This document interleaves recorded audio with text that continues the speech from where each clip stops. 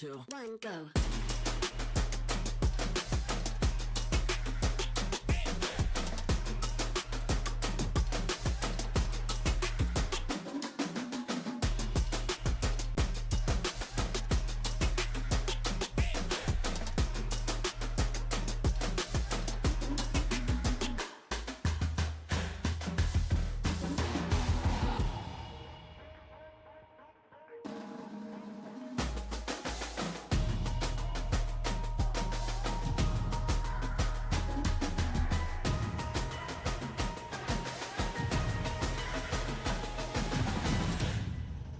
Three, two, one, go.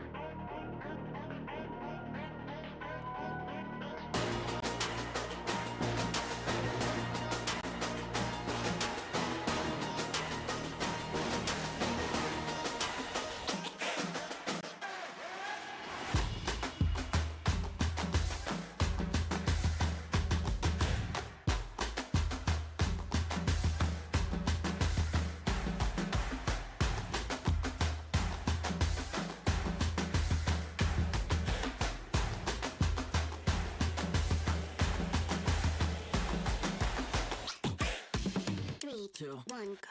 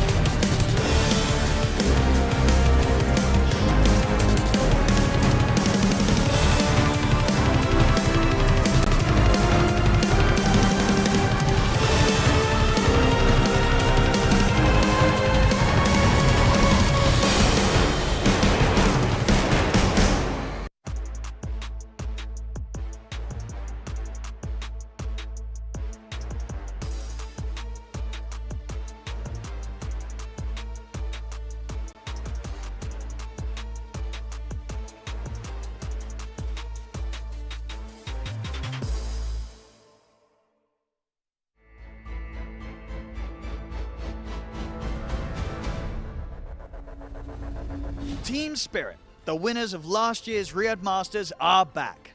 Let's take a look at how they got here. First of all, as expected, they've made no changes to their roster. They've still got Yatoro, Lal, Collapse, Mira and Maposhka, the team we've all come to know and love. Team Spirit ended last season, as mentioned previously, by winning Riyadh Masters 2023. Against all expectations, they came in looking mediocre and came out looking like the best team in the entire world, and kept up their momentum by winning the first EPT event of the season, Dream League Season 21, and making it look easy. After this, they decided to skip ESL 1 Kuala Lumpur to rest up. Understandable after their massive success. However, their success didn't last too long. Team Spirit gradually got worse and worse results throughout the season. 4th place at Dream League Season 22, not too bad, but 10th place at ESL One Birmingham 2024 and failing to qualify to Dream League Season 23 were much worse. The EPT points Team Spirit secured early on in the season were just barely enough to qualify Team Spirit to Riyadh Masters by the skin of their teeth. Had the final results at ESL One Birmingham or Dream League Season 23 been different, Team Spirit could have been overtaken in the EPT leaderboard and lost their spot. As we've seen time and time again though, Team Spirit is a very cyclical team, and maybe they will be back at full power for Riyadh Masters 2024.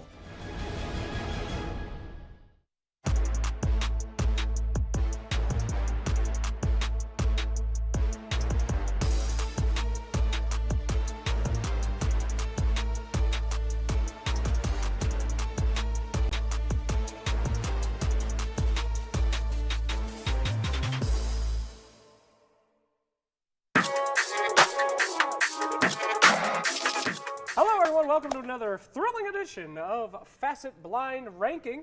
I am here with heroic best in the world here. We got Analog and KJ. How you doing, gents? Hello guys, I'm Analog. Hi. This guy's introduced himself 3 times today. I know who you are, Analog.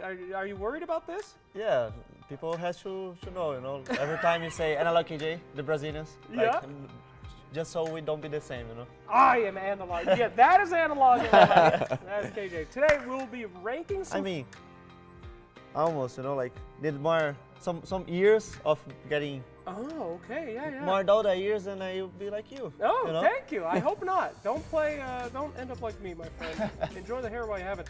Let's play our game here today. I'm gonna give you guys facets. You're gonna rank them from 1 to 10, 1 being the best, 10 being the worst. The trick is, I'm only giving you 1 at a time. Are you guys familiar with facets? Have you memorized all of them like good players? I think we work with that. I think we know some of them. Some of Part them? of our job. All right, fantastic. Well, let us begin then with our first one, Quick Wit.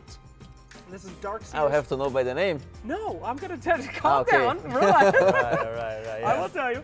Quick Wit, Dark Seer's passive, he gains attack speed as he gets more intelligence.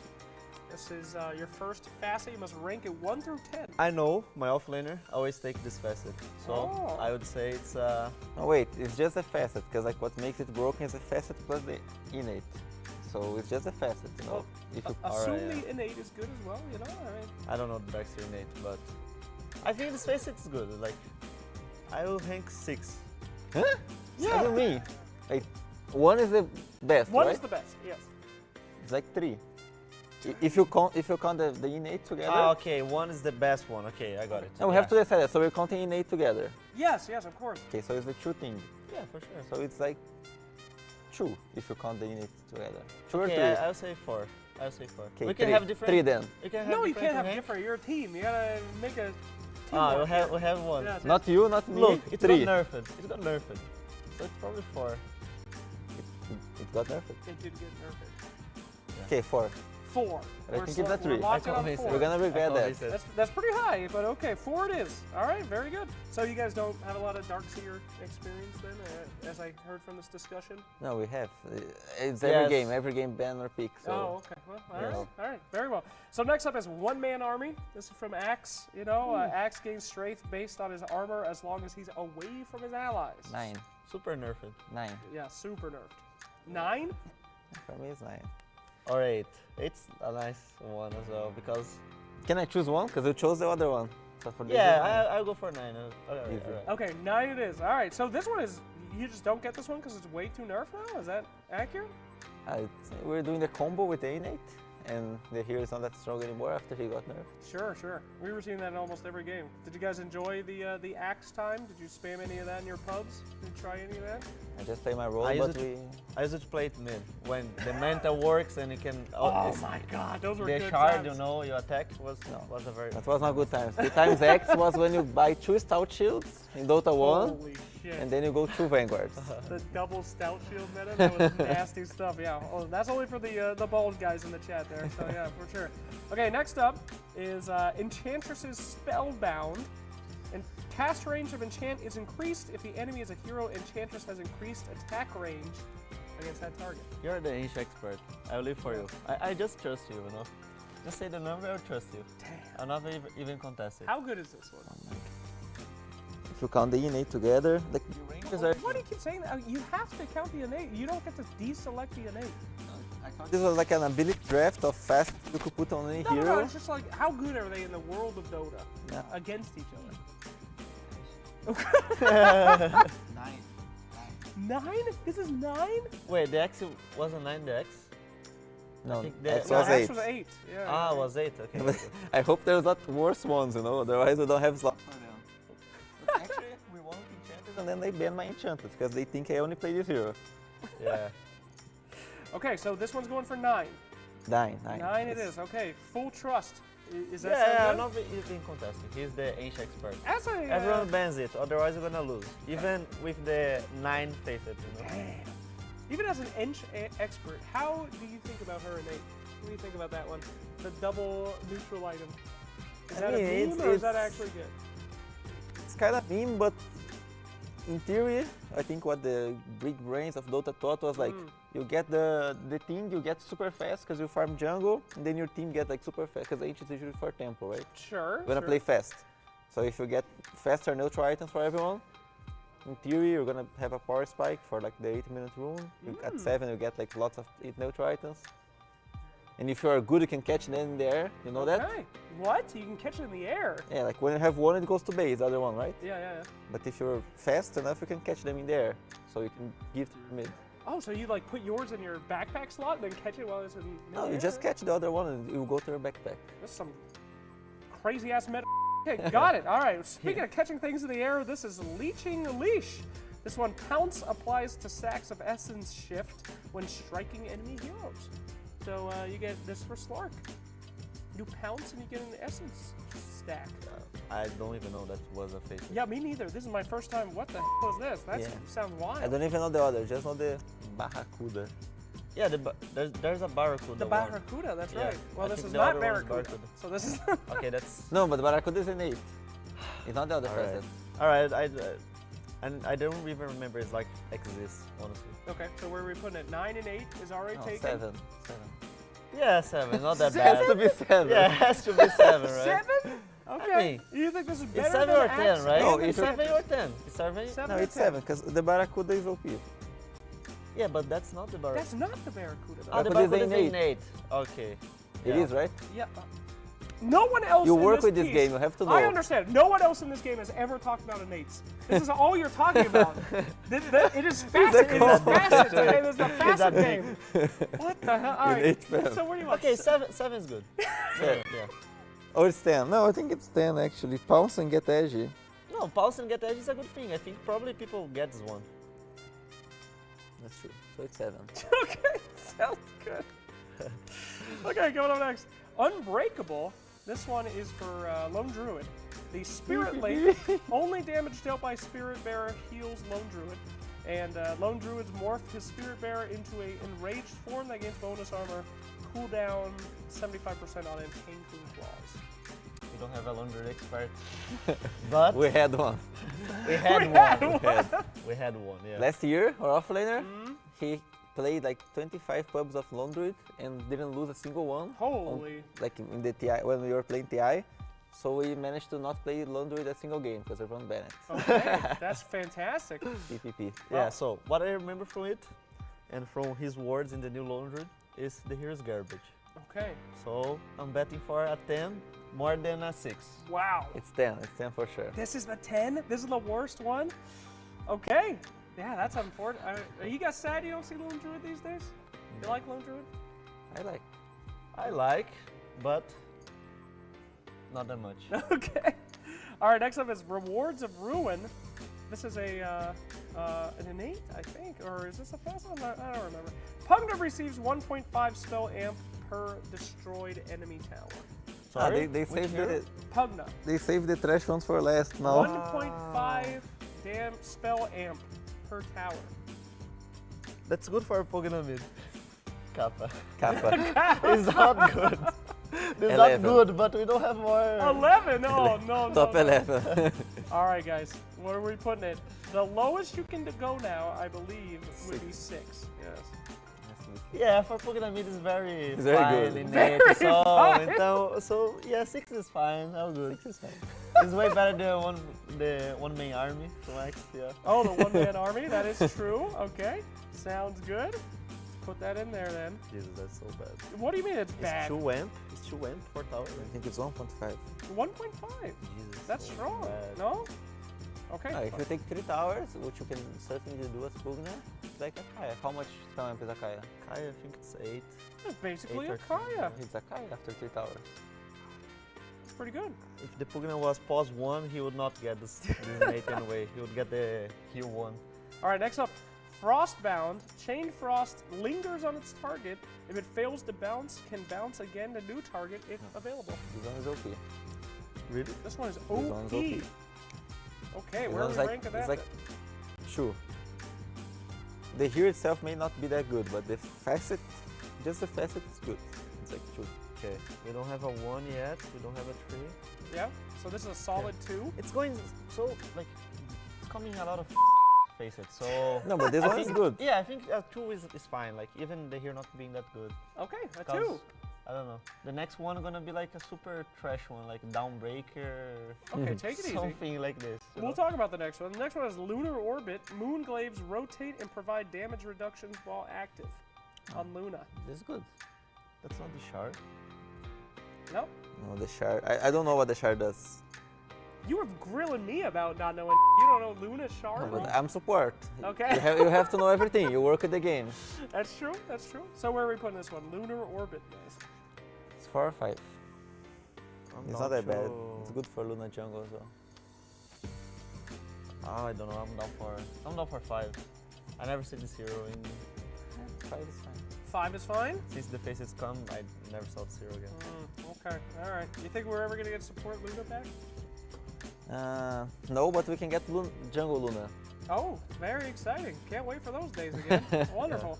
All right. Next. By the way, try it on your pubs. It's gonna Don't- be so good. What the hell is Everyone wrong should with you? try it. Don't. Yeah. No. Luna Don't. jungle is the next thing. Like KJ just said, I agree with him. Level 1 Luna jungle? Or? Yeah. Level 1 Luna jungle. Don't help anyone. Don't buy any sentry. Just go straight jungle. Buy gloves of haste. Rush Midas. You're gonna see it's very good. I'm professional jungler. Gloves of haste, Cutting Blade, then you rush madness. Okay, great. Next up is Overwhelming Devourer. The name changes every time. Astral Imprisonment. Affected heroes gain a mana allergy debuff for 5 seconds if they cast a spell to heal Outworld. And Insanity's Eclipse also does the same thing. That's good. That's okay. good. It's okay. That's all OD gets. We don't have 2, right? 1 or 4? 1 or 4? It's 1. It's probably 1. Probably 1. The oldest Have you get guys is seen 1. an Outworld Devourer in a while? We played against 1. Oh, Yeah. how'd it go? With We it, won. with this Facet as well. Oh, okay. We won, right? Yeah, but he was destroying the game. He did roach at like 12 minutes. Yeah.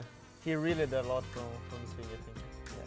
Okay. I think. They had TI winner No, in yeah, their but team. people get this Facet on all these good heroes, so yeah. All right. And number 4, then, is Scattershot. Shrapnel, slow and damage are increased, but the duration is decreased. God bless, we chose the one. God 15. bless. This is top 15. This is 15? Is this like the worst facet? I've actually seen this, and I think that this might be the worst one in the game. Like, it actually makes Shrapnel worse. Yeah, that's so bad. Like, top 140 best Facet in the game, you know? Yeah. Whew. Have you ever Okay. selected it? Have you ever seen this even? I seen sometimes someone misclicking it and never saw it again, you know? That's the level of this Facet, like just rework this thing. Okay, all right. So what do you guys think about your list? Did you do well? You think you got the best ones? Outworld is number 1, the most broken one. I believe your most dog one was the Unbreakable Spirit Lone Druid. It's different. The problem with the outward of our facet is that his ultimate already did that, right? So the facet is actually bad in theory that it didn't give anything new. Yeah, but No, it heals, right? Yeah, that heals heals. HP. It already healed before. HP? Yeah. The ultimate? Yeah. I don't think so. You ultimate people when they use spells, you get no, HP. No. No, yeah. We both work at the game. Bro, we both I work with with the Dota game as too. well. I'm professional. Trust us, we work in the Look, game. but Twitch I'm mid chat. laner, I play OD. Yeah, absolutely. He knows. See all these. I've seen an OD before. OD does that, but no one remembers that. Oh, fantastic. Maybe in Dota 1, yeah. I never played this game. I'm not the bald one. All right, well, thank you so much for your rankings. You guys did fantastic. I believe that you did very, very well in our game, so well done. You can see a lot more of these guys coming up soon. But thank you for watching another thrilling episode of Facet Blind Ranking.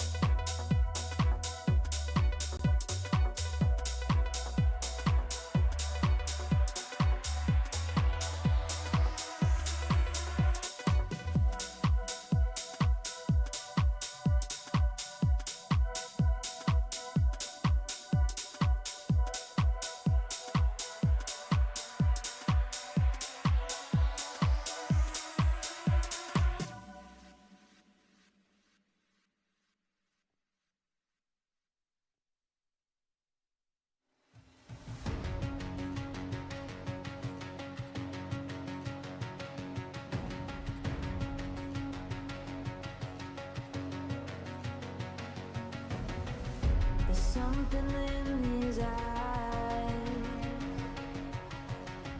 There's a storm within, but it's written in the skies. Let it break me till it's over. Won't let it shake me, no.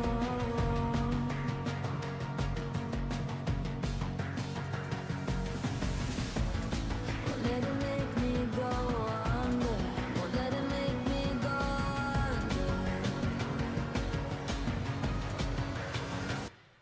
So now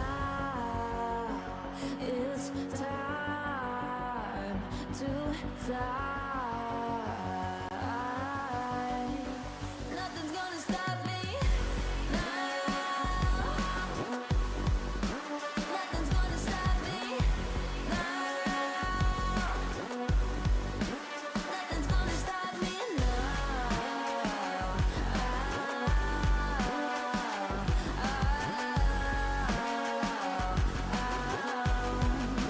Nothing's gonna stop me. No one will ever get left behind. A million more before I've tried. Won't let it break me till it's over. Won't let it shake me, no.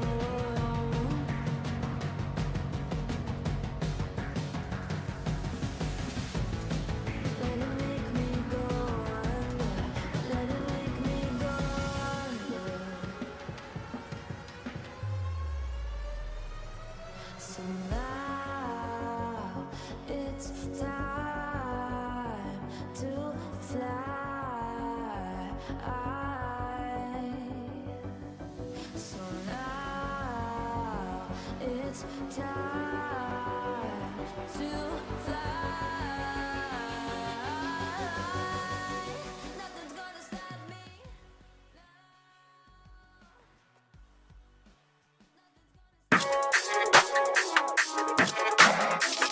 Hello, everyone. Welcome to another thrilling edition of Facet Blind Ranking. I am here with heroic best in the world here. We got Analog and KJ. How you doing, gents? Hello guys, I'm Analog. Hi. This guy's KJ here. introduced himself 3 times today. I know who you are, Analog. Are you worried about this? Yeah, people have to know, you know. Every time you say Analog KJ, the Brazilians. Yeah. Just so we don't be the same, you know. I am Analog. Yeah, that is Analog. That is KJ. Today we'll be ranking some. I mean, almost, you know, like did more some years of getting Oh, okay, yeah. More Dota years and I'll be like you. Oh, you know? thank you. I hope not. Don't end up like me, my friend. Enjoy the hair while you have it. Let's play our game here today. I'm going to give you guys facets. You're going to rank them from 1 to 10, 1 being the best, 10 being the worst. Trick is, I'm only giving you 1 at a time. Are you guys familiar with facets? Have you memorized all of them like good players? I think we work with that. I think we know some of them. Some of Part them? of our job. All right, fantastic. Well, let us begin then with our first one. Quick Wit. This is Dark Seals. I'll have to know by the name. No, I'm going to tell you. Calm down.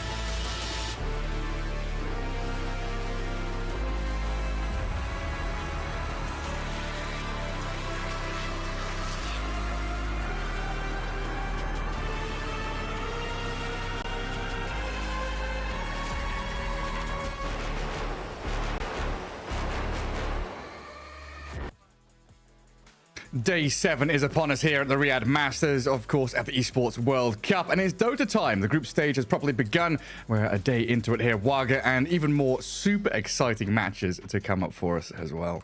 Yeah, we have some fun ones coming up today. I am super stoked for the first game of the day, especially here that we're going to be casting Team Spirit versus Heroic. I think Heroic have been a team to look out for in this tournament so far, all the way from the play-ins. They have looked very, very spicy, and Team Spirit, of course, one of the top dogs to take down. So seeing if they can measure up well here against Team Spirit is going to be an exciting one for me.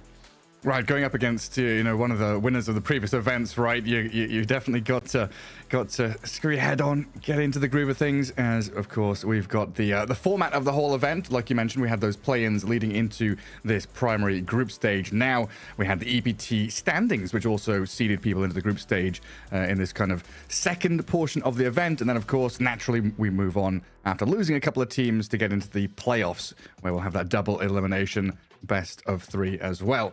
As yeah, it's real nice stuff having this kind of play-in warm-up, like you said, Heroic having a bit of play time to get themselves up and running, and they look good, but some stumbling blocks here as teams like OG have appeared and suddenly showed up as well.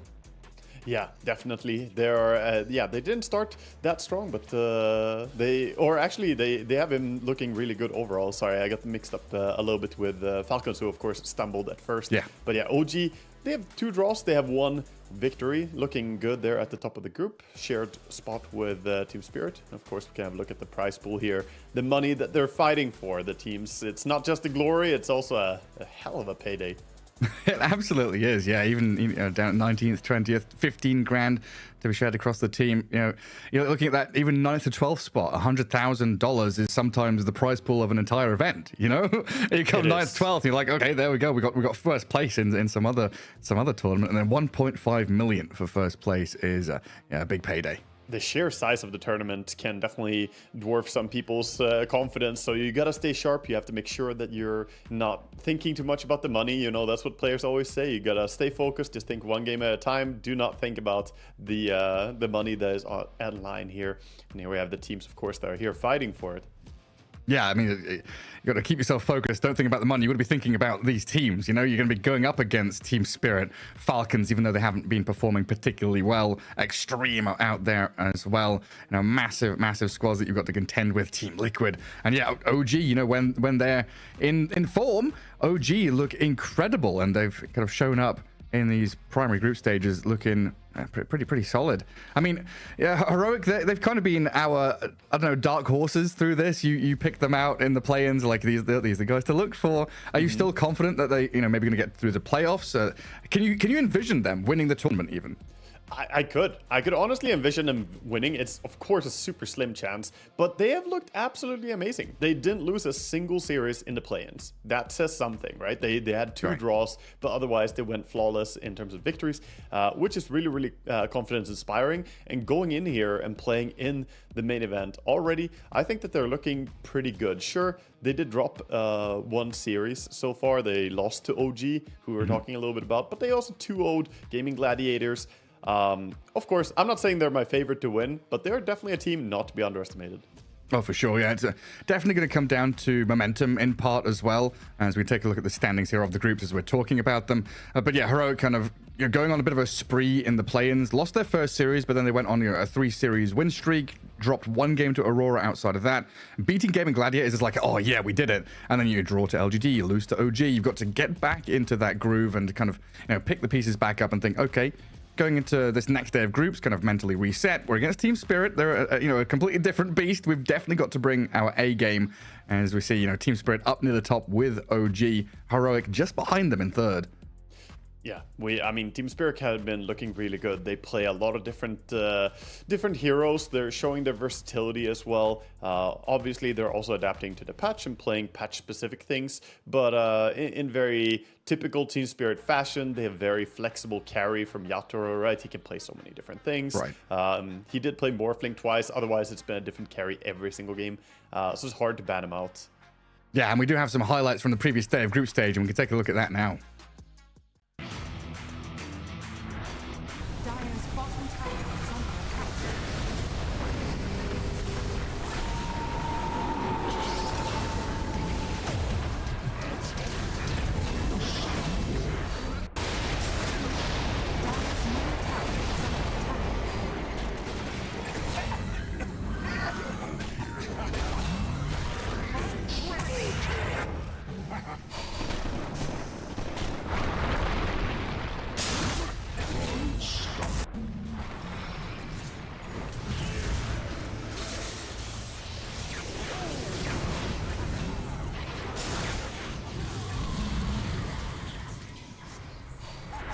Immediately making the move up here. They know that the Aegis have been picked up, but they're not afraid to try and find the fight. They get a two-man hook shot. The two of them. They get the cogs down, the Supernova as well. They've got to push forward and be able to Black take hole out three. with a 3-man black hole. It's a beautiful one from Malik.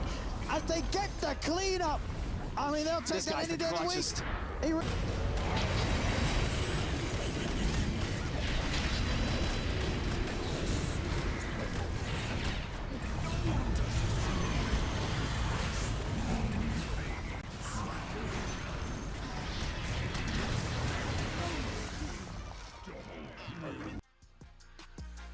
And it's true land Dota again, right? For these big events, a little conversation we had a couple of days ago about kind of land event vibes. We have these heroes like Tidehunter, Enigma, Faceless Void, the big circles coming out. We don't see much Tidehunter nowadays, but we've still got Wukong's Command, Chronosphere, Black Hole. Watching these on the big stage is always just so beautiful. Yeah, definitely. It's the big combo heroes. Getting to see that 3-man black hole there from Enigma Malik, just getting a really good catch. Always nice to see the patience paying off for a hero like that. And we can have a look at the players' reactions here from the matches, see how they reacted to different situations.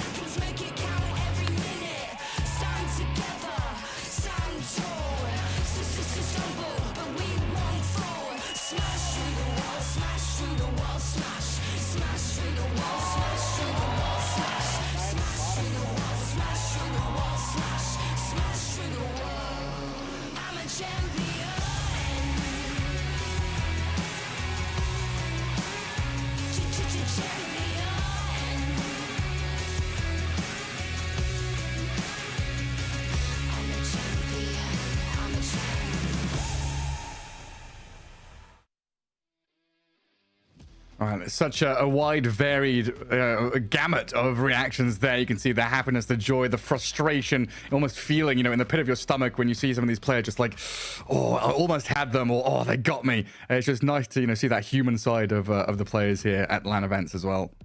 It's very nice to get to follow the players and see their reactions overall, just getting to see more than just the actions in game.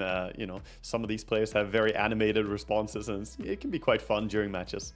Yeah, I mean, the heroic huddle, right? We've seen that live on camera. Probably going to see it today as well. But that nice little shot from the inner circle as we get ourselves prepared for day 7 here at the Riyadh Masters. We can take a peek at our schedule for today. Our first series up is that Team Spirit versus Heroic match, which should be an absolutely exciting one for us. Extreme against Tundra later on, with LGD and Spirit as the final on here on Stream B.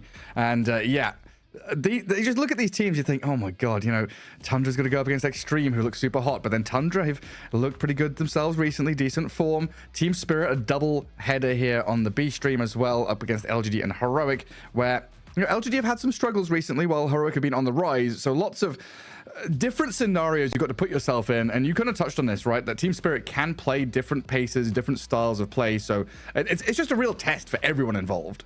It really is. And for Team Spirit, they have to really be prepared for this first game that we have coming up, the match of the day between them and Heroic. I think here, you just cannot get caught out in the draft. You cannot fall behind and be a little bit too greedy, because we've seen teams get punished. Great teams, very potent teams, get taken just to school by Heroic and their aggression sometimes. So need to identify the key heroes in the draft that can shut down that type of gameplay. I think the mid laner for Heroic is very important as well, to try and target a little bit in the bans, because overall they pivot a lot around him. Yeah, they put a lot of emphasis on Analog in that mid lane, especially when he's playing these kind of carry-ish heroes from the mid, you know, the Shadow Fiend, etc. They put quite a lot of thought and a lot of moves into that mid lane to guard runes, play active around him, push tower, which is, you know, something we used to see a lot from teams. I guess in my mind, the Enchantress is a key pick for Heroic in the hands of KJ for that reason, where you've got that ability to leave the side lanes, because it's felt like a lot quite recently. Side lanes have just been kind of stuck there in the 2v2s, and mid is left on an island. But some teams are trying to break that mold a bit.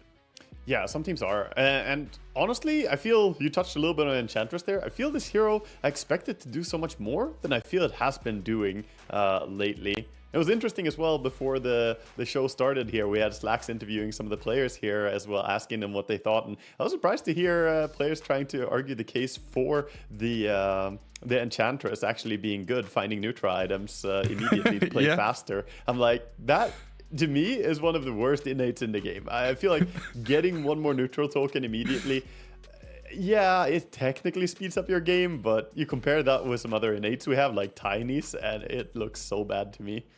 Yeah, it's just like, here's a 30 second to 1 minute window where you'll have an advantage, because it was KJ, right, talking about having that jungle fight at minute 8 or something, or a rune fight for the active rune. It's like, okay, you've got an additional neutral item, cool, that's one move. 30 minutes later down the line in the game, you're like looking at it thinking, did you do enough for me? Was this good enough for the game? Not really. Yeah, you have a look at the Tiny with his 50% damage reduction after you hit him 10 times. So you're like, well, that's, I guess, decent too. And here we have the players, of course, Team Spirit, ready and in form. Oh, the key. The key in the hand. Yeah, I like it. Miposhka pointing at it.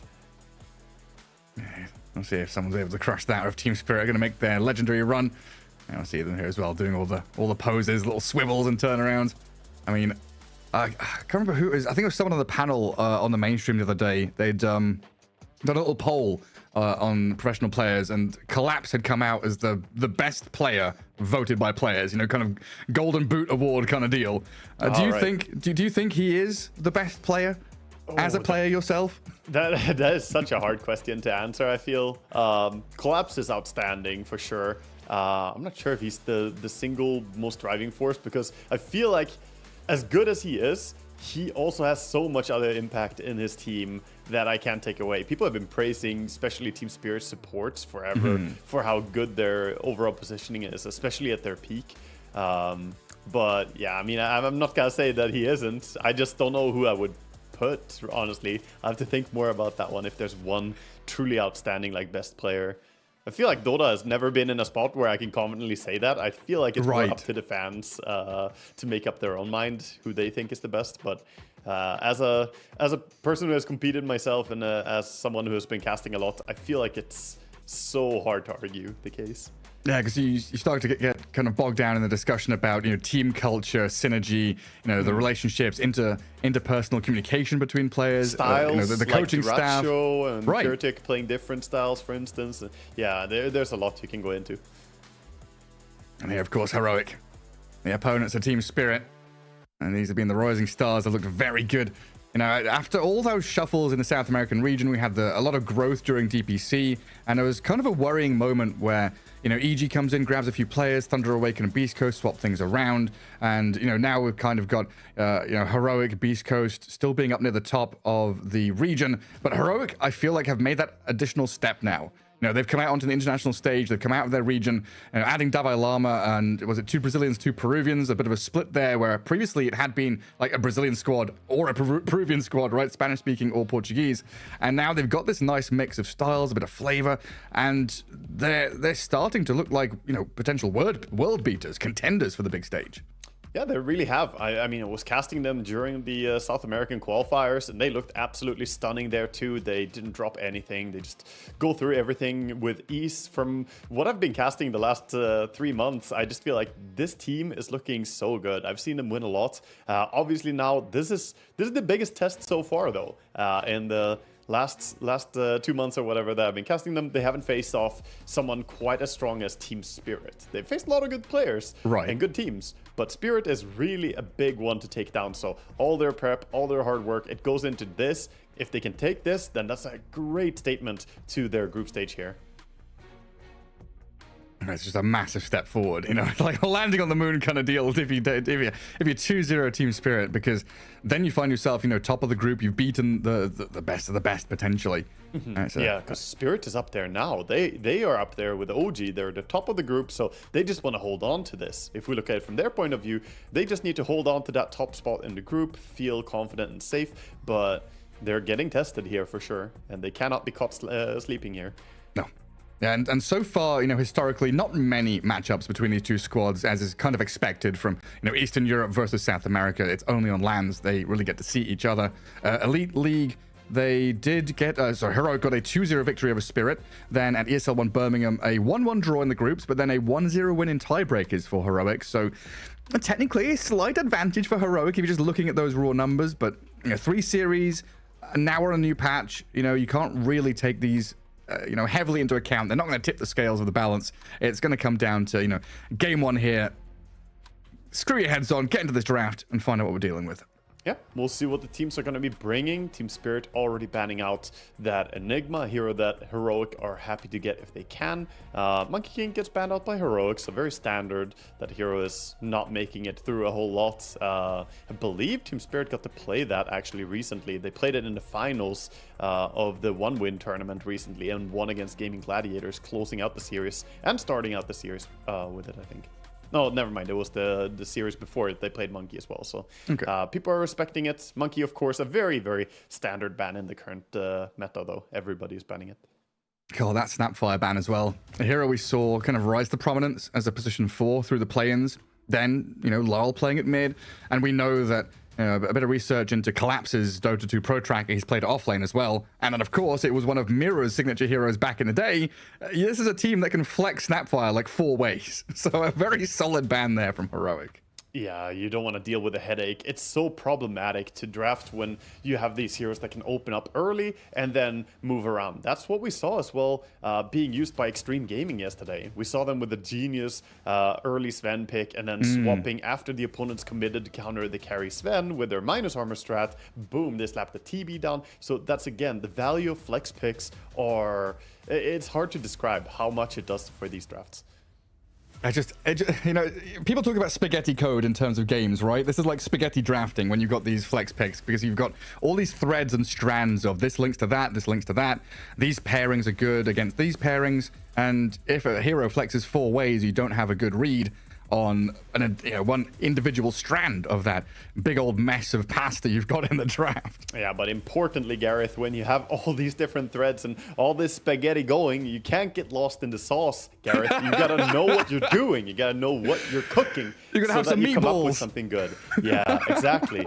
Now, some teams sometimes looks like they have like 4 different paths it could go and end up with it just fizzling out, not really finding the great synergy. You need to always look towards those 2 main fundamentals in drafting. You want to have something that's good against your opponents, and you want to have something that's synergetic with itself. Those 2 things have to be on board at the end of the draft. If you don't have those 2, then that's a problem. You can have all the other neat details and ideas, but that's the sort of fundamental of drafting in Dota. Well, so far up here, we've got Weaver first pick for Heroic. That leaves Tiny in the pool as a pretty heavy hitter in terms of draft priority recently. It could be just a snap pick here from Team Spirit if they want it. Definitely a possibility. I think Tiny is a nice opener. Good amount of Whoa. burst. They're going to go a different route here, though. They get Nyx. Not a hero we see first picked. We haven't seen much Nyx at all, but I've been praising it. I've been talking about it. I actually had a little conversation with one of my friends as well recently who is on a hard ranked journey. He said, yeah, Nyx is amazing. He's been feeling like that's a really strong one. And yeah, I Nyx guess he's decent because he also counters out the Weaver pretty well. Yeah, kind of counters out the Weaver. Also very good against, a lot of these heroes in the meta, potentially like the Tiny. The Ember Spirit, which is banned, he's good against that. And quite a few of these big picks. Shadow Fiend could get caught by him potentially as well. He's got cool little use cases, but I don't know. I would have bet my house that Tiny or Beastmaster were going to come out on that first pick. I would have been a very poor man. I feel not expecting the Nyx to come. I feel like it would have been more likely. The Nyx is an interesting sort of approach to not show too much in the draft, I suppose. But yeah, the Tiny could still be picked against Nyx. Even though Spike Carapace is pretty good against the Avalanche, you still suffer the fact that you can't burst the Tiny very easily. He's very, very tanky hero. Or maybe also like a deterrent against the Heroic Alchemist, which they've run a fair number of times as well. You put Acid Spray down, or when it comes to scout you out in the jungle. That's the thing, right? Nyx is so good at like scouting these AFK farmers. The heroes that need that minute 20 timing, like the Sven, the Alk, Nyx is just hunting you. Yeah, Heroic are also a team that have been ganking a lot, though. They have made a lot of aggressive moves themselves, and Nyx can run around and keep tabs of people with his Vendetta, so he can work pretty well as a counter-ganking hero as well, running around, just cruising. And overall, we've seen a trend towards the free pathing Vendetta form. It is so amazing. The mana burn was initially what everybody was playing, but as meta has evolved, people have really picked up on the fact that, hey, it's pretty broken. You just run wherever you want. You can run straight through the forests, over the cliffs, and over the hills for 15 seconds. Also, you have haste movement speed, which is just kind of taking away the downside of his shard being nerfed. He used to get...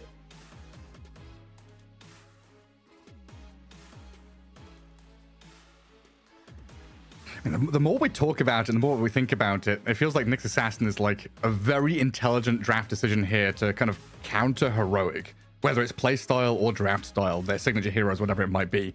Nyx is a cool way to go about things. Now adding in an ET here.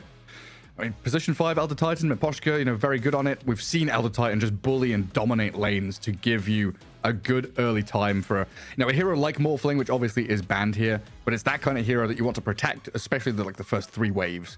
ET does very well. I think the core picks are going to be super important for Team Spirit, though, with this. They're revealing double melee already, and sure, they do have disables on both of them, but I wouldn't call it the best catch still. Nyx is good at ganking, but if you're playing against some elusive hero or you have ET stun, that doesn't do much. The Nyx can struggle to get close enough to impale, and they do pick the Tiny, like I mentioned. Hard to kill hero for the Nyx Assassin, so he's still going to be a threat here. I wonder if Heroic just gets their favored sort of tempo hero here, be it a Beastmaster or whatever they want to really play around, if Team Spirit could get overrun a little bit. Yes, potential for it. I mean, then we get into the conversation about Nyx Assassin's position, because in my head it's like, oh, he's pos 4. That's why they picked him first. Can he be 3? Yeah, like Larl's been picking kind of weird heroes mid. Can he be a position 2 Nyx? I feel like the hero doesn't do that well on these strange positions, but you know what? I'll do a deep dive while we're in this draft as well and see if any of the players have been specifically practicing it on the core roles. I would assume it's just a support, but I'll check Laurel and Collapse to see if they got any Nyxes. Well, that's a point. I know that Collapse has been playing Elder Titan as well in his pubs. So that's a potential flex if they go down that route, but maybe not immediately. Okay, so not sure about the Nyx, though. Played Nyx 17 hours ago, and he lost. He played one game of Nyx, and that's all I can see. He lost, but maybe he was like, you know what? It wasn't my fault. That was good enough. Nyx is great. I don't know. He played it in a ranked game against BZM and Miposhka. So, obviously the reason he lost was that Miposhka was on the enemy team. Yeah, the read. Yeah. Lost to his own teammate. Yeah, Miposhka knew exactly what Collapse was doing. Yeah. Oh, Mr. Jakiro. There's probably some flex value to it for them, at least. They're prepared to put it pos 3, but I don't know. I think Nyx has a little bit low tempo as a team fighter from pos 3. And quite often from a pos 3, you want a hero that shows. Just like on the map doing stuff, pushing tower, showing on the map. Yeah, your Pangos, your Darkseers, your Centaurs, your Beastmasters, it's a different story when they enter a team fight compared to a Nyx. Nyx will maybe kill one hero immediately, but he's not a continuous threat. You want your offlaner to be someone that just has to be dealt with. Big, bad, and brawly. And then Jakiro here, not really showing too much from Heroic. Decent laning support, gives you team fight, gives you tower push. Yeah. A decent way to kind of play with a Tiny. But now a Mars for Collapse. This kind of gives up the game a little bit here, right? It's Nyx 4, ET 5, Mars 3. So you've got a Mars Nyx lane? Yeah, Mars, Nyx, and triple melee now coming out from Spirit. This is what I was concerned about. I said that their core heroes are going to be very important here. It does show a little bit of a potential weak spot here. You have now double melee lane. Obviously, it's not the end of the world to have that. It's not like you must have ranged in melee, but it is abusable to a degree. And Jakiro in general does pretty well against melee heroes who can just nuke. He struggles a little bit more against stuff like Hoodwink, who can trade very well against him. I love it. Every time we go to the camera, it's Calf's yapping. He's got a lot to say about this draft. And this is what they picked. This is why they picked it, guys. And KJ having a bit of a word back as well. And K1 is just there like, when's it my turn to pick a hero? Yeah, he's probably just saying, guys, last pick me. I want my last pick. We'll see what he's going to go with. He will have to pick it in this phase here as Heroic. Do not have the ultimate last pick. That's up for Team Spirit here. Team Spirit. And Troll Warlord. Yeah, they add in the Troll. So Troll and Mars. I like the Troll pick. I think that's a pretty good one here. If it's a carry Weaver, Troll is pretty nasty against it. You root up the Weaver if you get close to him, and he just can't really fight back due to the mischance, so he has to pop his ulti very often to get away from you. And against the Tiny and Jakiro, it's a decent enough hero as well. Also maybe like a potential steal as well. Like Troll we've seen quite a lot in that penultimate pick spot. Like could have been cool for Heroic to grab it as they, like you say, don't have that last pick. it's nice to kind of pick troll, double ban into We've it. seen them run Jakiro troll lanes before, actually. Right. I think Heroic have run that specific combo, as it's a very strong lane. So it is, like you said, a bit of a block too. Well, the brew for Davai Lama. We'll see what he's going to be laning with and where he's heading. Like, right now, this Weaver is still flexed, right? We could have Tiny 2 or 4. Okay, so first up is Jakiro 5, Brewmaster 3. That we can kind of lock in. Tiny and Weaver are still both flexing with each other and into core roles. Yes, I would agree. I would say Tiny is like soft lock towards mid lane, but yeah, they will reveal it now anyway. No matter what, they don't have time to react to the next thing that Team Spirit are doing. It's just Team Spirit, what bans they're gonna put for Heroic here. But I would agree that this looks to be the way they're running it. Well, that Grimstroke out. That would have been a nice bit of tempo there. With the More Tiny, than the likely, Weaver. looking for that final mid hero here for Heroic. But the ban on Grimstroke, yeah. Maybe they say it's just Weaver carry. Yeah, but if it... sort of it's Weaver carry... Yeah, I guess Tiny mid. K1 has been playing a lot of Weaver. His carry has been good. I think Weaver has been one of the heroes he's doing better on. But carry Weaver against Nyx, though? It's tricky. You can get picked off a lot. So they kind of cover their bases here with a Grimstroke ban and then an Alk ban. Team Spirit is saying, you know what? There's flexibility where we care about this thing. We don't want you to have a Grimstroke and do some tiny combos with a Inkswell going in. Actually, they don't really have much to throw in a Soulbind, though. Did he have anything? Toss? Not really. It's just Inkswell, right? That's all he was being picked for. Yeah. Honestly, I'm kind of curious if the players can see each other there, because you maybe a bit of information that Cafs keeps going over to K1, and he's like, K1, you know, what are you picking? What are you playing? What's going on there? Long conversations about this last pick. You know, we think back to, you know, old TIs about the stacks of paper and looking across the booths and stuff like that. Everybody talking to the carry player is like, guys, they probably want to carry. Yeah. In this day and age of flex picking, no, I agree. I think this most likely should be a carry coming in. The Alchemist ban makes a bit of sense. It's also something that Heroic would love to get their hands on here.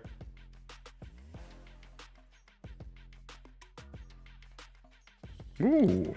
Okay, this is different. Heroic have not been running that much Venge, but okay. Slapping in a Venge to this draft. Bit of disable, bit of repositioning here. Can be a nice way to deal with a troll. I'm not sure that I love this though. I've seen it time and time again fail. Players go for the Aghanim's first item, and then they just don't get to fight that much. And if they don't get to fight, they fall off. And if you do want to fight, then you're not farming. It's a bit tricky. The itemization on carry Venge is very, very interesting to talk about. 1% contested, 0 and 1. The Dazzle last pick. Okay, first of all, the Venge. I agree. We saw it a couple of times from Chinese teams in particular, right, where it's just falling flat, not doing great. But this is K1. I'm kind of excited to see if he goes Battle Fury. It's a Battle Fury Venge with a melee. Let's freaking go. And then Dazzle for lol. What does this mean? Is it just a lane counter against Tiny? Yeah, it's a lane counter, and also they get something to protect the troll when he goes low HP from the ult. Nice. It's a very nice synergy between the two of them. So you basically always have to get in and get the Dazzle. It's going to be priority for Heroic. And if you look at their draft, they don't have that good heroes to reach the backline Dazzle here. Yeah, Weaver can kind of scurry around, but he's not going to threaten the Dazzle on his own. The Tiny, of course, can always jump. But after that, you have Brewmaster is very slow and predictable, and Jakiro is not going to get there to the backline. Sure, Venge can try to swap, but then she's putting herself in danger, perhaps. So I like the Dazzle pick. I think it's going to be capable to sit behind these 3 melee heroes for, well, 3.5, I guess. And probably have a pretty good impact. And like you said, the lane is very good against Tiny. Yeah, I like the Venge pick, you know, looking at those 4 heroes from Team Spirit, because they're kind of one and done. They go in with Arena, they've got Earth Splitter, the Nyx Assassin starts things, Troll uses Battle Trance. They use that first cycle of spells, and Venge is like, I've got 2 lives. You know, I can fight for days here, as long as I've got a tiny Avalanche Tossing who doesn't care cooldowns. So the only thing we're relying on is the Primal Split. And then the Dazzle pick comes out, and it's like, okay, these fights are going to get extended long enough for Team Spirit to get multiple rounds of spells out. I think it does so much for their draft. Yeah, it can also be annoying to play against this Mars with Bloodsport Facet, which is selected right now, so you don't have vision into the arena. If you want to save someone here, you're, either Aghanim's Weaver perhaps, or you want a Lotus Orb, or you're Venge trying to swap someone, you might not have the vision for it. I think Venge can at least throw her Wave of Terror and still get vision, but yeah, it's a bit of a deny, right? It's gonna be hard. This ability is very frustrating to fight against the Mars Bloodsport. If the Venge is inside, if you're inside, you can see outside, right? No. No, you can't. So the Venge can't even swap someone outside. You're stuck in there with. If you're in, you have vision in, and if you're out, you do not have vision in. Exactly. Yeah. It separates into two different entities. But if you yourself, your hero, has a way to get vision in there, then you can get vision there. It's not like it's impossible to see. It's just you don't share vision with your teammates inside. Gotcha. And similarly, buildings inside don't give you vision either. At first they did, then it was a lot weaker, but I think that was fixed. So now if you ulti on a tier 1 tower, it's not going to suddenly give vision to everyone. That's pretty cool. We'll see if it plays out like that. And what's going to be happening here in game 1. 2-game series here, of course, between Heroic and Team Spirit in the group stage for the Riyadh Masters. And both of these teams have been looking pretty hot recently. Kind of expecting a 1-1 going into this, but a 2-0 for either of these teams would kind of secure them a nice spot up at the top of the group and very likely a move towards the playoffs one way or the other. Yeah, we're pretty close to it here for Team Spirit. If they get a 2-0, that would be huge for them. They're already seeing a very respectable score at the top of the group, and Heroic not far from it. They are in striking distance, so this match is important as ever. As we say about all matches, honestly. The group stage is it's just hard to overstate the importance of every single game throughout it. It's just, always seen as like the playoffs being the be all and end all, but you got to win the group stage to get to the playoffs before you can win the tournament itself. You can't just show up in the lower bracket and feel comfortable. The level of play throughout these tournaments is just so tremendous. And already we're starting to see a bit of baiting and switching there from the Elder Titan. Goes up, pretends to place an Obs Ward down, but it was placed up on the high ground, further to the right, while Heroic do get their Obs up near the top rune spot, but on the Radiant side of the river. And finally gonna put the ward in smoke on Dazzle, so his ward not spotted. But I think that they saw it because he came out of smoke while still under vision of the Dire Observer. They pinged it out right after, so I think they had time to see him come out of the smoke, which should give it away. Yeah, they're pinging it. Oh, they know. Yeah, King Jungles is like, enemy has vision right here. Yeah. ET, he's going to get a decent spirit there. Try and protect his bottom bounty rune. Schofield on the Weaver.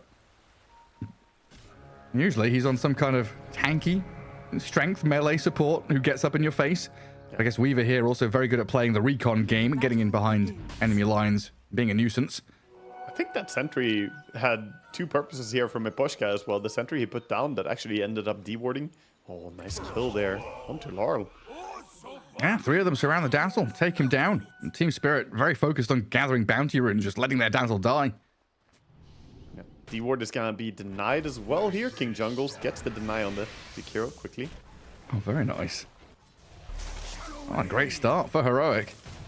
We've seen this time and time again. Heroic usually do get a pretty good start to the game. They play the first minute very well. Yeah, and again, it kind of comes down to the necessity for them to build up analog in that early game.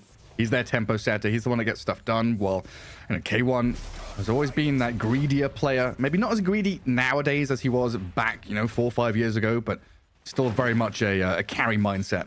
Yeah, he's adapted. He's definitely more flexible to be aggressive nowadays. You see Miposhka trying to mess with Schofield. He's trying to pull the creep wave here. And if he goes Shikuchi, of course the creeps would not keep chasing him.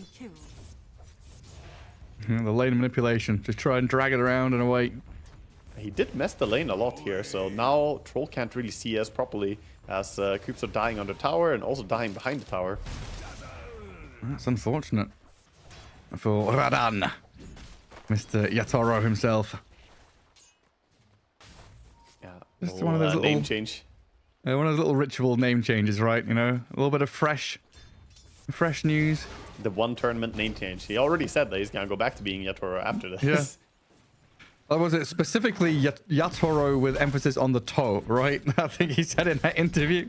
Yeah. Make sure that we're all pronouncing it correctly. But yeah, so yeah, it feels like similar thing to, you know, his haircut, these little good luck rituals, whatever it might be. Name change. Mid lane is still very, very difficult here for the Tiny. Analog not having a good time at all. He doesn't have his bottle and it's 2 minutes in. He's actually doing horribly here. This lane is starting to get concerning. Yeah, I mean, LOL is just stepping it up. 9 and 2. Poison touch level 2 now. Diving the tower as well, keeping Analog completely away from this creep wave.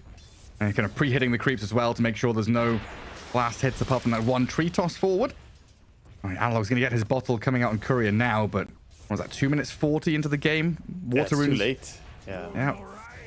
There might still be water room for him to take at least, as the Dazzle still hasn't gone for the runes. Oh. But yeah, the heal, denying the CS as well. Just on point here. That's nasty stuff. Well, down at bottom, Schofield and Davai Lama step into action onto Miposhka. Second kill of the game there for Heroic, and a good step forward for that bottom lane for them. But definitely a massive change in direction from Heroic's playstyle, right? You've talked about it. You know, Team Spirit, their ability to adapt on the fly, you know, prepare things and change the way that the game is played. Definitely doing that here because, as you've also said, Analog just taking a lot of damage there. As down at bottom, ET Stomp does clip onto the Weaver, allowing the Troll to take down Schofield. And Davai Lama slow to a crawl. Blood Grenade and the axe is thrown. The Troll Warlord going to get a double kill down south. Beautiful start for him there. They did lose the ET before, but now they come back with the double kill. Big stuff going on bottom lane. Yeah, you said, you know, Heroic, a lot of emphasis on this mid lane to protect Analog, get him off the ground, or hit the ground running. And this time around, he's just being absolutely pummeled by this Dazzle. Yeah, the TP bottle refill now from the Weaver, so that's going to help him out quite a bit. Make sure he gets a refill before the rune comes up. But otherwise, things are not looking too good for this Tiny. And Tiny, very much a tempo hero, right? He's looking for that collapse. Collapse. In range for a stun. Yeah, there we go with the Vengeful Spirit stepping forward. Collapse a couple of hits away from death, trying to juke through the trees. Vengeful Spirit has realized that this is not a chase that she can continue, and Collapse looks like he survived it. While down a bottom rune spot, what was that, 4 heroes coming in for the water rune protection.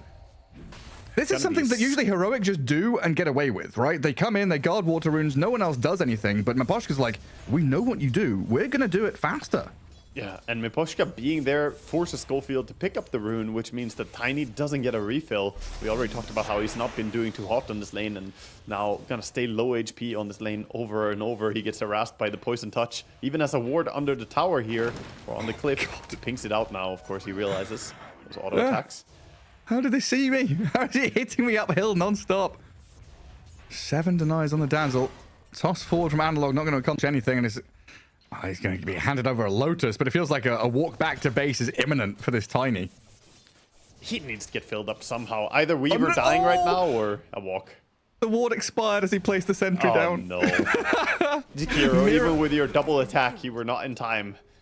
Mira gets a courier snipe. Weaver's being chased by the ET.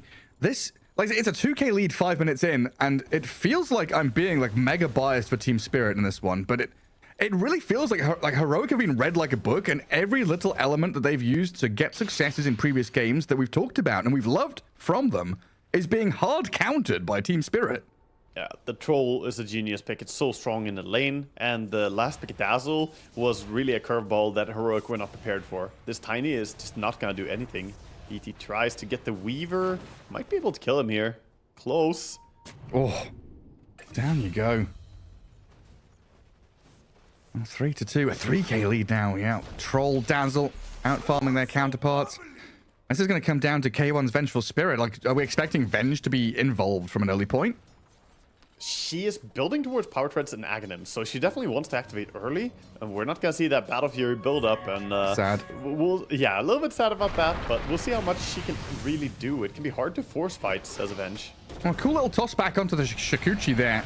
Trying to kill off Miposhka, but this Elder Titan has tanked through it. And the turnaround on Analog is huge here. They brought in Mira, Dazzle follows through. Brewmaster's coming in, but you know, no level 6 means no primal split. And lol, He's got a ton here to turn around and fight with Mira. Great stomp. Schofield runs forward. Another heal. And the poison touch stacking up. The damage onto him. Schofield about to die. And a double for lol. Does fall in the end. But a bloodbath in the mid lane. A 3-for-1 trade.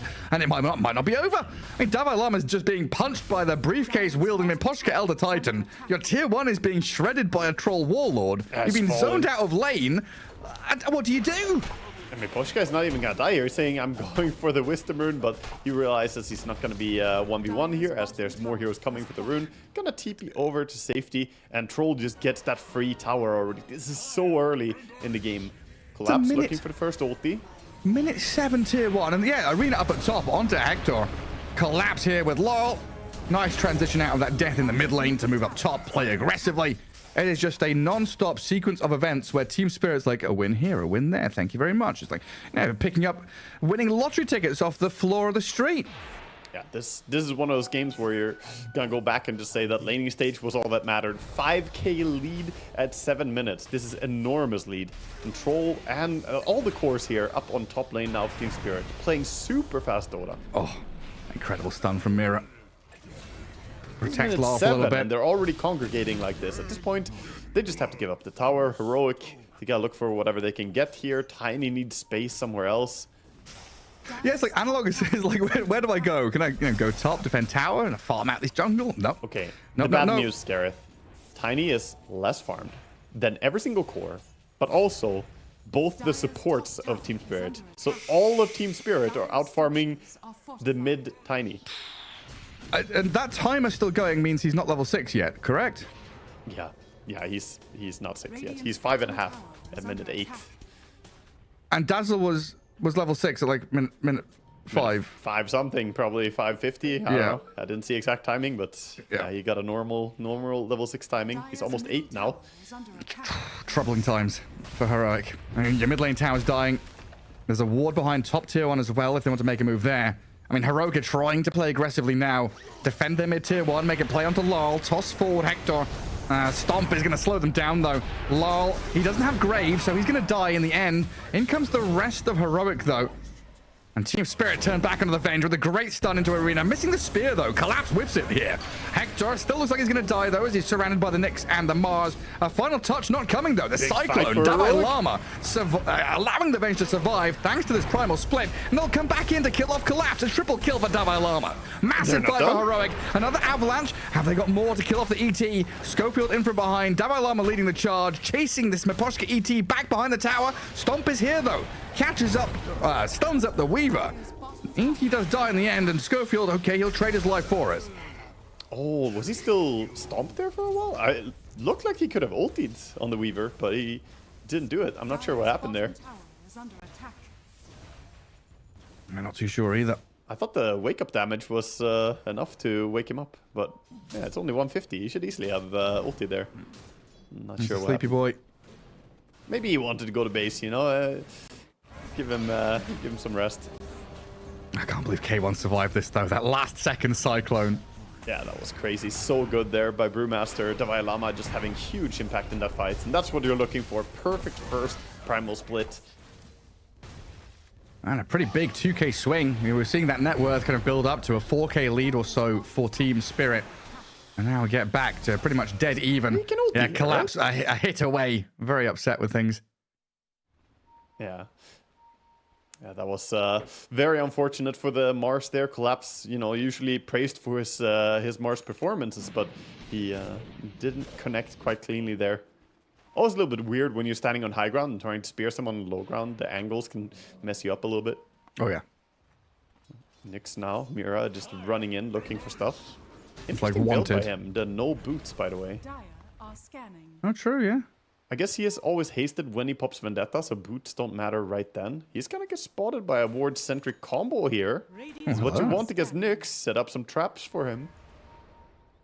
Oh, but he has a ward himself. He saw the Jakiro.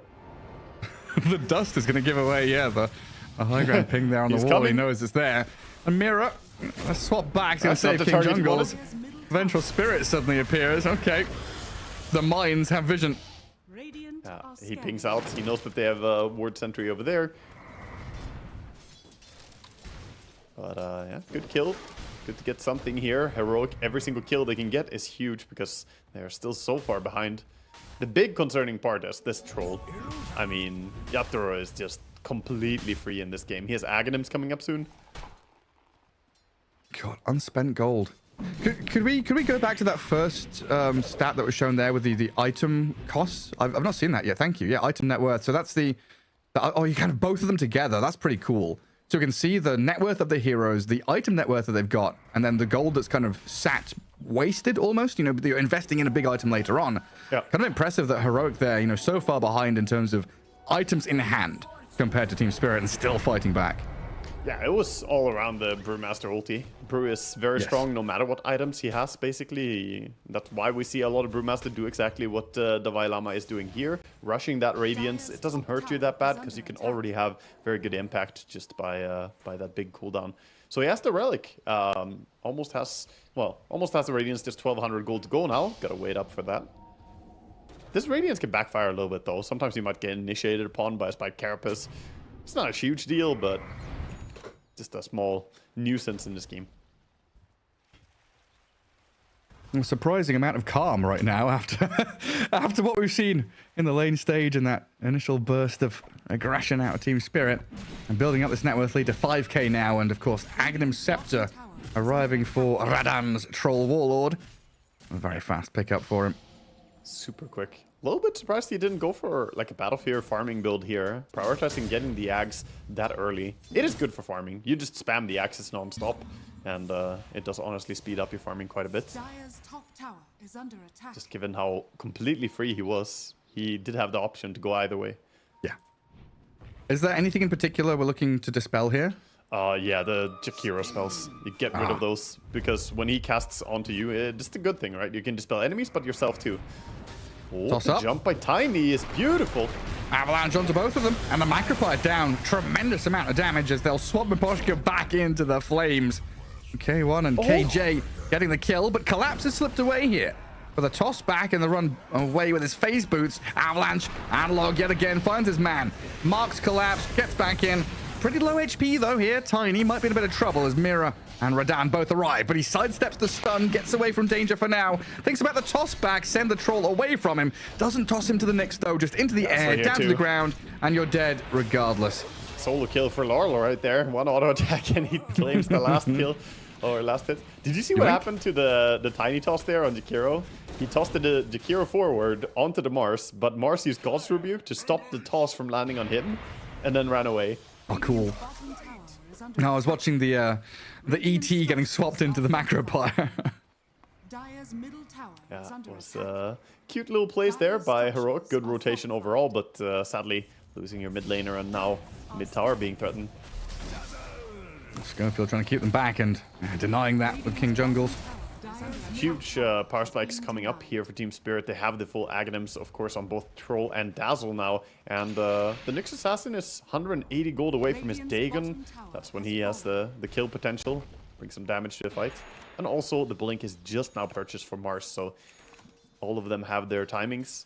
Looking over to the side of Heroic, that Radiance is in hand on Brewmaster, so he's ready.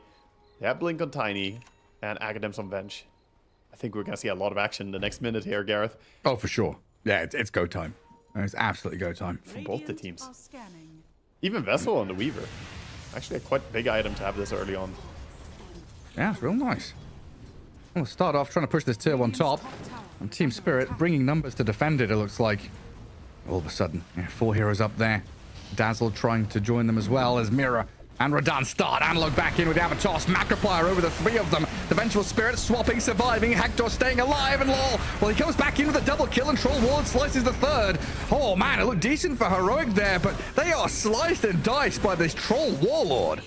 Beautiful arena catching everyone there. Troll could just have a field day. And yeah, Heroic looked like a nice reaction. The Blink toss combo there, Macropire down. It looked like it was going to be pretty good, but they didn't get value out of their Brewmaster. Wasn't really close enough. Yeah, he wasn't quite there yet. Dire's middle tower. I saw at the end of the fight, he didn't have mana for the split, so not quite ready. Not in position. Good initiation, but yeah, follow through lacking from Heroic. And Team Spirit again just showing that they are not afraid to bring numbers to match the fights here as they go in for another pickoff. Collapse blows up KJ. Protecting the wards, playing aggressively under them, and now with the haste going on to a Tiny too. Oh, Miposhka in from the left-hand side, spots the Tiny, Spirit's on him, and this Nick's Assassin unloads quite a lot of damage through that ET Spirit. He can run away with haste too. Off you pop, and away you go. Runs into Avenge. Oh, hello, swapped back into the Sentry. The Carapace is there. A little bit of time bought for Mira to scurry out of Sentry range, and off he goes. Look at how good that haste is. You dust him, doesn't matter at all. He just keeps zooming away. Doesn't even break his Vendetta, so he could still turn this into an aggressive Vendetta now. Think about going for some pickoff. I mean, Radan's here. Jumping from Collapse finds the Weaver, and they've got chain stuns for days. Dalai Lama thinking about coming back in to rejoin this as Collapse is being eyed up by the Venge. They heals the arena as protection, but Primal Split used, dragging Laurel back into this Macropyre. The Earth Splitter lands, and the Troll Wall comes back in. The Brewlings are all dying. They kill off Mira, sure, as Dalai Lama just dies, obliterated by the Troll, who still has Battle Trance, apparently. Pops his ulti, faces off against the Vengeful Spirit. Tiny and the Jakiro trying to defend K1, but the Troll Warlord is 1v3ing. He's eventually going to die here, though. Surely he's got to fall. There's no way he's allowed to survive. Analog will take his life with a final avalanche. So it does turn out pretty good for them in the end here on Heroic. Looked a little bit sketch for a while there, and sure, Team Spirit also claimed a few kills there before going down, but taking down the Troll, that is the first time they died. A huge kill, over 1100 gold gotten for that as well. And this pushes them closer to some timings. The mech on the Jakiro not too far away now. And the Tiny, despite having such a despair start, is starting to slowly recover. And maybe a pick-off here on Mira, but as you've been saying, this free pathing, hasted Nyx is kind of difficult to keep up to, but Laurel, maybe overstepping his bounds, wanting to fight with Mira, steps into the river, Analog chasing, tossing the Dazzle around, but Laurel is pretty tanky, with the Aghanim Scepter and the Ogre Axe, just leaving that Nyx Assassin as the casualty of war. And Schofield, with Analog, wrapping in behind Miposhka. 15 seconds. Looking at Radan, but away they run. They're respecting the Mars Arena coming off cooldown soon. Would be hard to take a fight if you don't have your Brewmaster split. We've seen what happened. If he catches people and Troll is in there, that's not an arena you want to get pitted into. No. The wrong time to be a gladiator. It's like Spirit in the arena with a Troll Warlord going wild, being healed by a Dazzle. Yeah, it's nasty stuff. But honestly, again, you know, Radiant's top tower. massive props to Team Spirit for the way they've been playing. The draft, very nice. The outplays in that early laning stage. But I don't know, I just have to respect Heroic. They're behind. It feels like they've lost out massively. The 5k lead it looked tremendous in the very early game, but now it gets less and less meaningful. And they're winning fights at a deficit. Yeah, you know, lesser teams would have fallen flat on their faces and just be like, okay, well, this is kind of over. Let's split push an AFK farm. They're just 5v5 man fighting every time. They effectively stabilized. 7 minute, 5,000 gold behind. That's crazy far behind, but they're now only 6k behind at 19, almost 20 minutes, so that is much more manageable, and they're gonna get themselves a Roche here. Get themselves the Aegis, which can be quite good in the hands of Tiny. Now he can blink in aggressively and not get punished for it. Incredible resilience. Yeah. Meanwhile, the Tormentor does get taken up here by Team Spirit, so they're gonna get that shard over on the Nyx. Still very, very big pickup for him. He has the Whisper of Dread, Dagon in hand, and now the shard. His solo kill potential is getting pretty good. He can definitely kill the Jakiro, and not sure if he can kill anyone else right now. You can kill Venge if she's not healing up her HP. She's kind of low right now. And Mira's waiting for someone to come. Anybody want this bottom wave? Yeah. They did a good job picking a lot of tanky heroes on the side of Heroic. Nyx waiting for that Wisdom rune. Weaver has 1700 HP with his Vit booster and the Bracer Spirit Vessel, so I think he survives here. Which is tanky boy. I think Schofield in general has done well to dodge the Nyx Assassin, and until now, Wisdom rune is grabbed up by Miposhka and Mira. Nyx Assassin trying to escape. There we go, Shikuchi, and the Wave of Terror will take him down. In the end, they're going to go for a Tormentor. Right on top of that, they did lose the Wisdomer. He did yoink it, so successful in the stun there, but not getting away. And that's 4 heroes committing to that area. Yeah, you got the Tormentor and you did get a kill, but look at how Team Spirit are playing. The Troll is farming up a Storm right now, got the S and Y completed and 1,100 gold already. The Mars is farming up towards a pipe, and the Dazzle is just enjoying his Aghanim Scepter. Already has the BKB in hand, building all survivability from here. Shard and Lincolns are the next 2 steps, so he can stun people, or hex people rather, and then also protect himself against that swap. Yeah, I mean, it's pretty massive from Team Spirit with BKB Dazzle, pipe soon on Collapse's Mars. A majority of damage from Heroic, you know, has been and will be magical damage. It's all analog. Another great jump with the Avalanche toss on 2. Collapsing back in the Macropire, tries to arena them, but Radan, he's struggling to get inside to fight. Team Spirit, it's just time to run. Heroic with another great start, levying their position, getting a kill on a core, forcing the ultimate, and now a free tier 1 for them. Yeah, this is the tempo that we're used to. This is why we've been hyping up Heroic here. Even at a horrible disadvantage early on, they still find a way to be aggressive against a team like Team Spirit nonetheless. Pushing them back, and now only a 2k gold lead. It's really shrinking. If they can stabilize the game, I wonder what they can do when they're not behind. Man, this is like classic back in the day, you know, first tour of DPC Beast Coast style. Against the best of teams, against the worst of teams. It didn't matter who you are, what you're doing. If you're playing against Beast Coast, you win lane stage, you win the first 30 minutes, and you think you've won the game. And Beast Coast come back and they team fight you once and swing things massively. And it feels like Heroic are channeling that same energy. Just win a team fight, get in there with a primal split, turn things around, stabilize, like you said. Next team fight is where we turn that stabilization into a winning position. Yeah, there's a lot of stuff coming up on the horizon, though, for Team Spirit to try and thwart the plans of Heroic here. That's why we see them dodging right now. They're not taking the head-on fights. They're building towards an Aghanim Scepter on the ET.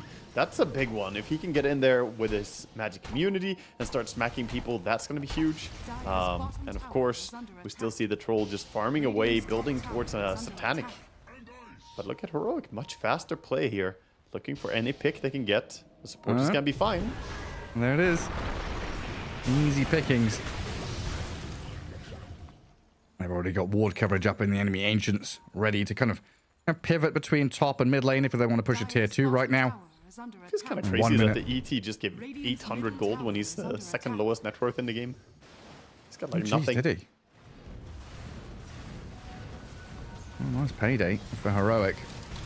They're like, you know, cutting bot wave as well, it looks like, prepping for the move down south. And 45 seconds left on Aegis. They've got a fair amount out of it. What's that, 5k net worth difference almost? It's going to come back down to 4, of course, with Team Spirit farming quite nicely across the map. Oh, the root. Schofield, a Rod of Atos gets a grab on the Troll Warlord. Setting up onto Radan here. Yeah, no more TP. I mean, what do you do? Try and skirt your way through the trees? It feels like you're going to have to turn and fight eventually. Neposhko, maybe so buying a bit of time there. You're right. Radan has dispelled off everything from this Weaver to shift very fast away from danger. Look how quick he is. It's absolutely absurd. Just face boots and running away. You try and catch this man, but he has the movement speed talent. Berserker's Rage gives movement speed. There's no way to lock him down. Even the Cinder Brew just immediately dispelled. Radam, son, you're fast.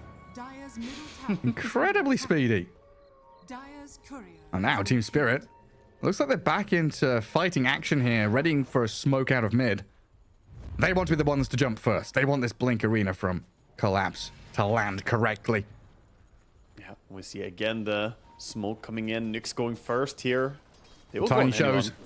There we go, straight in. Arena catches 2 of them. The Brewmaster, Dalai Lama getting chain stunned as well. Nice ice path with a save out of the swap. K1, though, is in danger. He's going to die. Saves his Dalai Lama Brew, but the Venge position 1 carry falls. Yeah, and the post 2. They got 2 big core pickoffs there, and now they can go for more? Maybe they can catch him? Yeah, is Dalai Lama even safe? Looks like he's probably going to get away here. No blink on Mars anymore. He's safe. And the mid tower, of course, Troll not losing his sight on what's important, the buildings. Good bit of split pushing by Schofield. Meanwhile, though, he got the next creep wave, but tower's still going to fall here. He kill it before the backdoor region kicks in. Nothing to stop it. 1 minute 45 for fast spawn on Roche. I'll see where he ends up as Schofield again trying to get onto this Elder Titan. And they've got tons of stuns arriving with Jakiro and Tiny there to play into him. But the turnaround from Mira, nearly killing Schofield, needs Collapse's help to finish the job. It looks like Heroic not wanting to go that deep and just giving up on the chase.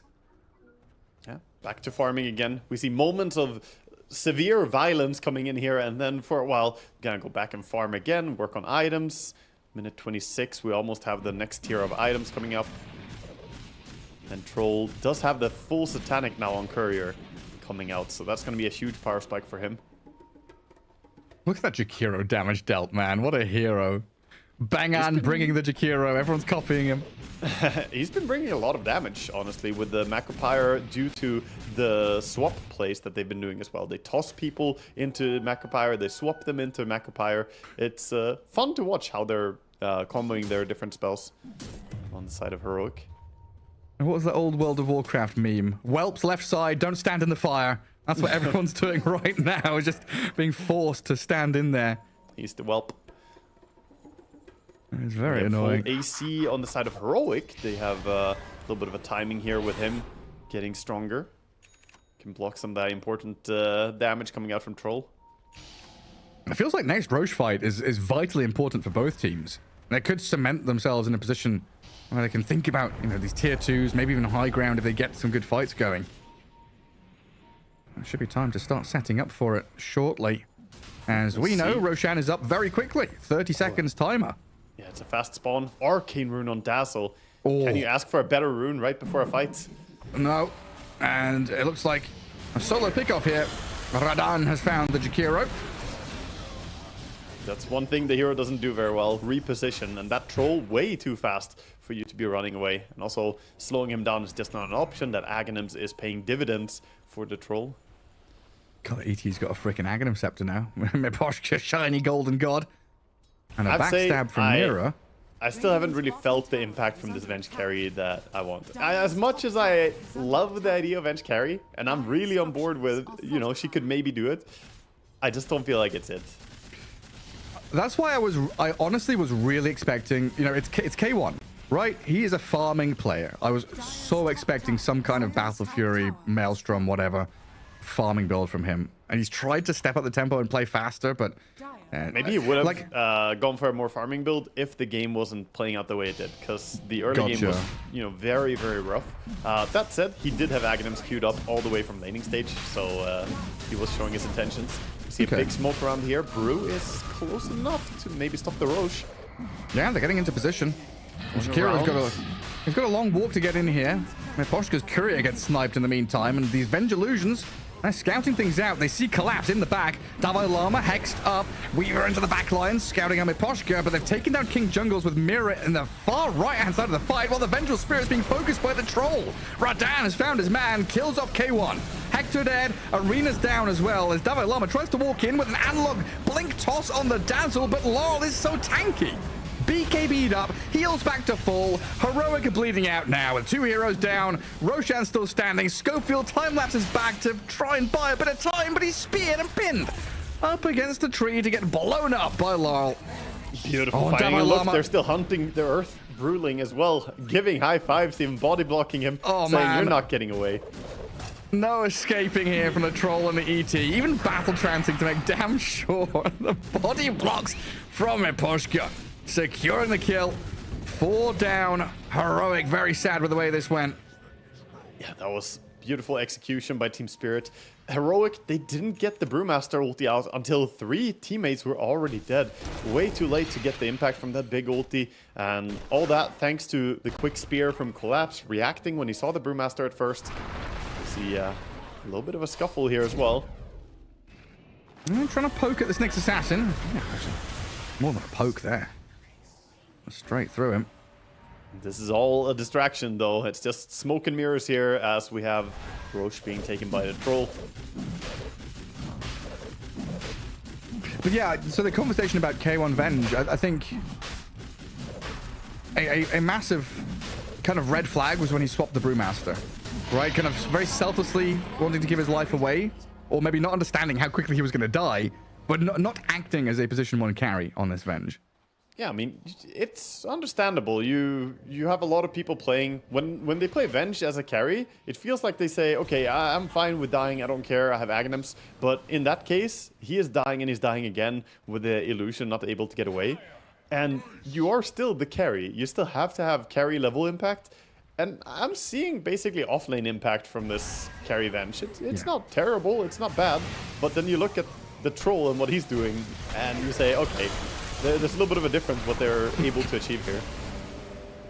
Yeah, it kind of comes back to that old net worth into impact kind of stat that we make up in our brains.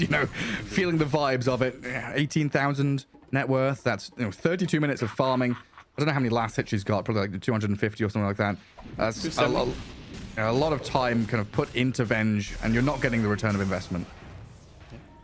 But it does make it a little bit more complicated for Team Spirit to initiate, at least. It makes it harder to burst the Brewmaster. But then the Brewmaster needs to really spearhead the fights. He needs to be the first one going in because they need his ultimate quite badly. Otherwise, they just can't stand their ground. They need to lift the Troll. This Troll is doing way too much damage in the fights. He has to be in the Cyclone.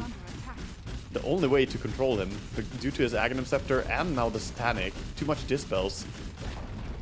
Do not rely on something like a Rod of Atos. It doesn't work against him. No, it doesn't. What's the Dagon level now on Mira? Is that 4? He's been leveling it. It's level 5. He's got 5 and Ceremonial Robe at this point. So, yeah, he's ready to do tremendous damage. Holy moly. Let's do a little check here who he could kill, actually. I think he can kill most targets at this point. He can kill the Weaver for sure. He can kill the Venge, I'm pretty certain. The Tiny might survive, and the Brewmaster might live too. Well, when he's got... not if he gets help. Oh my god! Yeah, the ET Spirit as well. ET Spirit, holy shit. Yeah, that's some damage right there.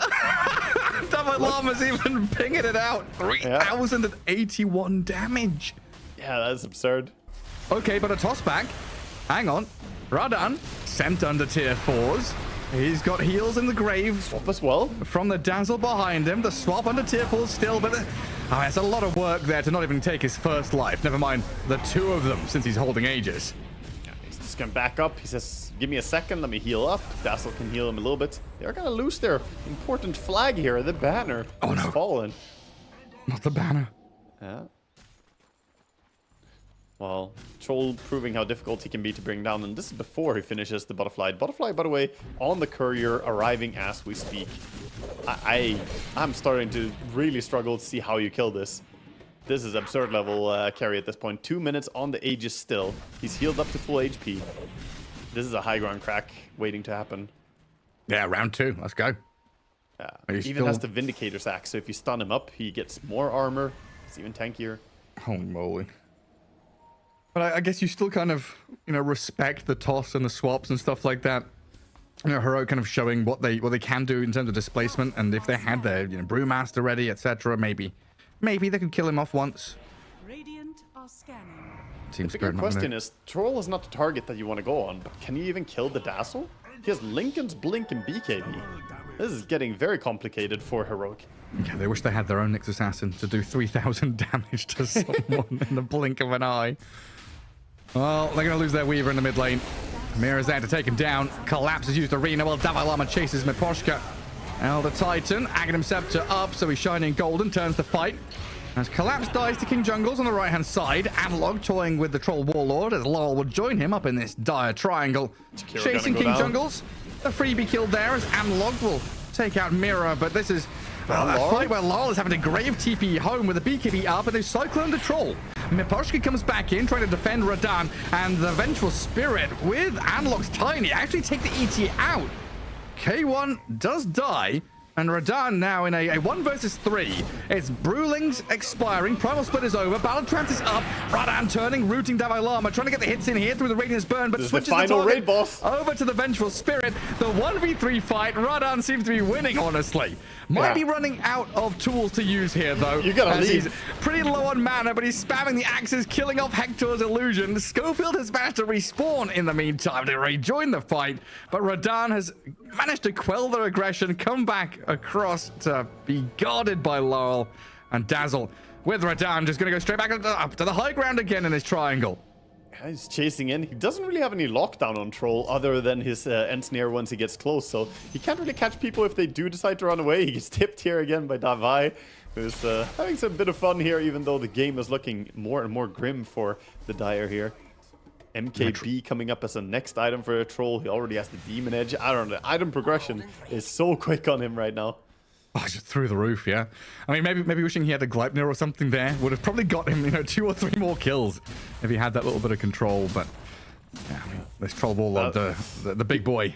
He wants his team to be the control, but if he's alone, he's just a big, tanky, unfightable object. What are you gonna do? Maybe he can't catch you, but you also can't really do anything to him. And Laurel there, a 6-kill streak on the Dazzle. A very nice BKB TP home with the Grave. Got him out of a pretty risky spot in that previous fight. Yeah. I like how he was like, yeah, you're fine on Troll. I'm just gonna get myself out of here because I can't fight. I'll catch you later. Uh-oh, Brewmaster went a bit too far. Oh boy, and they got the stuns and the damage. Brew down. And an arena here on the Vengeful Spirit as well. K1 has the BKB, trying to turn with KJ. Mars has Pipe, but they've got protection from Radan. And Collapse, Avalanche for now, but yeah, it's just lacking any real serious punch from Heroic. They brought back the Brewmaster, and he does have Split. We'll see here if Team Spirit want to go up and break the high ground again, or if there's going to be a soft reset. Hold position, push out that bottom wave, and get back into a good position. I think they're happy with just forcing the buyback there, but yeah, they're also not looking like there's anything that can threaten a Troll. He now has the Whirling Axis Pierce's magic immunity as well, so now he can spam those axes even in the BKB of Tiny here. Yeah, just let me finish my item. And Dazzle's like, oh, let me finish my item. Yeah, oh, Mirror. what a nice coincidence. I also want to farm. Yes, exactly. He now has Travels on the Dazzle. And we saw Collapse, by the way, in the last fight. He is getting real tanky at this point. A Mars with Pipe and Grieve, not Grieve, sorry, the Assault Cuirass is absurdly difficult to kill if you don't have a break effect. Yeah, you're just standing in Macropire and Dual Breath and all this stuff and just not really caring all that much. Yeah, also Static Cap adds an extra layer, even more difficult to lock him down. That status resist, really big. Jakiro's Macropire is pure with Aghanim Scepter, right? It's magical without it? Okay. Yes. Oh, Exactly. heck, that's real Venge, huh? What was the real Venge? Now it's fake Venge. And she's also dead. Yeah. Oh boy. No buyback also for K1. 70 seconds and mid, you're losing King Jungles right now. Just auto attacks. Oh dear. Just clicked and clicked and clicked. 2 heroes down. Rax, they're going to be wide open in a second. And Boots of Bearing arise from Eposhka. MKB comes in for Radan on the Troll Warlord as Analog. Trying to fight here with Schofield into Collapse, but you've been talking about how tanky he is. They've spent the majority of their tools to bring him down to half health, and he still has a Dazzle behind him with a Grave. Brewmaster comes in with a split, but Radan, he's backstabbed them here, killed off King Jungles, trying to get the nets and roots onto Analog, forcing the BKB out of the Tiny, and just pummeling him, regardless. Shiny Golden don't give a damn. Radan is coming here to claim names and take lives as Davai Lama's Brew split is about to come to a painful and short-lived end. He's trying to push himself back. These axes, even the Brewlings getting slowed here. And here comes Mira. Oh man. Mira is having time of his life in this game too. We haven't talked that much about him, but these Dagons, they be hurting people. The ET and the Dagon has really comboed. Yeah, I mean, we've seen ET Zeus, ET Sniper, all these, nice ET combos. ET, of course, historically used against Agi carries. But ET Nyx, a support duo that I thought would struggle. We both had question marks about it for sure, right? Double melee duo, opening your draft, and Team Spirit just making things work so cleanly here in game 1. They played it flawlessly in the very early game. There was a moment where Heroic, they started working their way back, and I think a lot of it is due to clunkiness as well of some of their early game potential. Nyx isn't a very strong early game support, but he is great in the mid game. Once the map opens up a little bit, we saw him just run around, and how annoying he could be. 4 heroes trying to kill him on the Tormentor. Yeah, then how important was that early tower take from Radan in the bottom lane as K1 disappears? They have to carry Venge in a matter of 1 second. He's obliterated. Analog trying to TP out, but he netted up. And it looks like this one is over. GG called. Team Spirit with a beautifully crafted, drafted, executed game one here against Heroic.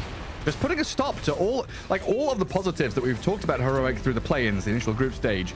It felt like all those positives became negatives against Spirit. Yeah, Spirit just really reading the game in a good way. And honestly, I want to come back to just the carry here. They had such a free game on the troll. Right, the Radan troll, he was just not touched at all. He was able to do whatever he wanted. And when you have a Venge carry and the opponent carry is free farming, that is really a ticking clock. They tried to activate on Heroic, but ultimately I think a little bit their draft came back to bite them. I think it's a draft win to a degree. And then of course execution was great from Team Spirit, as we know and love. I'm sorry, just watching the Team Spirit player reactions there. It's like Meposhka stands up. He looks very proud of himself. You know, did you have a good game, Laurel? Oh, I had a great time playing Dazzle. Mirror, did you have a good game? Oh, excellent time playing Nyx Assassin. You know, Radan, you know, Troll had a great time farming away. Collapse is like, yeah, I played Mars again for the 7,000th time. Yeah, I know, I'm good. You know, just another day in the office for Collapse on his Mars. Oh man, tremendous stuff. Yeah, I mean, Mars was, or Collapse was perhaps the one who wasn't having the most fun time on Team Spirit, but everyone else looked pretty free. And Collapse still found a lot of key catches, like that one we saw right there on the screen. The catch on the Roche fight where he caught the Brewmaster as well was a very important one. So it's not like he played a bad game. It's just perhaps his game was a little bit less exciting than some of the other ones. I'm just watching some of these back as well. You know, great attempts by Heroic to try and get into these fights, looking for angles. Try and unlock the potential of Dalai Lama, but when that... Yeah, there's 3,084 damage in one fell swoop. Crazy amount of damage coming in there. And this 1v3 fight by Radan as well, where they really thought about it for so long. Like, can we fight him? Is there a way to do it? And then just deciding, you know what? No, you're free to go, sir. Yeah. Not even going to read him his rights, just, yeah, whatever. Yeah, no, sorry, our bad. He's brought out, you know, he's Googled the laws of the state or whatever, and he's like, actually, I don't need to show you ID. I do not need to show you ID. Look at the level 25 power spike as well against the BKBs there. Tiny trying to BKB runaway to not get slowed up, but you still get slowed by the whirling axis. He can still end snare you. Just no way out once this troll got close to you. So proving he didn't even need the Gleipnir here. He just built really strong scaling items and then decided to run at people and say, hey, what are you going to do about it? Well, there's game one all wrapped up. A single game victory, of course, for Team Spirit over Heroic here, but it's a 2-game series in the group stage for the Riyadh Masters. So we'll come back after a quick break with game number 2.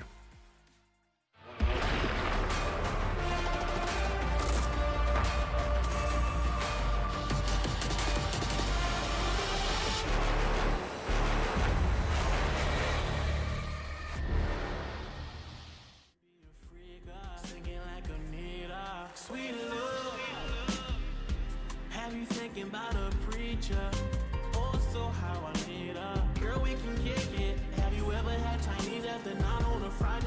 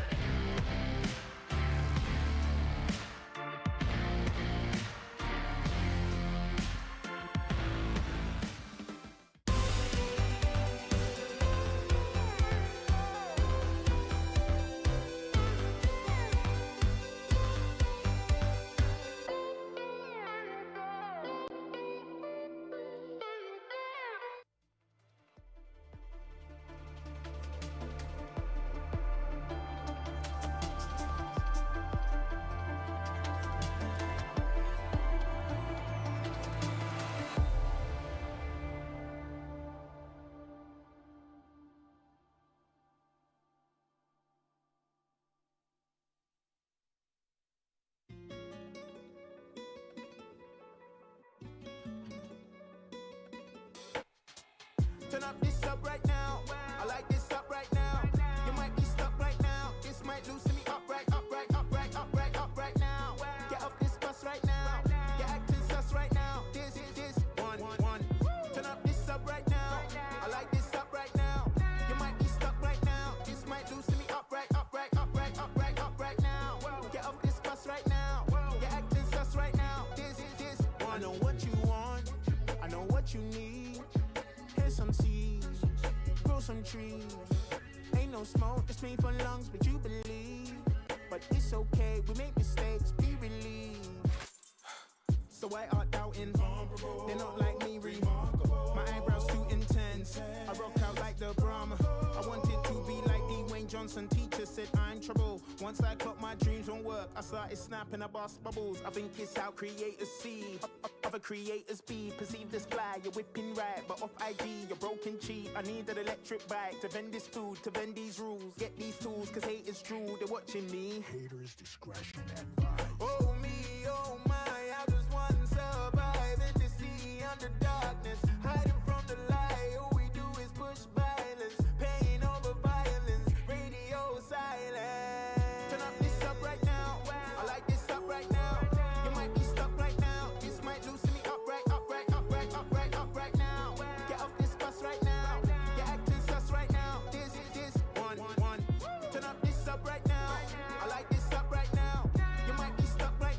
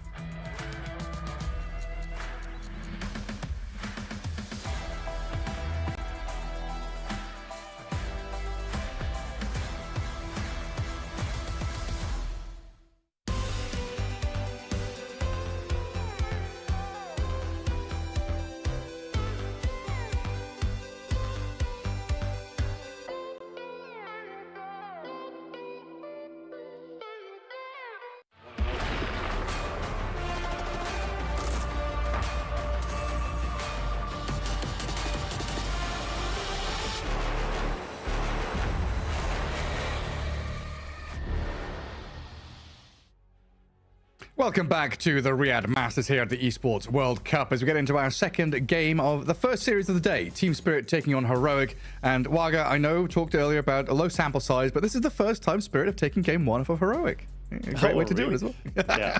I mean, they did it in a very convincing fashion. They had really great picks and they executed well upon them. The lead was just enormous in the early start of the game there. I thought that we were going to see a much quicker game than it turned out to be. So props to Heroic for holding on to what seemed like a very desperate situation to begin with. And, you know, they showed good signs of life, but I think the draft got the better of them there a little bit. The Team Spirit draft just looked like they had a more comfortable time with a real carry, whereas the Venge, I'm still questioning the Venge, man. I'm sorry because I really want to be on board, but it feels like it limits you a lot. Yeah, it didn't feel like a great, it wasn't the last pick of the draft. It was that kind of penultimate pick, the blind pick into the last pick. It didn't feel like a K1 hero, didn't feel like a Heroic hero, didn't feel like it kind of fitted their kind of modus operandi, right, the way they like to play. But I want to come back to that troll pick from Team Spirit. Felt like a very nice pick for themselves, but also that potential block pick where troll could have worked for Heroic and could have been nice there. The Nyx Assassin first pick from Team Spirit was kind of like, oh, that's a bit spicy. What's going on there? Scouted, counteracted, did everything in the world possible to deal with Heroic, and then comboed with an ET. Just seems so nasty. Yeah, it was tons of damage with the ET, and that's a neat little thing. But I think a large part of this game that we can go back towards is the way the lanes played out as well. That Dazzle getting the favorable matchup on the mid lane, he was just having a great time. And then the troll lane bottom was really, really tough for Heroic as well to deal with. The Vailama, he did get decent farm, and he had pretty good impact with his first ulti, but overall that troll was just never contested. No, Radan or Yatoro had a very easy breezy game for himself there. We'll find out how things change up though. Heading into game 2, draft has begun, so we'll see what kind of priority bans we're going to get. Is this Nyx Assassin still going to be a first pick material, or is it going to go down the drain? Because it was a first pick Weaver and then the Nyx Assassin as a response. So we might also see Weaver get banned and Nyx ignored in this draft. Yeah, it's a possibility for sure. We do have more priority on the bans. Still same heroes as the previous one, but Heroic are gonna take a sidestep here and go towards the Nyx ban. So they get rid of that one in the first phase. But of course, this opens up a little bit more, leaves more heroes available as in the previous game. Heroic banned out the Snapfire and the Rubik. Now you're not gonna be able to ban both of those. Yeah, and another little discussion we had the other day as well about drafting. Who was it? It was GPK playing Dragonite into Shadow Fiend, right? That ability to let a hero through which you think is going to have better matchups, but still be able to play those matchups in a meaningful way. Now this Nyx Assassin, same kind of story. Other teams looking at Team Spirit and thinking, hey, Nyx Assassin first ban, do we really have to? Do we have to kind of waste a ban on a support hero? And maybe you do. Maybe heading into playoffs, Nyx Assassin's going to be first banned by everybody. He did a lot that game. He was just causing mayhem, and they always had to deal with the uncertainty of knowing, oh, is he on us? Can we smoke gank now? Does it work? And a lot of the time he was just going for either kills or going for objectives, stealing wisdom runes, and causing multiple heroes to not group up and play the way they want to. It really put a bit of a slow down the tempo from Heroic. Because Heroic, normally we've been praising them for how quickly they group up and go objective to objective, but if they have to TP back towards Tormentor to deal with that Nyx over there, that leaves the rest of the map. Yeah, and it's like kind of unforced errors. Just Nyx being on the map is causing you to rethink things, play a bit slower, maybe make the small mistakes here or there with your positioning on the map just to try and remedy problems he brings. But yeah, no, not going to be dealing with that this game. He's gone. He's out of here with a Monkey, Snap, Weaver, Hoodwink, Darkseer, and Enigma. And Heroic come out with a Phoenix first pick, a hero that honestly I've not cast a lot of this tournament because it's been banned or ignored. That's true. We haven't gotten to see too much Phoenix, but banning out the Snapfire and getting themselves the Phoenix is a nice one. Now, of course, Rubik is available for Team Spirit if they want to play it, but they're actually going to start out with the Shadow Demon, that I think overall has been performing really well whenever we have seen it. I don't have stats for him right now for how his win rate is looking, but I've always been impressed when I see this hero being played lately. Yeah, 19 games, 9 and 10. So 47% win rate, but he's basically 50-50. Yeah. I mean, it's again, very small number of games, so that's can come down to a lot of different things, but the SD overall, I think that hero looking quite strong lately. Yeah, you want to be picking heroes like Sniper, though. 2 games, 2 wins, 100% win rate. Anti-mage, one game, 1 win, you know? Yeah, can't lose. Automatic victory. Ember Spirit is still up there. Like I didn't fully believe you when you started day 1 saying Ember Spirit was going to be incredible. I told you. You dude. did. You did. I was not a believer. 30 games, 22 wins. He is 73.3% win rate. That's insanely high. It is absurdly high. Now, a lot of teams are getting better at not first phase picking Ember. That's a big reason why. This is not currently a first phase pick Ember patch, which would have lowered his win rate a lot. People are picking it there in the 4th or 5th pick when you start seeing a lot of things like, oh, you're lacking a little bit of stuns, lacking lockdowns, and maybe you already know your mid matchup. It's still a little bit tricky. You need to ban out some heroes, but Ember is quite fantastic. And this ban on SF by Team Spirit is hinting towards an Ember in my eyes.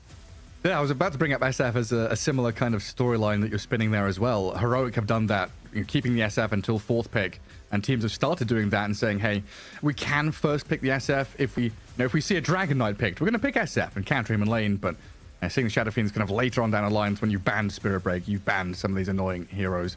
Does look that bit better. Oh, but here's a big one. Sand King, his rise to fame recently from the mid lane in particular. Team Spirit have played this on Larl a couple of times. True. Yeah, the Sand King with the Shroud Facet is quite interesting. It's not too shabby. Of course, it's not quite as strong as the Broken Days, but yeah, we see big smiles here on Team Spirit as they pick the Sand King, knowing that, yeah, we can do different things with this, can put it towards Collapse if he really wants it, or if we don't want it mid, rather. So it's just a flex pick for them right now. Like you said, most likely going towards the mid.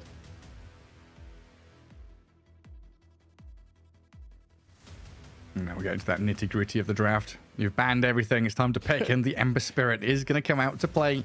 Man, the full lean back. Just sleeping a little bit here in your chair before playing. Who was that? Couldn't see who it was, but getting comfy here in the drafts. One of Heroics players. Let your coach do all the business. On double fire with Phoenix and the Ember Spirit. So you're going to be pretty sure that it's Ember against Sand King mid, just the way that Spirit have run this previously, but Sand King historically has been an off-lane hero, has been a position 4, but we'll see where it goes this time around. You can go either way. If it is against Ember mid, Ember is not too shabby against it, I guess. You are melee, which can be hard against the Stinger, but you also have Sleight of Fist. You have quite a bit of tools to work with. I don't think Ember should be sad in the lane, but he can't really shut down the Sand King.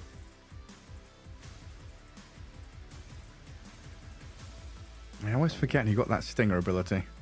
Yeah, I mean, that's like the primary attribute of the hero now, I want to say. It's so core to his gameplay. We have a Tusk coming in. Tusk and Phoenix, so not fantastic lockdown on the side of the supports of Heroic, but you do have Searing Chains from the Ember, so not too punishable.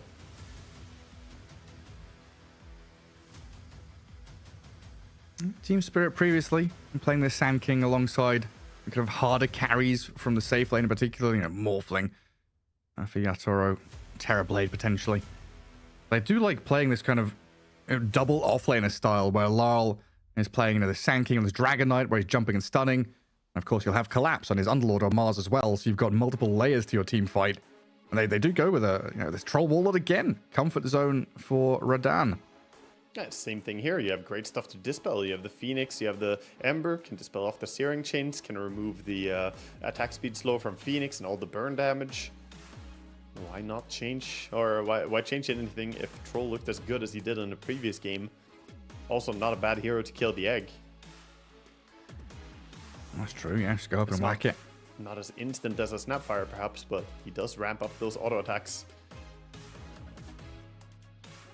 And Team Spirit with the Eng. If there's one team I expect a lot from an Eng from, it would be Team Spirit. I've seen a lot of underperforming Enchantresses lately, Gareth. I've seen Enchantress in the SA qualifiers, it didn't look that good. I've seen Enchantress earlier when you and I have been casting, it hasn't looked that good. But if anyone should make it look good, it is Team Spirit. Yeah, I think previously it's been Ench picks to kind of recover a lane in the draft where you're like, oh, we need a strong support. They pick an Ench, and then you get stuck in the lane. Whereas this is picking an Ench into a troll lane where it's like, okay, troll is already a good laning hero. We get him to like level 3, level 4, and then Ench just has freedom to move, right? Leave the troll alone, have a lot of map space to play into like mid lane and push tower. Sand King's a decent pressuring hero. And again, Spirit in a situation where Sand King is still flexed. Shadow Demon like 4. This could be Sand King mid or off lane, and then left it till the end. Exactly. They're keeping a little bit open there, and they have the ultimate last pick, so it's so comfortable to pick the Sand King and have that uncertainty for Heroic. Heroic now have to nail down their bans and say, okay, what do you really want to get rid of? Because it could be either thing here. It could be the Sand King on the mid or off lane. And what do you prioritize getting rid of? What is problematic? And this might be telling to what they're going to pick as well. Coming up here, of course, what they ban out. They still need their carry.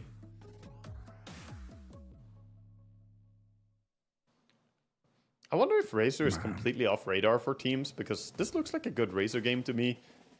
If you ever were to play him. It's a little bit annoying with the ST ulti, of course. Great for slowing down the Razor.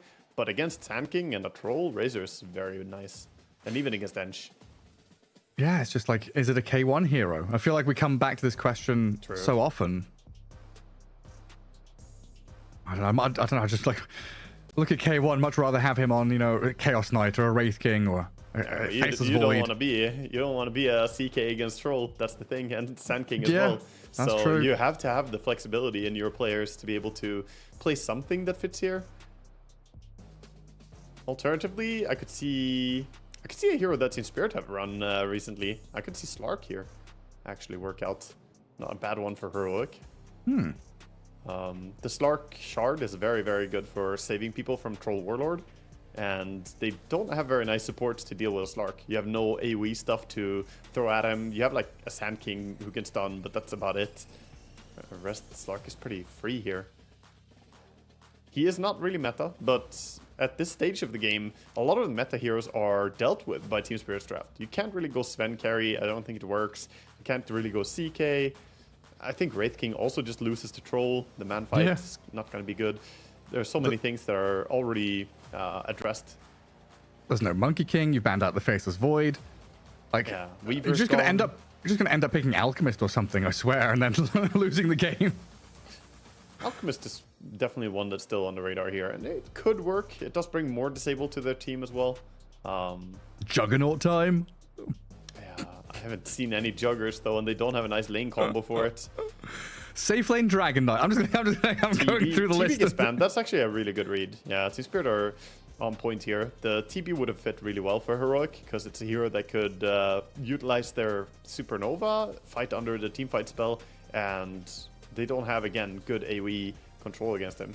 But I mean, if this is what you're banning when you have an SD and a Sand King, then I feel like Spirit are very confident that they have limited a lot of carry options here. Yeah, I mean, they've whittled this pool all the way down. Yeah, it's hard. Like I'm starting to look at like a Wind Ranger now as a hero for K1. True. That's a carry that could be nice here. Kills off the Ench really well, kites the Troll pretty well, but once the Aghanims comes in on Troll, that Wind Ranger, it's not reliable. Your Wind Run might be deceptive. It just gets dispelled by Troll and he kills you. Yeah, because what? So and SD as well. It's nasty. Like, if you wait till level 25 for the Undispellable, and I guess Aghanim Scepter, your Invis is also Undispellable. You can't play for 25. You have to survive until then. If you can teleport to a late game, then yeah, you're happy, but you're going to be dispellable for the vast majority of the game. And the game might not even last long enough. Yeah, and Troll is rushing Aghanim Scepter as well. And they do come back for the Sven here. This is not really the Sven game, though, is it? I mean, maybe it can work. I do know that Sven has crazy potential. He does have good burst, and if they just get the Doom onto the Troll, yeah, maybe a Sven can clean up. But Troll is very good at man fighting up against the Sven as well. You mentioned Razor earlier on. Is this not a chance for Team Spirit to pick Razor themselves? They could, but I actually don't like Razor against Sven that much. Okay. Because Sven has so fast burst damage that stealing his damage, you never have time to steal enough before he already killed you. Right. Like that matchup, I've seen it played a lot of times, and I've seen it picked as a counter to Sven, and I've not seen it be very successful. I guess I was just studied thinking and about- analyzed a lot of fights with that, and generally Sven just pops ulti and hits the Razor, and he's like, oh shit. That makes sense, yeah. I was just thinking about lanes, honestly, I guess, here, because it feels like Heroic have to, like, get out of lanes and hit their timing really hard around this Sven. What a Brood Mother for Spirit. The last pick Brood coming in here. Wait, is it collapse on Brood? No, surely. Is it? I guess it is. So that's very interesting, because I remember even 6 months ago, we keep looking at this, you know, for the past 3 years, Collapse avoided playing Brood for the longest time. We had that massive Brood patch where, you know, Ace was playing Brood like every game he possibly could on Gaming Gladiators. And Collapse, he played like 2 games of Brood, lost both of them, and like never in competitive played it again. So kind of cool to see him come back with a hero that he's, you know, kind of not trauma played. hero. Yeah. I'm curious. I'm gonna look and see. Yeah, I'm checking already as we speak here. I do not see a whole lot of Brood in his recent games. Maybe he has scrimmed it, but I'm scrolling and scrolling. In the last 2 weeks, I see 0 Broods. No, he has played 4 Broodmother matches in competitive play under Team Spirit.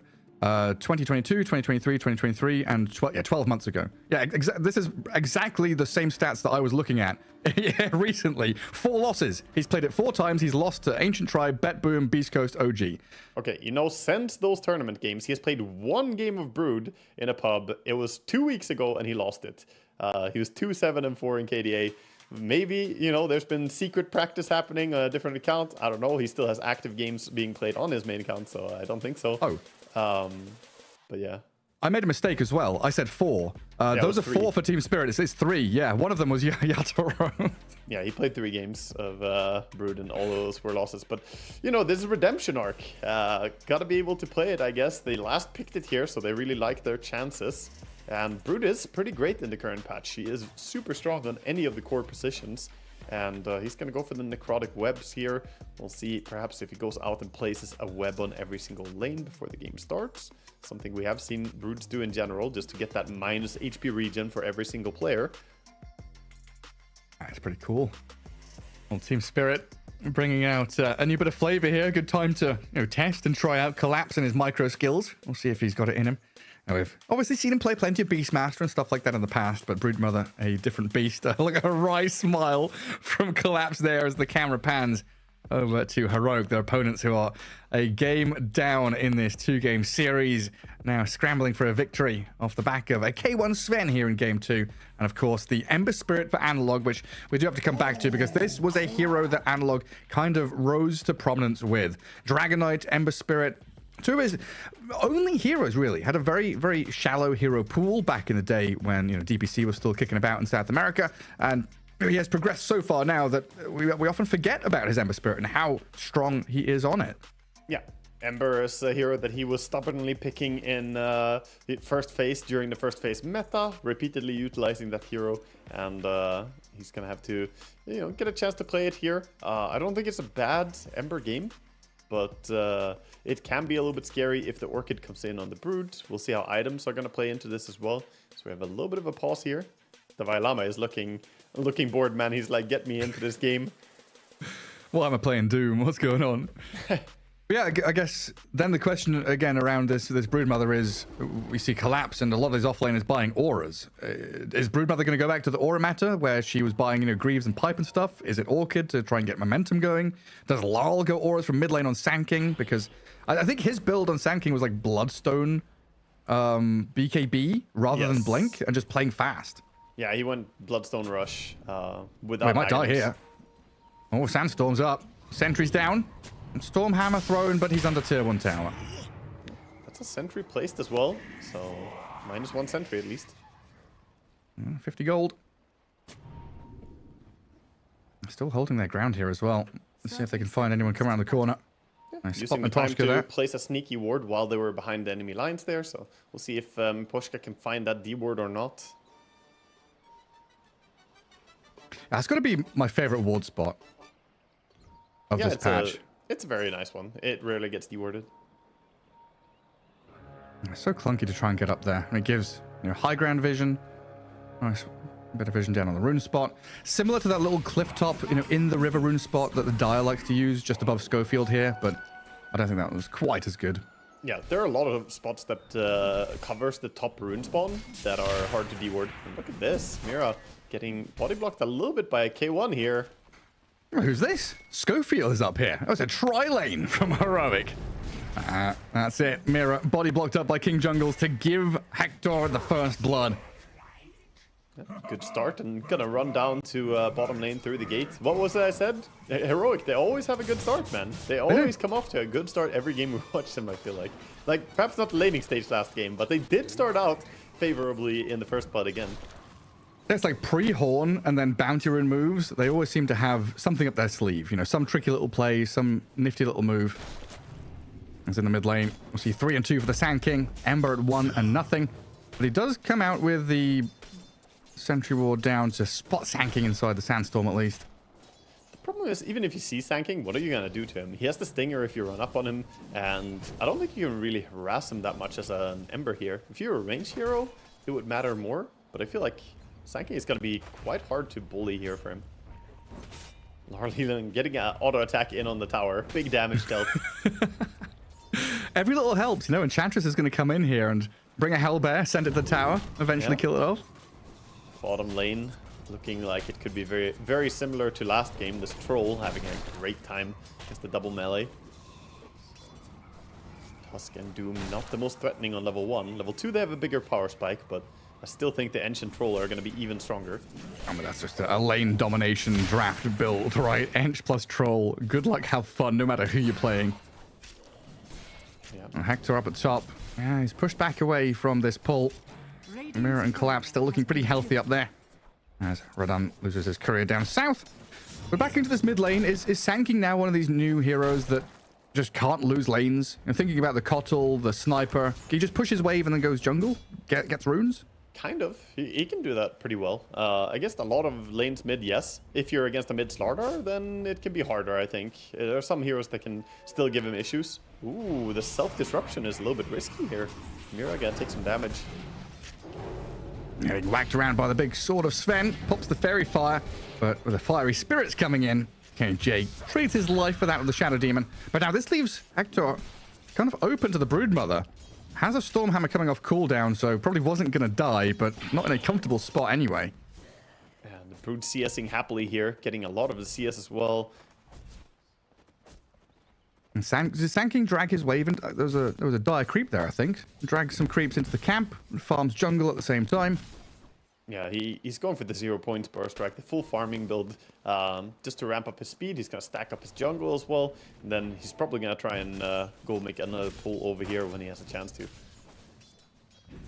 Right now, the hero we haven't talked about that much, but who's struggling, is this Doom Divine Llama. Not off to a great start here. 6-0 for his CS.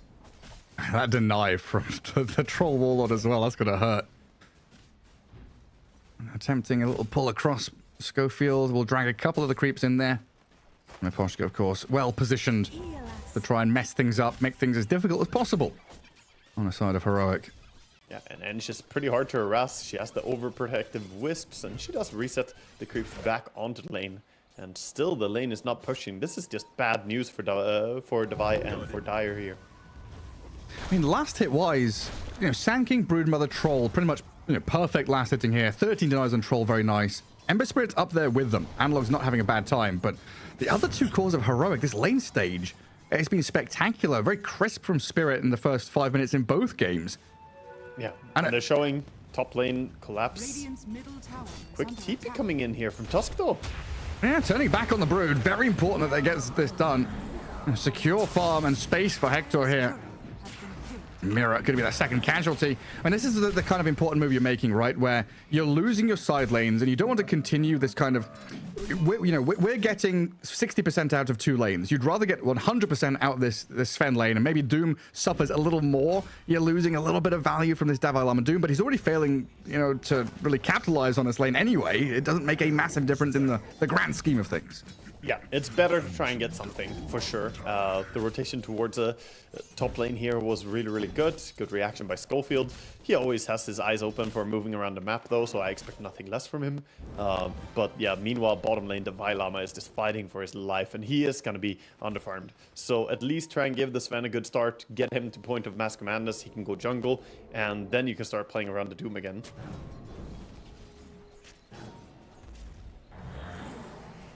For Heroic, how important is that kind of... Push guys behind them. Jeez. Dire are scanning. He's wrapping in behind, you're right, and Collapse runs straight in towards the Tusk. And it looks like Hector feels something coming. They planted a tree for him, but there's no tangos to eat it up. Finally given one as the disruption on the Schofield. Well, that's a bit of damage from this Warpine Raider, but the turn back with a swing in from Analog. Hector gets back towards Collapse, another remnant over the top, but they're trying to spread across multiple targets. Killing off Mira is good, but they could have had the Brood there. Yeah, no point in Searing Chain yet for Analog. He went for the double Flame Guard here to deal with the big magic damage of the Sanking, but that comes at the cost of him not being as strong at ganking here as we see not having the Searing Chains. Otherwise, Brood would probably have died there. Dire are scanning. So, first of all, what's wild is, you know, Heroic are 5-1, but it's still like they're losing the laning stage. Team Spirit doing tremendously. Sven is top of the net worth now, though, so at least we've got K1 up at the top of the pops. Miposhka getting dived on. Enchantress has 10 stick and a TP, and there's no more stuns, but it looks like, yeah, with tag team and fire spirits, enough magic damage to bring her down. A really odd game, 6-1, and then still losing the laning stage in terms of net worth, but now they're going to pull ahead a little bit. So all these kills, they are adding up. Of course, that means that the gold is shifted in a little bit of an awkward way, where the Doom doesn't really have much at all, but your supports are actually getting decent amount of gold from these kills. Yeah, it's about time. And the Courier, that definitely helps. Sure does. One CS for everybody. So yeah, I guess I envision this game, you know, that 20-25 minute timing where the Sven is ready, right? We've seen it from Arme, other Sven players, they come out and they burst people and get a bit of momentum for your team. As Schofield trapped on the bridge, stuck between illusions, has a snowball here to buy a bit of time. Still stuck. Still stuck there, can't escape. Meanwhile, Miposhka has died, grabbed the Wisdom Rune and stole it. Dire's bottom tower is under That's attack. good steal, and meanwhile, of course, the second Wisdom is also going to go the way of Mira here after finally taking down Schofield. So some good stuff going down for Team Spirit. So yeah, I guess my question is, how important is that Sven timing in this game? And if Heroic misses that window, going late game, how do they look here with like Phoenix, Doom, Sven, Ember? Are they aiming for late? They have some decent stuff, but I think that you can't really go late game comfortably if the troll is this free again. Yeah, Sven is farming quite well, but it's all going to be about the offlane difference impact for me. The Broodmother is having a very, very nice game, and the Doom is trailing behind a bit and still struggling to get level 6 here, whereas Brood is already starting to ramp up her farm using the Spiderlings. So it's more for me about the offlaners. How big impact can they have? Can they start dominating their lane? How many towers do you get with Brood? I'll take that map space. Just vacuum it all up. And again, this top lane action. As Mira and Collapse, they step up on the troll. Nice micro of the Spiderlings to keep it away from the cleave. But in comes the Ember Spirit again. Analog with the help of the tag team. Oh, but Collapse is so speedy. Gets away through the webs and off we go, safe and sound. Stays alive. Good reaction again, though, by Analog. These rotations are very important for his team. How many heroes do we need in this top lane? To 44 up here. Diving ulti or burst strike though. This is an awkward fight for him on Sand King. Okay, but he's in the sandstorm with a lot of damage. Half HP Laurel, stunned up with a storm hammer. KJ and Analog moving on to Mira. Shadow Demon should drop here to a sleight of fist, but they've killed off Schofield in the meantime. Miposhka's coming in here, but the Remnant away will keep the Ember safe, while KJ, another sacrifice. Heroic, they dive, but they lose the fight. Very deep under enemy territory there and tough to fight without getting compromised. So Hector at least keeps himself alive, gets out of that situation, and Sand King gonna farm up some ancients while he's over here. Has the Voodoo Mask, of course, so he is going for the same build that we were talking about earlier, that Bloodstone first item. And a bottle refill mid. Analog has tried these rotations out of mid into side lanes, but it hasn't really connected. Is there any big kills? And of course, we have this troll warlord who's like, oh, my first 10 minutes went pretty okay. Time to go jungle. Mira has been left a little isolated, though, down bottom. And Dalai Lama will very gladly take every kill, every bit of money he possibly can. That is so huge for him. He needed this more than anybody. And honestly, I want to give props as well. He's the first Doom I see who doesn't go for the sell price facet and goes for the gluttony. And I think this is way better. I don't know. I just haven't seen the others get any real value from the sell gold. And now the gluttony is going to help you always get that farm value. Interesting. Yeah, I saw Naposhka inside the shards. Oh, these nature's healing. attendants, though. The healing. He's already popped his wand, turns into a piggy. Finally dooms he's him. doomed up. Finally. He's going to tick down here. Under tower, dead to analog. And took a while, though. Gets the kill. He has the DD rune and Ember still going for quite a while, so they can make a play around that. Pressure mid if they want to, but looks like instead gonna just clear the enemy jungle.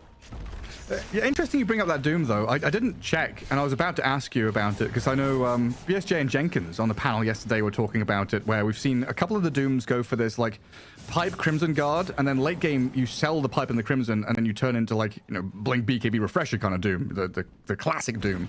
But here, he's going straight for pipe with the other build, so rushing it very quickly.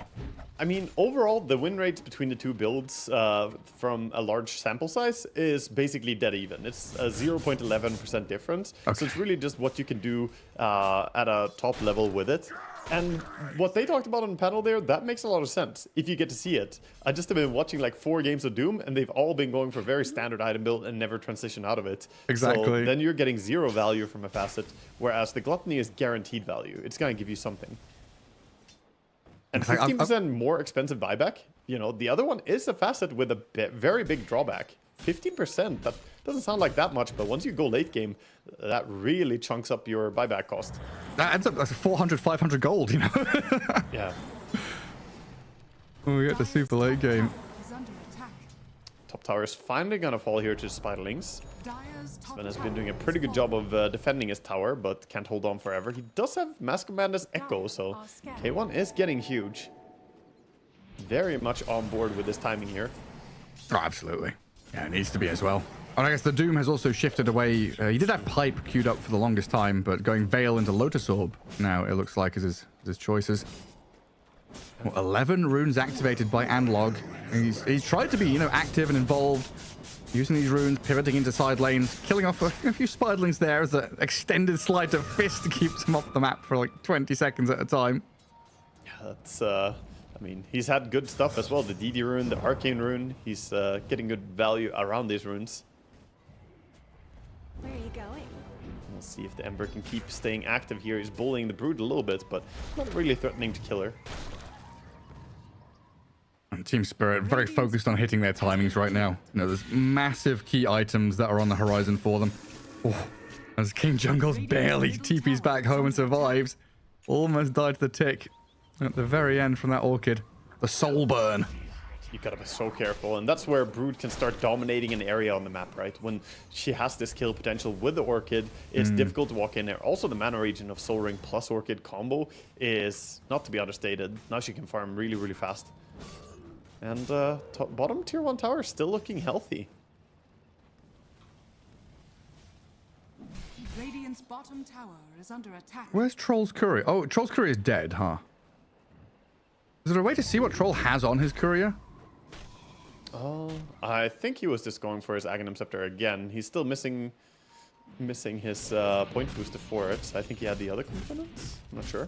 So that's what I'm wondering. Like, does he have component? We'll see in a minute or so. I think he has both the other components, if I'm not wrong. Because he bought a Void Stone, and it's like, you know. Yeah, the Void Stone was just an extra bit of region for him in the early lane. He didn't do that last game, so interestingly changing up the build a little bit. Oh, interesting. Okay, so that's something he bought beforehand, and he's thinking about Lincoln's later down the line. Yeah, Mira, Mira's going to get another Wisdom Rune. Value for now. That's a pretty cool change up. Davao Lama nearly at the Shiver's Guard. Needs a little bit more time here. Kind of difficult just for him to push down bottom alone. Sven's going to come here and look to claim that tier 1 tower, it looks like. Or we'll just go back to Ancients. Steal a farm from the Doom. Yeah. Push the lane. We see a move. Tusk TPing down bottom. Gonna spot the SD here. He's kind of alone on the Tusk though, so can't really kill him on his own. Friends are coming over. Finally, maybe looking towards getting this tower. They don't have the best tower damage without Sven though. I feel like if he doesn't make a move down here, nothing happens. And meanwhile, top tower was pushed. Glyph being forced out already by Brood. Brood being so active here. Yeah, and Troll's just farming Ancients. So he had the Ogre Axe on his courier, buys the point booster. He's ready with Aghanim Scepter now. And takes down some stacks off to the left-hand side of the map, while the rest of his team, Spirit, setting up behind the collapsed Broodmother. Looking to see who comes and defends this, because Brood is such a nice target to go on. Like, oh, it's a pinata. She's gathered up all this gold. Let's go kill her. Stop her from pushing. So many, knock-on effects you have just from killing the Brood. So you come here to defend the lane, and you are immediately met by a Sand King burrowing onto the Tusk, killing you off. And this TP, do you want to complete this TP? I mean, Analog comes in. He's got a Remnant off to the right-hand side. The Orchid was used to kill the Tusk, so he can at least push himself a little bit, but this tower's gonna fall. Also, that Sliding Fist doesn't stop, man. Oh, and Lol's looking for that burrow. I was like, if that's a burrow into Orchid, maybe you kill the Analog Amber there. Had to be careful. Does get out of the Sliding Fist in time. It's almost like a root keeps him in place there for so long when he slides the Broodlings. But this is where that tempo really builds up. And Radon's Troll is ready. Lol has Bloodstone. They've hit their item timings. And Team Spirit are just starting to run at objectives. Tier 2 top, Tier 1 mid. I'm thinking about invading enemy triangle. Get down to bottom for a Tier 1 tower. What's Heroic waiting for? What's their next move?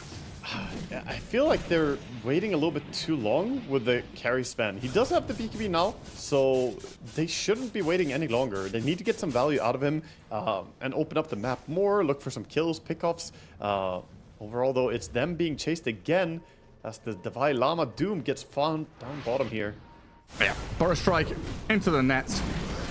Does finish off his Shiver's Guard at least. So not complete doom and gloom. And maybe up on this Broodmother, yeah. Spiderlings come in to try and protect Collapse. There's a lot of damage. It's turned back onto Schofield, and she's away through the webs. Yeah, even before she gets her BKB, still not that easy to kill her. They try, but just Ember and Tusk is not really enough. You can't really Searing Chain her because of all the little spiders. And there's just so much toxic shit on the ground. There's webs, there's spiders, there's Burrow Strike, there's Sandstorm, there's a Snowball save. Tusk buys time here for Analog to maybe get away. Slider Fist to dodge some damage. Schofield dead, and Analog down you go as well. No mana remaining. Hector has come in, tries to kill Spiderlings, but they are barely tanky enough to survive the one swipe of the sword. Yeah. Oh, that's just rough, man. All of them are just having to back away here. No way to really fight. They need to activate around the Sven. It's the only one they can fight with. You want to make a bet? Quick little bet here between you and me, Gareth. Okay. I think in 5 seconds, we're going to see an Invis rune spawning. Have you counted the runes, you cheeky fucker? Hey?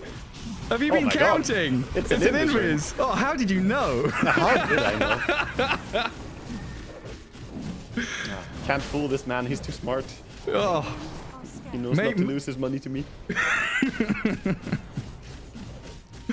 I think I did the same thing to Lacoste like a year ago, so I know these tricks. Can't con a con, man. No, you can't. Here's a Doom, though, on the Troll. Radan being focused by Dalai Lama, but the rest of Heroic, they're into the back on the Brood. Killing Collapse, nice spree to steal, and Mirror dead as well.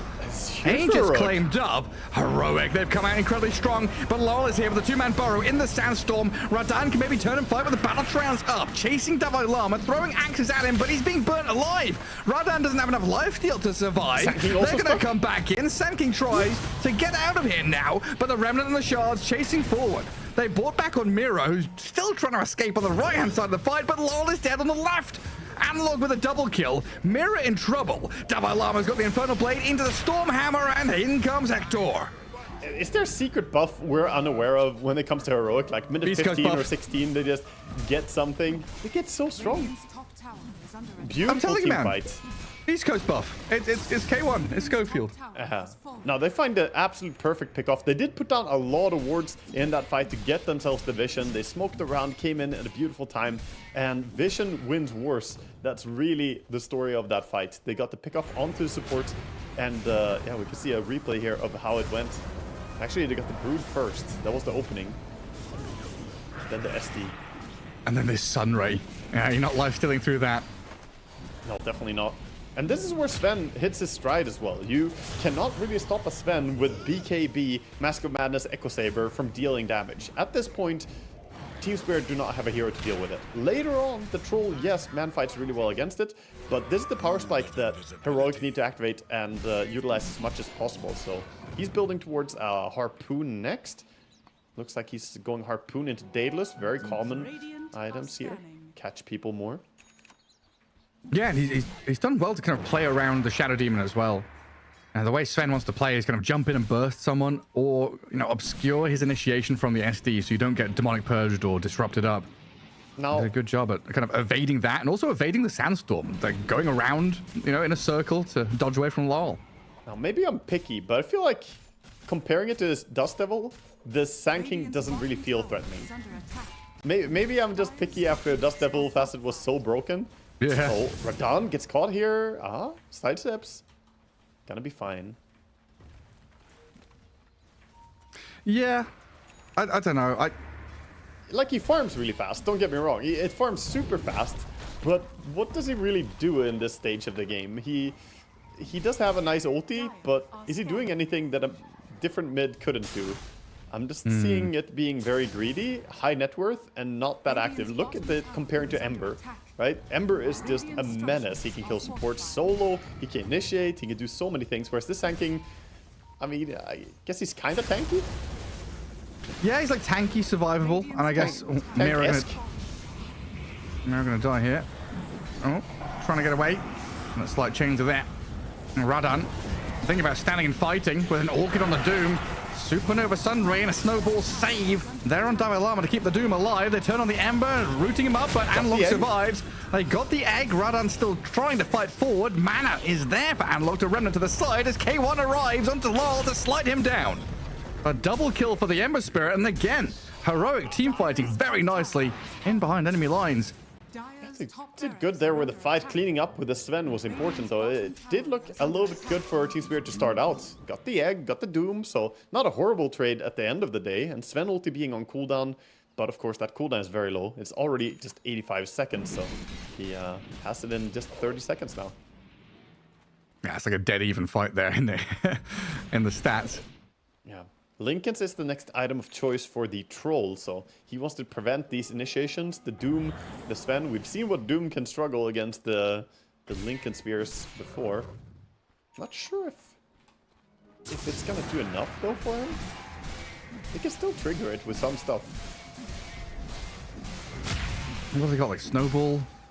Yeah, they don't have many things, but I'm just thinking Aghanims into Lincoln is very defensively here for the Troll. So will he have enough damage to fight up against a Sven ever? He might fall behind in the damage curve. That's a good point. Especially with BKB up, you can't fully rely on the Sand King to do all that. Well, he has a choice. He made the Lincolns and he's gonna go for Gleipnir next. So control, survivability. This Troll says, you know what, it's fine. Damage is not the concern. If it's a long fight, then the mischance, once the Sven doesn't have his BKB up, he should be able to man-fight against him. It's more about everything else, the start of the fight, that he's concerned about. Yeah, it's like Heroic want to go in and get the job done quickly, whereas Spirit want to drag things out, get multiple rounds of spells, and just wait out the BKBs as best they can. I guess then that comes back to this Sand King, where if you're putting yourself in a position where you're utilizing terrain, defending it. Oh, you're right. The high ground ward sees the Brood and collapse. Well, he goes for the BKB now, turns and fights into Schofield, but Dalai Lama's arrived. KJ healing the Schofield tusk, but not enough. He's just killing them. Brood is just destroying them. Gets one, nearly has the second. King Jungle's in his sights, but this Brood's now doomed up. Comes back in to try and finish off the Phoenix, but not enough damage there, as he is doomed by Dalai Lama. I mean, he'll take it. He'll take it. Doom used, and he got a kill. 3 heroes on him there. That's a lot of space created, is what that Brood is saying right now. just looking at Radahn and saying, okay, got you, buddy. I made them chase me. Radiant's top tower is under attack. Dire's bottom tower But yeah, I guess if the Sand King is able to, like, you know, hold a staircase, hold a Roshan with Sandstorm, if the initiation has happened already, the Sandstorm's like a decent way to kind of wait out the fight. You don't want to be fighting in it, you want to try and dodge around it, but at the very least, there's, you know, 2-3 seconds of renegotiation of the fight from Heroic. Ideally, but it is a Sandstorm without Aghanims. It's not as threatening. You can still take the fight in it. Hector gonna get gone on here. Yeah, BKB's very quickly and turns with a massive damage onto Couldn't even Radahn. ult. Did not stand a chance. Now Mira's gone as well. Okay, this is it, right? 1700 damage. I'm so happy seeing these Sven picks, man. I've been calling for them. You've been there with me, listening to me moan about Sven in the pick phase, and we haven't gotten it. But when we get Sven, by God, he looks strong, dude. And it's always the same. You know, it's like minute 20 to 25. Oh, it's a Sven game. Okay, he's going to come and just two-hit people. Yeah, he's 7,000 or 6,000 net worth behind anybody else right now. Just monstrous level farm. Has a full Daedalus on anybody else, basically. What were the struggles you said you might have in the draft? Because you weren't fully sold on this Sven pick at the beginning.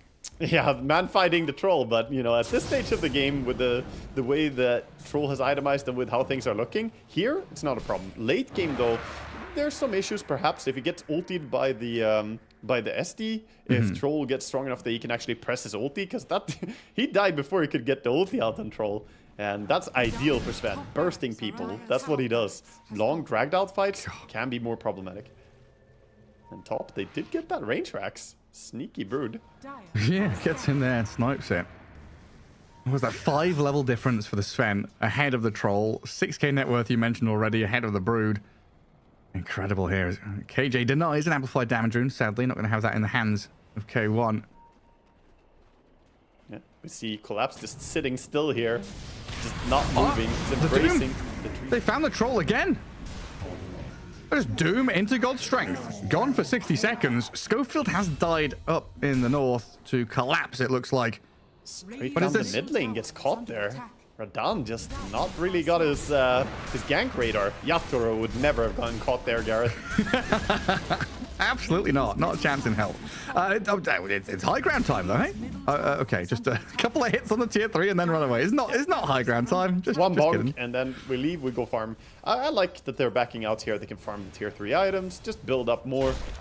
Going high ground into this Sand King is a risky business. You could always pop his ulti, and you don't have Sven ulti anymore.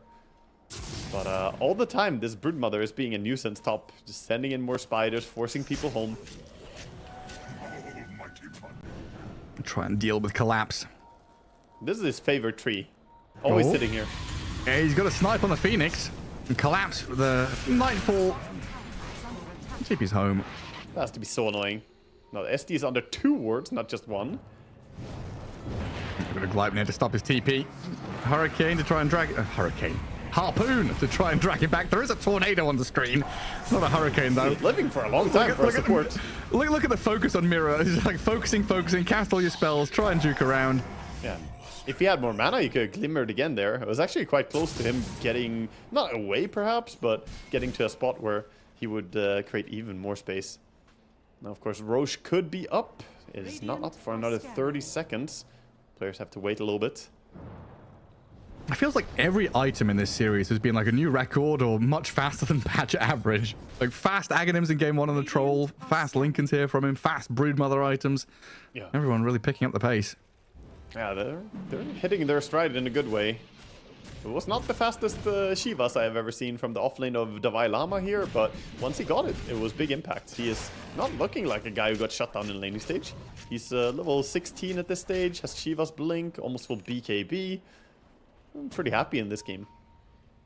I mean, what the Doom had like 6 last hits minute 3 or something, right? Like it was rough. Yeah, he barely got to touch the creeps on his lane, but that's the thing about the Gluttony Facet too. You get 2 charges on the Devourer, so it's easy to get max value for that one. Sven now taking up this Roche fight very quickly. 2k crits, man. He's dishing. Seriously big damage. He did all the work, and Ember just takes all the fruit of his labor. This gives a lot of freedom though to him, doesn't it? Yeah, Ember with an Aegis now, he can just dive in. He is going to pass over the cheese at least to the Sven, so he has that. God, how many swords and weapons does Sven need? All of them. Harpoons. Daedalus is like a weird crossbow. What's this broadsword for? Are you buying Shadow Blade then, I guess? Oh, it's from the mom. It was from the Mask of Madness. Yeah.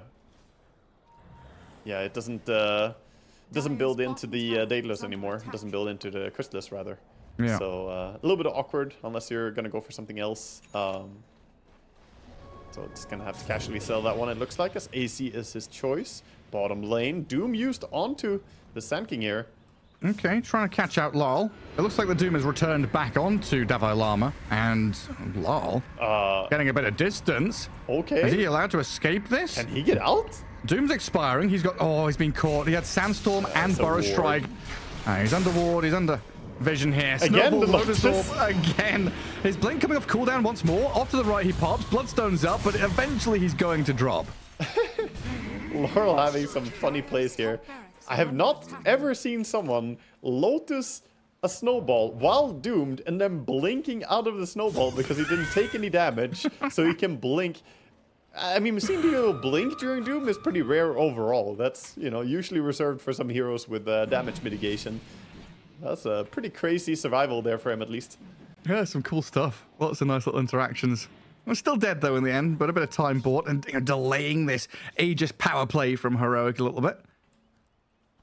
Yeah, Heroic leaving the Ember to defend top, and meanwhile, the Sven is saying hello to the base here. And hello to the Enchantress. Almost saying goodbye to her as well, but Miposhka has the attendance. Back up we go to full HP from about half. And Fighting Glyph mid. expended. So Sven runs away from bottom lane. Mid lane, they're having a bit of a scrap there with Davai Lama and Schofield playing forward onto Radan. Looks No like God Miposhka strength has anymore. deterred K1, continuously impetusing him as he tried to push. Sven is just gonna say, okay, you know what, I'll back up, I'll farm up. He's gonna work on his level 25.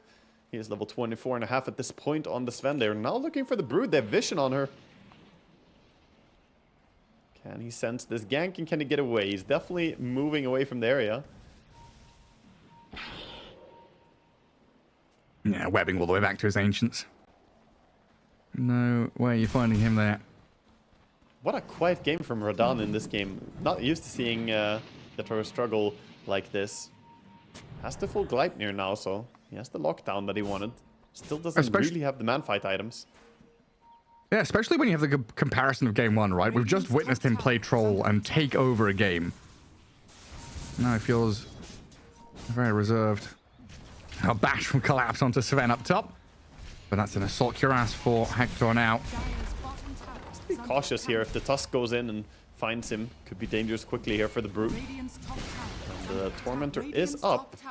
Let's see if they're just going to go high ground. Yeah, we've got to start thinking about buybacks at this point. I mean, at 32 minutes in, Aegis still in hand for a minute and a half. Sven's on your high ground, and you've only got a Brood buyback. Okay, they ulti him, slowing him down. Where's the Sand King? And we go with Lol. Onto the Sven, and down he goes. Not a chance to cheese or heal or stay alive, it looked like there, as he just gets popped out. So does Schofield. Beautiful turnaround. The Sand King delivering right there, and the damage. Surprised they actually bursted him that quick there. Sven probably didn't expect to die. No. Of course, he doesn't have the Aegis pushing high ground. That is the danger of putting it on the Ember. Oh, cheese was in backpack for the Sven, that's why. Even if he had it, he had BKB and Satanic too. He couldn't use anything. True. So even if he had his cheese ready, that would not have saved him there.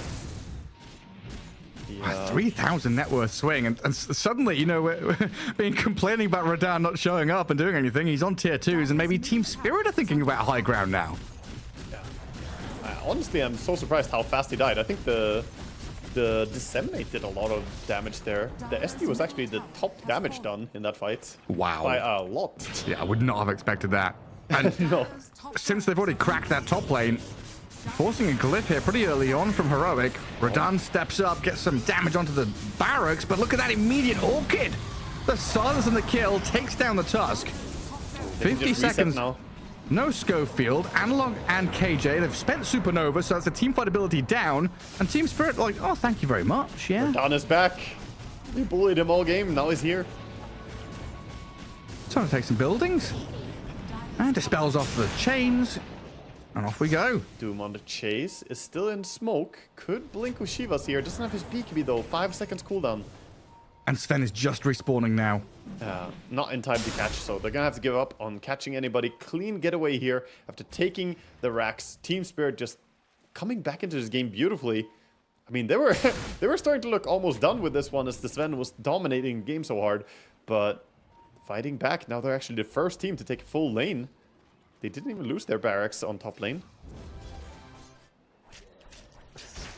Yeah, I'm gobsmacked. Honestly, it's like the flow of this game has very much been, you know, heroic building and building, getting into a position where they're going to win this game. And now Team Spirit are like, well, no, we take a Rax, we take a Tormentor, we grab a Wisdom Rune. Our Troll is now looking pretty damn good. Yeah, and he's gonna go and get himself some HP here again. Doesn't have any Paladin sword though, so lost his HP regen from the ulti there, or lifesteal. Yeah, they're in a great spot now. And they're even scaling up on a lot of heroes to start being useful. Like the SD is closing in on an Aghanim Scepter. Hench though, she's being targeted. Maposhka, pretty tanky. 4 staffs down to low ground. Dispel. Still has 21 and a pipe to play with as well. What is that heal? It looks crazy, dude. 4 extra overprotective wisps. Hey, listen. Hey, listen. That's a lot of heal, dude. Hey, listen. That's all I see and hear when I see Enchantress with Nature's Attendants. It's just Na'Vi over and over again. Yeah, it says 12 wisps, and they all heal for 16 per second, huh? It's quite a bit of healing. It's not too bad. It does have the pipe, of course. It's only Sven that scares her on the edge, or getting doomed, but I think he's happy to get doomed. If he takes the doom, then he's his scores are not getting doomed. Yeah, your Troll's not doomed. That's massive in the fight. Yeah, Brute again throwing question marks at the base of the Dire here. Oh, you guys are leaving your base? Look at this. Arachnophobia. Oh my god, there's dots everywhere.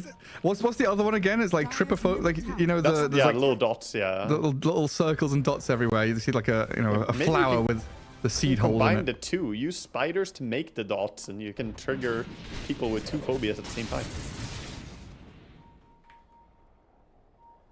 Okay, trichophobia is hair. That's not the one I'm thinking of. Trypophobia or trypophobia. Right? Yeah, yeah, there we go. I was close, but wrong consonant. Just spread out a bunch of spiders on the canvas. Please don't do that. Oh.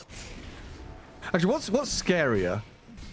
1,000 spiders or a single mother spider with 1,000 eggs? Need question here. This gank though, are they gonna be able to burst the Sven? I don't think so. Oh, Hector, he's all smoked up with his team. Both teams in smoke. Interesting lines drawn there. KJ is thinking about heading back to Ancients after sweeping through that bottom jungle. I think 2.5 minutes for Roche to respawn as well. They're expecting somebody to be outside of base down here, but all of Team Spirit here are sitting in their own base with the smoke. They know that it's not safe to go out right now. Good read. I like the 1 extra range creep that's pushing bottom creep wave right now. It's like, I'm like you guys. Oh, So where are we? It's 2 minutes until daytime, 2 minutes until Roche spawns. He spawns So we know. right before the swap. And we know where he'll be. Yeah, he's gonna be top for like 1 second, and then he's gonna say, no, I don't want to be here, I want to go bottom. That's unfortunate. Heroic are setting up here. Yeah. Sven with a Linken's, by the way, could protect himself now against the stun from Sand King. Any panic initiation can be prevented.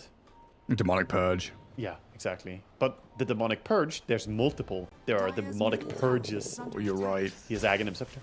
He's got the charges now. Well, they start with Gleipnir and some impetus shots on Sven. And stack some poison. Mirror Gleipnir. Schofield's in. Snowball straight onto the Shadow Demon. They've taken out Mirror. Larl looking worse for wear as well. Under the Sandstorm, it's not providing any cover or protection. So Sven just brings massive damage as Meposhka is now the one in their targets. In the sights of Sven, a triple kill for K1, and they're back into the groove again. Support's just getting too close there, being a little bit cute with the poking. Now TP towards the outpost here. Looks like Radon is gonna get out of this one.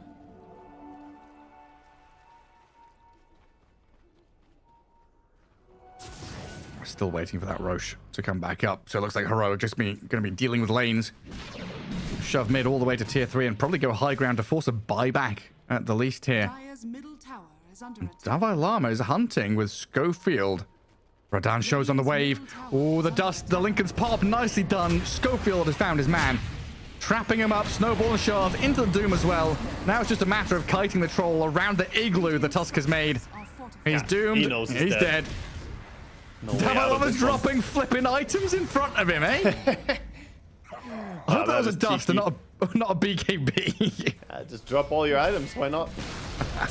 Meanwhile, K1 pushing high ground here, not too worried, but there are 3 heroes around and Sanking soon to spawn. None of these heroes really scare us, Sven, though. BKB coming off cooldown soon. It's the Sanking he has to watch out for. And his God Strength is ready pretty shortly as well. Mid lane shoved in by Analog. Double damage rune has spawned down south. We'll see if that Ember is able to go and get it. But it looks like now, yeah, the bat signal in the air. Roshan, they know he's respawned. They know he's in the bottom right-hand corner. Yeah, they're gonna go for it. Sven is getting so farmed at this point that I'm not even sure what he's gonna go for. He's going for an overwhelming blink, it looks like. But what does he replace at this point? The harpoon, I guess? It's a pretty big item to replace as well. The Lincolns maybe backpack BKB. He used it. We'll see what he goes for. It's kind of I have no answers. Yeah, at this stage, Aghanims doesn't look too bad soon as well. And by the way, refresher on Doom. Huge to get this bottom Roche. Now you have double BKB, double Doom with Timeless Relic on him as well. Oh, that is powerful. Meanwhile, in Spiderland, tier 3 tower in mid lane being chipped away at. Yeah, but it's really not very quick. It's very low commitment always, just sending one spider at a time. Dalai Lama. He all chat pinged the Nyx Assassin damage that was dealt to him when he was playing Brewmaster, and now he gives it back to Radan's troll. True. I mean, it's a lot of damage. The Timeless Relic makes the Doom insanely high DPS. The amount of damage you can deal. Oh, Brood trying to fight. Gonna have Who to was TP. that? BKB's up and turns onto Schofield again. The Doom is here from Dalai Lama, though, onto the hero in the midst of all the spiderlings.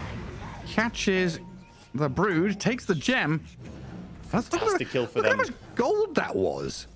Yeah, that's insane. 1700 gold almost. Non-hero did 1 total damage to... Is that dust or what is... No, what? I mean, it does 5. What's the non-hero? Who's the non-hero? I am not sure about that one. I guess a creep somehow? There was a random jungle creep? But would that not just say the Dire did it? No, if it's a neutral creep. Oh, right, okay. Maybe it was a satyr getting 1 auto attack or something. And then with auto. 1 damage. I don't know, man. I'm perplexed. Where's the combat log engineer to find out who did it? I need to go back and analyze that one. Oh yeah, Brood down. Has buyback, but this is Heroic with Aegis in hand for 3 minutes now. So it's going to look like mid and top lane pushed in. Take a bit of position in that Radiant Ancient spot and think about how they're going to approach these barracks. And they're looking to go up soon. The Sven is ready here. He just needs his creep wave. Been waiting for it for a little bit as they fix the lanes. He's going in now, popping the ulti. He's stunned up. He's very tanky though. Pipe on him, Sunray behind him. Pops the BKB, the Lincoln is there from Rodan. Nice disruption to buy time against the Warrior's Punch and initiation from Schofield as K1 retreats now. Dalai Lama's gone in, stunned up by Lowell under Sandstorm, but their buildings are still crumbling. Pummeled down by the Hector Sven. And full retreat now from Heroic, it looks like. Backing out. They don't have the BKB anymore on Sven. He has backpacked it as it is already used. Doesn't mean it's ticking back a little bit slower. There's an awkward part about being so gear slotted, having this Aegis in hand. A big 5-man smoke as well from Heroic. Yeah. Where Team are we Spirit, going? They need a fight here. They need to enable Brood, let her auto attack in the fight. Yeah, I mean, it feels like Collapse is the real carry in this one. He really is, yeah. With the butterfly, he's the one who can stand toe to toe. Look at that. 452 spiders being... Yeah, good on you. Well done, Heroic. Destroy them all. Wow. 4,068 gold from spiders. That is more than I would have guessed. Yeah, like 2.5 grand for the Ember Spirit. That's pretty damn big. He has been killing. Look at those all of last them. hit values as well. Yeah. Got crazy CS. 819 on the Sven, 600, 700 now on Ember. Everything is going into crazy territory as we have level 25s coming in. Troll has his whirling axes, piercing immunity. The Ember, of course, also hit 25 for a double sleight of fist. Going straight back up to high ground. Davalama's leading here. They've got vision on the Sand King. Lotus Orb on him, though, as the Doom tries to get into the back. Doom's the Shadow Demon, I believe, there, and then turns to try and fight into the Troll. Another one connecting onto Radan. He's got buyback, and he's going to have to use it. Mira does buy back to try and fight here as Heroic. They're standing their ground, but the Sven is dying. He's been pummeled down. First life gone. Swaps in his Titanic. Still BKB on cooldown, 6 seconds for him. The Troll is here with the help of the Sand King, though. A lot of stuns comes his way, so he cannot lifesteal back up. And now the BKB is ready. If it wasn't for the backpack cooldown increase, he would have had it on the respawn there. Could maybe have done something. I'm not sure he would have lived anyway, but this is now the moment that Team Spirit have to make a lot happen. They use the buyback control. They have to at least force the Sven buyback here. Ideally, they get some racks as well. Hey, what did Heroic get in that base? Like, they got tier 3s previously. They killed the range racks previously. This second... Dive for kills, force the buybacks. And then lose the fight. And it's double Doom as well. That was your refresher used up. And now Spirit are the ones knocking on your doorstep. Oh, they buy a late Blade Mail here on Doom. 46-minute Blade Mail purchase. He's trying to counter out the damage output of the Troll and the Brood. It's a pretty cool way to go about things.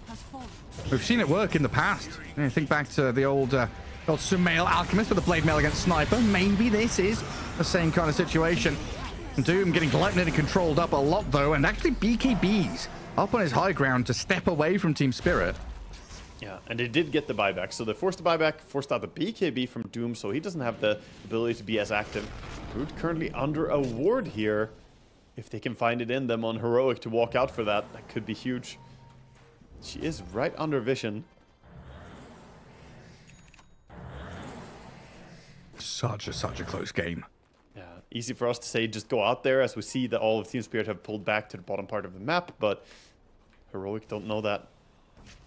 This pesky Broodmother is such an annoyance, though. Like, coming out of the mines of Moria, bringing, what was it she called, Shelob or whatever from Lord of the Rings? They're coming out here. I thought this was the private investor, the funding for Ember Spirit, his private little sponsorship. It's given a fair amount of gold over, but it's still a threat on the map that they have to contend with. BKB TP, Tusk coming in, but doesn't get the Walrus Punch in time. He didn't have Blink to get even closer. It's a lot of damage with Fire Spirits and Doom, and you're not healing back in Fountain, though. The Brood he's just dead. Is Brood dead, by the way? Yeah, he is. Even with the disruption, not enough. Slowly ticks down that Timeless Relic, showing how dangerous it is to get doomed by this this powerful long duration. And he can now pick his talent. He's 25. Does he go for the mute? Does he go for the break? Both are valid options here. Break against Troll, really impactful, but he's gonna go for the mute. No more TP outs. No more Lotus Orbs. Yeah, no more items at all. No more Blink Daggers during my Doom. Yeah. How mad would you be if you Doom someone and they blink not once but twice during your Doom? I'd be pissed. That's the first time I've ever seen anything like it, man. That's the beautiful game. This game is getting into crazy territory, though. We're 48 minutes in, still no signs of who's going to be the victor here. Team Spirit still holding on to the advantage of having taken the full top lane of racks, but they lost their range racks mid, and their entire base is exposed. All the tier 3 towers are gone, and the map belongs to Heroic right now. Yeah, I mean, that's how important that Brood kill is. Like, your top lane's pushing out, you're able to step out on the map, get stuff done, posture, play aggressively, and you're looking at mid lane here. Analog starts things out with the chains into Gleipnir. They've popped the Lincoln Sphere. Lama now can Doom up the Troll. It is Lotus Orb back onto Doom, but I don't think he cares too much. He's got the AoE Doom now. Disruption there buys a bit of time, but the Walrus Punch in the back. Schofield found the Enchantress. Troll is dead for 2 minutes. And Team Spirit, they've got no carry anymore. Brood is still dead. Lar's being burnt alive. The Sand King trying to stand in here, but it's sand against ice. The ice is winning. The fire burns him down, and Dalai Lama's diving even deeper.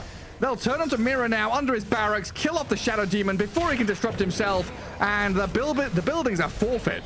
ST also no buyback, can't get back into this fight. Brood is up now, but he's trying. Hey, Blink stuns 3 of them under the sandstorm. It's annoying, but it's just not doing enough. Doesn't really threaten them that much. Without the Aghanims, they can easily just walk out. They leave. And now he committed a sandstorm up there. Soon he has another one, but they're just going for buildings. Push mid, go bottom. Maybe even looking to go throne immediately here, but they're gonna secure the Mega Creeps first. Still over a minute on the respawns for both these players. And Lal is just trying his best to stay alive and buy time. Don't let them get Megas. Hey, he's dead, but you're right. He has buyback. He will snap use it. Knowing that there's still a minute here where Troll and Shadow Demon are on the sidelines. Another Blink stun. Connects on 2 of them, but he's going to get turned on here with the BKB Doom out. Sand King's in trouble. He looks dead on my screen. Meposhkia, you can't save him. Try and do some damage back into Divine Armor here, but the Doom incredibly strong. Oh my God, seeing this Doom perform after what? Oh my God, you're right. The Dire Base. He almost got him with the TP, the travel back. That's why they blinked in for the cancel. I'm trying to catch this Broodmother now. Where is she? Oh, hello. Collapses over there. Schofield's got eyes on. You can't above punch the me mines. up here. They see him, but they don't have enough to catch him. Gleipnir not in time from the Ember. Staying alive. They're still somehow in this game, Gareth. Absolutely absurd that they managed to find a way to hold. Not only hold, they still have their melee racks bottom and top. Somehow Team Spirit are stabilizing. They don't have Sand King though. And the push is coming once again here. Refresher's up for the Doom. He has Doom ready in 28 seconds. And there was that chance to win as well by just killing the throne. That's all that matters. Is the throne alive or dead? That's going to be a glyph reset here as they take out the Mega, or the melee Rex. Going for straight push here. Throne. Yeah, straight to tier 4s. Looking at the throne. No Sand King for 50. Glyph is up, like you said, reset. Inko Sven, though, towards the back. He gets cleaving both supports. supports, taking down the Shadow Demon, and by extension, the Enchantress. Now it's a 2 versus 5. Brood Troll again, and Ratting. Brood up against Troll's everyone TP. from He Heroic. wants to Wrath with her. He's got TP on the Brood. They're going into the throne on the Dire side of the map. The Radiant The Throne Glyph. is dying. Oh, you're right. They've got Glyph on the Dire side, so GG called as the Radiant Ancient will die. Good attempt from Spirit, but in the end, a 1-1 tie. That was a nice try in the end to try and bring this game back, but Heroic, man, what a tenacious team. They worked their way back into this game. There was definitely no way that I was going to expect the Doom to be the biggest and strongest player after we saw how this game started out. But between him and Hector, they looked absolutely unkillable and just unfazed in the fights. And then we have Analog, 11, 1, and 16. All the course just having a flawless game on Heroic pretty much. Yeah, absolutely incredible stuff. I mean, this felt like it was a bit of a trial run by Team Spirit. You know, collapse on the Brood, bringing back in the Laurel Sand King to see how it does. You know, going for something that they've not necessarily tried and tested in full professional play from what we've seen, you know, stats-wise. So definitely a little marker against this game for them. But, you know, Heroic, you said it right, the tenacity, the resilience, the way that they're kind of scraping their way by in the laning stage to get to these timings. They hit it so hard. You know, what was it? 16, 17 minutes in, they come out with a massive team fight. Then Sven is ready 20 minutes in. The early timing hits here from Heroic were very nice. Yeah, and all of it due to them really understanding how to play for vision as well. They did a great job with the wards throughout this game. They had good wards to keep track of the Broodmother, always dealt with their split push in pretty good time. And yeah, just really, really nice reads overall by Heroic as well. Not getting caught out by too much of what Team Spirit were doing. Team Spirit, you know, this mid-tanking, again, I think there were moments like right there, we saw the big fight where it actually worked out really, really nicely. But I feel like it lost a lot of tempo compared to the Ember Spirit on mid. And Ember gonna build up that win rate even higher, Gareth. We've been hyping this hero. I've been saying it since before the tournament started that mid Ember is still crazy in this patch. And he's gonna increase. He's almost 75% then, I guess, win rate now. Yeah, what do you think? 31 games played, 23 games with the 8 losses. So yeah, getting up towards, you know, 74, 75% win rate, looking incredible as a pick. I mean, this was a reasonably early Ember pick as well, right? Second spot in the draft? Yeah, they revealed it fairly early, and I think they had a good understanding of how the game was gonna play out. No cheese this time as well. They banned out the Dazzle, so no last pick Dazzle to screw over that mid lane. Right. And yeah, looking back at these highlights, man, it's just every fight is Team Spirit having to be creative and Heroic just looking so strong. The Sven was the be-all, end-all carry in this game. He was just destroying people. There was one moment where he overconfidently pushed the top lane, but beyond that, he played a beautiful game. Yeah, great stuff. And then look at that. Analog and KJ there. Nice bit of camaraderie at the end of the game. Oh yeah, the firm grip. Yeah, very well done by the Brazilian boys for sure. And I think you're right. You know, you see the Sand King, and it was a second pick Sand King, and then the Ember was the response to it. So it's kind of like, okay, we know how to kind of get through that lane. Ember's going to have an okay time, and then come mid game, Ember Spirit's going to be like poking and prodding, causing issues for the Sand King, and having maneuverability around that Sandstorm. You touched on it quite early on in that game. Team Spirit, yes, decent at finding a spot on the map and fighting around it. But if Sven, Doom, Ember, Tusk, Phoenix all have maneuverability tools, they can just avoid the Sandstorm. Yeah, they really can. And the MVP for the match, I don't think necessarily it was going to be a collapse for the game 2 here. But yeah, he tried really hard. He brought a lot of good fights back here, but I think I would personally still give it over to Analog here. He was definitely MAP, most annoying player on the map. That Brood Mother, cutting waves, split pushing, being a little ratty brood. Very annoying for sure. You know, maybe kind of test or proof of concept for the Brood Mother for Collapse. Even though they lost the game, would you say this is still a hero you would pick for Collapse, showing that he can play it?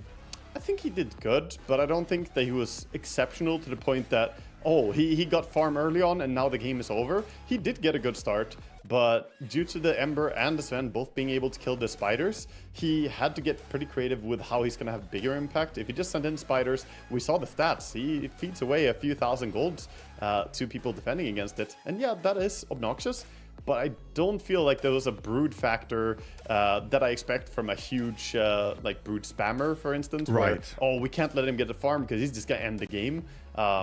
So it's nice to see that he's comfortable, he can play it, but sadly it's going to be another loss on brood for that tournament record. Yeah, not looking particularly hot there. Yeah, just an incredible comeback, you know, in this series from Heroic, and an important one as well. We talked about it at the start. It was important for them to get W's, of course, for both these teams, as I believe we've got Kafs on the line here for an interview from Heroic side, as they did take that game number 2 up against Team Spirit. Kafs, congratulations on that second game victory. I just want to come back to game number 1 for you guys, though. Do you guys think you were outdrafted in game 1? Did the Troll and the Dazzle cause you massive problems, or did you think you had answers to it? I think the game was a bit hard. I wouldn't say we outdrafted them. We had some answers, we had some good timings, we had ways to deal with their heroes, but our lanes were too bad, and then the game got hard from there, like way harder than it should be. But it wasn't easy from the start. Yeah, like at some moment of the game, I believe we were just lacking damage. We couldn't like kill the troll. It was really fucking hard. And then this game, we made a better job on answering it. That's my perspective. That's cool. Yeah, definitely a much better job. Game 2 looked incredible. And thinking about game 2, Waga touched on it in the game, and it kind of reminded me as well, reminiscent of old Beast Coast, where you guys are so good at team fighting, choosing moments where you're hitting your timings and feeling strong. Who is the main kind of shot caller or director when you get into kind of 16 to 20 minutes where you take this first big fight? It's for sure our captain, KJ. Yeah, he tries to find the right opportunities. And it worked really well for us this game, right? Because they got the first Roche, and we were there, right? Ready to catch them, and they weren't expecting. They got surprised, and we killed everyone. The ages didn't matter. I think that play was the most important play of the game for me. I think after that the game was supposed to be easy, but we just made some trolls. You know, we're not perfect. You know, we still need some things to improve and to get there. But yeah, that play was the most important one and connects to what you're saying. And after that, the game was supposed to be smooth. So, congrats, first of all, on the second game there. That looked very dominant. And I want to go back to the game didn't start out that well for you in laning stage. So I want to think from drafting perspective, does your team care more about the laning stage being strong or having stuff that can activate in the early mid game? Which one's more important, or are they about equal priority for you guys in the draft? I think it depends a bit on who we're playing against. You know, against teams that play faster, we need to have better laning phase. Against teams like Team Spirit that they like to play slower and hit their timings, they play for late game. Lanes are not that important. But yeah, you actually need to go and find a balance between those things. Like in general, like of course you take this consideration of the team you're playing against, but you need to find a balance. There is no way around it. Because sometimes you can have the best draft ever. If you don't have good lanes, you just don't get to play the game. Yeah, I'm happy you guys got to play the game there and taking a 1-1. So congrats and good luck moving forward. Thank you for joining us for this interview. Thank you. Thank you so much. Yeah, nice to hear, that kind of defining moment, KJ, the captain, kind of leading the charge and making that, kind of important shot call decision of, they're roshing, go take this fight, we'll surprise them kind of deal. Nice to hear that there is that, driving force that gives them that opportunity to show their impact. Yeah, definitely. You need to have someone with good clarity, and people need to rally behind a decision like that. And we could see that they really did that. That is the main way they brought themselves back from a pretty rough start. We can take a look at the standings as well after this series is done here, see where their teams are going to be in this group stage, of course, as things are shaping out a little bit here. We have a few games under our belt now, Gareth. We can see things. Yeah, we do. Yeah, Falcons as well, it looks like they have brought themselves up, lifted themselves up by their bootstraps, got out of bottom spot and in the middle of the table, where Heroic are as well. They're at 4-4.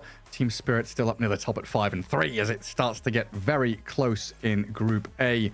Man, maybe we didn't have too many tiebreakers in the play-ins, but now it's starting to feel like we'll have some tiebreakers here in the main group stage. Yeah, there are so many teams here as well, so I feel like there are more chances for the tiebreakers. But yeah, Tundra establishing themselves at the top of Group B and quickly followed by Extreme Gaming, who have been looking very, very hot as well in Group B. But after seeing a few games here, do you have a feeling like Group A and B, do you feel like one is stronger, or do you feel what we talked about earlier, that the teams are actually quite balanced in the two groups? Yeah, I feel like they're quite balanced. I think this is something that we maybe won't see until playoffs, where it's like, okay, these teams emerged as the big dogs, right? The teams that are going to be vying for the title. But yeah, I think the team, anyone on any given day, it feels like in this group stage can take a game or take a series off their opponents. I think it's quite close in that regard. But that wraps up our first series of the day here on the B stream, as day 7, we're about a third of the way through. Up next, Extreme Gaming against Tundra. So make sure you grab a drink and come back for that banger of a series. We'll see you then.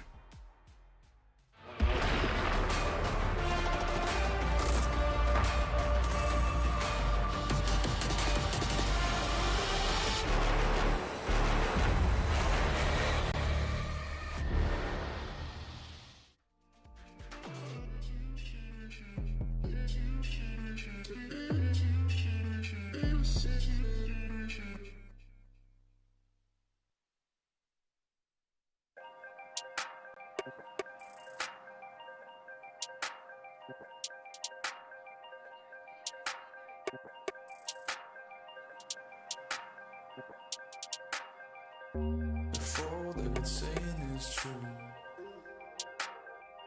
there's a war before your eyes. Tell me, can you see right through? Right through, right through. Down through the wires and the pipelines. We go disconnecting from the city and the skyline. This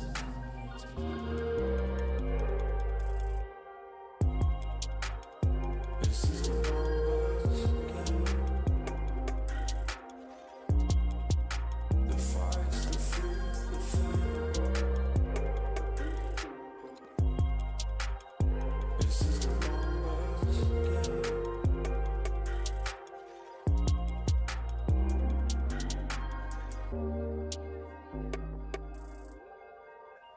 Counting up coins for a soda can.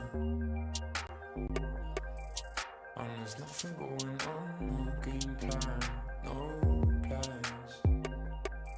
So I'm jumping out the fire, back into the frying pan. I'm trying to disconnect from the stats and the spray tan.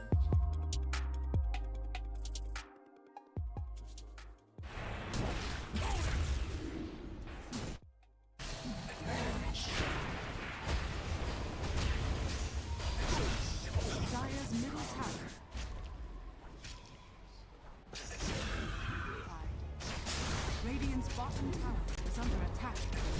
Dire.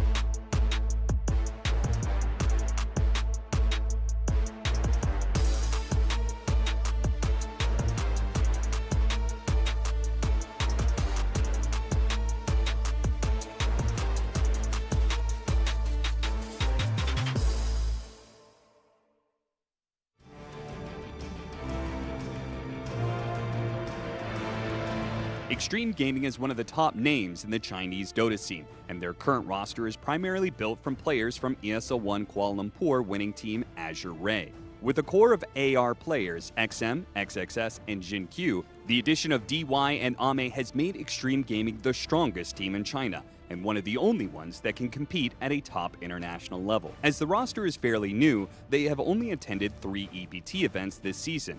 Both the carryover points from the previous Azure Ray players, they had a bit of a head start in the season. The first EPT event for Extreme Gaming was Dream League Season 22, where they took down Team Spirit and ended with a solid 3rd place, falling to BB Team. ESL One Birmingham went quite a bit worse, however. After a fairly weak group stage, they lost to G2IG in their first playoff match and went out at 8th place. The most recent EPT event went a bit better, but still really not good enough considering what Extreme Gaming are capable of. 4th place at Dream League Season 23. With previous Riyadh Masters winners Ame and Jin Q on the team, Extreme Gaming are a team that shouldn't be underestimated, with potential to take down any team in the world. Will we see our first 2-time Riyadh Masters winners this year?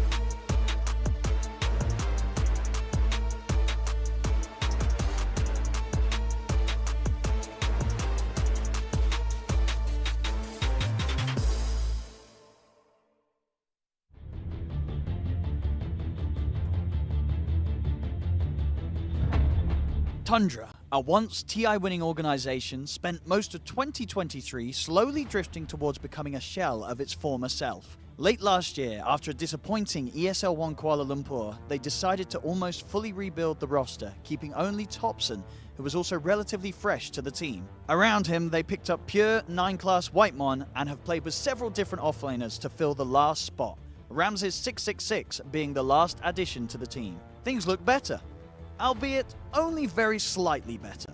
Dream League Season 22 ended with a rough 10th place, but heading into ESL One Birmingham, something happened. Despite Toby standing in as their offlaner, they smashed through the group stage and even beat Falcons in the first round of playoffs, before losing to BB Team in the upper bracket and then getting knocked out from the lower bracket by the team they themselves put in the lower bracket, Team Falcons.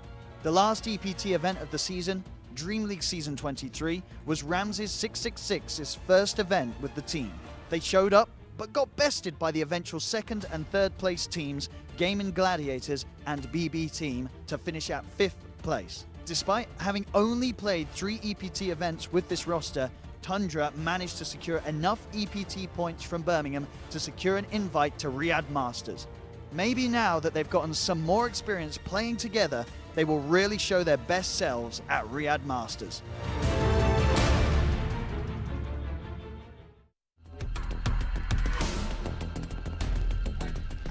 Hi everybody, welcome to another Riyadh Roundtable. Today we have Topson, just kidding. We have Pure and Ramses from Team Tundra. How you doing? I'm doing good. Good. Good. Yeah. That's good. That's good. Great. That's. What's up with a Pure life? What do you do outside Dota, brother? I mean, I'm just meeting my friends, you know, sometimes I'm going to gym, sometimes I'm just doing my stuff and, you know, like watching some videos, just chilling, you know, living good life. Hell yeah. What kind of videos are we talking? You said you were watching videos, like movies? I mean, just casual YouTube videos, maybe some scientific ones. Like, scientific ones? Yeah. I mean, such as? Yeah, such as, I don't know, like, there is a lot of videos on YouTube, you know? Well, you watch scientific videos. What are they about? I mean, I like space. Space? Yeah. Very good. Do you think that we'll ever make it to another planet? Humanity? Colonize another world, Pierre? I think this question is not for me. It's a question for Seduction Slugs. No, I'm asking you. You said you like... what are you interested in space, then? I mean, a lot of things. It's hard to say like that. Like, a lot of things. All right. You give a shit about space, Ramses? No. I don't give.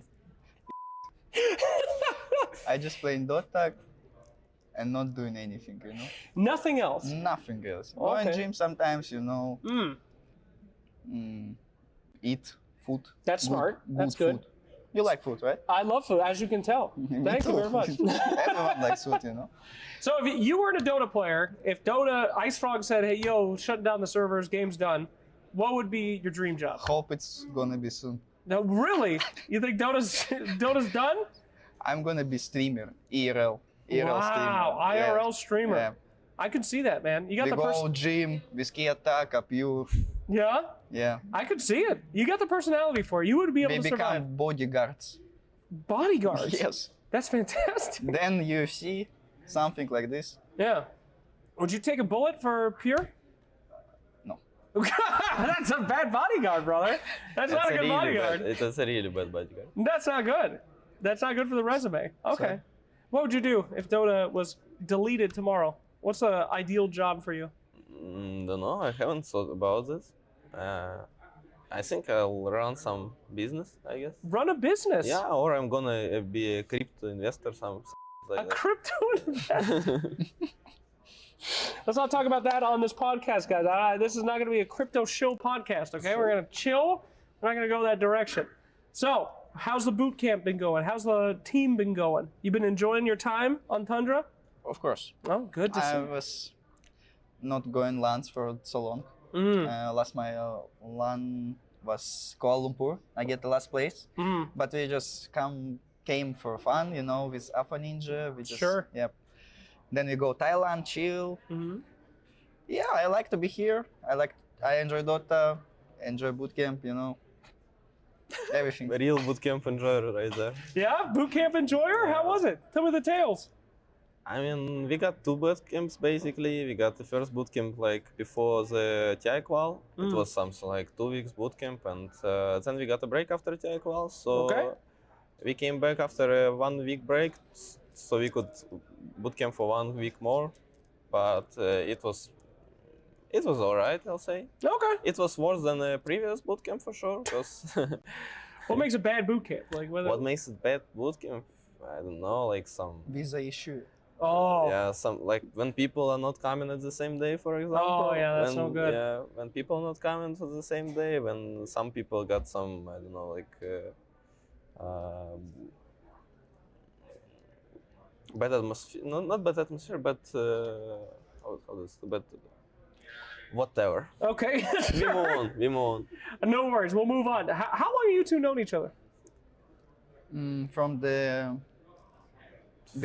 not Berlin Major. From the Bali Major. The Annie Major? Yeah. That was a long time ago. Bali Major. Oh, the Bali Major. That wasn't a long time ago. That was a bit only a year. Okay. I mean, we just meet in the internet, but on like real life, we meet on Bali because he didn't get visa on Berlin. You know.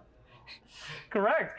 So, how long have you known each other, like on the internet, like seeing each other, you know, in games and stuff like that? Maybe. I mean, hard to answer this question. I mean, I watched Dota for some quite time, so I knew who Ramses is. Sure. But I don't know who is. Of course. Here. Yeah. I know him when he go VP. Yes. Oh. Yes, when Bulk take him. Bulk. Yes. Yeah. They asked me to join. They told I need time to think, and they take him. Wow. How'd that feel? I mean, it feels good to be this good. You know? That's how I know him. Okay. I think Pure. Who you take? Pure? What? Yeah. I don't know this guy. Oh, well, beautiful. Were you mad at him? You know? No. Oh, okay. Maybe. Well, a little bit. Yeah. Fantastic. So, if you guys were to build a team, a dream team of Dota that would win this event and all of TI, who would be on the team? Both of you were stuck on it together, by the way. You can't. Stuck together? Together? Yeah, you're both on it. But what role I play? 5? Well, whatever you want. Dream team. Later on, I play 5. We lane with Pure. No, you don't have to lane with her. You're just on the team together. I mean, we good. I'm 5. He's okay, 5. no problem. I became solo soon. Great. Became solo, then we go. Yep. So I can start with 5 position, right? Sure. Ramses. Okay, great. Position 3 is going to be Collapse for sure. Wow. No doubts. Okay, no doubt. All right. 4+4 we got. Roger. No. Vitalaya Melnitz. Who? Vitalaya Melnitz. Okay. Safe. Okay. Oh, Safe yes, guard. yes. For Me. For carry, we got me. Okay, of course. Of course. Scooter. Scooter? Or Topsiner? Topsin. Well, this is through all of Dota history. You not just now. Dendy, of course. Dendy. Dendy, yeah. What Dendy year, push. Dendy? Huh? What year, Dendy? You know? The second TI. Second TI, Yes. Dendy? What is Prime Dendy. Prime Dendy as mid? That's hype. That's a good squad. Yeah. And then coach. Oh, coach. Flaxon coach. No, that's- Coach for Dendy, for Dendy. For Dendy, yes. that's great. Personal coach. Thank you guys so much. That's a life coach. Manager, we take bonkers. Bonkers manager. That's you guys are really getting into this. Social media person? Yeah, of course. Who are you grabbing for that? Social media. Mr. Beast. Mr. Beast Yes, is the of course. social media guy. Yes. That's great. This is the most successful team I think has ever You like? happened. Fantastic. All right. You guys play any other games besides Dota? Not really. No? Not really. Yeah. Focused up? I mean, I like Minecraft. Like Minecraft. You'll be a Minecraft streamer, bro. I mean, I'm going to try soon. Wow. Would you invite Ramses into your Minecraft world? I don't like. It's for kids. It's not for children, you know? It's just, I'm very old, you know. yeah. You don't know what he's saying. You know, I remember his first event, and he was 10 years ago. Yeah, that was a long time ago. And it was he was the youngest guy, you know? He was like the kid in Dota. Yeah. And- I mean, he probably got no time to play Minecraft. That's why he's saying. That's why, yeah. I mean, they lost my keyboard on the studio. That's right. That was a good time. Did you ever get that keyboard back? I mean, they asked me to play on another keyboard. They steal from. Oh, I remember. I remember the from Ramses keyboard Chinese incident. steal. Did you ever recover it? And I say like, I don't care. I can play on this keyboard because it's same. But Goblak, remember Goblak? Yes, I do. He said, no, we're not gonna play on like only on our keyboard. We should play, and then it's delay like 2 or 3 hours. Yes. And then we lose like 20 minutes and go Yeah. out of the tournament. That's like one of the iconic Dota moments. There was like the Shanghai Major. There was Ramses' keyboard. It was like the most important moment in Dota history back It's a good then. meme. It was a very good meme. Did you receive it back though? Did you ever hunt for it? I have a lot of good memes. Why do you keep avoiding this question? Where is Ramses' keyboard now? Oh, in here. Backpack. Okay, all right, fine. Backpack. We'll leave it. I have only one. That's a dark thing we don't want to talk about. Fantastic. All right. Here, who do you think is the worst person on your team? What the question? I'm just saying, like, you know. Me, of course. Who do you think could improve? In a joking manner, not serious. What's one thing that if someone on your improve team... as a person or as a just player? in general. What's one thing somebody on your team could improve on? I mean, tough question, honestly. Like, it's tough question. I mean, I can say everyone can be better. Yeah. Anytime, you know. That is true. Is there anything you would want to improve on, Ramses? I mean, I'm a worst, you know. You- I don't care. Oh, It's just no. new role, you know. I just play not like long time. Oh, I wouldn't be that way. You guys are doing fine. It's all good. Come on, that's confidence. It's fine for me. I'm confident on myself. That's you why go. I'm here. All right. Out of all of Dota, who's one person that you guys would not have on your team in the future? Dukalis. Let me think. Out of all All of Dota all history. Dota history. All of Dota history. Who's one person that you would not probably want to play with? I mean, some pub. Some like. Flame him! Flame him right now! Who's the guy in the pub? Who's the guy in the pub? Who's the guy in the pub you would never want on a pro team? Letter numbers. Argdota. Argdota. Okay. Argdota. Just Argdota. I mean, I'm the same page. The same? Yeah, I have a lot of maybe I would ban him. Arco Queen. Oh, wow. That's correct. I get that. Yeah, for sure. If you could delete one person, ban them from competitive Dota, who would it be? Argdota. Okay, got it. But he already banned. You Yes, need to yeah. choose You already another one.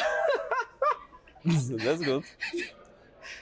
All right, guys. Unfortunately, this has been a blast, but we were running out of time. So I mean, we're sad. not gonna ban anyone. You would ban We're anyone. good guys. We're They're good All guys. good Just guys. Argdota and That's it. unban others. That's the one guy. Yeah. All right. Well, maybe if you win this tournament, Ice Frog will listen and bring the ban hammer down upon Yeah, him. I'm gonna DM. Okay, fantastic. Shout him out when you lift that trophy. We'll see if it happens. But thank you guys so much. Tundra, it was a pleasure getting to see you guys. Thank you for coming. Well done. I'm proud of you guys. That was a good one. All right. Well, you see more Tundra coming up here at the Riyadh Masters, so don't go anywhere. Goodbye.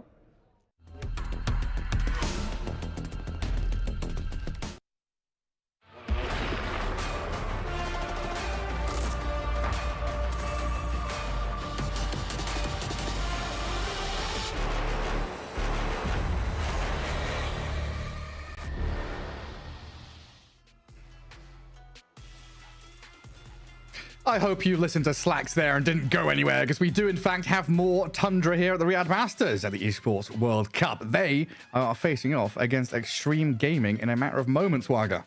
Yeah, we have a hype match here. We've been following a little bit of Extreme Gaming ourselves. We've cast them. We've seen what they can do, the curveballs they throw in the draft, and also how they play. And honestly, Ame looking so good as well lately. So that's going to be really exciting to see how they're going to match up here against Tundra, who we just had a pretty fun interview with. Did you hear any of the stuff there in the interview that you react to?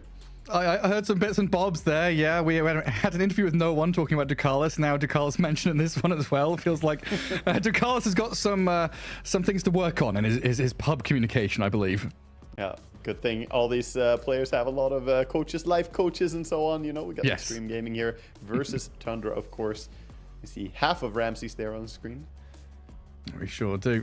And yeah, just thinking about where they are currently, Tundra up at the top of their group, 5-1 in game wins, as Tundra have taken down Entity and Mouse 2-0. They drew 1-1 with Liquid, where Extreme Gaming may be a more challenging time. They 2-0'd BB Team, looked good, but 1-1 against Liquid as well, and 1-1 against Quest.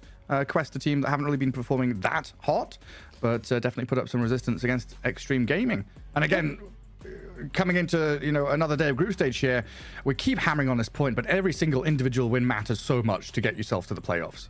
They really do. And you can make your predictions if you want to join in for the STC play.gg. You can make predictions and compete in the leaderboard there. See if you have any good read on who's going to win in the upcoming matches. And yeah, well, Quest, you mentioned them briefly there. They haven't been doing too hot. They're still only 2 draws and 1 loss, so not looking awful either. They could still make it out of that little bit of a run they had on the bottom. But of course, this matchup we have now is for the big dogs, right? These are, again, similar to what we just had between Heroic and Team Spirit, who were at the top of Group A.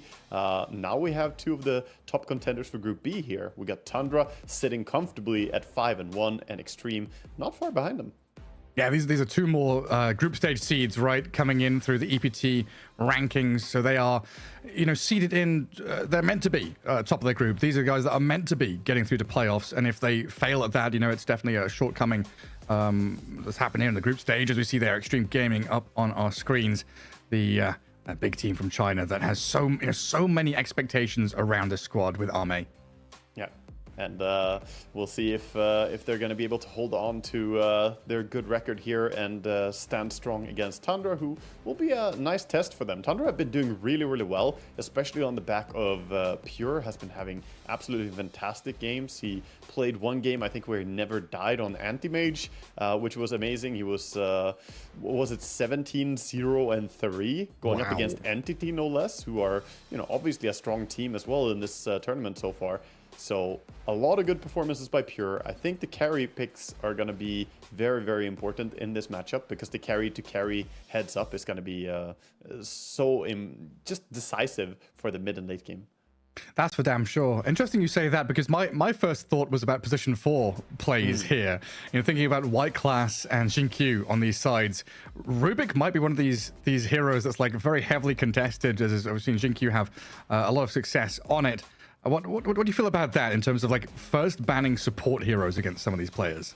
I definitely think some of the heroes are going to be high in contest rate, yes, like the Rubik, like you mentioned. But it's tough, man. There are so many staples. One thing is sure in my mind, though, you're not going to be able to ban out Thompson's hero pool. He's got too wide of a hero pool. He can play anything. He got the OK sign there on the screen telling us that it doesn't matter. You can ban what you want, and he'll still find some hero that he can go on mid with. It's like, what, you banned 7 heroes all targeted at me? Okay, I've got an 8th. You know, I've got a 9th. I've got a 10th. There's, 130 heroes in the game. I can play pretty much every single one of them mid. No questions asked. Yeah, super creative player, always quick to pick up on trends and find even set trends for stuff that can be strong in the current patch. So we'll see if we get any bit of creativity from them. Already seeing them pick stuff like Anti-Mage is signaling to me that they're open to picking off meta stuff, at least, and they are keeping their eyes open. It was as a reaction and counter pick to a Storm Spirit in that game, so they're just ready to react and adapt, and the players are going to get themselves into the lobby here. Got to huddle up, get close with your coach here, and see what you're gonna cook up. Yeah, find out what we're dealing with. And that Anti-Mage game was also a support Morphling game as well, right? Where they shifted Morphling around to kind of bait and switch. Because it looks like they had tops and mid Tiny, offlane Mars, Anti-Mage carry for Pure, and then ET Morphling, their 2 supports. Yeah, Morph is a hero that is being tested and researched right now. The support morph or even the mid or offlane morph all being experimented with for the cooldown reduction. Against some heroes it seems utterly broken. The CDR that he gets makes it very, very crazy, but his laning stage is still very weak, so that's the big downside and the reason we don't see a lot of teams pick it. And I think one of the main ways you could play it is, like you mentioned, use it as a flex, pretend that it's a carry, and then bait and switch. It was a pretty cool game for it back then. It was like against Maiden, Sand King, Alchemist, Storm Spirit. All these heroes have kind of spammy spells that, with that shorter cooldown, you keep them going even faster. But anyway, that was a different game. We have a draft unfolding in front of us here for game 1 of this 2-game series. Tundra against Extreme. Already through that first phase of bans with the Beastmaster, Shadow Fiend, Sand King, Broodmother, Tiny, Monkey, Phoenix, leaving Snapfire as that opening pick for Tundra. Snap is grabbed, Weaver still available, a hero that the teams generally like to pick early, but Extreme are going to go for that Elder Titan, hero that we have seen impact from a lot of teams and players by now. Yeah, and this is a Whitemon special. Thinking back even, a year or so ago, in the interview, they were talking about the Bali Major. Whitemon was bringing out this Elder Titan back then, even. Him and Miposhka were 2 of the only kind of consistent players of ET up until very recently, where now everyone's playing it, right? Yeah, definitely. And nice to see that Tundra have done their research as well and ban out the SF in the first phase, because overall, Extreme Gaming have just been happy to see that hero get through. They've been picking it when it's available, pretty much. Used it twice against BB Team, where they, of course, took that 2-0, which was very, very impressive series. Not sure how I feel about Extreme Gaming being ex-Guaburger. It's a bit of a mouthful. Of course, they did get that big sponsorship from Weibo Gaming, the it doesn't social roll media off the site. tongue, does it? No, and then Tinder on the other side. Oh yeah, Tinder. My favorite Dota team. I can read Pepsi at least. I can see that. That's oh, hell yeah. That one is easy. No, I agree that abbreviation is a little bit wild for me. I wonder why we've not had Tinder come in and sponsor any teams. Right. Esports people don't date? I guess we don't leave Social our interaction house. is required for that, Gareth. We're not the target audience. We're busy messaging on Steam, sending emotes on Discord. We've not got time for Tinder. No more social media. Yeah. Gotta have a higher communication score to be allowed to be sponsored by them. Your communication score is below 9k. You cannot match with anybody. Get out of here. Oh, this next round of bans, Troll, Hoodwink, gone. Troll Warlord has been incredible in these past few months as a nice little pick to come out to kind of solidify your draft and not feel bad about your lanes. Of course, Darkseer, we've seen plenty of him. Troll is one of the carries that kind of fixes supports that are not that good at controlling a lane entirely. Yeah. For instance, pairing it up with ET. It's super strong because ET can every now and then swing in, have big impact, but Troll generally is always fight ready and always does stuff. You can't have an inactive carry if you have a hero like ET who has big downtimes where he doesn't do anything. But yep, like we mentioned before the draft, the Rubik still high priority here. Good against Snapfire. She has a lot of nice spells to steal, so already this looks comfortable enough for Shinkyu. Both supports picked up early on. I don't know, I was talking about Whitemon ET. Of course, it's in the hands of Extreme Gaming here. I got so caught up in thinking about how much he's played Elder Titan. He'll know what he'll be contending with. But this is going to be the position 5 for Extreme Gaming, it looks like, rather. Let's see what they want to go back for here as they see the supports. They see that there's instant catch, some follow-up stun. Not too obvious that there's any weakness to abuse here. Tundra are just gonna go for a little combination of their own, pick up the Sven and Snapfire. Sven has been rising in popularity throughout the tournament, as I feel like he deserves. It's also because of the value. This is now Tundra are doing what Extreme were doing before. The second pick Sven is exactly where Sven was picked by Extreme Gaming. Was that in series against BB Team? Yeah, with the Terrorblade. Yeah, it was in the second game against BB Team. So the second pick Sven here looks like a carry, and you have to treat it like a carry. You have to be ready for it, but it could still be swapped. Yeah, I mean they had double flex all the way here, but with the Mars coming out, probably your off laner for Tundra.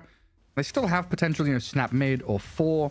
Mars and Snap is a nice lane though, the old classic with Snapfire Mars in the off lane. Sven, like you say, can be 5 or 1, so definitely some wiggle room there for Tundra. But I don't know, unlikely they're going to grab like a TV or something right against an Elder Titan. Yeah, probably not TV, but they might have some other hero in mind. They're, after all, gonna see 2 heroes here revealed by Extreme. So Extreme, they're just gonna build something solid. They pick up the Brewmaster. Good against Sven for sure, but generally a hero that you're happy to have against most carries.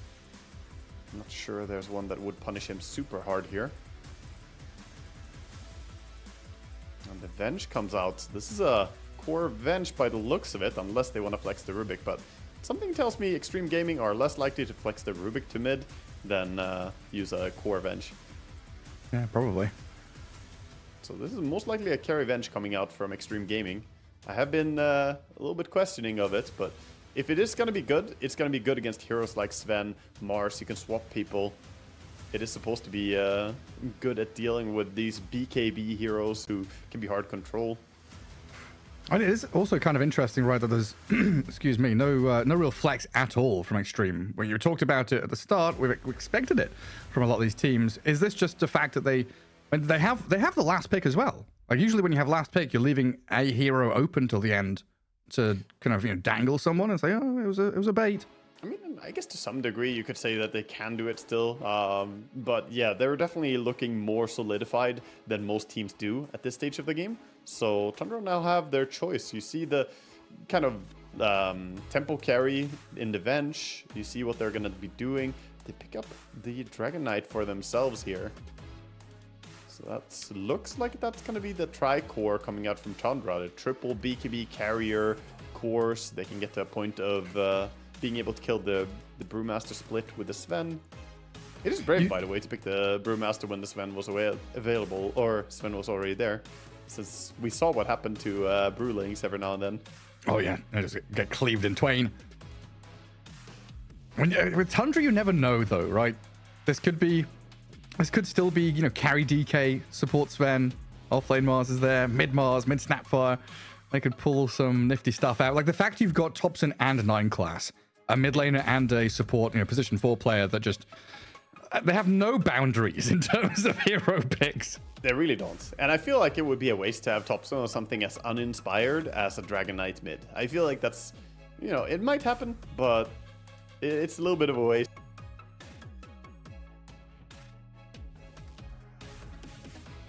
Yeah, I asked him that question, I can't remember what it was, like a Dream League or something, where it was the sniper meta, the sniper Kotl meta, and he played DK game 1, sniper game 2, and I was like, is there any difference between these heroes? Do you have to prepare yourself to play DK, who's more of like a jump in and stun, or a sniper who sits back and hits? And he's like, no, they're both the same hero in my head. They're both just fucking boring. That's pretty funny because Thompson was one of the players who innovated on sniper to go the disperser rush build with a lot of wraith bands. He was also one of the people who went for the mass wraith bands into, what was it before that? Arc and Blink as well. Oh no, not Arc and Blink, Swift Blink, sorry. Swift Blink. Yeah, this was very much the Kanda sniper, Yeah. So, he's trying to make what he considers a boring hero fun, I guess, by doing these things. Right, so what's up with this? Ursa ban. They're expecting, or they're just covering bases here because they've got melee cores? Yeah, they're probably saying that the Venge could go mid. And if it does, or the Venge could be support and Rubik could go mid, in which case banning out some heroes that they don't want to lane against is probably the best idea. So yeah, this does look more locked in from Extreme Gaming, but Tundra are expecting that, yeah, they could still bring flex here. And I agree, I don't think that Venge is going to be a strong enough carry here. I think that Extreme would do well to go for some other hero. Guys, it's not as though we've seen any like brew mid or anything, right? Like Avenge 3, a brew mid. No. Not I gonna don't happen. think so. I mean, I don't think Brewmaster does well alone. He basically is strong because you pair him up with the Cinder Brew with the lane partner. Yeah. So you have someone else to combo into the Cinder Brew. So he's probably going to be hard locked into that offlane position. It's more the Venge and the Rubik that have flexibility. Tundra are taking their time here. They're discussing it. Topson giggling a little bit. A lot of it. That's always scary, you know. he giggles and then. Oh, they do still get. Wait, is that a 5 TB then for 9 class? His classic. You never know. I'm curious. Yeah. Even at this point, I'm not really sure. They picked. This is very funny that they picked the second pick Sven into a late pick TB, which is exactly what Extreme did to BB Team. They're like, hold up, how much of our homework did you copy? You said don't make it too obvious. They're looking at this draft like, wait a second. It's just so difficult to get a read on it. It's in a different language. It's not something that's easy to kind of figure out what Tundra are doing. I would assume that it's a support TB. I would assume. Tops and mid. But Snapfire. It is not. They're gonna. Oh, they're running it. Okay.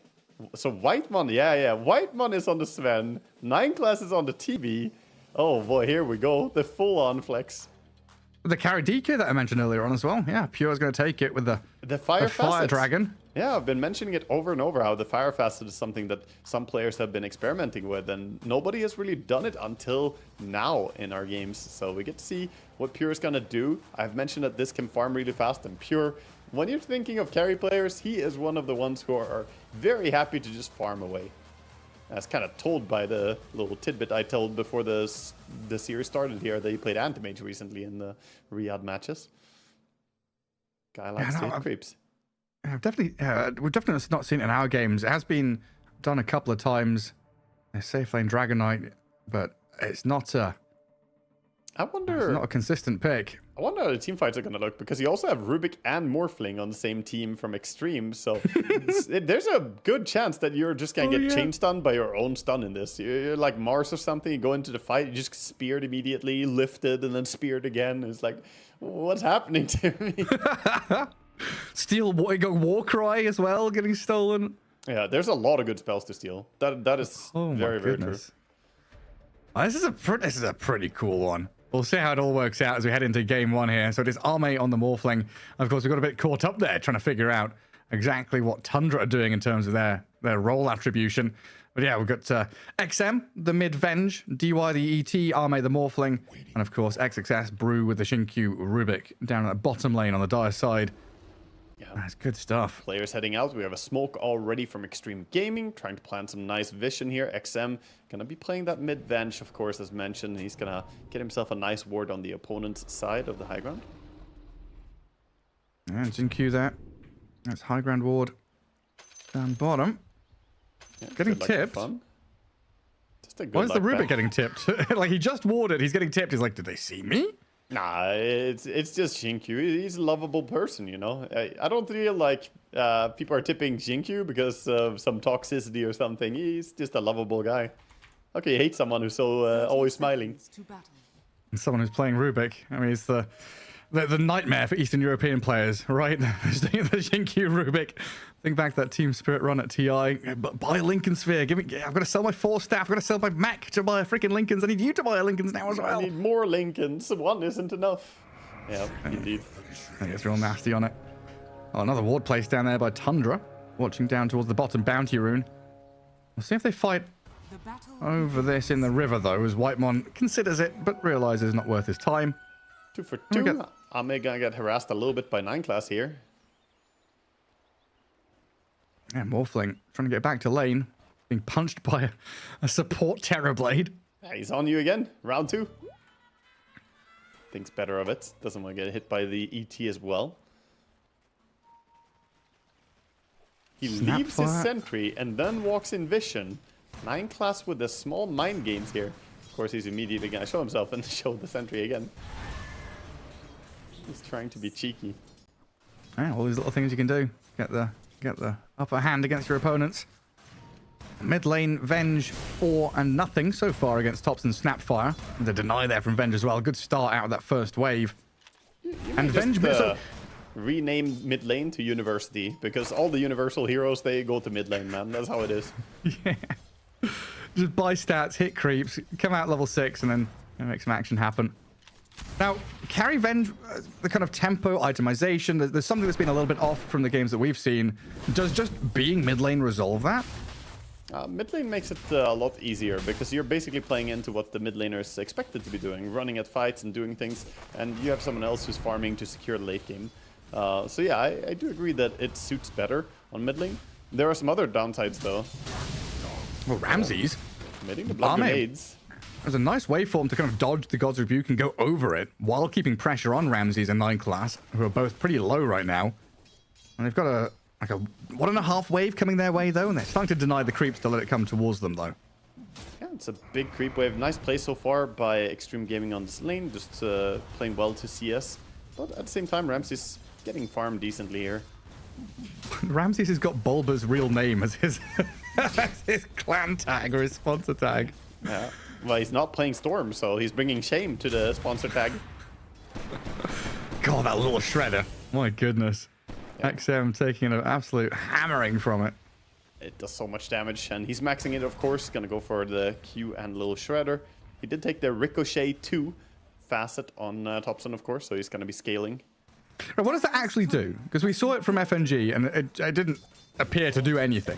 Yeah, but that was a support. This is more of a core Facet. It makes it so that when you glance or miss an attack, 2 Ricochet attacks will bounce towards nearby enemies. So even if you miss an attack for some other reason, not, you know, high ground or someone has evasion, it can actually trigger.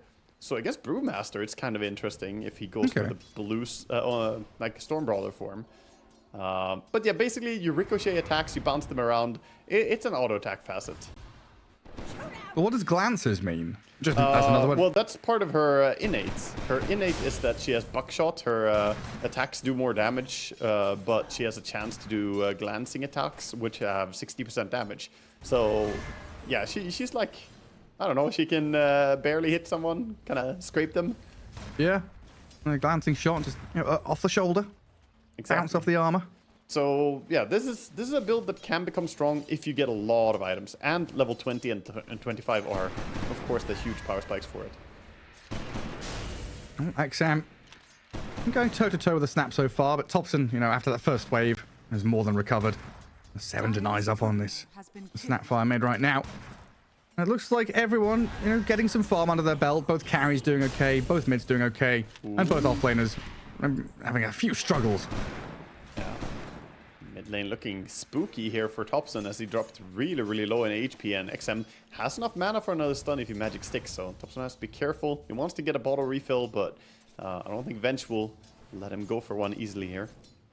Yeah, it's like, hey, you know, TB, Sven, could you go die and TP mid and refill my bottle, please? Yeah, awkward spot here. He's trying to go for the bottom rune, but Venge has high ground vision, so she's just gonna mirror your movement. She also goes, and now you have to stay mid because the next creep wave is coming.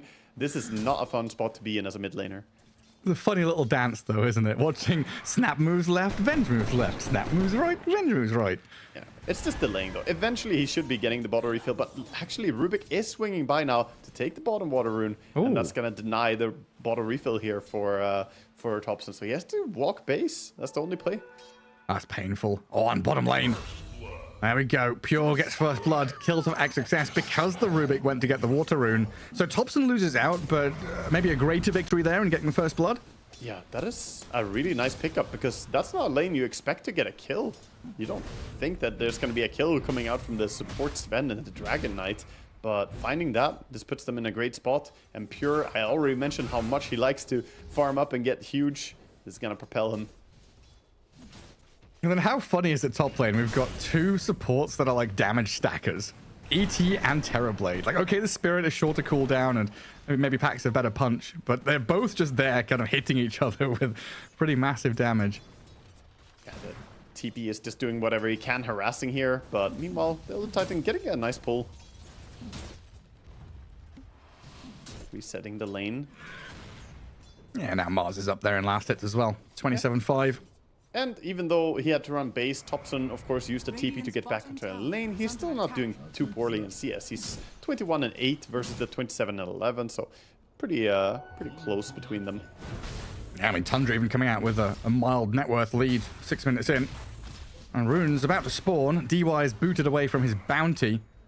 And he does come back and get it, though. 9 class not wanting to stick there and steal it. An Arcane Rune grabbed by Whitemon down at the bottom spot, so no bottle refills for either of the mid laners this time. Yeah, the Rubik was there, so he had to take it, couldn't hold it, and the mid, we see a swap to the TB. Okay, 9 class pops his wand, stays alive, and they turn back onto DY.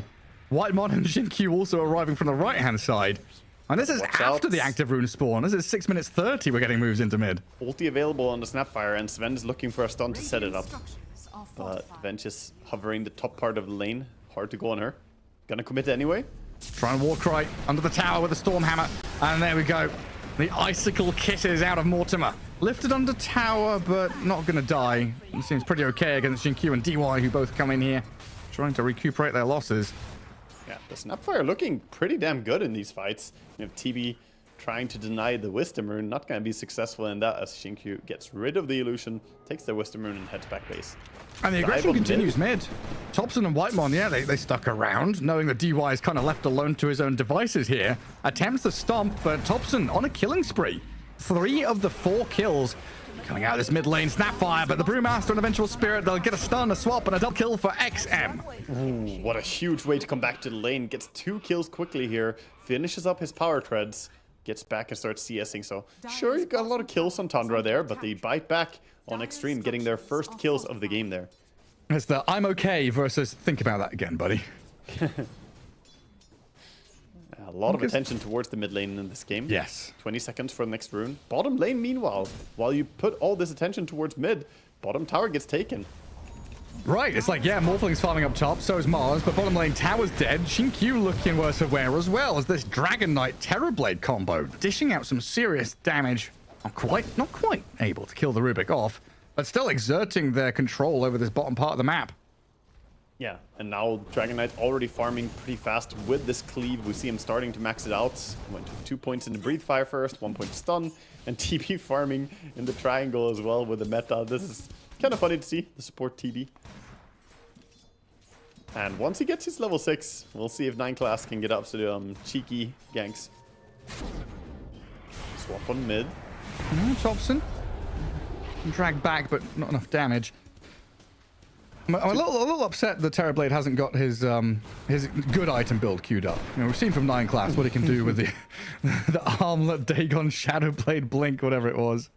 Yeah, gotta go for drums first. Just a good general support item, but I would love to see him go for a Dagon. Would be really fun. And honestly, not a very bad item against the Morphling as well. So if he gets enough gold for it, we might see him pick it up. We'll see. 9 class, of course. No stranger to Terrorblade support. I'm sure whatever he does is the best course of action in this game. Whatever he does is correct. Yeah, we're looking at the cheat sheet here. Well, some stacks being made up in that top jungle. It looks like Venge is going to try and clear them out. And Tundra thought about contesting here, but Sven and the Terrorblade, not the ideal heroes to go in and sweep. Yeah, TV just bothering her, but she has regen rune. Can pop the regen soon, and he should be fine on XM. Just trying to leave some experience while in the mid lane. Another stun into kisses, but cut short there. Xingqiu is able to walk away.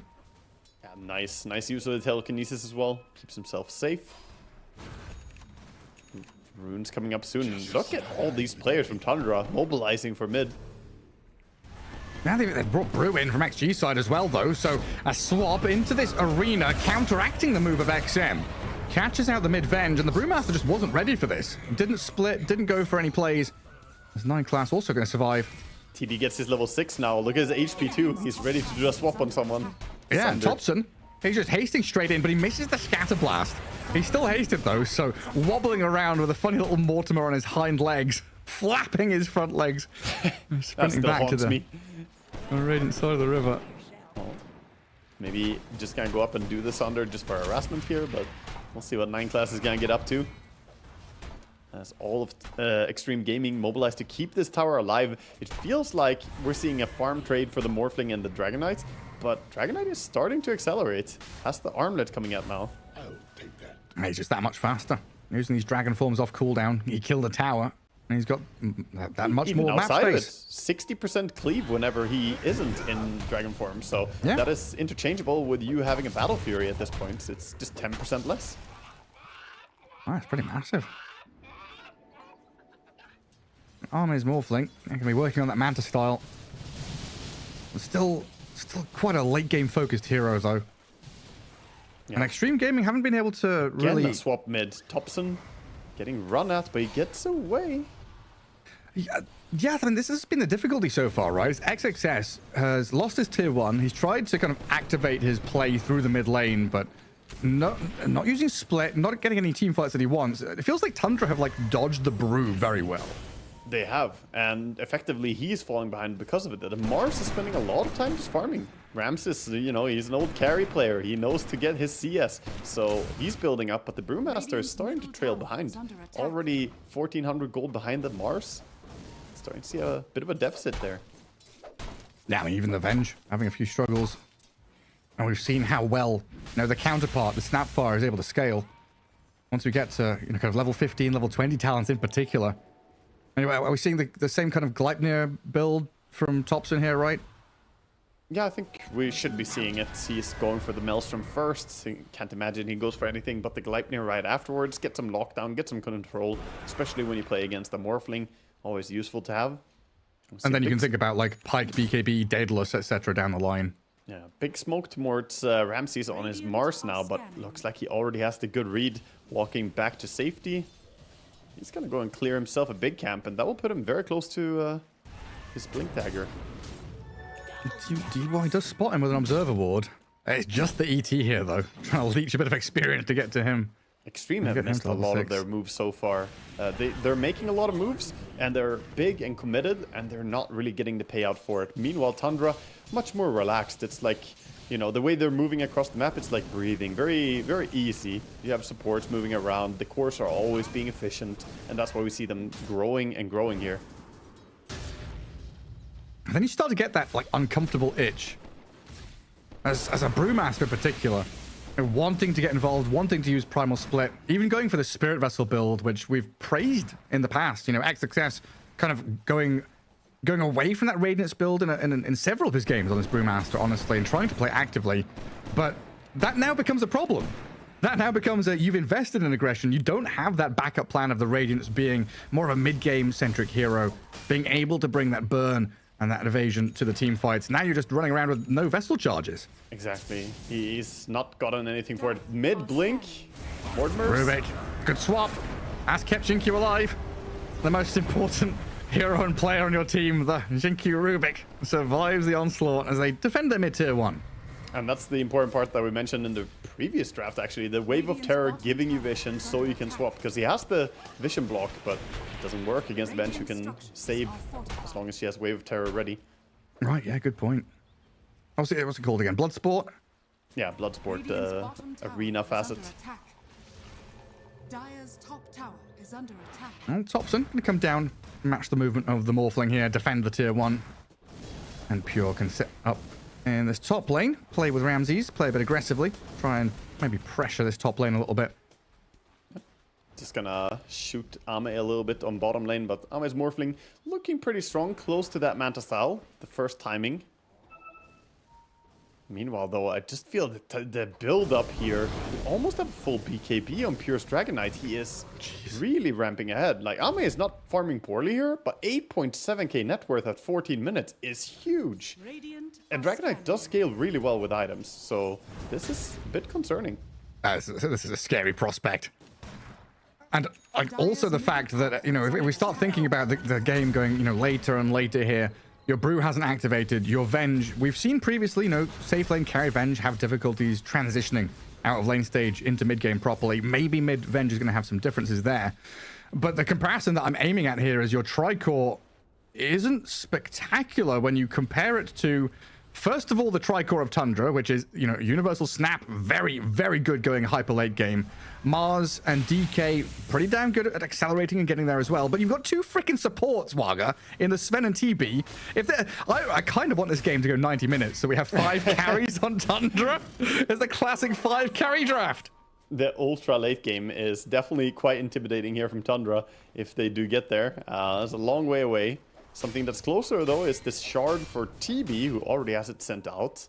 Drums complete and shard next. Interesting itemization, so he's gonna get that big speed bursts running around.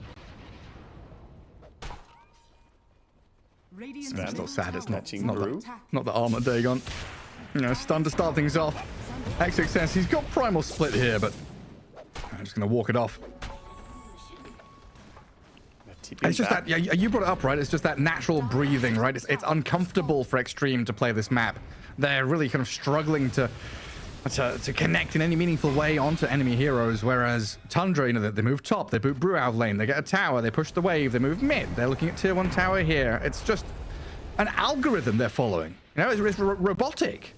Yeah, they're not human, Gareth. They're not. They're playing like robots. It's OpenAI all over again, man, and I have trauma from that, playing against it. It's just very systematic and very well done. 11 camps stacked by the TB as well. Yeah, smoothly moving over now to push top, and with the BKB in hand on the Dragonite, I don't know if they want to fight this even. He doesn't have ulti, so there is a little bit of a moment where they could think to fight on Extreme, but I don't see them positioning for it just yet. Bench is running away. She needs 200 gold for Aghanim, so I think they're just missing the timing for this tower. Even Sven coming in with the ulti. Yeah, Sven ulti. You've got Metamorphosis, the He's Demon Zeal from 9 class. So far. Go and hit some creeps, Whitemon. You're allowed to hit creeps. Hit anything. Just hit midway. Whitemon. Whitemon, hit the push the lane. Come out. No, you don't stay smoked. There's not anything important. Oh, no, he only has 10 seconds, Gareth. It's timing out. But shard golems. Hit the shard golems. Nobody gets hit. Oh, Devench, get her. Oh, hello. Swap. Oh, you thought about it. Not a single hit. Great god. It's like hook accuracy, you know, but different. It's Sven auto attacks. 0. Well, Venge, reflected, stunned, and dead. Well, that happened quickly. Illusion from XM is there to try and swap back and Earth Splitter down to Mars with a Primal Split and a Cyclone on the DK. They've claimed the life of Ramses. Pure. Oh, inside this arena, the cleave on the Brewlings. Pure are just destroying them. XXS is dead. Rubik in trouble. Where's the damage from Extreme Gaming? He's trying to come in here from Arme. The Morphlings joined. The BKB Dragon Knight now starting to run out of gas. Now Extreme bring the Morphling in. They lose 3. They get 1. Tundra really dictating the pace of play here, though. Yeah, they're so fast on the side of Tundra, just running away. They got the drums in that fight. They pop the war cry. Very, very difficult to lock them down. So Morphling showed up. He's big and strong, but can't do that much. And again, look at the damage dealt. We definitely know where the damage came from Radiant at least. It was one player. Just a DK with a cleave. Yeah, he hits like a monster at this point. And I love the build he's going for. He's going back for the Orchid now, which is huge damage increase and also going to be annoying for that Brewmaster or the Venge, anyone who wants to get their spells off, which is, you know, usually everybody.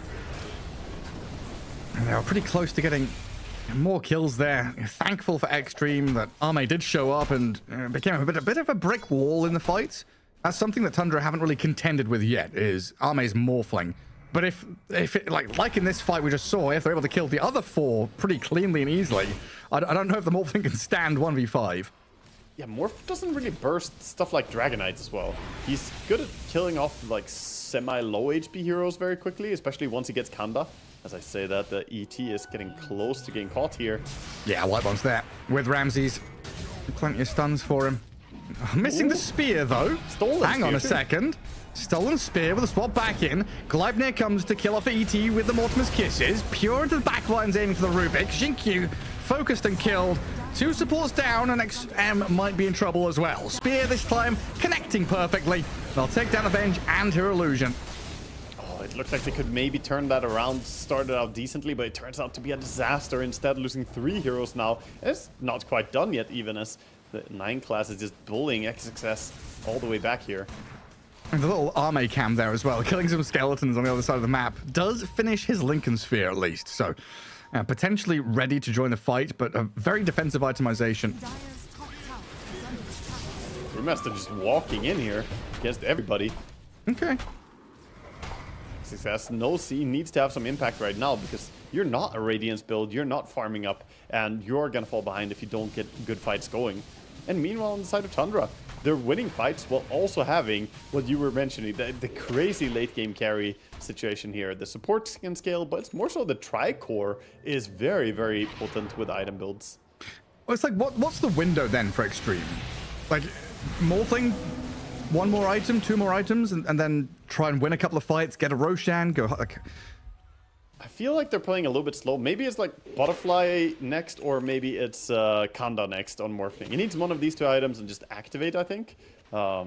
Because Morphling is the only one who can save the game. He's 0-0-0 right now. He's got the old Merlini score, but he needs to activate. It can't just be farming. That's not the way back into the game. At least he doesn't have... Oh, swap on 9 class. There we go. Way back into things. As they get a kill and maybe a tier 1 tower mid. At least he doesn't have the Merlini item build with the Midas into Boots of Travel into Aghanim Scepter. Yeah. I mean, it is maybe not the best build on a Morphling. Would have been something to see. It's a vintage build, and it'll stay that way. Definitely. It's Dark Secrets. The Mars completes his BKB, so the power spike is just increasing here for the side of Radiant. We now have Dragonlance on the Snapfire, so a little bit of attack range for her. And almost full Bloodthorn already on the Dragonite. That is so absurdly early. It's 22 minutes. I know, I just clicked on him and I was like, oh, he's got a Javelin. I wonder what he's... Oh, he's... Yeah, he's... Oh, yeah, okay, right. He's got the entire thing, huh? Yup. And that is a huge increase in DPS. You get so much attack speed coming out from having the Bloodthorn. 100 attack speed. And kind of similar to what we've seen from Chaos Knights as well now, right? You know, from Radiant side, Pure can now play top part of the map, kind of pressuring tier 2 there, and wait to see if anyone comes as a farmer. Does that mean it's just a Knight item build? If DK goes for it and CK goes for it? Yeah. Well, Sven should be buying it then as well. Also, if we have a CK and DK, are we going to get an EK? Well, who's AK and BK then? Well, the AK is in another Automat Kalashnikov, yeah, and then a BK is the Burger King. Where's the Burger King sponsorship coming into Dota? Yeah. Yeah, you can't just mention names for free here, Garrett. Yeah, that's true. Yeah, give us a ring. We'll entertain any offers. We need to rename Razor into Electro Knight, and then we've got it sorted. He needs to be knighted first. Well, Electro Knight MBE, the king and queen have come to knight him. We'll see if that happens. We'll see something else that might happen as well, as the Dragon Knight is just staring down the top lane here. Has the level 3 ulti available, can just siege up the base. I don't know how you fend him off. I think he might just die. They'll try. Oh god, that's an arena. That is an arena from Ramses. Straight up double kill. XM and Jinkyu blown up. Arme's in the back lines, but that's a +5 Sven with Warcry on, and the Morphling does absolutely nothing. He turns onto the DK now. Sunder's there from 9 class, back to full HP. ET with a Spirit, trying to stomp them up. A triple kill though as Arme's blown up. Ramses comes in and clears them out. Extreme Gaming being routed here as they are on the run. XXS, a cookie forward from Thompson, who now arrives on the scene of the crime to take another name. Just making it look so damn easy. Ramses with the crisp initiation there. Pure, playing confident, he has a lot of items, but that was Ramses all the way. He gets tipped there as well. Beautiful stuff. Finding a 3-man arena. Super clean from Tundra.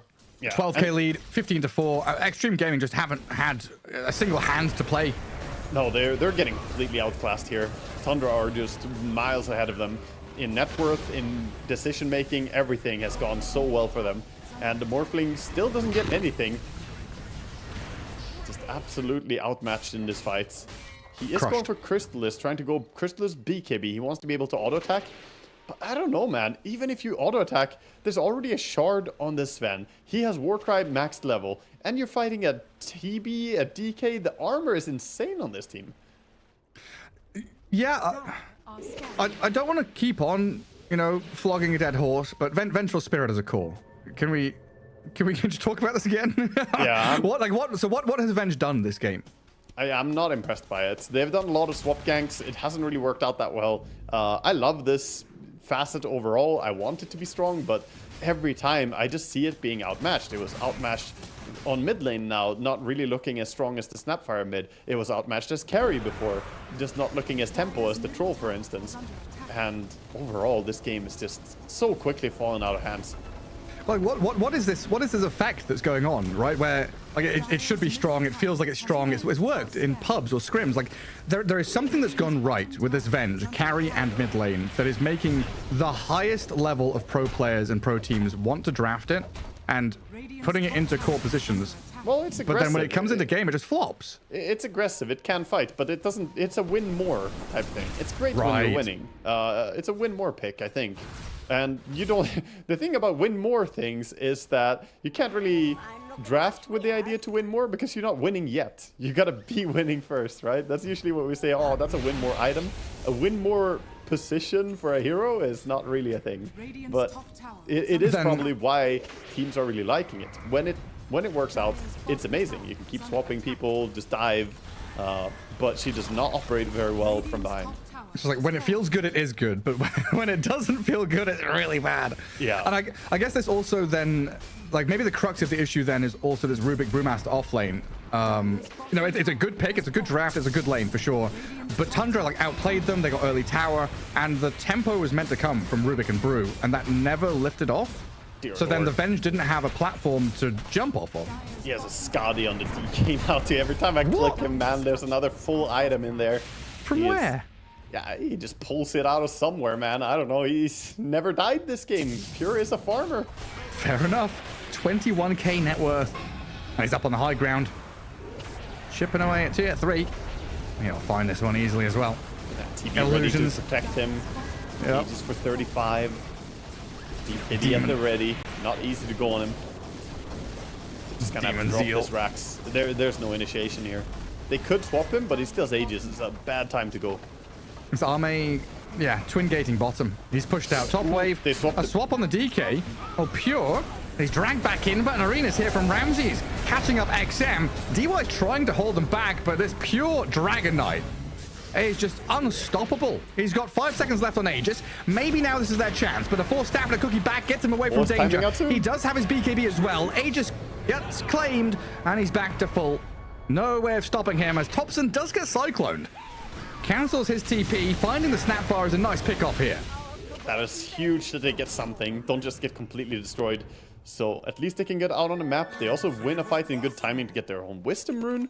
And now cleaning up for some tier 3 items. Building towards that BKB on Morphling. A lot of things going their way from that. They did lose the lane though. Still very costly. Didn't kill the Dragon Knights. I mean, the concerns are still rising here. You have a Hex now on the Mars. More and more things you have to take care of. And we haven't reached the stage where Thompson is supposed to have big impact, by the way. Level 20, level 25, those are his timings. And yeah, those are still not here. He's level 17 on a snap.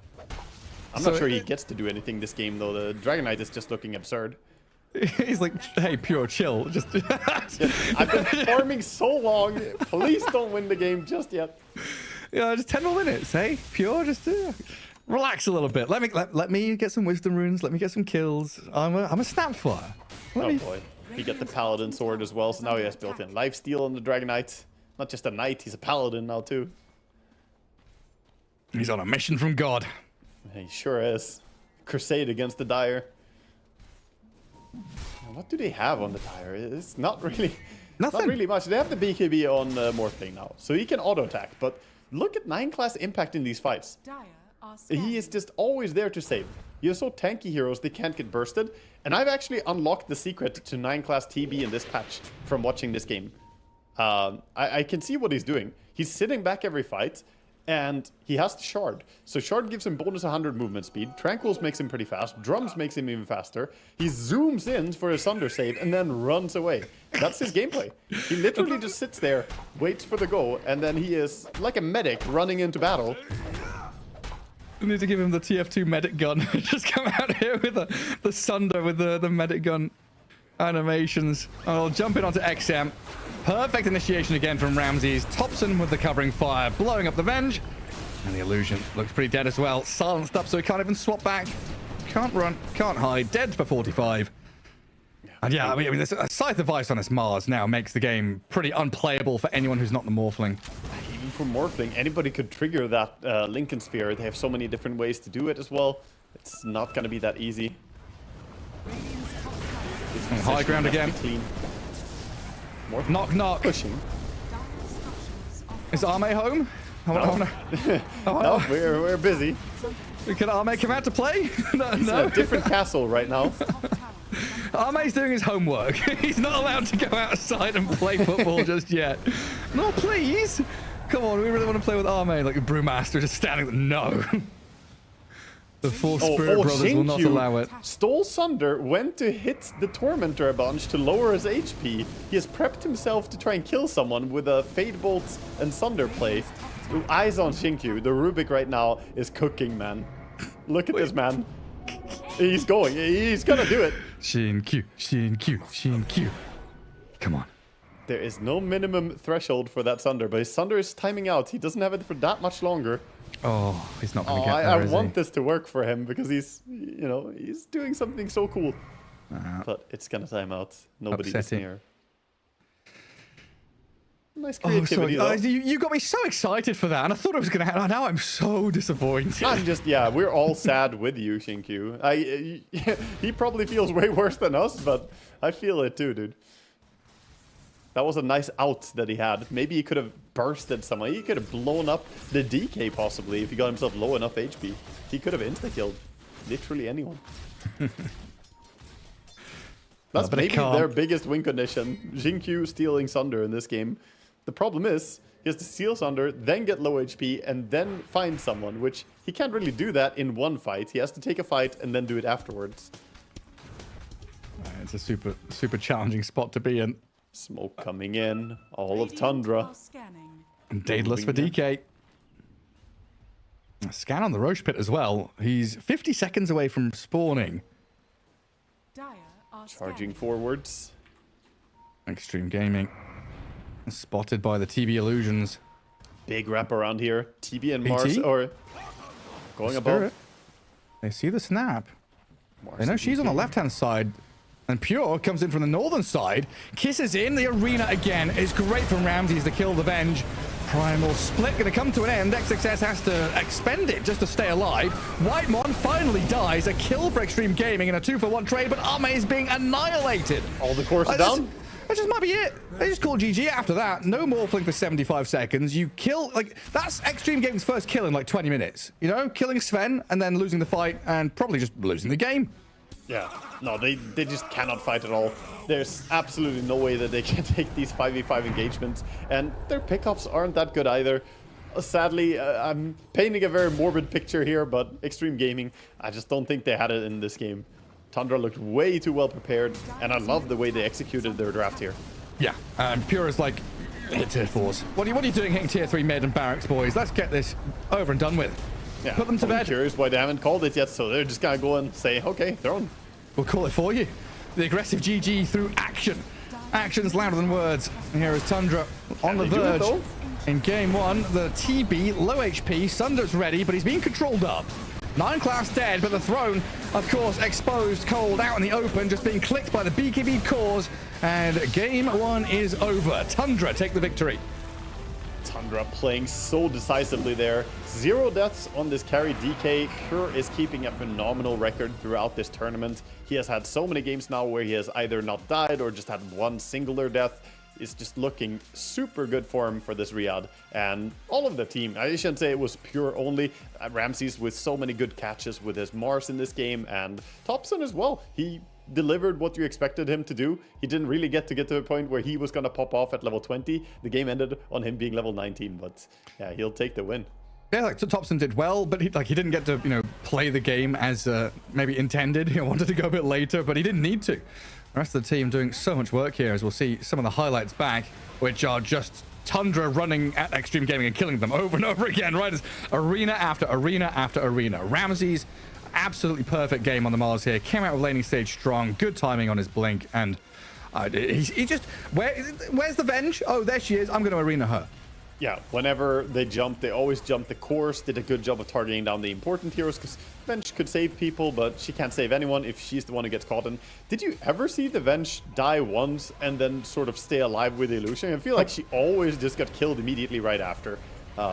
There's that beautiful catch. The top lane jump was just so clean. Morphling, look at him. He's trying to hit someone. Meanwhile, there's a war cry coming out. There's some easy defensive measures from Tundra. That's when you know you're cooked, right? You're a Morphling like 25 minutes in thinking, oh, I'm kind of ready to go fight. You go into a battle and you hit the Sven twice. He takes no damage because he has barrier with war cry up, and you're like, yeah. Also in this fight, the final fight, the Brewmaster had to do a 1-second Brewmaster ulti. He popped it. Dragon Knight almost immediately killed all the splits. So he went back out of the split using his shard, but then he died within 2 seconds from that. So the DPS was just absurd from them. Oh, it's some real crunchy stuff. And that was an interesting draft from Tundra as well. Like the way they went about that, really cool to kind of see this, you know, 4-way flex at the beginning. Definitely a 3-way flex with their first few picks. Really stumped Extreme Gaming, it felt like, in that draft. You know, the Vengeful Spirit didn't work out. The Morphling felt like a last-ditch effort to kind of come back into things. We'll see how it all pans out, though, of course. Just game 1 in a 2-game series. We'll see what happens next. There's a quick break before game number 2.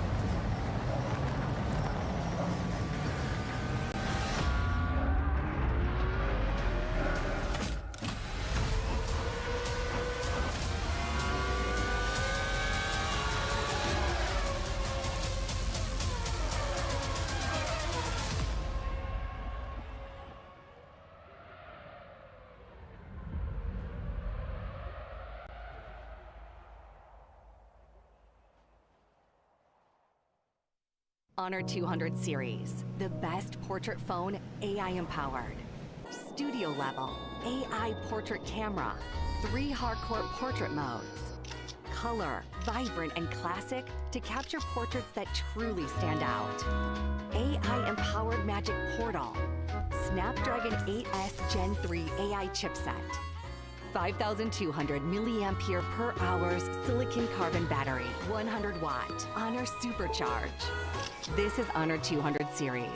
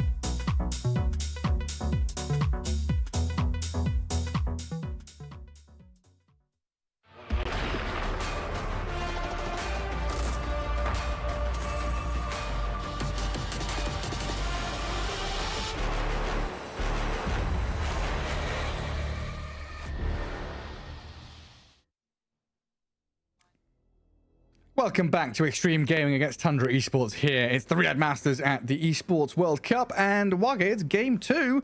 Tundra looks so good in game 1. Yeah, overall, I can only say that they looked super crisp on every single position. I don't know what to really point out as a weakness here. I didn't see any weakness. Extreme Gaming didn't get a chance to pry at any real sign of entry. Like, how are you gonna deal with the team fights? They just couldn't.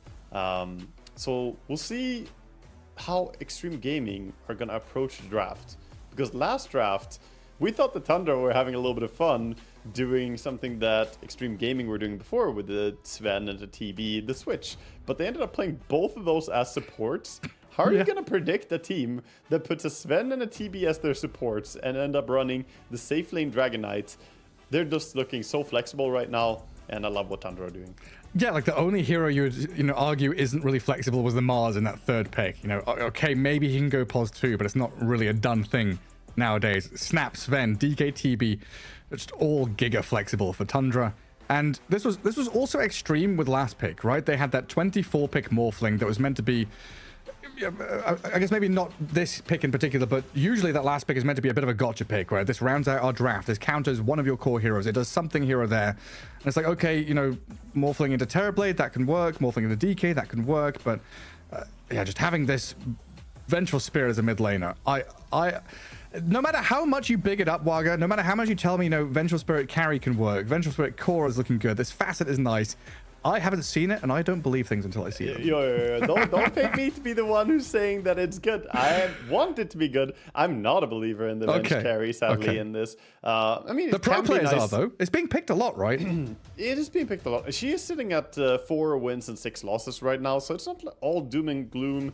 Of course, that's not a good record, but we have seen a lot of the losses here, and when she loses in a fantastical way. It's grand. It's not even close, because the hero, as we mentioned during the cast, doesn't function very well on the back foot. She doesn't have an easy recovery mechanic. She doesn't have any simple way to get back into the game. She can't just farm. She's very fight dependent, and if you're behind, you might not be able to fight. It reminds me of playing Bounty Hunter in a way.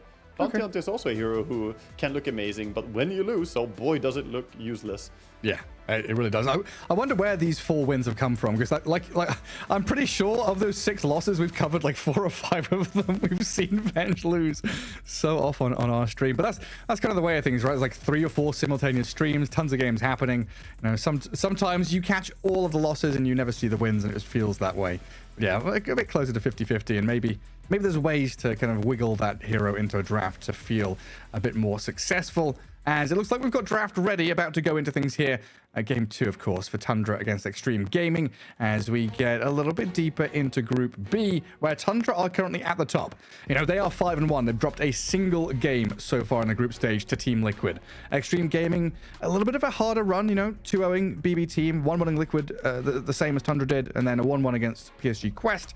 But this is the time of day, right? We're in day 3 of the group. Oh, I've lost track now. Is it day 7, day 8? There's so many days. How many days? We're like halfway through the main group stage. That's the way we'll look at it now. And every victory matters, because you do not want to be down at the bottom, and you do not want to be all tied up. The amount of times we've seen teams go 1-1, 1-1, 1-1, 1-1. If you don't get a single series victory, you can just dump out and lose in the group stage.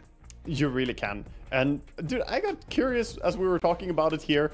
I am not certain that Venge has won a single game carry. Hold up while I double check this, because here at Riyadh, she's been played 10 times and she has some wins. So I got curious. I looked up how many of those have actually been carry Venge. It was played support by King Jungle twice, and he won 2 of those. So support is already 2 of the wins.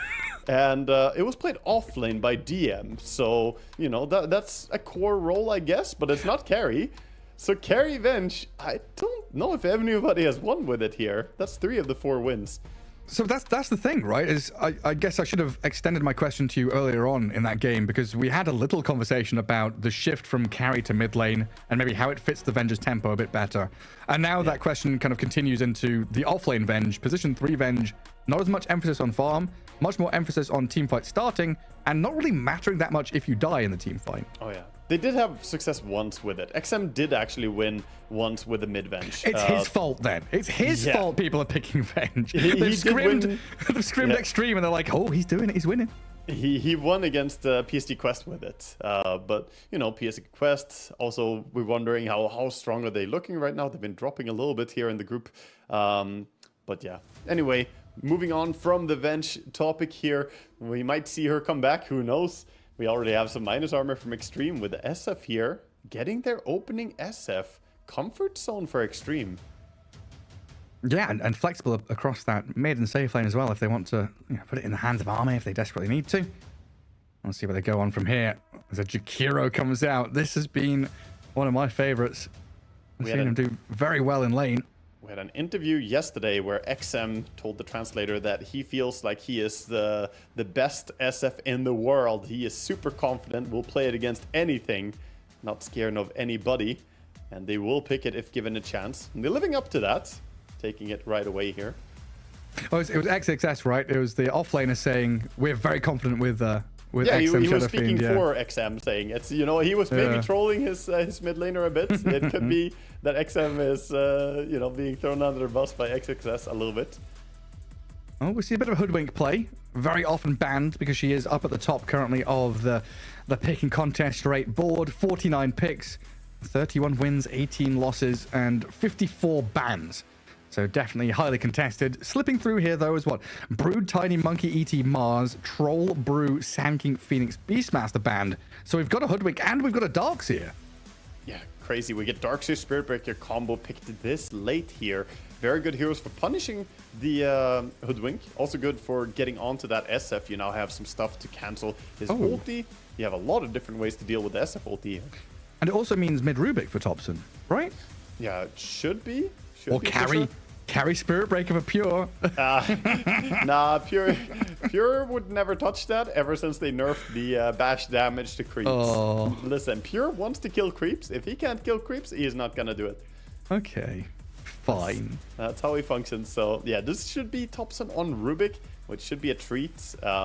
Mid Rubik, I've been hyping it. I've been saying that's really good. Honestly, one of the sleeper things about mid Rubik that's broken is his magic resistance.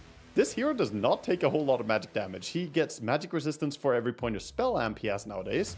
So he just doesn't really die the way you expect him to. And that can be pretty useful against the SF, who is very magical in his damage output. He is, yeah, and that kind of conversation around the Shadow Fiend and hero matchups as well. We've heard, you know, heroes like Zeus, right, can do well against SF because he doesn't really interact with the lane, doesn't go into the river, doesn't get hit by razors, just sits back and farms.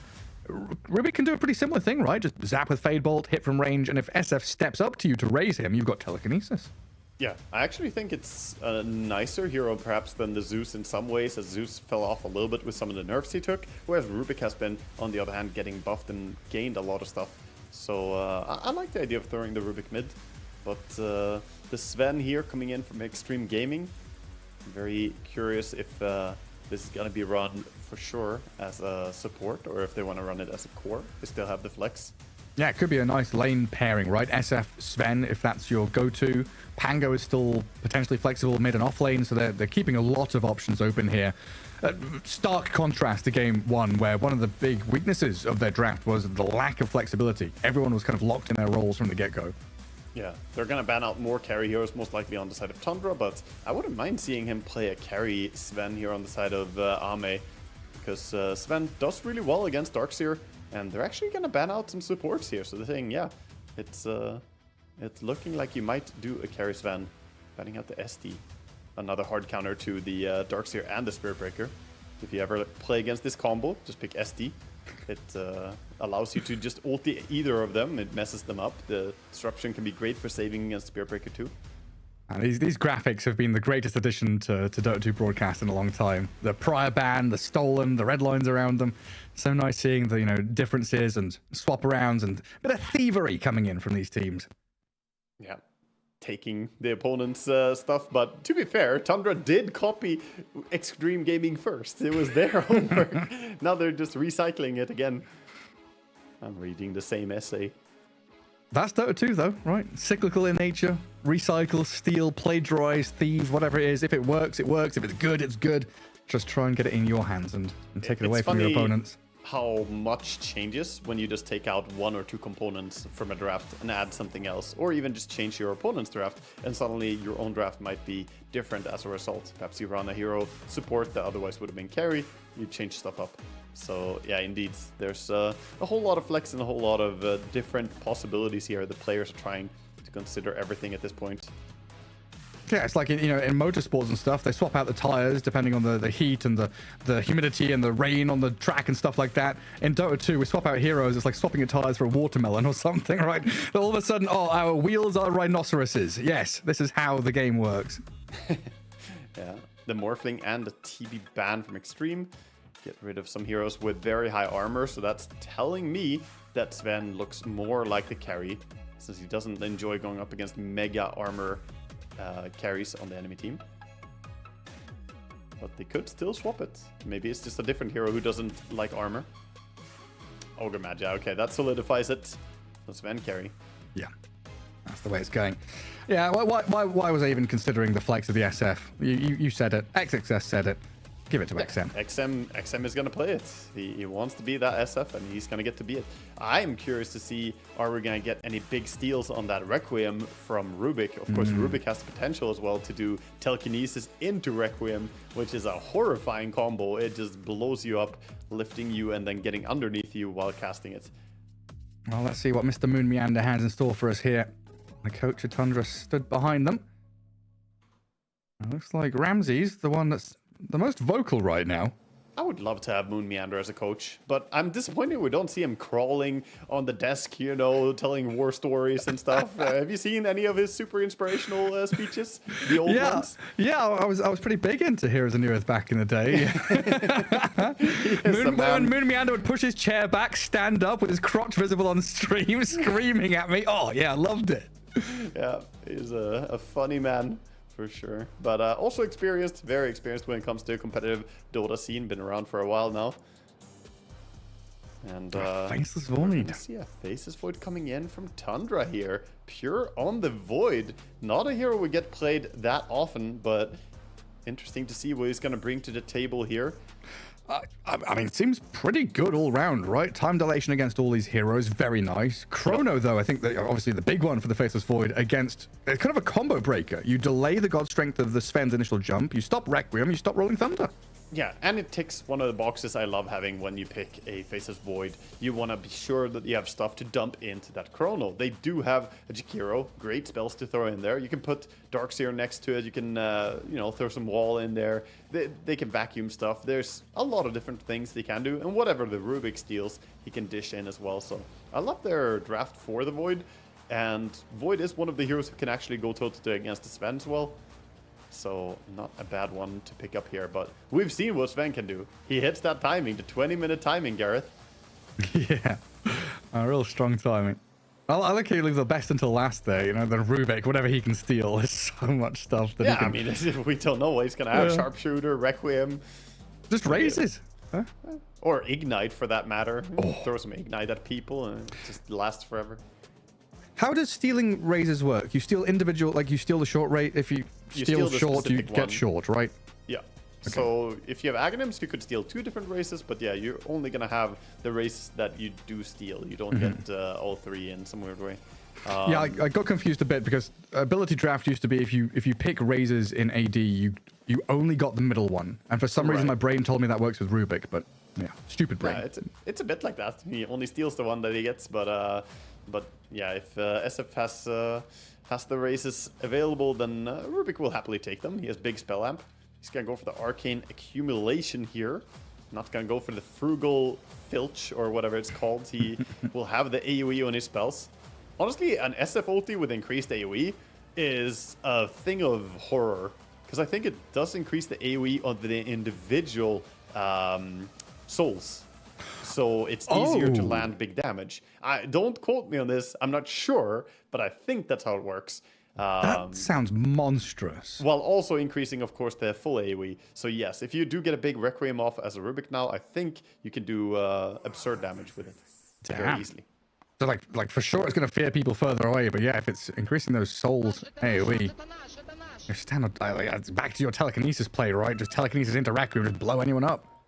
Yeah. We have people running out here for the runes and the wards, of course. Does look like the Jakiro and the SF broke into each other. I'm not sure that Whitemon realized that the ward was placed, as he hasn't dropped the sentry. I think XM may have gone away with that ward. Shinkyu trying to scout out the vision mid, doesn't get hit by the tower, so kind of understands there's no vision on the right-hand side of that mid lane.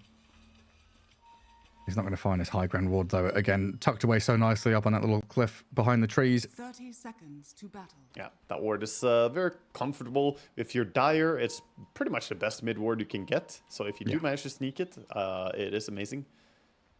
They have full vision of the SF trying to contest the bottom rune. They see him coming. They spot 9 class walking across as well. Thompson's Rubik. Going to zone back XM for the first move in, and then DY sees the Jakiro, so runs away from that. It's going to be a 2-for-2 still, though, as Arme went in for the bounty rune, meets the Spirit Breaker and Darks here. But it's Iron Shell on the DS. Spirit Breaker with that level 1 charge has already spent his spell. We'll see now Arme and DY just trying to get to the lane safely as quickly as they can. And DY going to take a bit of a hit there from Whitemon. It's actually pretty big for the laning stage here. Losing 200 HP on the Ogre before it starts is going to help out the otherwise a little bit susceptible lane of the Spirit Breaker Darks here. It's a great combo, but it doesn't do that well on level 1, level 2.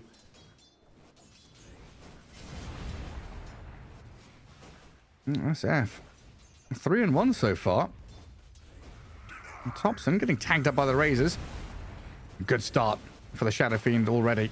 Yeah, nice CSing, and making sure to put the races early onto Thompson, and here he goes, gets a third one. And Thompson just has to sit back and accept that this SF is gonna keep CSing. If you stick around here, you can get slowed forever. It's very spooky. Yeah, 1 mango left for XM, as we see in that picture-in-picture. 9 class Spirit Breaker trying to drag waves around. Oh my god, not wanting to XM is play. just playing flawless. 6-4. That's beautiful. Really great to watch. And a new lane has been created.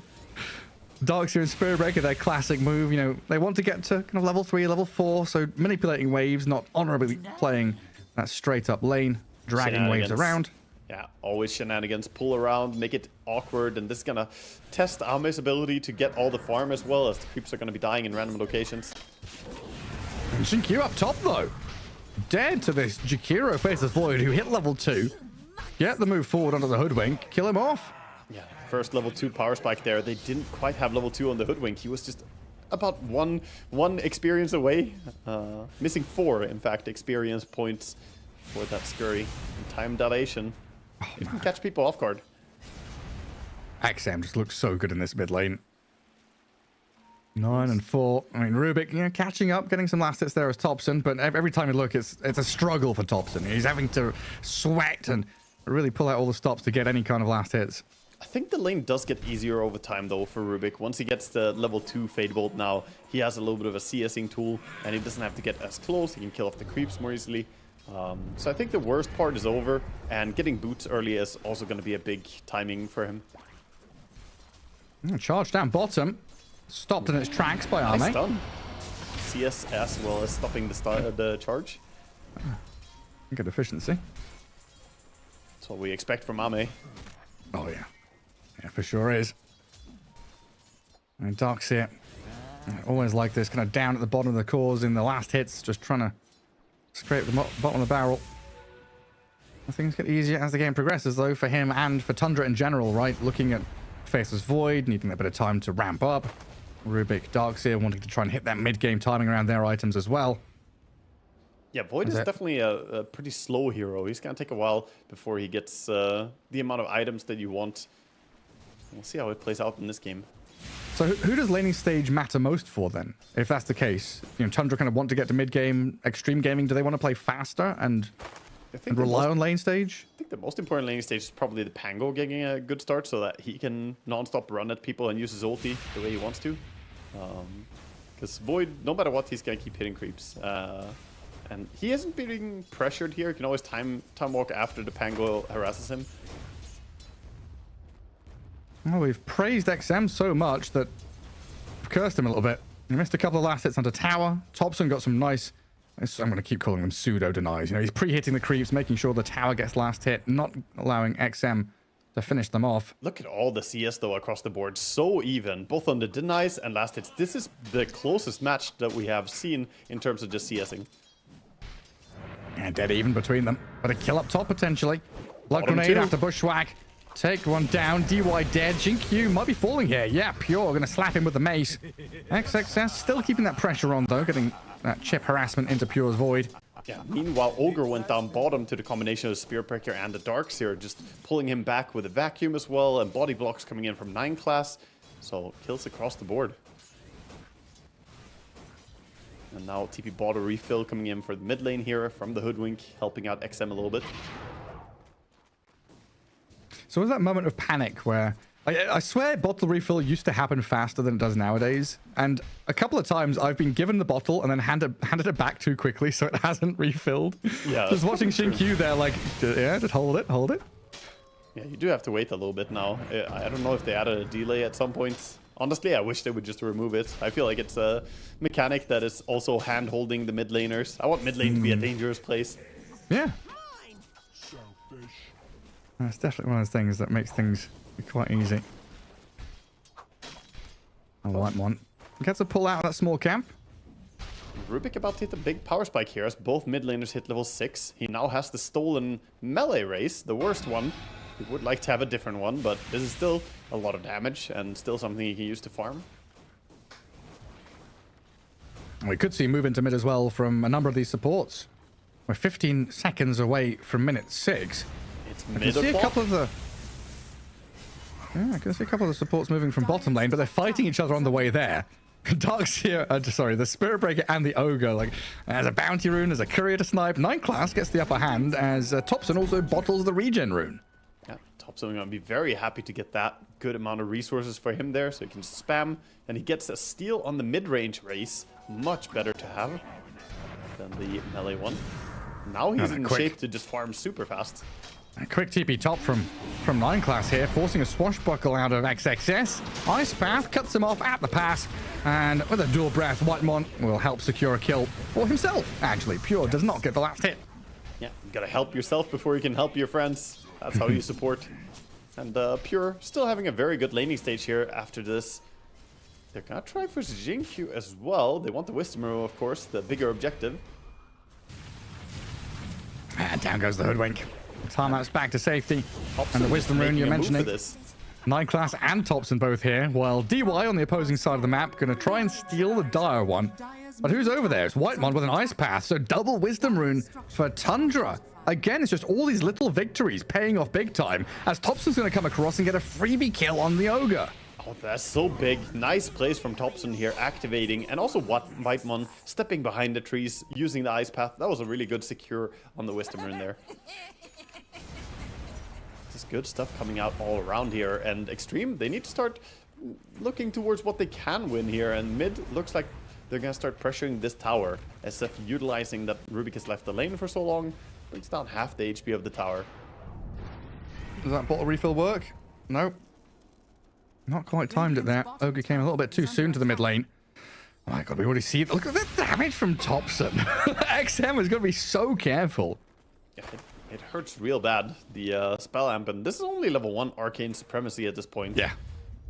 They are smoking up for the top rune. They're getting scanned. 8 minutes. DD rune. Amplify damage rune, actually. Still a DD rune in my heart. The AD rune for AD players only. I refuse. It's a DD rune. Yeah. Well, this is where Tundra rally around bottom lane. 3 heroes there pressuring the tier 1 just to try and open up that map for themselves. I mean, Faceless Void up top doesn't feel like a target that Extreme Gaming can really just kill off with the heroes that they've brought up here. Throw a few raises at him. Pure's just going to time walk it off. He's fine. He's going to stay safe. He has Chrono available. He's calling friends over. Rubik tipping in. And they've got level 6 on the Jakiro. Like, Whitemon, he's pretty over-leveled. You know, 8 minutes in as a position 5. Definitely. A lot because of that double Wisdom Rune after that play. It's not just him. They have level 6 on Spirit Breaker on mid lane too now. Picked it up. Yeah, charges across the map, gets a D-ward when he realizes they can't continue forward. He's ion shelled up as well, so he's going to get farm for himself and his Darkseer. We've not really looked at Ramses at all this game, right? The initial laning phase was that classic shenanigans, dragging stuff around, getting levels up. Darkseer, I assume, is going to go full aura build this game. Yeah, it's a, very stock standard. This is probably the least exciting offlaner right now, but he is a very, very reliable offlaner. Not talking about Ramses, of course, talking about Darkseer. Gank possibly onto Ame here with a smoke. Thompson wants something. I don't have vision on Ogre. Maybe they just take what kill they can find. Yeah, looks like it. Well, Ogre's got over 1,000 HP and just disappears in a matter of seconds. Oh, they've also caught Ame. Ramses and Whitemon have paired up to do a tremendous amount of damage. Sven's cleared out by Thompson. XXS is rolling in, trying to make a meal of this fight down south as they bring XM and Shinkyu across. Looking at Ramses and the Spirit Breaker of 9 class, but he pops the mech, turns the fight back into the SF. The wall illusion crushes him as Whitemon grabs another kill. 9 class will finally die here as Ogre and Pango pair up to take him out, but 2 massive core kills. Huge kills, and meanwhile Void just free farming under tower, pushing here, getting as much as he can. And we've seen what happens when you leave the carries alone like this, and the fact that they won the fight that decisively without activating Pure, this is really huge for the side of Tundra. It's just so honestly incredible, right? Thinking about, Extreme Gaming, best in China. They've got Ame on their team. They looked good. They looked very good yesterday. And Tundra just come into this series making them look like fools. Yeah, they really are. They're just way outclassing them, which is absurd. I thought Extreme Gaming would be much more competitive here against them, but so far just looking one-sided. As the speed at which they play now as well, they know they are in Perfectly the lead. timed charge. Advantage is theirs. Blood in the water, and Tundra, a bunch of sharks hunting Ame, taking him down. 11 minutes in, it's 2-10, a 5k lead for Tundra, and this map is about to become very small for Extreme. It is. It's all in the details too. Every move they make is so calculated. That charge timed with the chrono. If you charge too early, you get stuck in the chrono and the charge stops, but everything is just working out beautifully for them. And they even have vision on the SF farming jungle right now, so they know exactly what's up.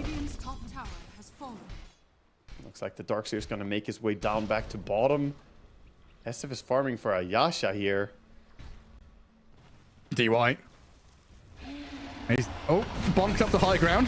Another Stormhammer and Ice Path required, but it almost feels like they're just flexing how many spells they have available to kill him here. No auto attacks needed. Yeah, they don't need to send in the infantry, right? Just cruise missiles flying across from the river. Yeah. Void is gonna leave this side of the map as the Sven's gonna come and clear out his own side. He actually does hang out. He wants to steal, taking away the farm that is accessible to Radiant. And Thompson getting bushwhacked on his way to the Invis rune. So he has Travels and he has Faded Brooch. So Rubik is super fast right now. And you mentioned the Aghanim Scepter, which he's rushing straight into. Yeah, building towards it. Top tower Oh, could be caught here. This should be a massive kill for them. That's big for Extreme. 800 gold into their pockets. That's what you need. You need to have rotations with the 2 supports and 1 of the cores and find some pickoffs here because everything is starting to fail very, very rapidly. At least utilize the timing window. Chrono is on cooldown right now, so he can't TP in and punish. Maybe you can take a crack at the tower, get something with a Pango ulti. The smoke mid was spotted though. Or was it? Did they ping it? I'm not too sure. A big old circle was drawn around them by the Rubik, though. Yeah. And just any bit of breathing room, One you can Piece get is here. baiting him. Oh, the double bounties. No. Pure. Time walks off. All the damage, though. DY grabs the double bounty. And a charge is coming in here from 9 class across the map in towards the Hoodwink. Let's see if Shinkyu can get down to low ground with a sharpshooter. He can't stop this, though. Bushwhack's still on cooldown. Maybe now he can hold them back. He's caught up with another strike and the damage from Ramses. Just way too much damage coming in. SF trying to do some pushing mid during this, but also can't really stick around due to that Spirit Breaker. Able to perhaps charge him if he stays too long. They're just playing the map in such an oppressive way on the side of Tundra. feels like you're always hiding on the side of Extreme. They're not really able to stay safe. And by the way, we still don't have level 6 on Ogre. Of course, he has the learning curve, but just to say how sad the game is, I guess 14 minutes, level 5. That's freaking rough. Yeah, the double wisdom runes hurting big time here, as they need to get this top wisdom rune, but pure chronos the rolling thunder to steal it. Wow. The big blue bubble grabs the wisdom rune. Still going to get crashed on here as XXS. Oh, he's given up on that. No backup from his squad. And Rubik's also boots of travel TP'd into top, trying to extend this fight. I mean, I guess worth. I'm not sure. The chrono, I suppose he doesn't need it. Back to farming, it says. Back to the mines. And at least now maybe Extreme can be confident going into a fight knowing that Void can't join. Maybe. Maybe. It just still feels like they've got to wait for Sven. You know, they're playing 4v5. Trying to battle back into Tundra. Also, I'm going for the Morbid Mask Echo Saber, not going Mask Commander start. Oh. Well, drop the wall on Shinkyu there. Ramsey's not afraid to just spend his ulti to kill the Hoodwink. I think they're at a position where they're so dominant, just use your ultis for literally anything. Wisdom Rune, sure. Support kill, sure. Just use your ultis, keep exerting this pressure. You can tell by the fact that they haven't gone back for their own Wisdom Rune because they're playing so forward. They know the Wisdom Rune is there. They haven't forgotten. They're just not wanting to give a break here to Extreme. And Extreme, very unlikely they can sneak all the way over there. What does this mean? There's 1, 2, 3, 4, 5, 6 jungle camps that Sven does not have access to down in the bottom jungle because they've made a base camp there. Yeah, they're taking away. And even his Ancients have been repeatedly contested. Even right now, the Watcher is taken. Ogre gonna die on mid lane again. This ward on the lane is devastating them. Whitemon has been on point with the ward game. Yeah, I mean, what are the kill streaks at this point? Because there's only 3 deaths on Tundra, right? They must have a fair few. They have 2 streaks right now. It's the Darkseer and the Jakiro, in fact, are the ones with kill streaks. Fair enough. 5-1 and 5 on the Jakiro. And as a macro pilot trying to kill off the Pango, Requiem comes out, sending 9 class back, and they do take him down. Spirit Breaker's out of there. That's a lot of resources used to just take down one of the supports, though. It is a big kill to get, but now with the stolen Requiem, Rubik is a threat. Thompson got his hands on it. Did Shinkyu see up? Is that an observer ward up on that high ground? He threw an Acorn shot and a bushwhack up, kind of knowing Requiem was being channeled, it felt like. Oh, down the bottom. He may have hinted that he had vision there, but XXS trying to roll up. Rolling Thunder, bouncing around in the sauna. Now he's crashing into this Faceless Void, but he's kind of stuck down here. Charged by the Spirit Breaker, but he's got Swashbuckle at the ready. 9 class, that's a bit deep. Oh, quite far in, but they go in with a Time Walk Chrono, catching the SF with a wall on him, and XM in trouble with a stolen Requiem thrown in his face. He's dead. DY in trouble too, but this Faceless Void Time Walks off the remainder of the damage as Arme, well, he's finally joined a fray here. 17 minutes in, he slices 9 class down. Thompson, they need more. They desperately need more. Thompson could be a juicy kill for them, and DY setting it up with a Fire Blast. Ignite. The follow-through's not coming, though. They've lost XXS in the meantime, and Arme's like, screw this. I'm going back to farming, boys. Yeah, he's leaving, and the supports are just trying to survive. The Rubik Scurry animation had me giggling there for a second as he scurries away to safety. The Ignite is not... Is that why he's so fast? Yeah, he's not gonna tick down here. The Chrono into Requiem, though. Nasty stuff coming out here from Tundra. Rubik in the hands of Thompson, looking real good on that mid lane as well. Like, given the circumstances, a decent punchback from Extreme. You know, this game's kind of plateaued out a little bit at 5k net worth lead for Tundra, 16-5. It's felt like a stomp and a rout, but you know, Extreme Gaming could still come back into this around a Sven. It's going to come down to, you know, 1 or 2 very key initiations in the team fights. When we get around the Roche Pit, when we get this Sven ready, it's just Tundra have looked so good in counteracting Extreme's moves so far. Yeah. Definitely. And Sven, you're definitely right. He needs to be the one to turn this game around. The problem for me, I'm keeping my eyes on this Darkseer. He's getting big at this point. He has the Greaves, he has Plate Mail, he has Veil, so he's only the recipe away from the Shiva's Guard. 1400 gold, and even just that attack speed reduction against a Sven when he doesn't have, you know, all that many items. I don't know, he's mitigating a lot of damage. This is concerning to me. They need to find more rotations with the SF. He's working on a Blink Dagger. If the SF can get his blink, then maybe they can set up some good gank rotations with him and the 2 supports. But for now, maybe a lot of maybes. yeah, it's you know, it's only a 5k lead or 4k lead, but it's a 4k lead when the opposing team has the void. They have the slow carry. They have the ones that are supposed to be a little bit weaker at this stage, where Sven is supposed to take over the game. It's 19 minutes in. It's almost 20 o'clock, you know? This is when we expect the Sven to take over. You've got the Sven, you've got the SF, you've got the minus armor with an Ogre, but XM, he's going to walk it right into 4 of them. Tundra with a Macropire vacuum, kill the SF, and DY is done for. A double kill for Ramses. Another hero on that list of, you know, wants to go kind of late. Dogs here, very happy to extend and drag this game out if it goes that direction. As he's leading in the deaths right now, this Ogre Magi, I'm going to start pronouncing it Die instead, because he's at 6 deaths. Well ahead. Jinkyu is at 5. This is a rough one. Tundra are just very on point and starting to put more and more pressure on the map. Now with that Aghanims in hand on Rubik, he can spam the Scurry to increase the AoE of his Shadow Race. Oh, that's pretty cool. Well, he's done the most damage this game as well. 13,000 out the Rubik. As Extreme Gaming, the only person that can kill these past few minutes has been the Spirit Breaker, who very often finds himself behind enemy lines. Yeah, 9 Class is doing a good job playing aggressively and tanking a lot of the rotations. You don't want someone to sneak in and get on top of your Rubik, so the fact that he's going first is providing some safety for his team as well. But yeah, he does get picked off down there. Still though, Sven's working towards that S and Y. Also, S and Y not ideal as an item in the sense that it doesn't help you much against the Chronosphere.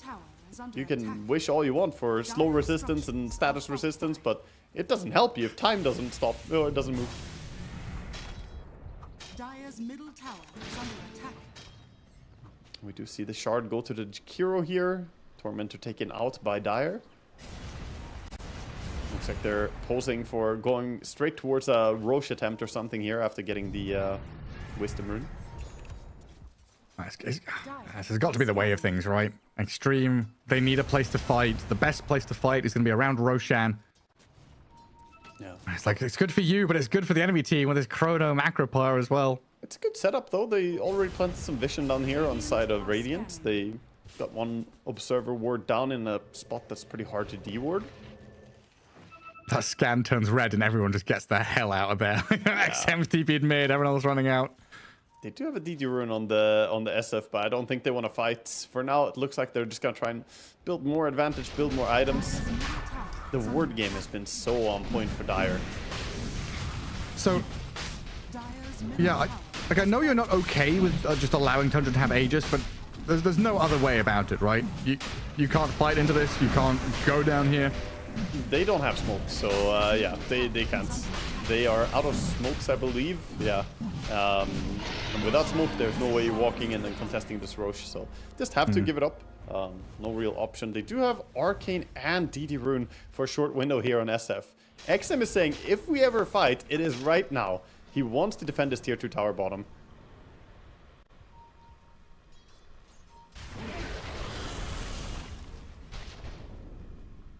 Feels pretty confident and bold just to step up. Extreme, they brought the numbers down.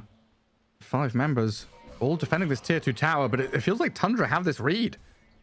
They know about it. They went back and split pushed a little bit with the Rubik, and they're playing cautiously, not going straight into a fight under tower here. Taking out the vision. They want to go up and take a D ward here. But looks like Extreme Gaming, they're just gonna go into farm mode. They had their moment of trying to hold. Now, finally, it is... well, perhaps they go back here. Instead of thinking about it. Maybe mid. Like by the numbers, they're still keeping this game pretty close. You know, this 4K lead. Yeah, can we see the net worth graph? Is it just a straight line from minute 4 until minute 24? Oh, they're on Rubik. Oh, hang on. Requiem onto the Rubik. XM, he's being charged up, and he got the final raise out in time. Thompson down for this massive ice path with the Macropire, burning and freezing them both at the same time. Jinkyu and XM, they'll both die. Time dilation comes in from Pure as well to try and chase off to the left, but there's no more targets to be found. Oh, that was brutal to watch. They just could not get out of the lava. The floor is lava, and yeah, everything is lava. Just cannot move. good pickoff to begin with there, but in the end they're gonna get punished hard for using their own resources. And Thompson just like, yeah, all for me. Congrats, you killed me. The rest of my team is ready. Yeah, maybe he'll even figure out that there was a ward there that did get him killed, of course. The ward on the bottom ruined by Radiant, but it's gonna time out now. And all the while, the Faceless Void is just farming towards his BKB. He is 150 gold away from his, so before Aegis times out, he's gonna have the security added. One more layer. Meanwhile, Sven decided to go back for a Harpoon, which I respect Harpoon. I think it's a good item, but I don't know if he's gonna get any value out of it here, trying to catch people. All right now, DY. No escape from this. Unless, maybe, perchance, a glimmer and a runaway, but he's gonna die. The Sven will come in though. Good lift up. I'll try and save 9 class with a telekinesis full staff now.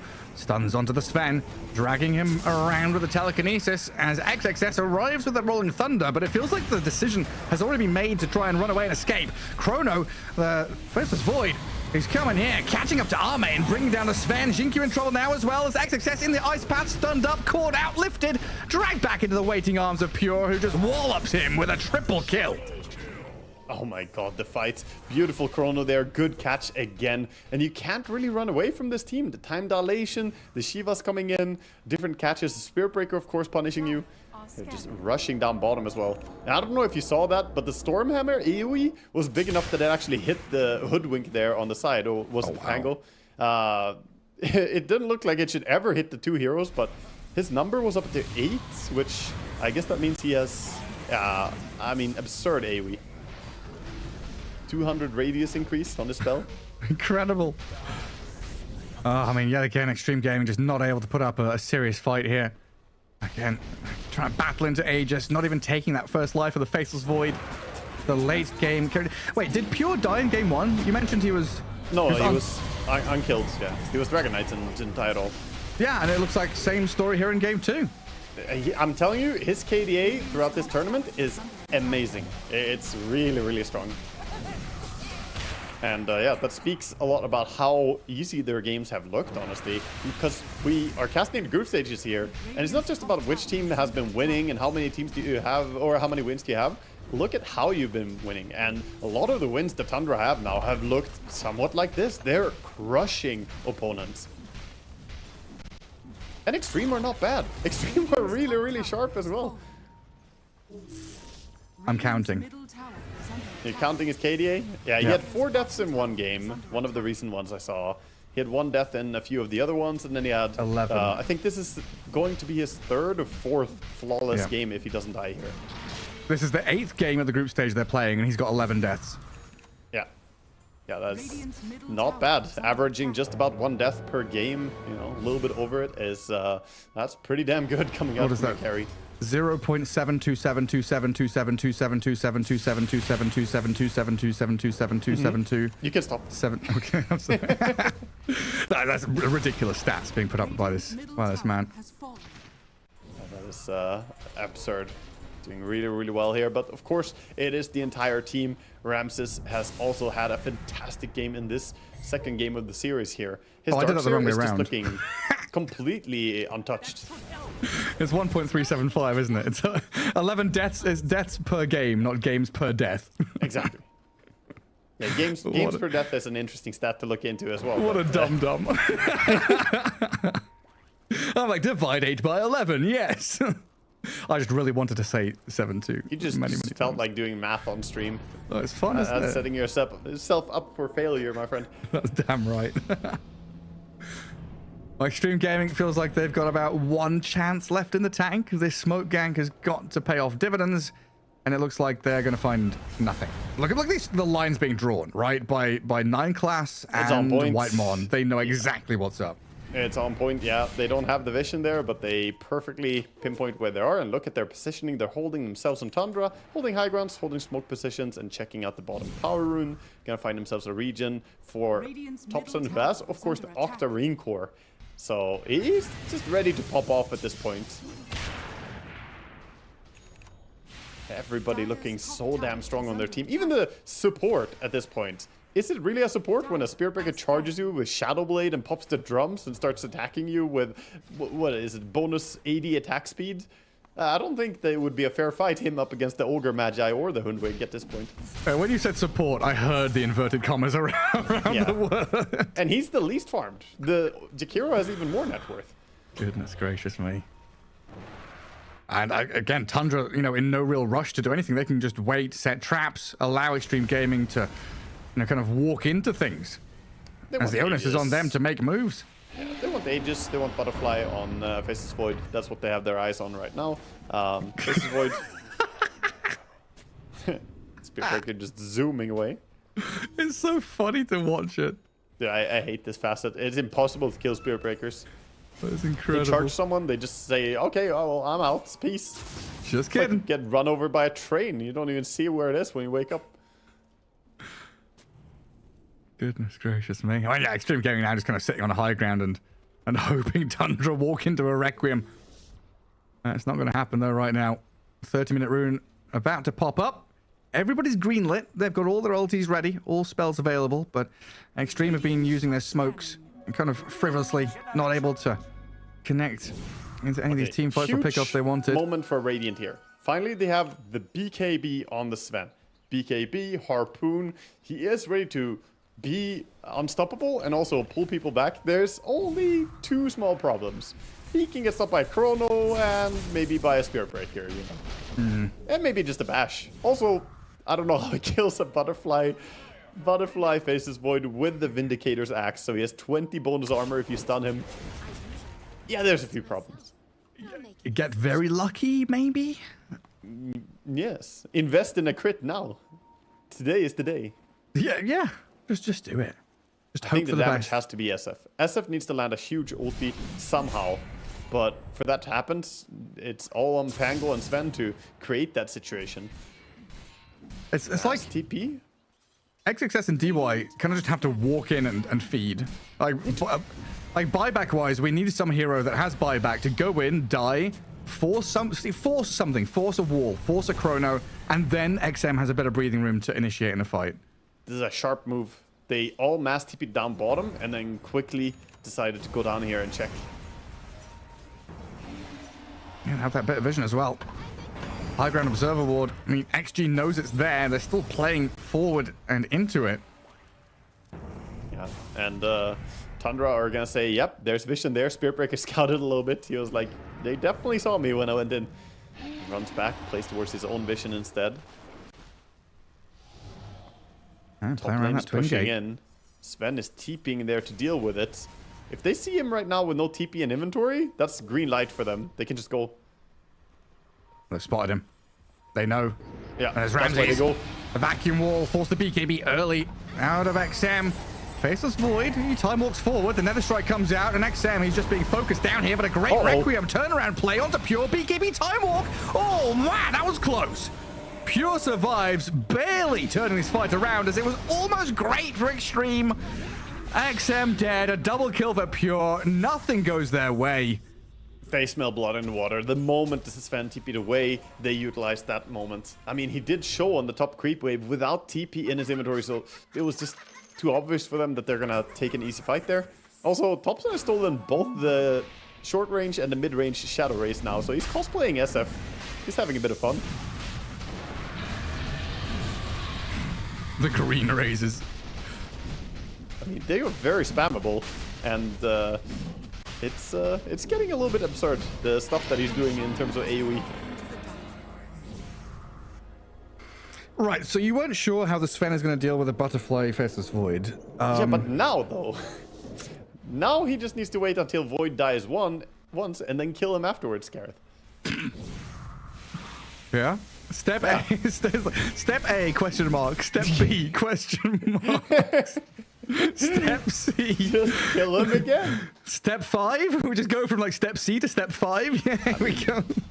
Power outage is always a playtime for. Sadly, you're in the same location. Oh my goodness, I don't know. They need like a stampede of camels and a sandstorm, and I don't know what else has to happen for Extreme to come back into this.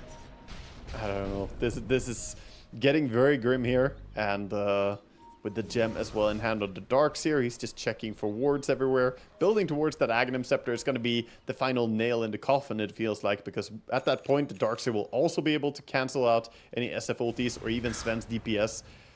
I just don't see it, man. I'm trying to stay positive here, but XG, they're just outmoved in this game. I've figured it out. What we have to do is we do -SH 5 space 7. So DY swaps heroes with Ramses, and then they have Darkseer on hero command. Yeah, if you could just swap the carry void for the ogre magi at this point. No. The game 7 Darkseer. Give vacuum with a Sven with a Requiem. Oh, that's true. They can have Faceless Void as well if they want to. Yeah, no, I was just going for highest and lowest net worth. Yeah. And even then, the game would still probably be competitive. They're just in such a spot. I mean, this is what we had to do back in the day when someone disconnected in Dota 1. It was like trying to rebalance the teams, because sometimes you only had time for one game. You're at a LAN cafe, you know, your hour is running out. You don't want to pay another $1 to stay. It's like, okay, someone's left. They've had to go home. Their mum's called them up. I always love to mention there was actually a swap before swap heroes in Dota 1. You could play Morphling. He could join the enemy team. Really? That is an old Morphling ulti. Undercover was the name of it. He could look like one of the opponents, share their vision, join their team, and then he could attack them to stun them and deal extra damage. Wow. This could also be abused by just joining the enemy team, and then you get a victory screen at the end of the game. So technically, you could just make it 6v4. Winner! Not that I ever did that, of course. Oh, no. Never. Yeah, maybe not the best design choice ever. I wonder why we don't have that ability anymore. There were some funny things in Dota 1. Yeah, good luck finding more boomer skill than that. Faceless Void global root chronosphere. I think it actually might have predated that even, so it's back there. The push here is coming though. Butterfly and Aegis sieging high ground. Ricky Death Ward. Yep, same era. The good old days. SF is working on an Aghanim Scepter, by the way. That's the defense plan here. He will sell his bottle and get Aghanim Scepter and then big ulti. This is some good control on the Faceless Void. Rolling Thunder, perma stunning him, but a Force Staff and a Time Walk gets Pure out of their grasps. 9 class though. He's stuck up on the high ground, being walloped by the Sven. Lifted down. Chrono is here. The Pango and the Hoodwink both caught up. The Sven dragged back into it as well. The stolen Rolling Thunder crashed him up the high ground, but Pure, he's dying. First life gone. Arme's dead, though. The ulti? A minute and a half as XM winds up the Requiem, tries to kill the Void, doesn't time it perfectly, and Pure's just going to time walk off all the damage. A nice path back in by Whitemont. Should secure the kill on DY here as they're 2 heroes down. Tier 3 wide open, and Tundra looking to cruise here with a Game 2 victory. And a celebratory ulti by Rubik from the low ground. Actually, his cooldown is absurd. 40-second cooldown Requiem. Gonna have it soon again. Another bit of catch and poke on the Void. Half HP. Raises in, but a Time Walk again. Safety for him, while Ramses into the backlines with a vacuum to kind of combo break the move from Extreme. Not easy, though. Hey? 8 to 30, 16k lead. You spend Aegis, you spend Chrono, every single spell under the sun, and you get a tier 3. Yeah, it was a great defense, honestly. They did everything they could. It cost buybacks, it cost the life of the Sven, but they did fend off the aggressor here, and Tundra are gonna have to fall back and work on more. And they're even getting out and getting themselves a Tormentor. Charges coming in though. They know this. In we go. In we go. Ramses is here with a macro pyre for good measure. They've killed up Q, buys back immediately. I mean, this looked like it should have been bigger, honestly. They trade out 1 for 1. Ramses' godlike streak is gone. Thompson, Requiem down. Wymon's dead as well. Extreme Gaming strike back. Another chasing, but Spearbreaker already out. Huge for Extreme, though. Showing big signs of life here, holding on to their mid melee racks at least, as the range racks did fall. That's a 5k net worth swing. That's enormous. If this is what they can do when they're this far behind, if they just get a few more item combos here, if SF ever gets to a Hex, that would be huge against the Faceless Void. I mean, that's a big, hey guys, we're throwing here kind of moment, right? No, they are. They're definitely throwing a bit here. Very aggressive. It looked beautiful, the 4-man vacuum, but they didn't really get a good catch. The BKB was there. You can see a replay here of that fight. So it was the Nether Strike and I think the normal punch from Darkseer actually pushing them out of the ice path. Like that could have been 3 heroes just dead. The traitors. Yeah. We have otherwise a beautiful synergy there in combination from the Darkseer and Jakiro, otherwise being interrupted. And in fact, the Sven is huge now in terms of levels. He's about to hit level 25, ahead of the Void, who's level 23 at this point. Void has not died a single time. He's 7-0 and 13. He's level 23. Sven is 1-4 and 1, is level 25 soon. Arme skill difference. Yeah, he's cheating.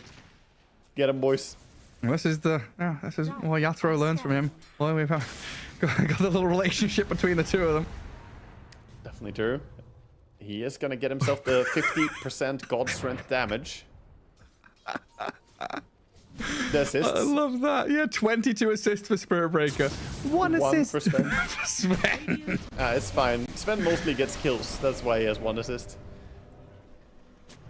Now, Ame is literally PvE mode this game. He is 1-4 and 1 in a game with otherwise a total of 42 kills.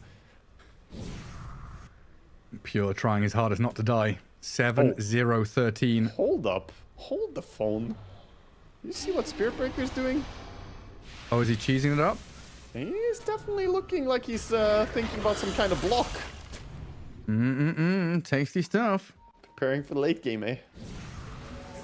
Get that barrier on the Faces Void as well as the backtrack chance, and then you'll be struggling to kill him off.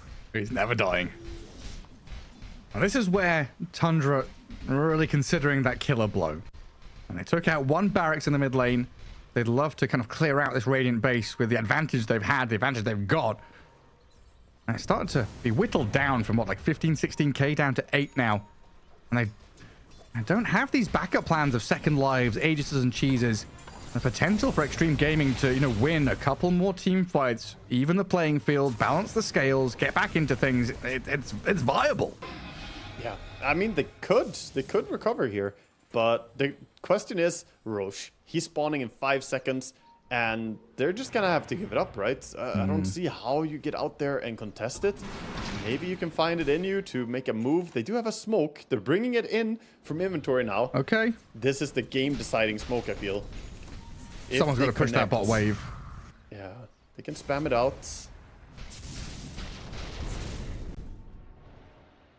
And Tundra. Spear Breaker's pushing in the mid again, so the smoke might become obvious pretty quickly. There's a pink illusion up top. Don't know how Void sent his illusion all the way up there, but it pushes that wave as well. As Extreme Gaming, they are making this move you mentioned, knowing that they have very few chances. This window of opportunity could be cut short if they just let Tundra take the Roshan. They saw the Time Walk. They saw the Faceless Void move northwards. He saw them on mid, though. He saw that they cleared the creep wave. They know. Whitemon, Gleipnir stunned. Jakiro dead. 9 class charges in onto the Sven. The Rolling Thunder Requiem on the high ground. The Faceless Void in trouble. They've got Pure. He's dead.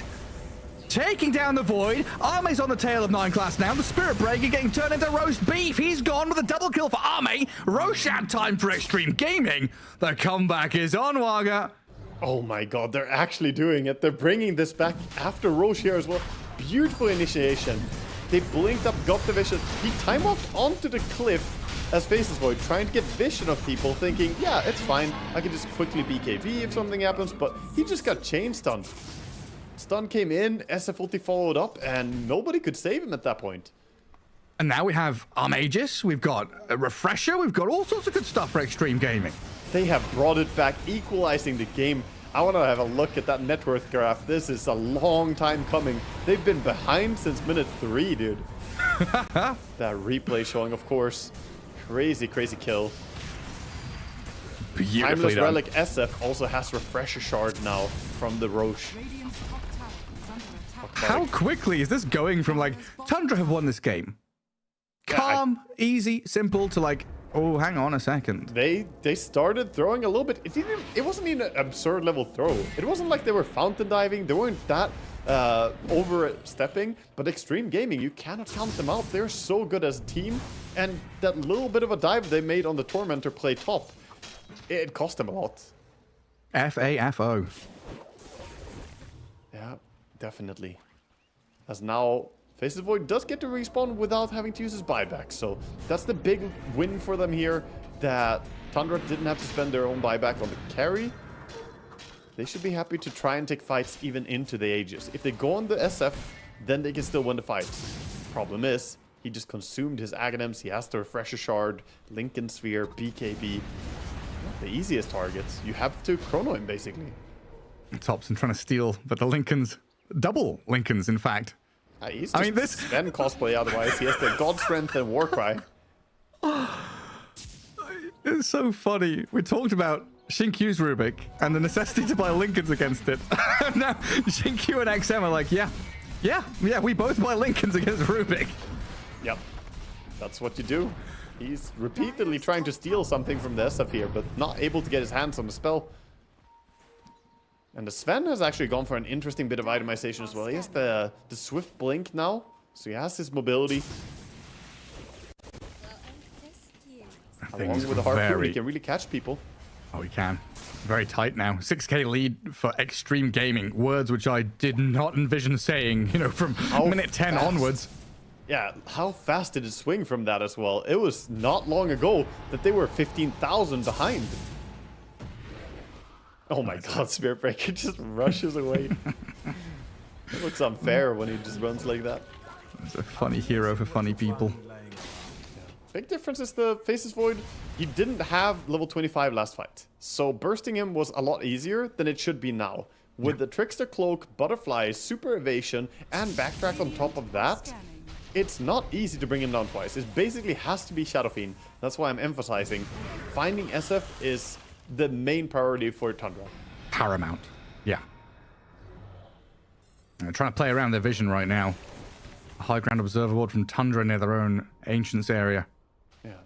Ame does have MKB though, so of course the evasion is not going to save you, but the backtrack still can.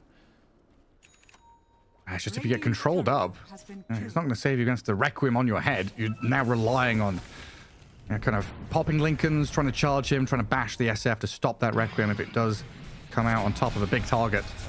Push. Stolen Warcry. Offering up a Sven. Gleipnir for now. Ame blinks forward. Doesn't commit though. Trapped in the ice path. Nether struck, but he's going to walk away from this pretty comfortably. Casually walk away. That's macro down at least. Not a very long cooldown on it. He does have the Aghanim Scepter as well, so you don't want to linger in that macro pyre. And a doubly damage down in the river. Ame going to hit like a truck. The more and more the game progresses, Hello. I feel like... Oh, are they bursting? BKB's forced. He charges away. That's the problem. Invincibility gets away. Sven doesn't really have pockets to hold the dust right now. The more the game progresses, I feel like we get into a territory where they will actually be favored on Extreme Gaming in terms of late game. The Wind Waker is being built right now by the Hoodwink, so Facet Void will struggle to kill someone. The Hoodwink can just save them. And you have Bloodlust. Yeah. That's my contribution. The late game conversation. You got Bloodlust. There you go. Very true. Bloodlust. Well, to bring a different skill that also scales really well with late game, Ogre Magi's Fire Shield is getting pretty damn good. 85% damage absorption is not something you want to scoff at in late game. Hey, put it on a tanky Sven or SF. It just buys that bit of time, like enough for them to use BKB, turn the fight around. Yeah, you're right. Yeah, you can have it precast once on someone, and then you cast it again when the fight is going. So you can effectively block up like 6 attacks. They don't take any damage. Tundra looking for something to tip the scales again. All smoked up. They see nothing though. A very dark map here for them. Well, the smoke that's not really gonna connect here. That's a good read by Extreme Gaming. They have the wards deep, of course, so... The camera can't keep up with the Spirit Breaker charging across he's the too map. fast. He's too quick. Extreme Gaming very tight together now. You 5 can in tell the base. Tundra shook. They're a little bit shook from how this game flopped so fast from them being super far ahead to now being really far behind. That's that confident swing. And DY leading the charge here, trying to scout out where that Rubik was hiding. They have ninja gear. Not the easiest to find. They have a lane ward in that mid lane, though. They saw the void roll used, but not connecting. Oh, they see him time walk to high ground. Oh, Rolling Thunder down. Not the longest of cooldowns, but we'll see what happens next. And both teams kind of taking turns of like hide in base, smoke out of base, look for a kill, fail, run away. Repeatedly. Over exactly. And over. Repeat step 1. Yeah, and now it is Tundra's turn to play the map. So Extreme Gaming, I could see the map and back out. We have Wisdom Rune here. Who wants that? The Tango maybe? Get towards his level 25. Yeah, closing in on his 25.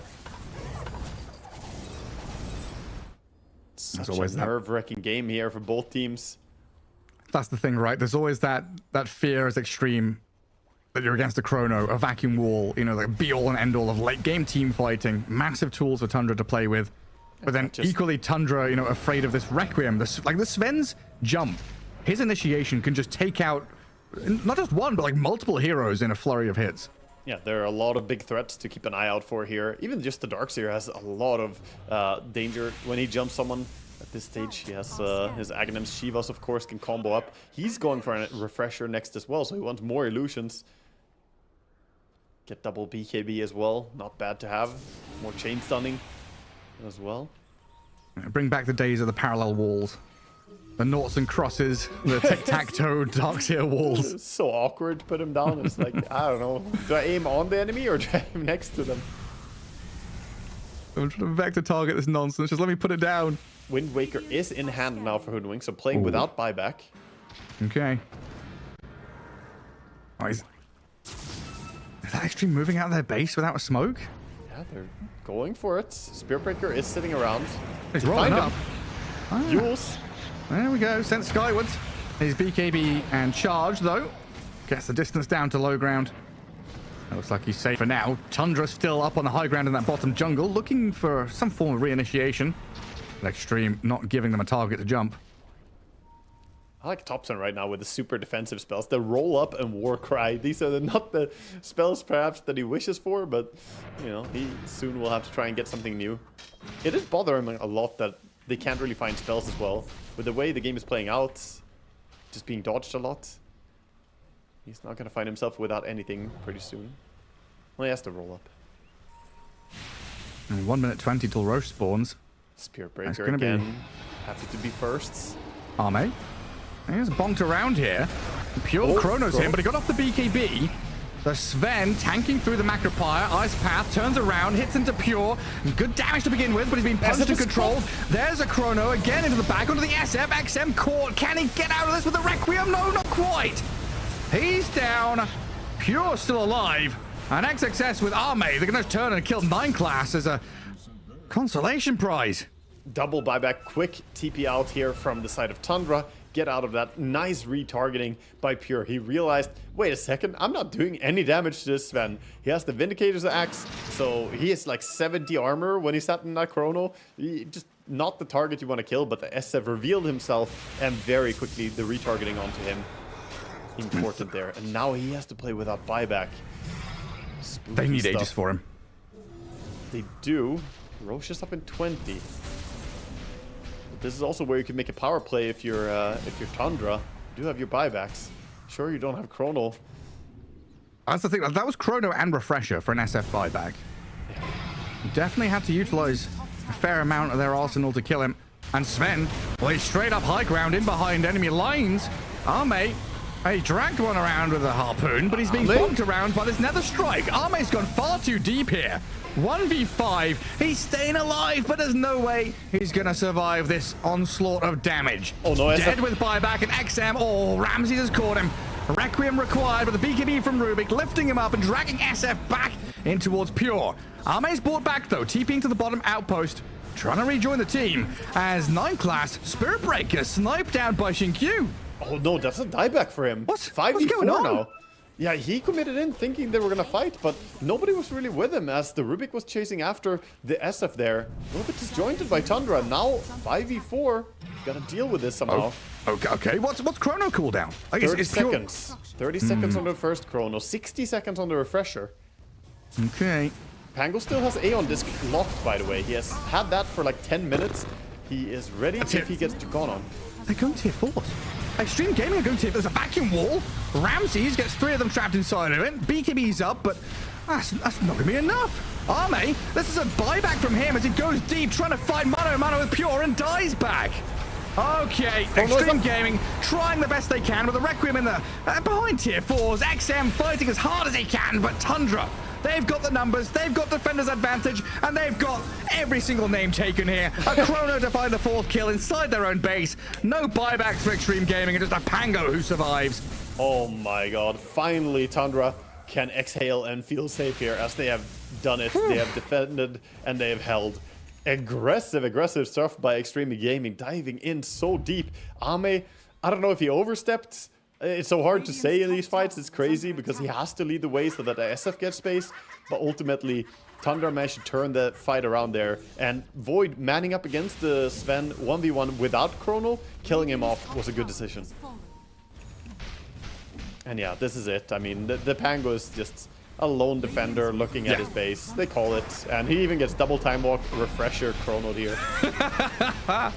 Oh, that'll seal the deal. Tundra with a Game 2 victory, much closer than it had any right to be, though, with a couple of little chucks and tosses and throws towards the end.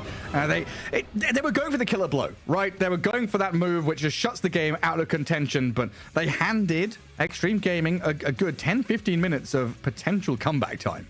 Yeah, the graph for the game looks absolutely insane in-game. The experience and net worth, they were ahead for so long, and then Extreme Gaming had that moment. They were ahead for 5 minutes, 6 minutes there, were in control of the game, but Tundra, they do it again. They work themselves back into the lead and managed to take out some very clutch team fights here. Just very good decision-making by them overall. You could argue that maybe it was a bit throwy by them halfway through here, but Tundra are looking like the strongest team that you and I have cast so far. Oh, absolutely. Yeah, like draft, laning stage, teamfight execution, the little like flexes and cool hero pool stuff you can do as well as Tundra. You know, like Faceless Void hasn't been picked an awful lot, but having this late game carry as a last pick felt very good for Pure here, especially, you know, Thompson on the Rubik playing much more of a playmaker style from the mid lane. Yeah, very nice from Tundra.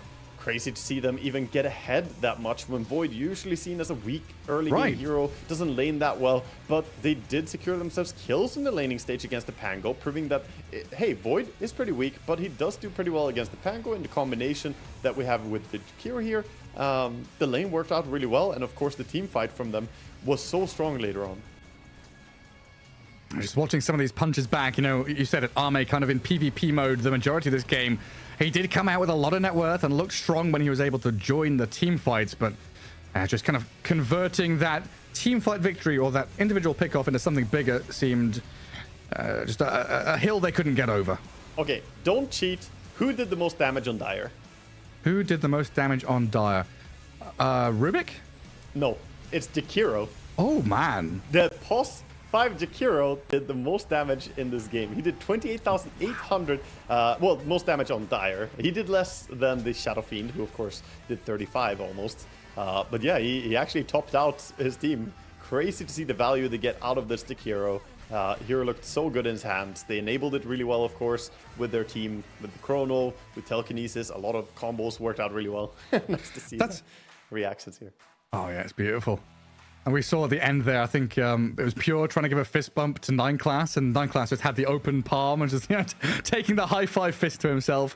But it's kind of funny you say that, because we've seen Jakiro previously, and it's also caught me off guard where, you know, you think about Jakiro as a laning hero, a teamfight hero, catching hero, you know, good at pushing towers, but a damage dealer.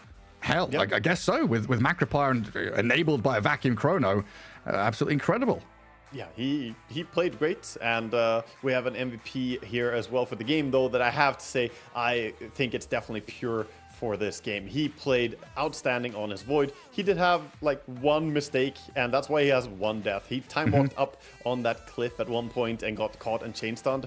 And honestly, to only have a single death against a team as potent in killing as Extreme's lineup is, and with them focusing only him to try and shut him down, it is super impressive. And what is that now? I said 11 before, right? So that's 12 deaths across 8 games. So averaging 1.5 deaths per game is like ridiculous. Like actually ridiculous numbers.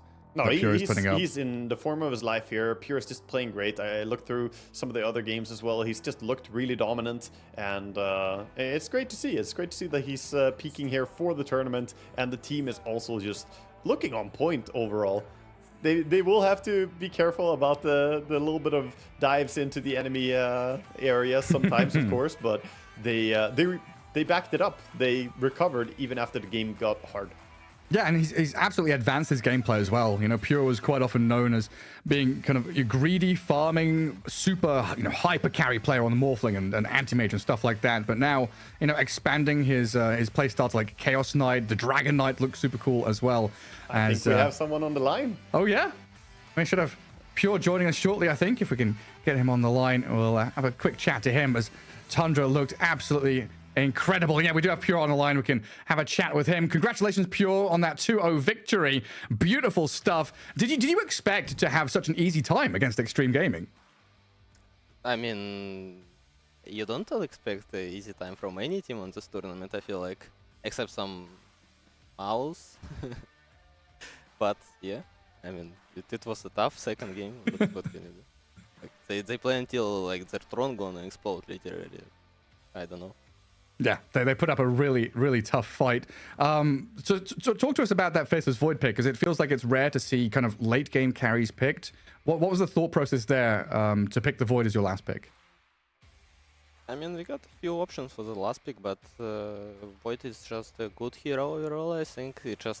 You cannot pick him very often, I would say, but if you get in some 18 last pick, it's like can be really good, like in kind of those games especially, where you got some Panga Hoodwink lane, So yeah, it was kind of obvious for us. We got a few options, but Void was the best in the end.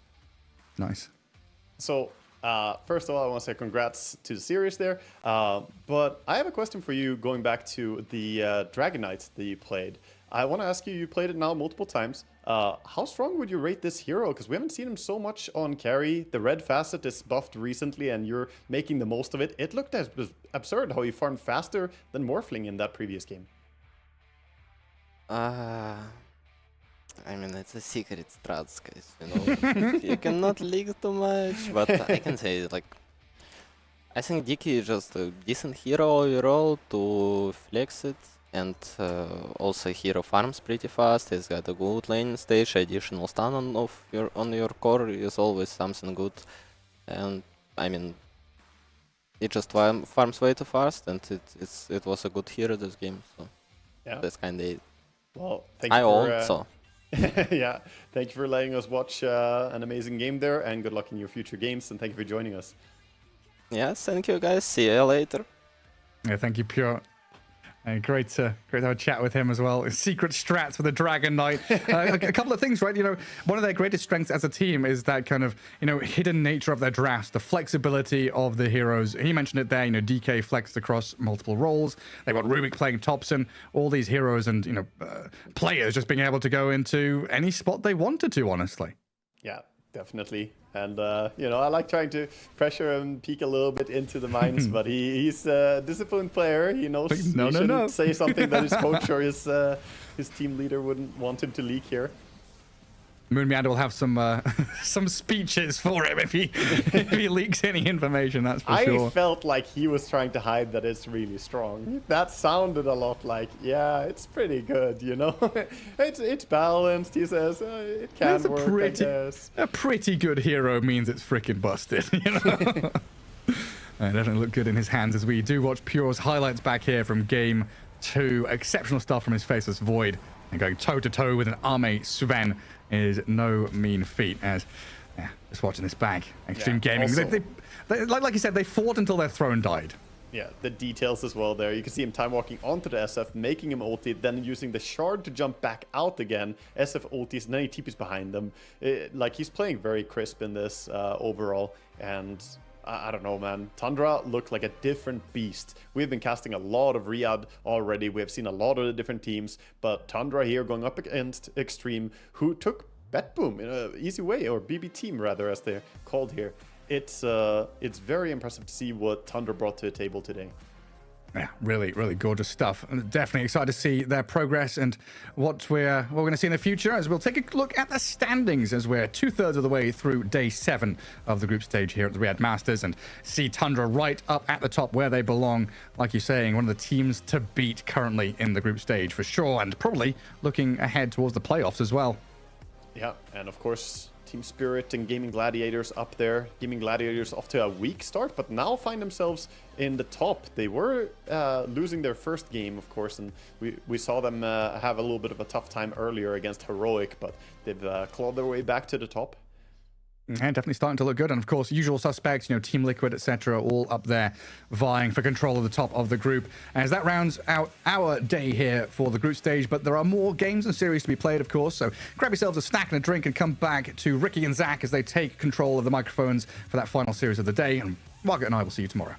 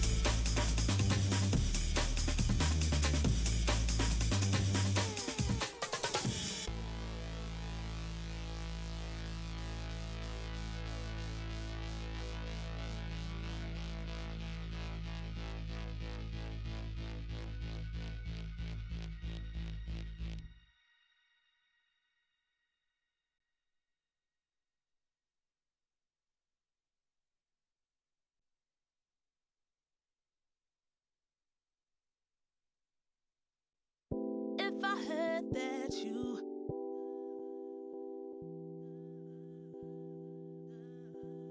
If I heard that you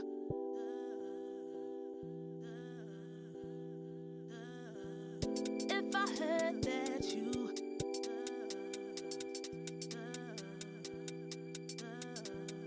If I heard that you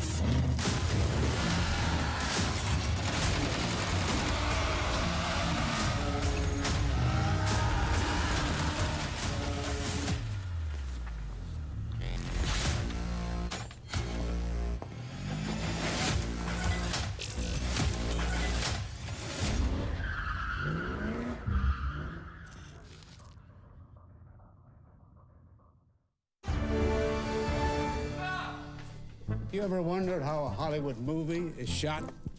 On a Sony. You review it on a Sony. And how do you make that sound epic? recorded on a Sony. Lunch break on a Sony. So why wouldn't you watch it on a Bravia by Sony? Have you got what it takes to get to the top? It doesn't matter how high you climb. To reach the top, even the biggest champ needs a break. So you can recharge, dive back in, and dominate.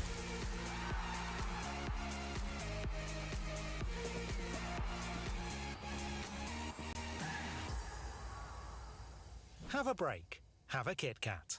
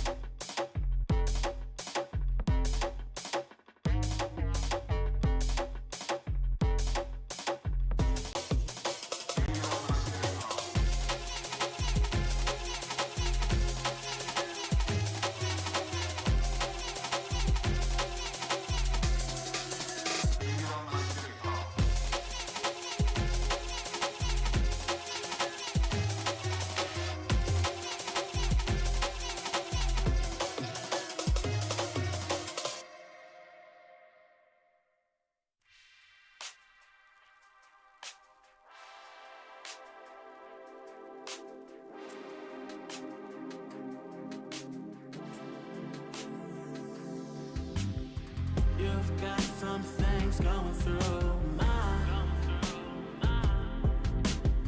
why can't this be all the time? You at the top of your class, you changed the drip to a splash. The way that you left, I just hope that it lasts. I just hope that it lasts. You stay on my mental, you keep me sharp like a pencil. You can let your hair down, cause I'm playing gentle. You can let your hair down, cause I'm playing gentle. Girl, you stay on my mind, all the time, all the time, on my mind.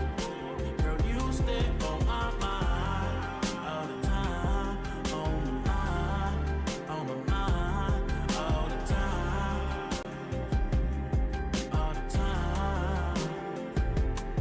If I come meet you, baby, I can teach you how to let your head down and be a freak, singing like a Nita. Sweet love.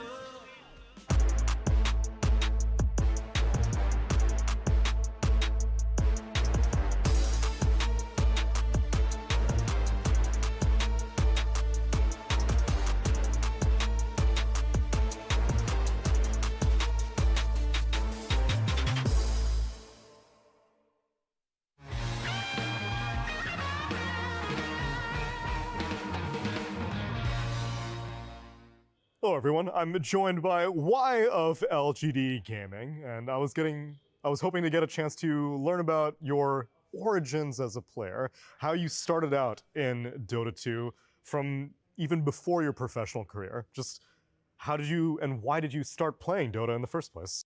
那这个就比较久了，要从2012年或者13年可能开始说起。那时候还是 Dota 1的时候，是从在中国的有一个电视节目，然后里面会放着 Dota 的比赛，然后是过往的一些中国 Dota 的老选手打的一些比赛，然后当时就对比赛期间就被 Dota 的画面吸引吧，然后当时比赛的内容也吸引，所以就想尝试这款游戏跟尝试这项比赛。So then you started out watching professional players. Were you ever casually playing at the same time? Or the whole time you started playing Dota 2, you knew you wanted to be a professional player? 应该是先看这个比赛，然后被这个游戏吸引，然后玩着这个游戏的时候，发现这个游戏特别有意思，然后再决定然后再决定是想尝试当职业选手。So then you pretty quickly found success. You had one game before Wings, Speed Gaming China, but then you go to Wings and almost instantly achieve superstardom by winning a TI. So what was it like going from a pub player to a professional player to winning TI in such a short timeline? 现在来看的话，我的想法就是一直很潜心的努力，然后不太考虑太多掺杂的其他的想法，然后就只是为了跟很好的朋友，然后一起去赢下这场游戏，然后更加全心的付出在这件事情上面的时候，能够得到好的结果，这是很大，在我觉得在人生上面对做某件事情是有很大的正向的鼓舞的。我觉得我现在来看那一段旅程来说，我觉得是这样子的。So you would say that your foundation, your formative years as a Dota player has had a strong influence on the rest of your career? 是的吧，因为当时算是一个很好的结果，所以对于我来说，我认为任何事情只要做到自己全力以赴，并且能够让自己事后觉得多少能有收获，我都会觉得这些努力都不是白费的，并不是完全的因结果而论的。Had you always taken that hardworking attitude to other aspects of your life, or was it Dota specifically that you learned the importance of putting in 100% of your effort? 我认为是自己有兴趣的任何事情，包括生活上面的，基本上是这样。但是如果抛开工作，就是应该说抛开职业或者说其他的，在生活上面可能都是比较松弛的，就是不会太，有的时候还是会想让自己 relax 一下的那种。但大部分只要是自己，我认为是跟职业或者跟事业有挂钩的，都会觉得自己要全力以赴这种的想法。So then over the course of your career after Wings, there's been ups and downs, but one big up was winning Riyadh Masters with LGD in 2022. What was that achievement like? 那次的感受其实要涉及在利雅得之前吧，那个 Animajor 开始之后，我们慢慢的，我们当时队伍的彼此之间对赢游戏的画面心气都会更加的足，然后感受可能更多，就是因为当时是第一届嘛，当时我们认为利雅得也只是一个邀请赛，所以怎么说呢，更多是享受这个比赛吧，所以单纯只论于利雅得这个来说，我们那个团队可能更多就是 enjoy Dota， 没有别的。就是我的第一部分，就是我觉得因为他的问题主旨是在利雅得第一届嘛，但是我认为我们当时那个团队对于利雅得的比赛只有更多是 enjoy Dota 吧，然后但是因为我认为我们是从 Animajor 之后，我们开始成长的更加有冠军情志的。我们之前只是有那种怎么说呢，就是怎么说，就是有那种争夺的实力吧，就是大家都很看好，但是我们那时候是夺了冠之后，大家都觉得我们是有冠军之相，更像有冠军之相，我觉得是这样的一个心路历程。然后到利雅得的第一届利雅得邀请赛的时候，我们更多就是享受比赛，其实那个时候是这样的。So now that you know that the legacy of the Riyadh Masters is starting to grow a little bit, what's it like having won the first one, returning back to it now for a third time? 关于就是利雅得比赛的感受，对吧？这个真的还感触很大的，因为很荣幸，就是1到3届都来参加了。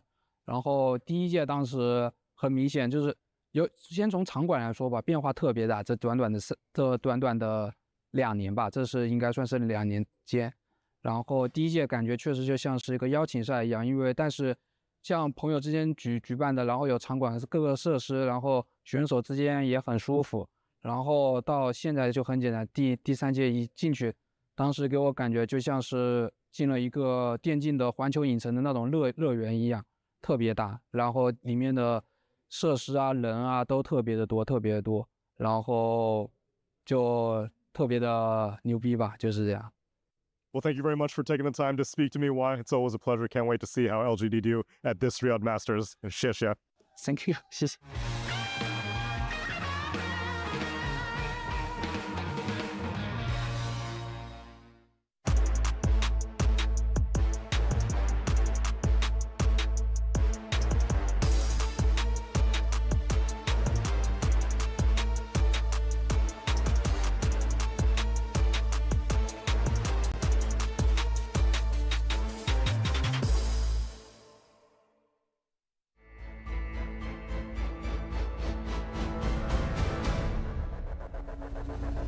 Team Spirit, the winners of last year's Riyadh Masters, are back.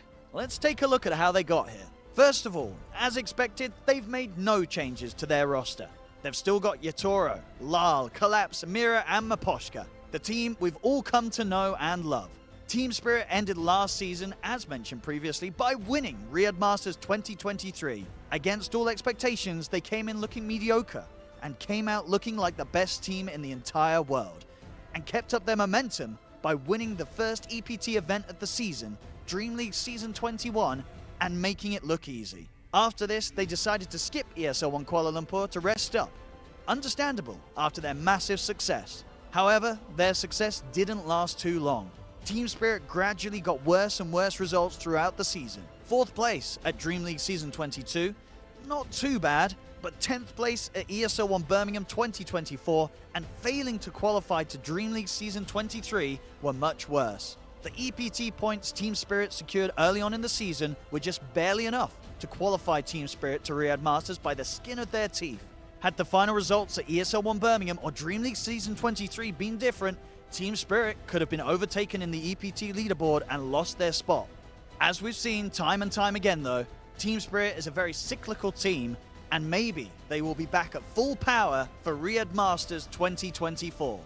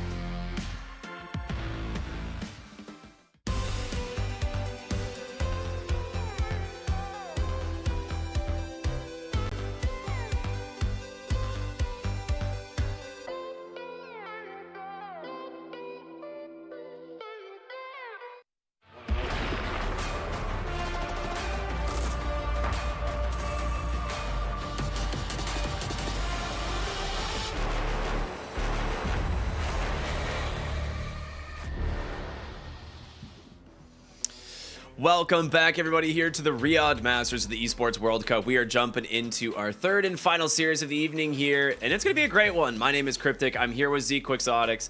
It's been a fun group stage, I will say, up until this point. We're about halfway through now.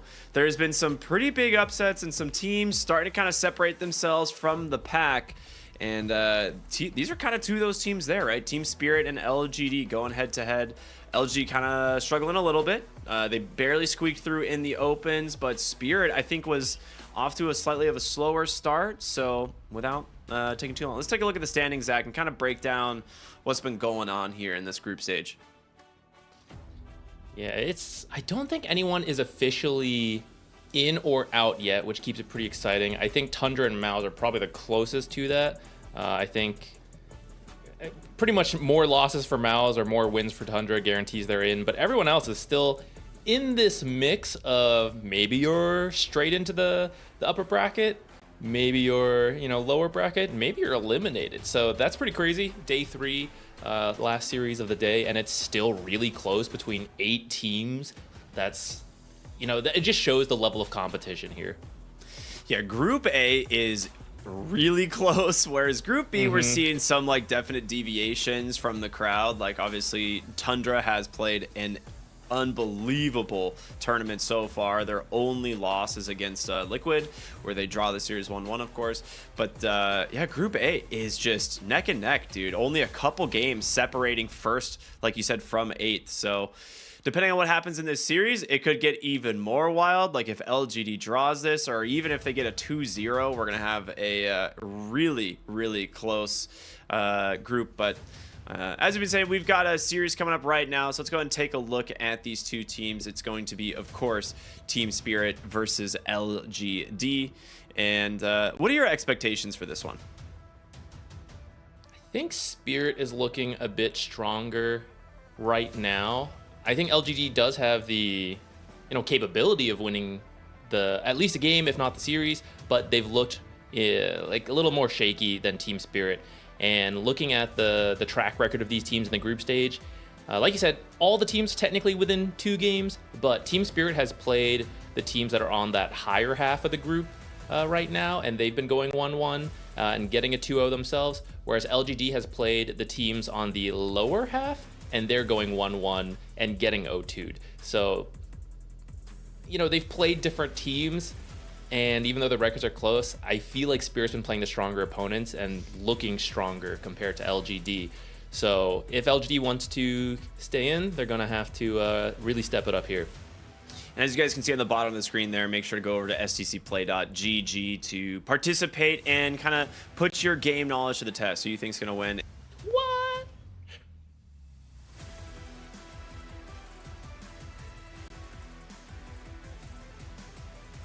That's that's a lot of faith in LGD. I appreciate that, but I gotta say I'm in that Team Spirit camp right now. They're looking a little better right now, but I'd agree. I mean, it's really close. It could go either way. Fun fact: these are the 2 teams that have won the past Riyadh Masters. LGD won the very first one. It's now a different team. I think Y is still on that team, and Coach Jabba.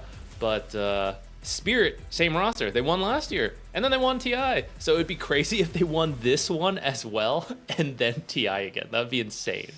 That would be one hell of a run. As you mentioned, the roster from LG still has Y on it, but some newer faces there as well. I think Shiro and Echoes have done a really good job kind of filling some big shoes for, what has been historically some of the most powerful and kind of influential players coming out from the Chinese Dota scene. So props to them. But it hasn't been without some struggles, right? There has been games where they are kind of maybe lacking a footing or kind of struggling to kind of find their start into the game. I think the thing that they do really well is that they make few mistakes. They really do. They don't make a lot of mistakes, but there is sometimes just too difficult for them to get out of the lanes, and then they're kind of playing from the back foot in a lot of times. I could agree with that. I'd say New and PYW, they're the players I'm watching at for LGD. Yeah. They are very high skill, very impactful, and they lane together. So I think really depending how that lane goes can really set the tone for this team. if that lane goes well, then you have two powerhouse players having a strong start. They get to then impact everyone else on their team. But if that lane kind of struggles, you know, I haven't seen the other players be able to lift up the team in the same way. Team Spirit, it's hard to say. Honestly, this team just feels like everyone pushes the team forward. Yeah, I mean, they're a world-class team with arguably like the best team in history, right? They're in that debate. I know a lot of people, that just angered a lot of people. There's a lot of opinions on that, but they are in that debate. And they are a little bit on and off. Sometimes they are looking really good, sometimes not so good. I'd say probably by their own estimates right now, they're not feeling the best, but on the stronger side of things. So we've seen them kind of like flop at times. Right now they're looking towards that positive end. I think this is just one of the best ways to describe them is they might be the most clutch team in history, where it's like they are so good on LAN and they always play well under pressure, and I'm not sure exactly who it is or if it's just like generally the team and every single player is good at that, but they are intense on LAN, and I think every team fears playing them at LAN because of that. And I think you are right, they probably are in contest for the best Dota team in history. It really is up there. I think getting Laurel on this team initially when he was still like he had a lot to prove, right, when he first joined Team Spirit, and I think a lot of people were like, oh, how could you bring Laurel in over, who they were running with previously? But he has stepped up and he has become one of like the strongest and most influential players, in the mid lane. And I'm really happy for him, dude. He's like absolutely put in the work, definitely paid off. And yeah, they've done a great job. Yeah, the group is just a great bunch of friends. They did it at TI last year when they won. They did like a late night show and you could hear them talking like, oh yeah, we won 2, but now we got to win 2 more so that Laurel can also have, like 2 and then 3 wins and we can all be ahead of OG, right? They're a very good group of friends. And I think that probably helps them in those clutch moments like you talked about. Like they all trust each other. They're not blaming each other. So even when it's like, oh yeah, this is GG guys, it's over at 10 minutes. It's like, well, let's just see, let's play it out. And that really puts the pressure on the opponents. Like they don't look nervous. They don't look scared. We're 20K up. Why aren't they scared of us? And we've seen it time and time again. You make one mistake versus Spirit, they are so good at identifying, and maybe it's more fair to say they create opportunities for them to come back in the late game where other teams just don't seem to have that. It's something like special to Team Spirit. So we'll see if that comes into play here. Like you said, LGD has not felt like they make a ton of late game mistakes. It's more the early laning stage that sometimes we see them fall behind. Yeah, I think that's my thing a lot of times is they have struggled to actually get out of the lanes what they wanted, and I think some of their drafts have put them in that position where you're looking at these heroes and you're like, I don't think these matchups are necessarily going to be that good, but it's like the game plan for what they want or what they hope later on is really good. It's really solid, but it's getting to that point that they've struggled with. So I am curious to see how they're going to, draft here against Team Spirit, how they're going to actually, execute their game plan as we jump into Game 1 draft. I will say there is no way heroes like Monkey King make it through. I think at all this hero is just favored for both of these teams tremendously. And I will say this draft should be pretty fun because Team Spirit has stayed the same, and LGD has changed, but one of the people who have stayed behind is the legendary coach Zhao 8, and I feel that it will lead to some kind of different drafts than what we see usually. Like around this meta, these teams have come to know each other more intimately. At least the coach, he knows like what Team Spirit likes, what they think, or at least he has his own ideas on it, right? So in those cases, you end up like kind of moving down your own very unique meta of 2 teams against each other. But of course, there are still some broken heroes on the game right now that we see being banned out. Such as Ember, which Echo, that's one of his most played heroes in his competitive career. And he's just one of the top mids right now. I think he's rocking a pretty high win rate too for as high of his picks are. So pretty understandable to want to take him out early. I actually 100% agree. I am curious like where some of these bans are going to go, because the Snapfire is a hero that we're seeing a lot of teams pick, but it has a horrible win rate this event, like tremendously bad win rate. But I think it's the games we've seen that has had a really bad win rate. Because I was actually looking at that again. I think it's like 40 something, which is like not the worst. But I think all the games you and I have seen, Snapfire fails. So I don't know. Maybe all the losses are on our stream. It's just looking better somewhere else. I mean, that is better than it was. It was down at like 33%, I think, after the second day. So maybe it's getting slightly better. But yeah, I don't know what is going on with that hero. I don't know if it is like first phase ban worthy, but they go ahead and ban it out. And as the response from Spirit, they go ahead and ban the Phoenix, right? It's one of the few heroes that can reliably deal with Phoenix. There's been some other things that we've seen address it, things like the Marcy. But leaves open the Primal Beast overall first pick for LGD. A hero that doesn't have a lot of contest right now, but I think against LGD and what was one other team that liked to play as Quest, right? Doesn't Quest play a lot of Primal Beast? I think they do, yeah. I know Team Spirit has picked it a couple times, especially in their second phase. So LGD, I think they played it once. It's not something they highly prioritize, but speaking of the teams knowing each other very well, they are stealing it away from Team Spirit.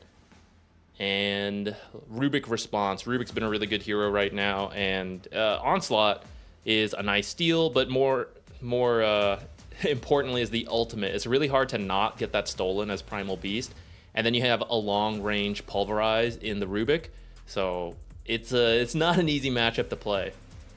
Yeah, it's pretty much one of those classic counters, right? So I am curious what they want to do with this Primal Beast. My guess is it is going to be the mid lane. Like I think most people play this in mid, but maybe it's worth relegating into like the off lane, getting yourself like a slightly more impactful mid that's not going to be as countered just by a 4th position Rubik. But I mean, look at LG, dude. They're smiling. Jawade's having a blast. He's chilling. Meanwhile, you know, the stone cold steel face Chitoro's like, I'm ready to win, guys. Don't worry. Just pick me hero. I will carry. He'll pick the hero right now. Team Spirit took last pick. He's like, I want last pick, guys. Give me last pick. It's like, this isn't a pub, man. This is we're drafting. He's like, I want last pick, and then I'm gonna pick Terrorblade. Shadow Fiend, as well as the Underlord and Morphling, all removed, which I'm curious if that means they're like tending to go for something more like a Chaos Knight or a Gyrocopter, right? Like when you see like the Underlord, you're kind of wondering about those. All Could right, be. Sven, I think good flex I think those pick. two. Yeah. I think those two heroes are also very good versus Primal Beast, and since you first phase the Primal Beast, you want him to have at least a decent game. I like this early Sven pick because Sven, I feel like he's being a little slept on. I think he's starting to pick up as a carry and as a position 5. I think he's pretty decent, and you want some of that early flex value. So you need to pick him early, but not at the same time you pick a traditional position 5 like Enchantress, because at that point then there's not much flex. You're like, which one's going where? Yeah, but I like this because, you know, this could be your safe lane. You could do Rubik 5, but you could end up picking a different 5. You could just put Sven as the position 5, which I'm kind of leaning to now that you see this Elder Titan. Yeah. Because now you can just contribute this armor aura to counter that aura. They did pick Clockwork as well, which is great to protect the Primal Beast, but also PYW plays a mean Clockwork. We have seen him absolutely pop off with that hero. Owns. Pretty excited to see what he can get done in this game. And I'm that's so confused. That's potentially the mid or off lane Primal Beast at this point, so you're getting an idea of what that lane looks like. It's like you could potentially start picking your, like, decide where you're going to put Sven. But if you want to protect that flex, then you have to pick your mid and your off lane here, which, okay, they're just going to reveal it. Faceless Void, carry. I guess there's a crazy world. Support Faceless and maybe the time zone, you know. But I'm thinking that's I too carry. love losing Dota. I'm thinking that's carry, Faceless Void. Time Walk will be pretty good versus like the Clockwork, for example. And Sven will just provide that aura we were talking about. Yeah, this is why I'm a little bit confused about the Elder Titan pick, right? Because you see the Sven already, and you have no problem being like, okay, yeah, full commit, Sven, your support, your aura will protect us from the physical damage reduction that Elder Titan brings into the game. Now, that being said, you do need to pick up some magic resistance here from your team. So you're going to need a pipe. Doom can absolutely do that from the offlane, and this is a classic pick for Team Spirit. I think Eastern Europe in general still really favors the Doom. Like, we've seen Miro grab this a ton, and for Collapse, this is like comfort as it gets. So I like this. I think if I'm LGD here, one thing I could look for is something like a Darkseer. Now that you know, like, there's a very little chance that like a Timbersaw is going to come out, but you could go for something like a Darkseer and then have all your magic damage combined with like a Primal Beast, but maybe you lack damage, so it's hard to say. Okay, they go for the Tiny. You a little bit definitely safer. magic resist. Yeah, now that's what I'm saying. It's like you need some form of pipe builder on Team Spirit, and so I think Doom likely to go for an early pipe. Someone doesn't mind building BKB will also be good. Rubik at least has the natural magic resist, so at least one of your supports has some help to not get completely deleted by this Tiny with crash landing is what we're talking about. There is still some flex being protected here. These are two tanky strength heroes. Is there someone? I mean, I guess you mentioned the Timbersaw. You could do it, right? You could like mid timber if you wanted to. You could mid timber, yeah. Especially because it's like you didn't really know exactly what the mid pick was gonna be. So it's like maybe you could go for timber, but now that you see Tiny, it's still really not bad. Tiny does have a lot of magic damage, of course, but you can itemize it for just an early. What is that thing called? Shroud something. Eternal Shroud. Thank you. Eternal Shroud. Yeah. Sand King. I was going to talk about Sand King. Yeah, so Laurel has been running the mid Sand King. Yeah, that's a classic. They'll actually also put it on offlane, but it would have been pretty good here. A lot of melee heroes. You pick up that Aghanims, would have been pretty strong, but they're going to take that out. Team Spirit, again, does have that last pick, so LGD will have to reveal a little bit about where these heroes are going, and then you get that final counter pick here. They're banning Puck. They could be suspecting a carry Tiny and then an offlane Primal Beast. I wonder... I mean, I suppose just Faceless Void does not like dealing with Puck in the early game, and then there's always a chance you whiff the Chrono on it. Lift is instant. Doom's pretty quick. The stun from Sven would have been easily dodged. Maybe they're also thinking of a mid-hero weak to Puck. Which right now I feel like you can just go something fairly damage-oriented on the side of Team Spirit because you have the Chronosphere to set you up. You have a lot of stuns and initiation from the Doom, Sven, and Rubik. And Rubik will actually even steal more from the opponents. So something that just dumps a lot of damage into that Chronosphere I think could be really good for them. I was so surprised we haven't been seeing more Zeus because Elder Titan's kind of squeaking back into the meta. And for those of you who don't know, Elder Titan Zeus is it's bonkers, dude. Like he throws the spirit out, you just have 0 magic resistance, and then suddenly Zeus just like hits you with 2 to 3 spells, ults, and you're dead. It is an immense amount of magic damage, and they recognize that on Team Spirit. They are kind of seeing this overwhelming magic damage coming through, and it will just keep stacking on as they pack a Keeper of the Light for the mid lane. And now for Spirit, you actually have a few options in what you want to do here. You could go for something like an Initiator in the Storm Spirit. Ember's already banned, which would have been good. Another option is something like Void, but you do not have a lot of reserve time here. Time for some quick thinking. Storm's fallen off. I feel like Void Spirit's been more reliable. Oh, okay, Pango's still in. Yeah, that makes sense. There you go. Doesn't lose the lane. Also very good versus melee heroes. Yeah. It's a little bit frustrating against the Clockwork, but for the most part, still offers like good backline and chase for this Keeper of the Light, which is what they absolutely need. Yotaro, aka Radon. He said he changed his name back, so I'm not sure. We'll see what we end up calling him throughout the cast. I'm sure he's going to change his name back after the event. You know, he was probably on an Elden Ring kick for the last, like, month with the DLC. And now he's just like, all right, back to Dota. I have to focus up. But in his heart, he's still an Elden Ring. I think it's kind of good for So it's like it's technically very minor, but at the same time, remember like the first TI he won, he just went bald. He cut his hair. He just felt like he needed to do that kind of thing. I think when he changed his name, he mentions like, I felt like kind of starting to stagnate a little bit. I just need to mix something up. So I feel these kind of minor changes, cutting all your hair off or like just changing your name, doesn't really change anything. But at the same time, maybe it's a mental edge to help you feel in the zone, right? And that's actually a big part of high-level Dota, is many of these players are actually quite close in mechanical skill, game knowledge, and all of that. But sometimes just like who's feeling better, who's feeling more confident can make a difference. Okay, I got a question for you. Why do peoples actually take Devil's Bargain for Doom? Okay, so here's the new thing. You play you either get like 4 bracers, then sell some off pretty quickly, or, and it's not a loss because you get 90% of your gold back, or you play the lane, you get the Midas, you use the Midas, you sell the Midas. You buy something else, like a Blink Dagger. You use the Blink Dagger. You sell the Blink Dagger, you buy the Midas.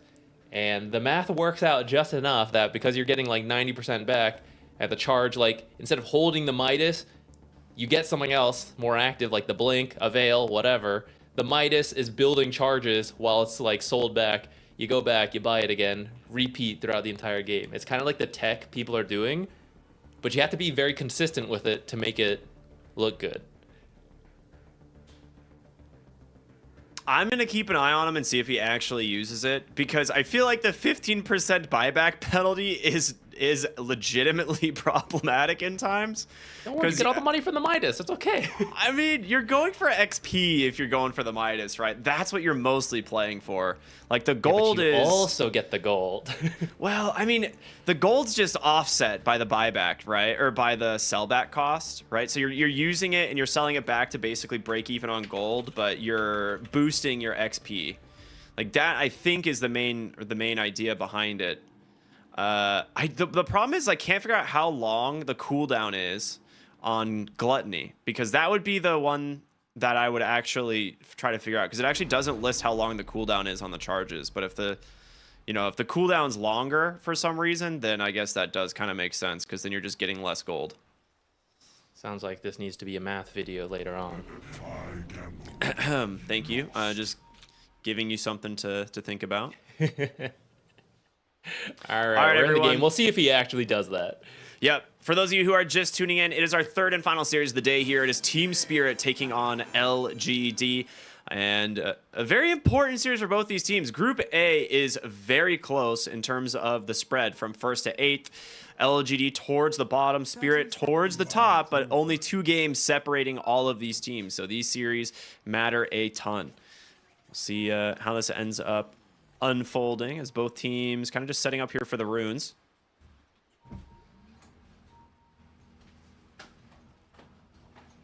You're going to feel a lot of pressure on LGD to at least pick up a 1-1 here, I think. So I also really want to give props to LGD getting an aggressive, or putting basically a defensive sentry on their easy camp near mid, right? Ooh, nicely done by Maposhka. I don't know how he didn't get hit by one of those cogs, but it worked. Yeah, in the mid lane easy camp next to the mid tower, right? They've put a sentry to make sure that the Coddle camp does not get blocked, and he can just farm this off cooldown, which is one of the things that you need to do against the Keeper of the Light if you're playing against him. You got to prevent him from just out farming.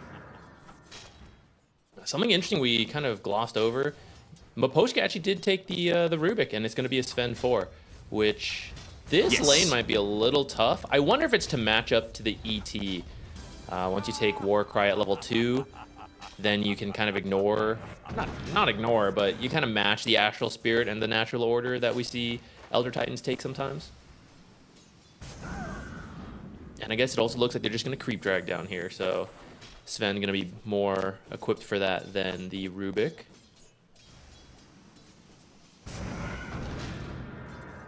This lane's going really well for Laurel mid. Like, the first couple waves are great for Pango. The idea with Coddle is just try not to get denied, and then you win your lane. Like, that's essentially it. You eventually just, like I said, farm the easy camp, stack constantly. You can double stack the easy medium on both Radiant and Dire, and you kind of just play for that timing. If you're level 6 plus your earn, and that's when you got to be real careful of rotations.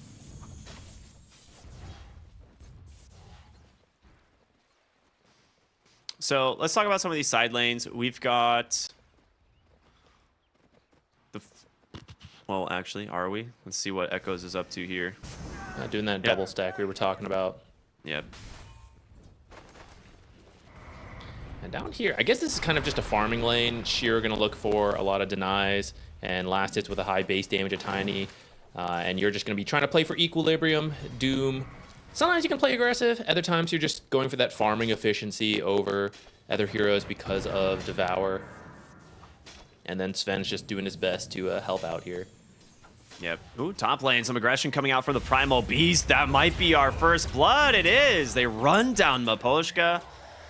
This is why I was a little bit unsure of the lane swap. Like, yes, the armor doesn't necessarily help you out a ton, but the move speed, the stun, you kind of need that against a Primal Beast and a Clockwork.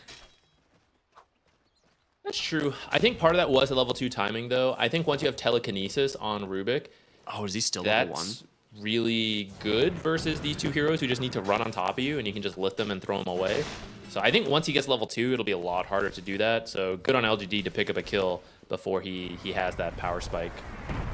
Yeah, I did not realize he was level 1. That makes an absolute difference. To get the Lotus. Yeah, really well done. He's going to take a lot of damage here, though. The Infernal Blade plus the Blood Grenade. They're going to be able to just chase him down. Nice dodge on the Avalanche from Collapse, reading it really well. As he's not going to be able to finish the job, does force the Lotus out. And Y down to a sliver of HP and only has Tangos on Courier. So this is going to leave Shiro in a pretty rough spot. Really deep in the lane. He'll be forced to back away.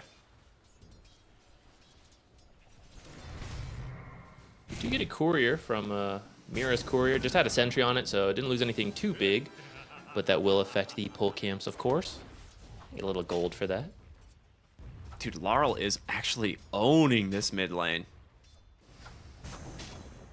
Like, the CS on Coddle will start to pull ahead at some point, but a lot of them will just be jungle creep. So you can see, yeah, he's stacked already a handful of times. He actually misses the medium stack there, which is pretty rough. So Echo is not having a great time in mid quite yet. But that means Pango, we could see a really early Rolling Thunder rotation to one of these side lanes. Or he could just use it to run at the Coddle. So, we'll see. Or he could use it to steal the stacks. Or, yeah, actually not a bad idea. That would be very smart. I actually don't think he needs to. Between Shield Crash and Swashbuckle, you're usually fine. But we'll see. We'll see what the situation calls for. But if you can steal the stacks from Coddle, like either you prevent it from being stacked by blocking the camp, which LGD was expecting, so they did the preemptive unblock, wasn't necessary this game, or you steal it, you invade, and you have two supports who are decent to help you at that, so we'll see if they decide to go for it. It's going to have to be soon, because Coddle's going to start, he's literally starting to clear them. Oh no, this is just a stack, never mind. Yeah, he's going to do another double stack here. Oh, he's like almost level 5.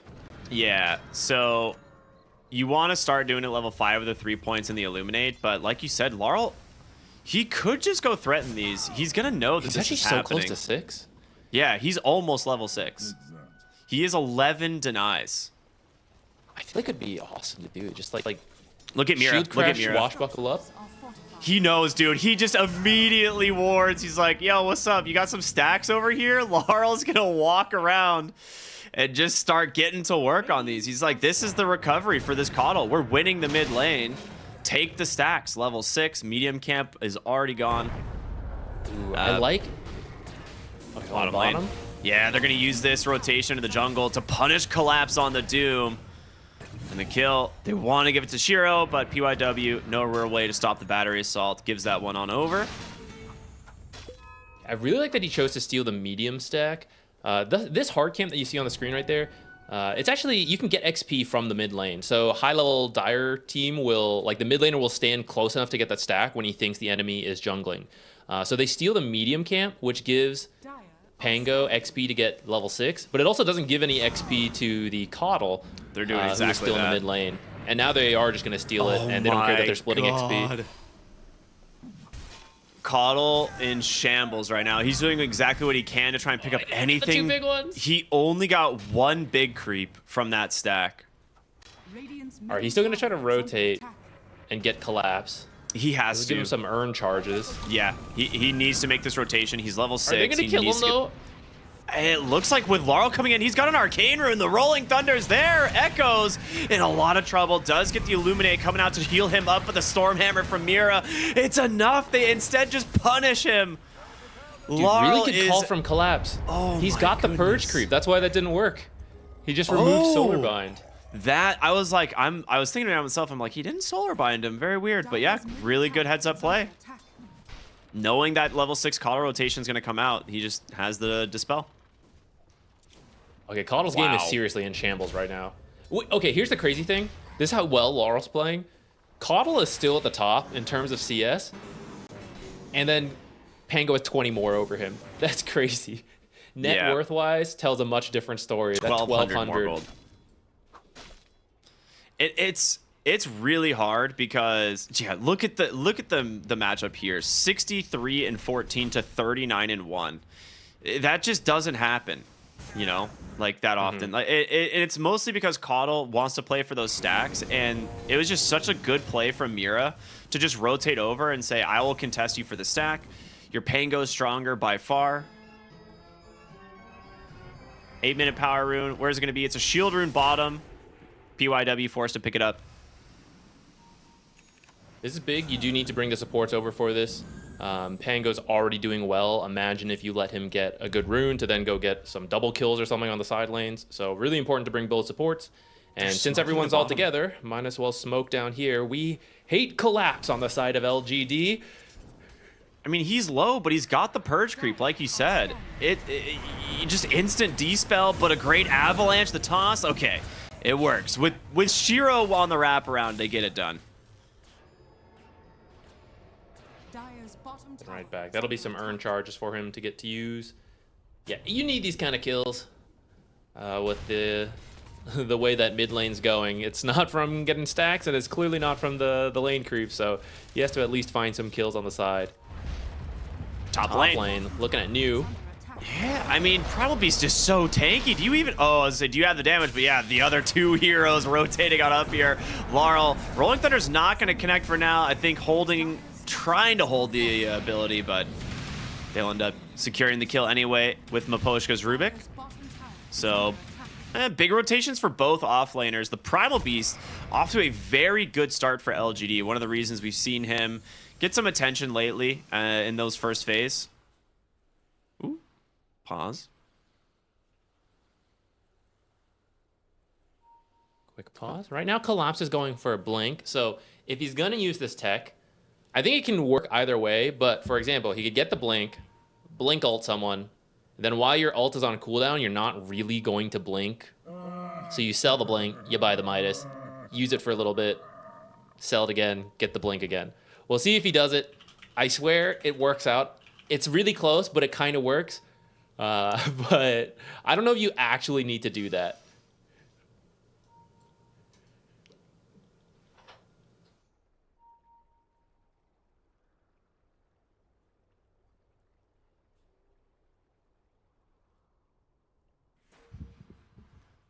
Man, you see like the stacks made there, and the sad part is that almost all of those Coddle stacks early on went to the Pangolier.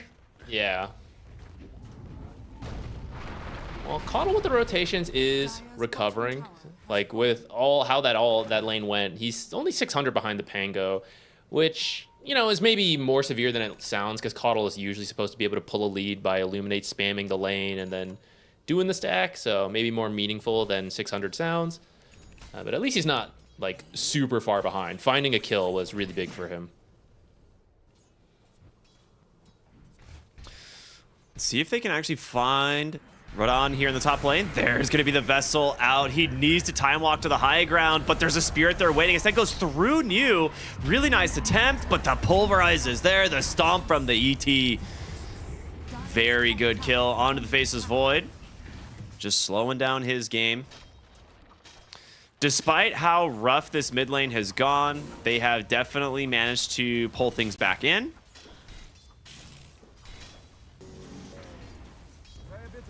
Slight gold lead here for LGD. I think the Doom, this is kind of just natural. He doesn't farm well early on. He needs levels and he needs his items to actually like pick up net worth. So we'll see, you know, Doom struggling on net worth at the moment, but I would say once he hits closer to like level 8 and 9, he really starts to pull away. Top lane here, Shiro. They are smoking in. You're gonna see if they can get in range. Warcry comes out. They really want the Tiny, but will they? The Doom, the Stormhammer's there new. Gonna just jump on in, do what he can to create some chaos as Radon also hits him with the time dilation, and the Rolling Thunder's there.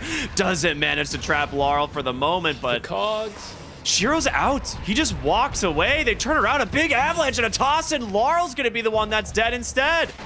The Tiny with 2,000 HP is too damn tanky, and now Collapse. He's got to get out of here. The Stomp's gonna connect.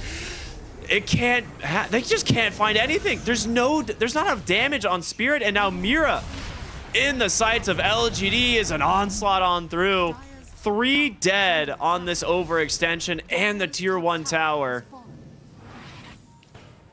Oh, you are in trouble now. We now see some of the counters to the Pango, that Clockwork Cogs and the BKB piercing Pulverize, which pulls him out of the ult. I don't know how I feel about that, but it does.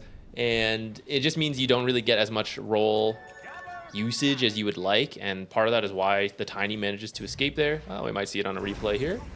Right there. So he actually slips through the cogs at first initially, but then yeah, getting stuck there for a little bit gives New time to get close. And then he's like, oh yeah, I'll just grab you and end your ultimate. Now he's exposed to the magic damage, gets nuked down. And then from there, they just run down. Nice long-range stomp to set up another kill.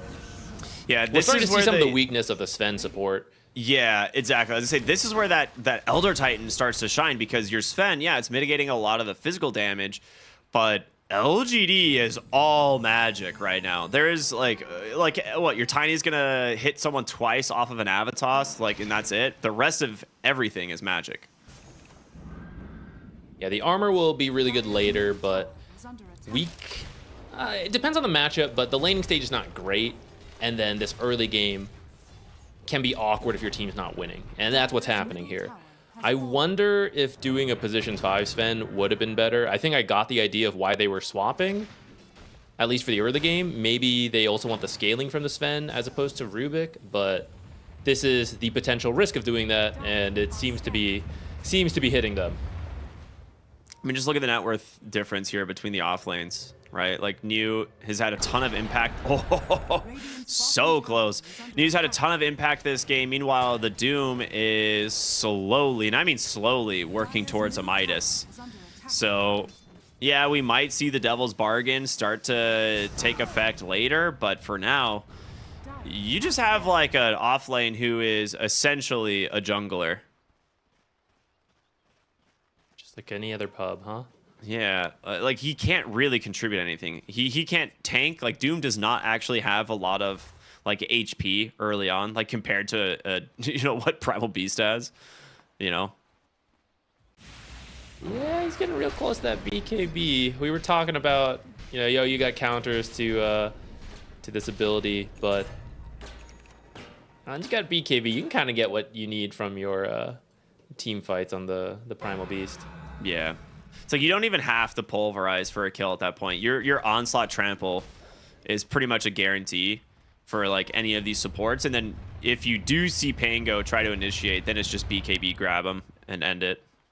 Yeah, and you'll also just bait out a lot. Like, yeah, if you get your BKB off first, and yeah, they have answers to it, but it means they're focusing you, they're chronoing you, they're dooming you, they're stolen pulverizing you, right? They're focusing you, and that sets up the rest of your team to be free for the fight. Would Rubik just steal power cogs? It's kind of nice on Rubik. It's definitely not bad. It's super annoying for Primal Beast to play against. I don't think the arcane accumulation works on power cogs, but I think it should. I agree, actually. I think it'd be very funny. Just throw a couple spells and your cogs are like 800 AoE or something. Orchid reveal the mid lane. The hook shot's there. And that is a very quick death onto Laurel. And they're not done, man. The flare comes out. They're going to just go ahead and look through this dire jungle, see what they can find. There's no way Doom's coming to these fights, so. Is he at his Midas yet? He is. Now, he could sell it at any time to buy the Blink. He has his Doom available. They see the Rubik. Maposhka with the telekinesis. Tries to onslaught away, but there's a big bad angry dinosaur. I think they see him. Yeah, he sees him. It's only a matter of time. Pulverize is there. New with an onslaught will just block him off from getting across this. Orchid as well. Last hit goes to Echoes. Ooh, they do get the Doom bottom, but it's just the clockwork. I mean, you'll be happy to pick up this kill, use the Doom, but not that big of a target. Well, I say that. PYW was actually 2-0-5, so. It's gold, you know, yeah, for the Doom. It's a good chunk of gold.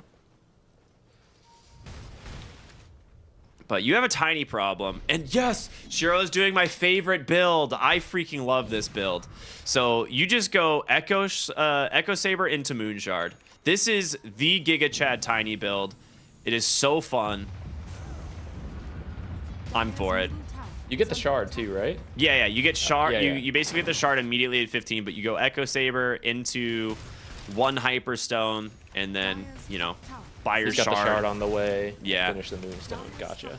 It's definitely It's a really the way good to go. build for farming, and then like you still do a lot of damage in these fights. Yeah. He needs to get to like his other items like Sanj and Yasha, you know, probably Blink Dagger and stuff like that are all really good. But yeah, I like this. It's sick. Bottom lane, we're going to see New go in, make an initiation on Tamira, trying to hold that Pulverize. Yeah, doesn't even need it. Quick secured kill there on Tamira. Another example of, you know, Sven support not doing a whole lot this game.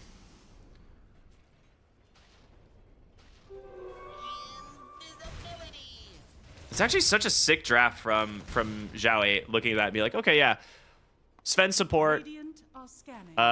Who cares? Like, we're just gonna draft all magic damage in the early game. Yeah, I think probably some of that comes once you see the Doom as well. Doom doesn't want to build an early pipe. Oh, PYW sets up for a great kill onto Yatoro. Another usage of that Orchid. 30 seconds on the sideline as they take the tier 2 tower in the mid lane. The map is shrinking and fast for the side of Spirit. Blink Dagger now online for Collapse. He needs to find Echoes. It's the only like target he can probably reliably kill with a Doom. I think that's probably about right. Stopping him, even if you can't kill him, just stopping him from spamming spells in the team fight will be really big. But I don't think you can take a full team fight currently unless you get some crazy chrono. Ooh. Oh, PYW actually walking right by this Sven. He's looking for the Doom. They saw him under the ward, and there it is. New's got him on the Pulverize. The Stomp comes out. Collapse. In trouble. Nowhere to go. Gonna play a little ping pong on the walls there. It's looking so rough. The cores on LGD are immensely farmed. A Blink BKB done on Primal Beast. You have a Solar Crest completed on the Clockwork. It is a really impressive recovery by Echoes from that rough laning stage, having a stack stolen, but knowing where to rotate, recognizing, you know, Sven's a weak laner. I know they slowed down the Doom. He's going to be an easy kill. We're going to rotate down there. It actually messed up once because he had the Purge. Good on him, right? But they did end up getting him killed a couple times, get the tower. Like they're going to grab another Sven kill here. I mean, he sacrificed himself New for a and tier PYW. 1. That's probably worth it in the state of the game. Maybe, yeah. But you're right, yeah, New and PYW. Talk about it. I mean, we were saying these two players really good in their top lane. They find that kill right at level 2. They are at the they were at the top spots. Now they've done so well enabling their teammates that they're now behind them. But they're all over this map getting kills. PYW 3-1 and 7, New 4-1 and 8. You know how active these guys are. And looks like they're gonna go for a Tormentor steal now off this lead. Laurel did get Ags. There's 2 sets of cogs blocking the Pango. He actually can't get anywhere near this. I was like, maybe he Rolling Thunders in with his new Aghanim Scepter, but the issue is the BKB Primal Beast, right? So, I mean, they didn't know Primal Beast wasn't there, but either way. Really good Tormentor steal. They won't stick around for the Wisdom Rune. Who got that shard? Clockwork? All right, that was pretty good. Yeah, fly around jetpack, dude. this minefield of cogs. Actually, does he get hit? I've never seen enemy cog interaction. Does he get hit by the cogs if he's flying? I mean, I don't think so, but does Night Stalker? I don't know if I've ever noticed. That's a really good point, because there's a couple things that actually ignore Z-axis, but bottom lane, we're gonna see the blink reveal here from Maposhka, try and grab PYW. There's an Earth Splitter coming in. Laurel with the Rolling Thunder gonna try and just chase these supports. They're starting to get a little bit too far away, and they have to leave. Laurel now actually has to be very careful. There it is, the hook shot from PYW pulls him back in, does get the shield crash up to the high ground, but New is in.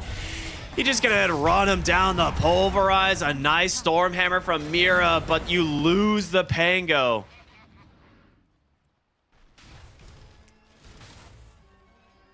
You just don't have the damage.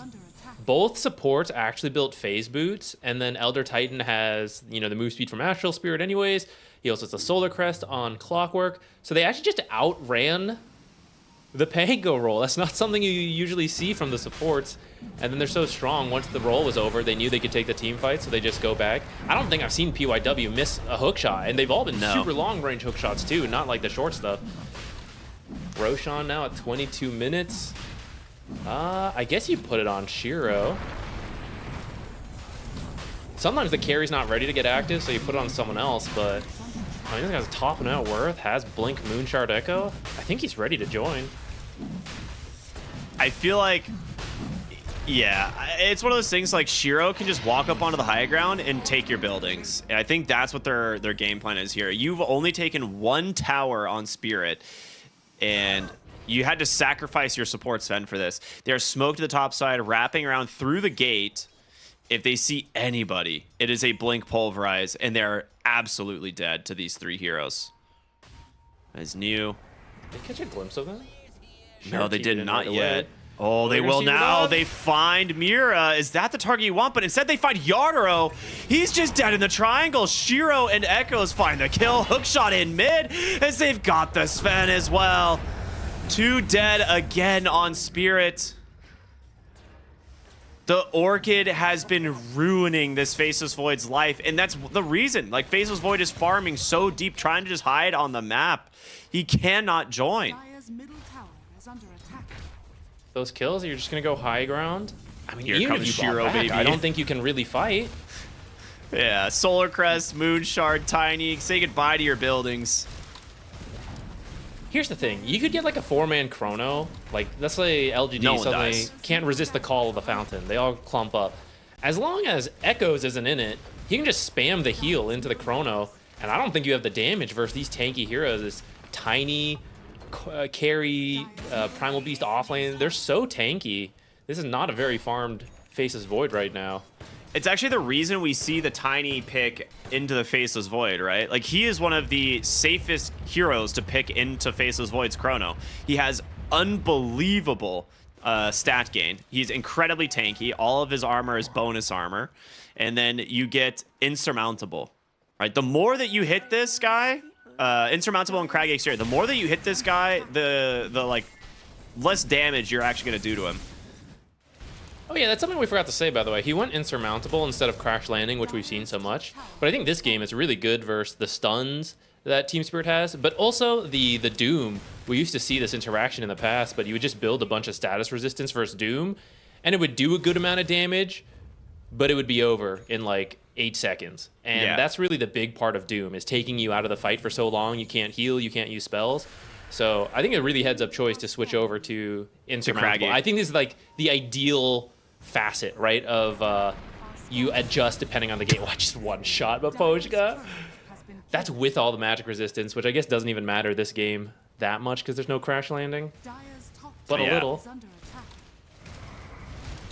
Well, second lane of Barracks now being threatened as Faceless Void, how close are we to a BKB? Because he cannot play without it. Oh, they actually find Collapse. He was trying to maybe play for a wraparound. He's going to be forced to BKB, pop the Doom onto the Clockwork, but for what? He's going to absolutely live through this. And that is BKB, that is Doom. Just the heal, the Lotus, back up into the fight. PYW ready to contribute any moment as they are just pinging the Faceless Void bottom. Like, guys, what is he gonna do? They jump in, they find the Rubik as well. Couple auto attacks from Shiro to knock him down. Laurel gets tossed in place, needs to be very careful. Mira onto the backside, trying to create some space, but PYW will just absolutely run through him. There it is, the BKB reveal, the Solar Crest, the Coddle has taken no damage and collapsed. GG's during the Chronosphere. Like, guys, we're done. Let's go next. Happening. Go next. This one's not happening. All right, very well done by LGD. We were talking at the start about how sometimes they don't seem to get what they want out of their lanes, but their mid to late game is solid. Well, this is what happens when you do win the lanes. Both side lanes did well enough. Mid was struggling, but the mid, great on him to recognize, you know what? I gotta make something happen. I gotta get a kill, rotates over, they find stuff to get them all back in the game. And from there, I don't know. I think they just ran away with that. That was a 26-minute game. Team Spirit did not get time to come online. It fell apart so fast. Like, this game was pretty even for like the first 10-ish minutes. And then, like you said, once they get out of lanes, LGD plays such a clean game. And it kind of just comes down to PYW's Clockwork combined with this Elder Titan. Like, once again, like, they can play around any of their heroes. They have a really active Primal Beast in the off lane. They have a really active Coddle in the mid lane. Whoever they find is just dead. And it's just over and over again, pick off after pick off.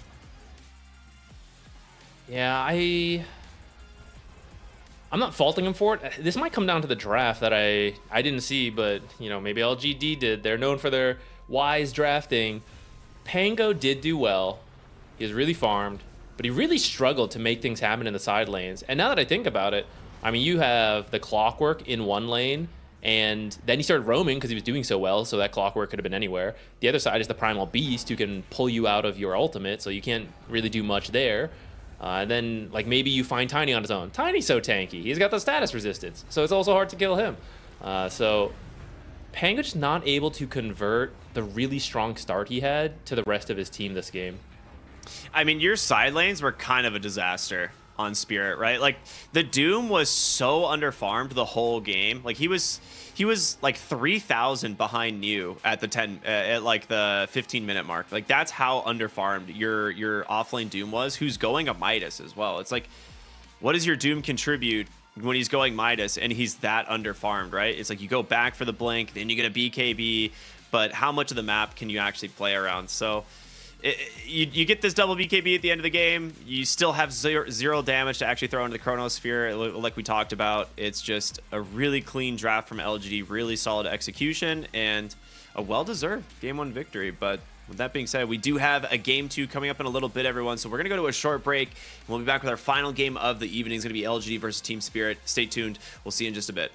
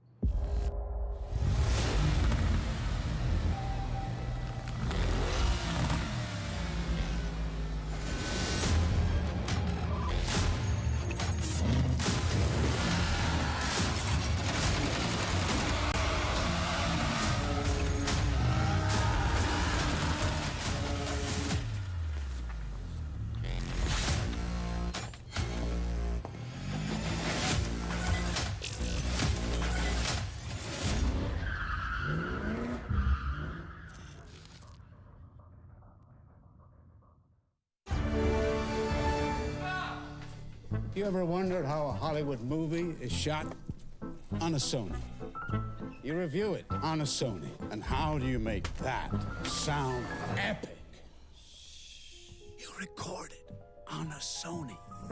Lunch break on a Sony. So why wouldn't you watch it on a Bravia by Sony? Have you got what it takes to get to the top? It doesn't matter how high you climb. To reach the top, even the biggest champ needs a break. So you can recharge, dive back in, and dominate.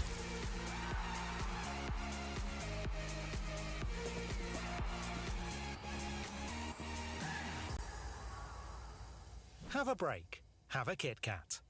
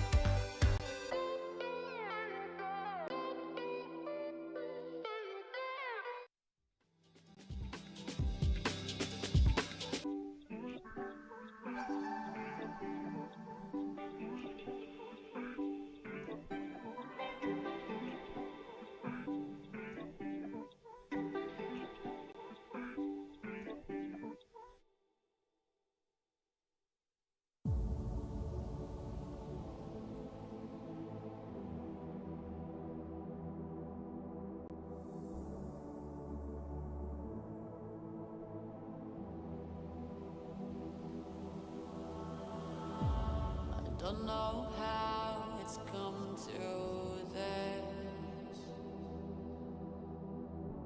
I don't know how I could resist. I took a vow to never sin, but I saw the darkness from within. And if the sun can't break through, just let the thunder shake you. I know there's a hunger for the truth. Another moment of clarity. I see the one who breaks me.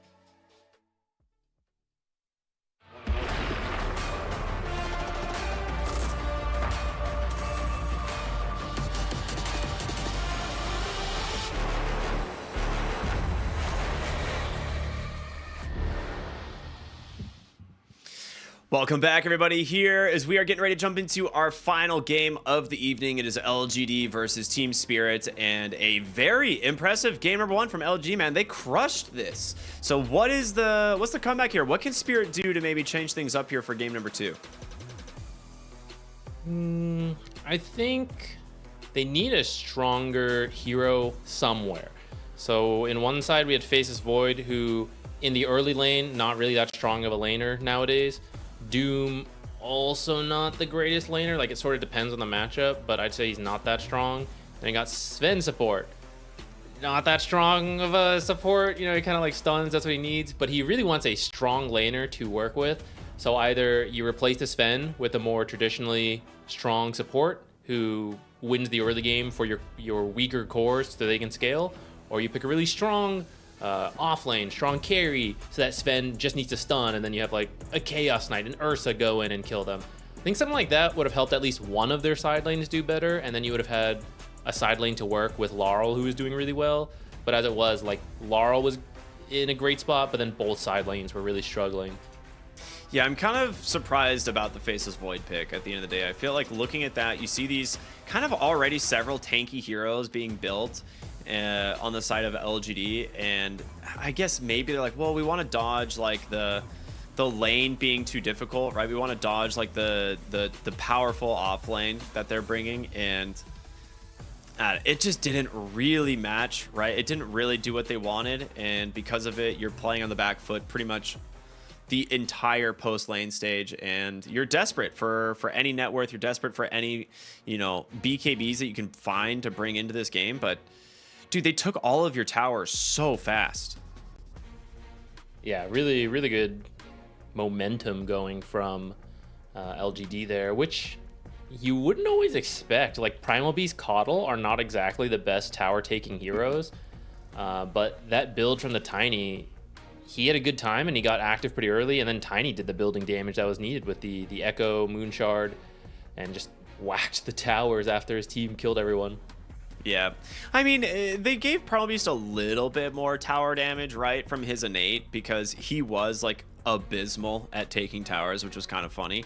But yeah, I would imagine we'll be seeing. I imagine we won't be seeing the Primal Beast making it through anymore, but because of that, PYW's Clockwork once again picked up here for LGD, and I decided to do some research between the games. They have not lost a game with PYW on Clockwork. He has a 100% win rate so far in this event on this Euro. You heard it here, LGD 2-0. I mean, he looks great. He looks great on it. They're going to go with the Shadow Fiend, who's been a very strong hero in his own right, but that's not a guaranteed like win versus Clockwork. Yes, you threaten a little bit with the raises, but at the same time, if the hook shot comes onto you, it's really difficult to get multiple raises. So you have to pop the ult, which if battery salt's going is not going to happen. So you're going to be forced to BKB just for a position 4. And that's assuming you have it already, because you might get run over in that early game and you're still working on it.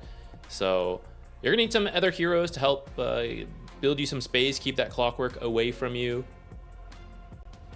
Should be fine. You got 4 picks to do that, but if they don't get anything like that, then I'm going to be concerned, because that's a first pick Clockwork right there. Dude, Tiny and Nyx bans. The Nyx Assassin's an interesting one, because yes, it is something that Mira actually plays quite a bit on Team Spirit, but it's usually only paired with something like a Darkseer, and into specific heroes, things that you can really punish from invis with the Spike Carapace.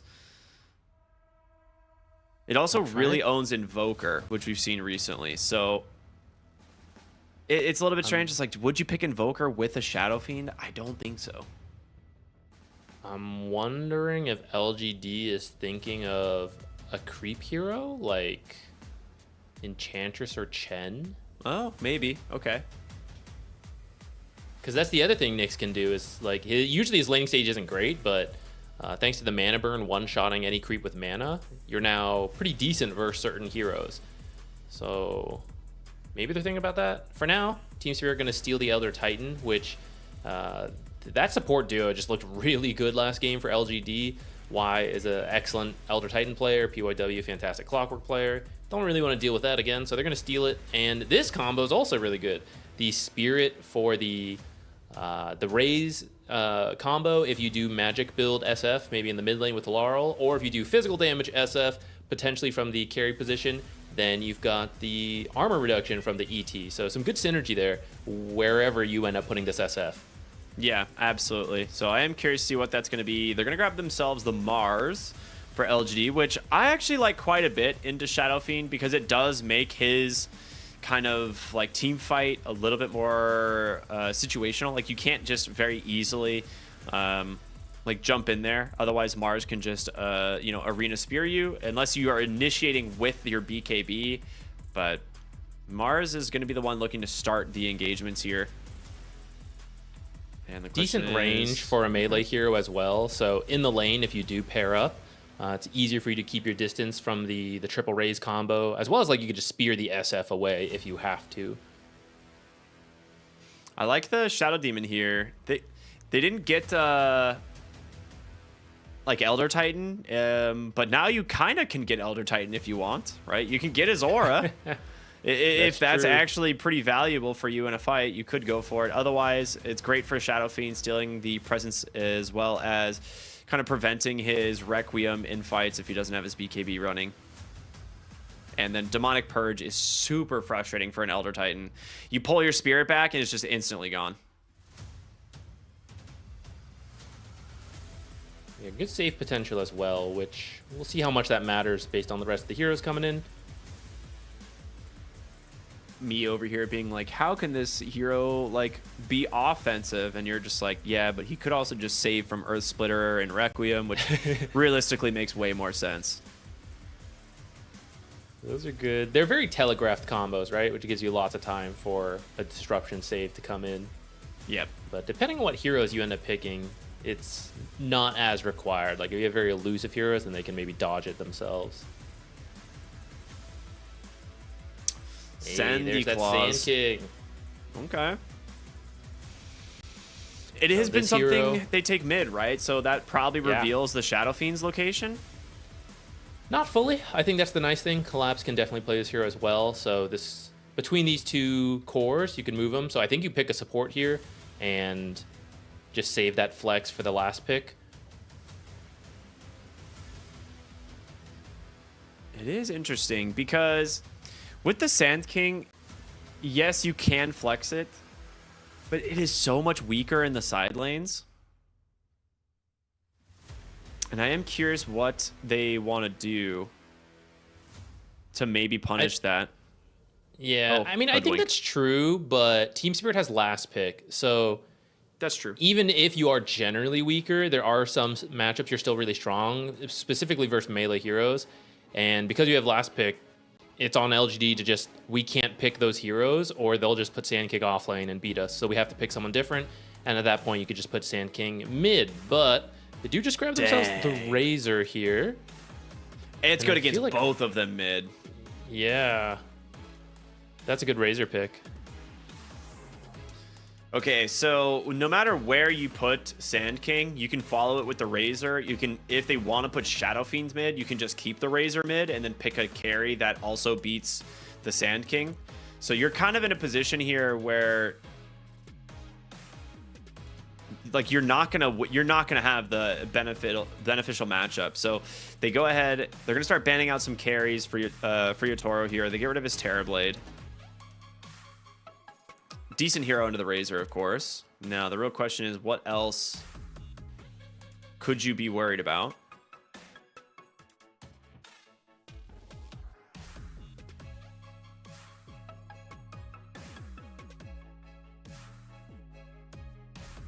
Interesting Sven ban. I mean, I know Shiro plays it, but it doesn't really seem amazing. One hero that Oh, go ahead. Well, I was just going to say, I think the armor from the Sven could be good. They might still be thinking about leaning towards that negative armor strat with an SF plus ET, and then you kind of like Blightstone on Hoodwink. She does a lot of damage with Acorn Shot. So the Sven armor aura would be really good against that if that's maybe something they're still thinking about doing. Very good point. Very good point.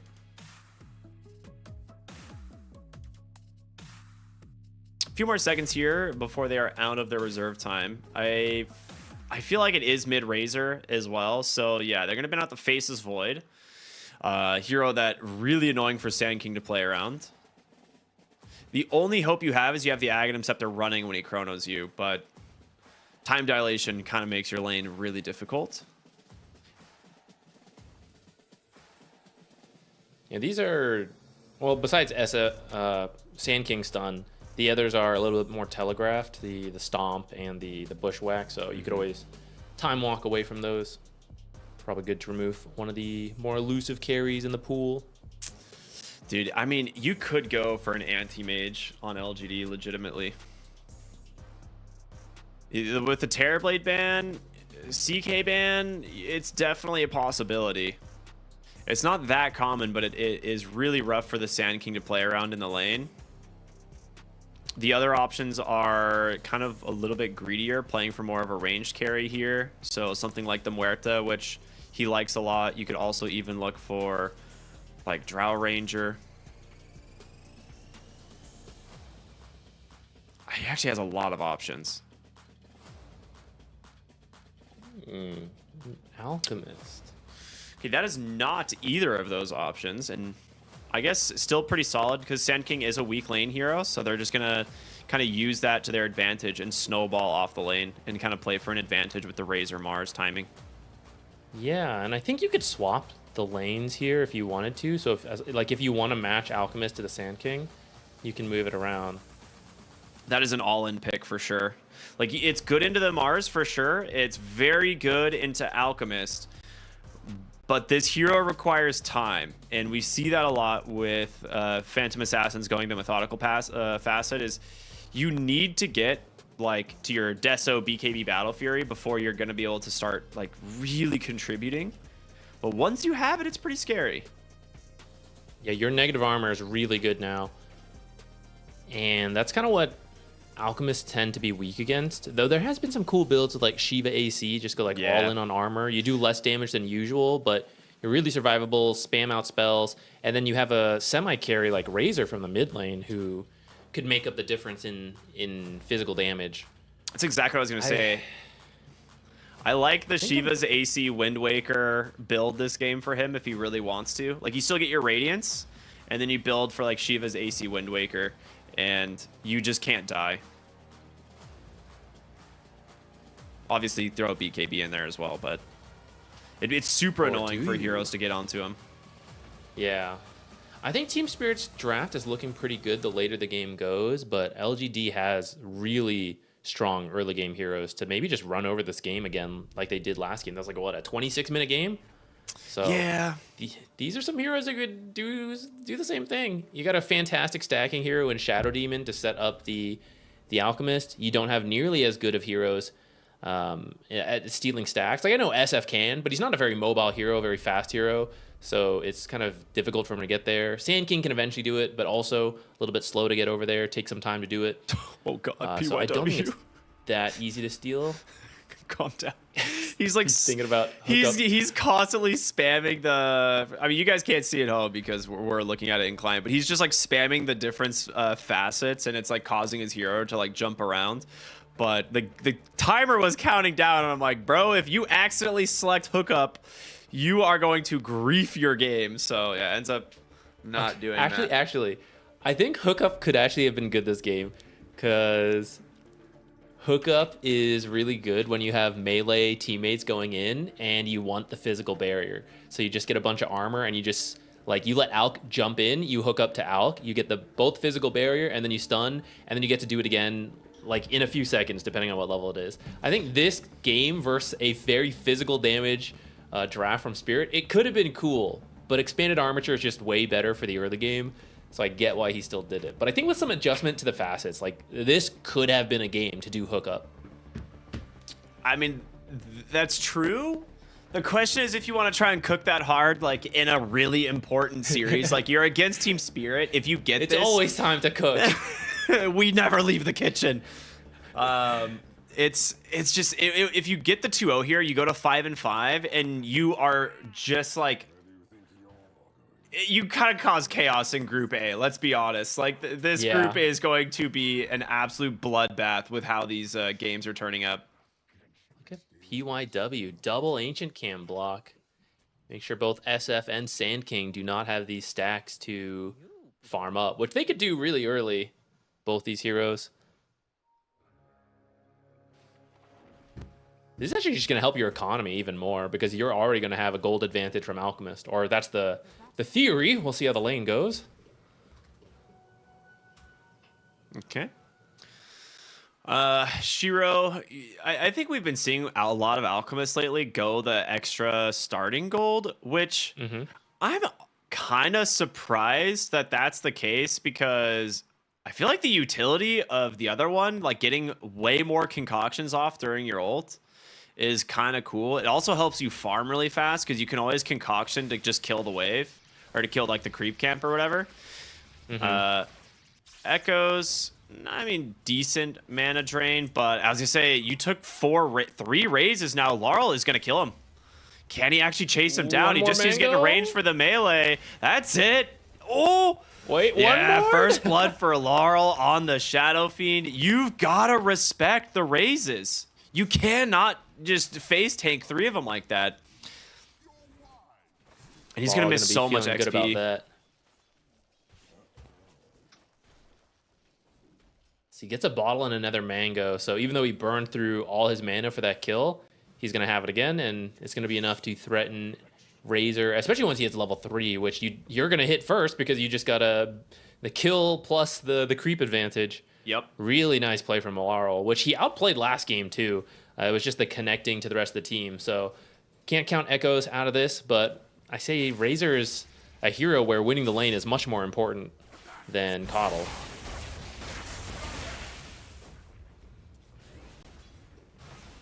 Oh, before I forget, I wanted to point out for the Alchemist too, like what you were saying. I think the concoctions are cool, but I think the idea of Alchemist, which he's going for a kill here onto Collapse, I think they should have this. I don't think he has any kind of escape coming up. Nah, no way. Wise got it. The Alchemist, like, I think the theory behind Alchemist is you pick up an early lead and you just win, like, team fights by massively being ahead. And it's not so much like, oh, I have more utility in the team fights because I can throw spells more. It's like, no, I've got 10,000 gold over this guy. And so I think that's why you take the starting gold to give yourself whatever small advantage you can to snowball to that point. All right, I want to take a look at the last hits here. Where are we sitting on this mid lane for the Razor and the Shadow Fiend? Razor is at 5 to SF's 10. Okay. It's actually kind of low, all things considered. Usually you see like mid laners with much higher, but they've been chasing each other going for kills, so they're both missing some last hits. But yeah, Laurel still picking up early advantage and getting some souls. He's already at 14. And I guess 1 bonus soul so early, dude. He's not there yet, but he's going to be at 21. That's an interesting point, yeah. And you never really see like the extra souls super early, but man, you get yourself a solo kill. That makes sense.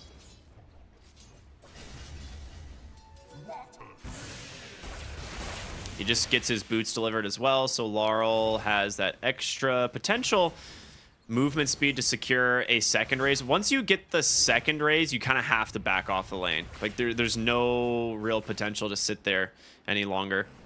So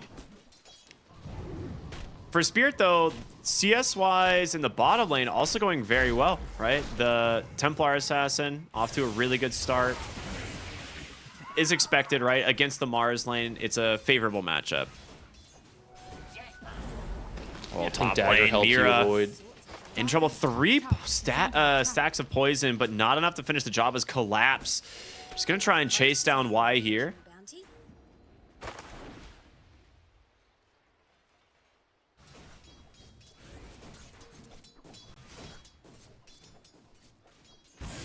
Ooh, Alchemist Courier. With the pathing. Echoes, you need to be very careful. Well, never mind. PYW is coming. Yes. Hoodwinks here. I think you just back off. Yeah. But PY's going to fake it. It's like a really nice rotation. Echo should get the bottom rune here. He's going to get a little bit of regen help from Laurel. I mean, they need to help this Razor's lane. He is getting absolutely pummeled here.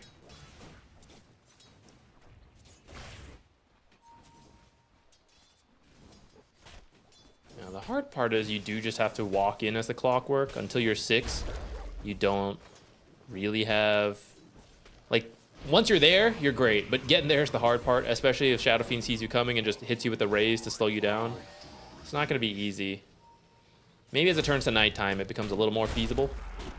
They do have a nice ward down here to see when... Oh no, this one's about to expire, so... Maybe Clockwork will be able to slip over. We didn't really even talk about it earlier on, but the Facet for Sand King. Do you notice it? He went the Sand Shroud, the Invis one? Yeah, it's the old school Sandstorm. He's gone Sand Shroud. I saw some people experimenting with this. I actually was not paying attention to what ended up being super meta for this tournament. I feel like this one is better now. I really do. Like the AoE on the other is so small, and when it comes to farming, like I don't know. It seems like this one's good again for sure. Yeah, the other one got nerfed a couple times, right? So yeah, I mean he was broken. He only ever gets broken for like a week though. He never even lasts long enough to make it into a major tournament. I mean, we're seeing him here. But it's not like we're thinking of him as a broken hero. He's just like good hero in the right match. Just, yeah. Might be in a bit of trouble here, or he is the turnaround top lane. Yeah, they just take down Y apparently. Are they still fighting? No, they're not. Okay. Yeah, as a Ricky player, I can confirm I sympathize. Hero's not really been good meta ever. for a little.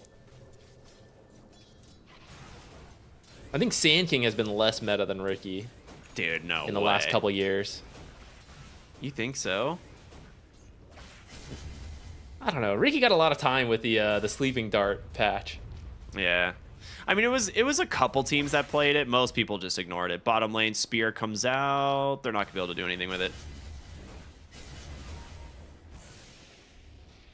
Laurel does have a haste rune. We'll see if he can rotate somewhere. He has Requiem, so should be a straightforward kill if they can maybe get a stomp off. But maybe just content to farm for now. No one's going to contest the Wisdom Runes on either side. Yeah, I mean, why not just continue to farm on Laurel? He doesn't need to do anything right now. He is farming. He has absolutely put this Razor in the dirt, right? 50 and 10 to 26 and 4.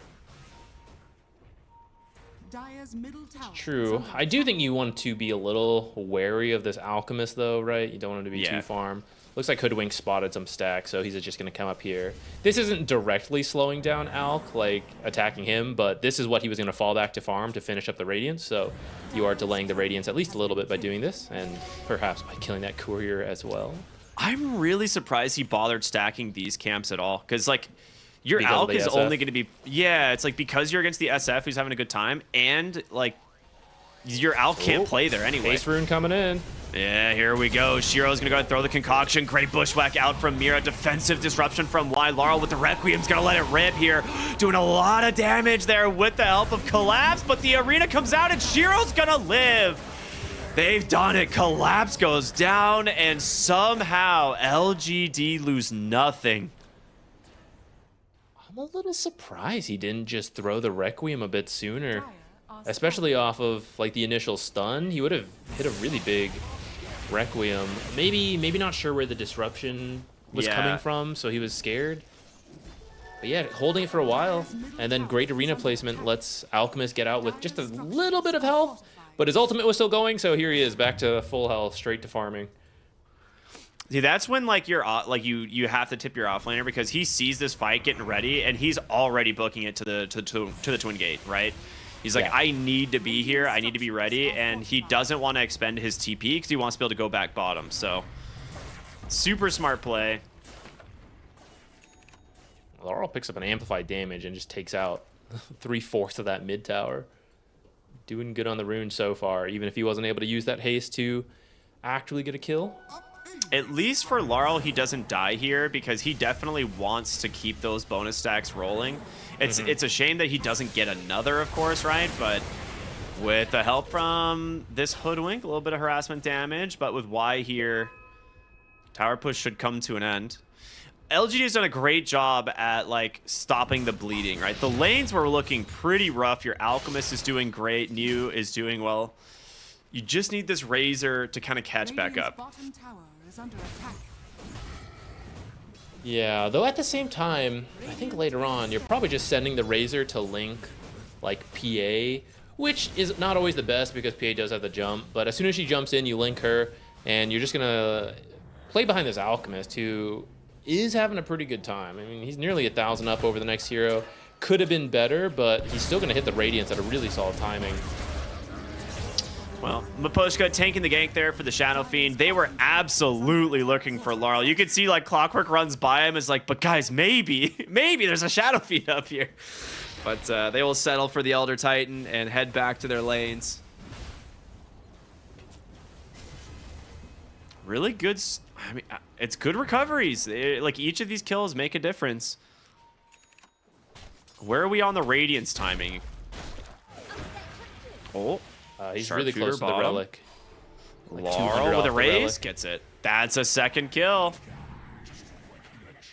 3.3k. Yeah, wow. He's getting there. Dire's top tower is under attack. How much vision does the ET Spirit give? Do you know? I am not an ET player, I'll be honest. Now, I could message my friend ET and ask him. You know, the name definitely related to his love of the Euro.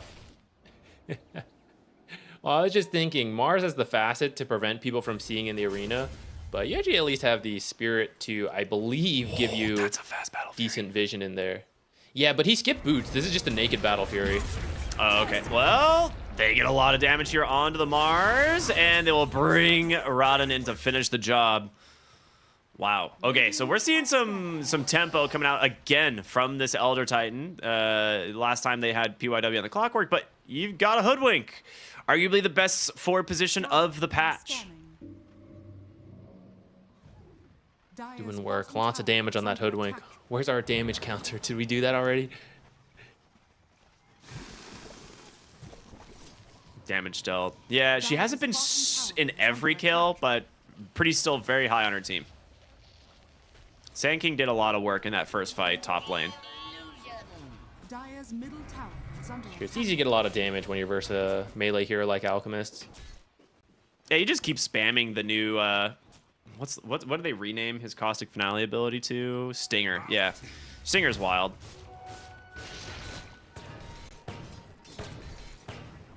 Radiance is on the way for Alchemist. 12.5 minutes about. It's pretty good. Okay. I mean, I like Yadaro's decision to go for the Battle Fury without the boots because I think he does need to play a little bit greedy for his items. Like, he didn't really struggle in lane. He's against the Mars. It's one of the favorable lanes for a Phantom Assassin, and he just needs to progress his items. So, early Battle Fury has his treads done now, and he's not going to really struggle to get to his, like, you know, BKB timing at this point. Yeah, honestly, this, like, even though he went Battle Fury first, which is a little unorthodox, like, his actual net worth is really good for a PA at this point in the game. It's, like, he's not number one because there's an Alchemist, but against any other carry, this would be a big lead. A little bit of assist from PYW. It's going to be a blink on New soon with that. And they're going to have to use that to find some kills because they are falling behind on the other cores. Dire's middle tower has fallen. This might come down to one big fight, like around the Alchemist. If they're able to set up the Alchemist to get a couple kills once he hits some timings, then you kind of recover the whole team on the side of LGD. But if you lose that fight, and Alchemist, like the only one who is having a decent time, gets killed, then suddenly I think that window's gone.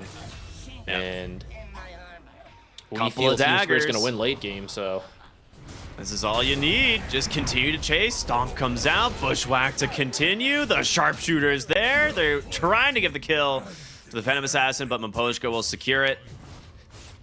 I had to do it. He could have gotten away. Wow, that's a really fast Yashikaya. Not something we typically see as the first item from a Shadow Fiend, right? A lot of times we're seeing the Blink Daggers come out. but just rushes it. Speaking of rushing items, a quick Bloodstone on this. I think it's massive. Yeah, I was gonna say, look at Sandstorm with Bloodstone. It is. It covers the whole screen, dude. Oh, that's good stuff. New teleports up top. Oh, gonna find Mira coming through the twin gate.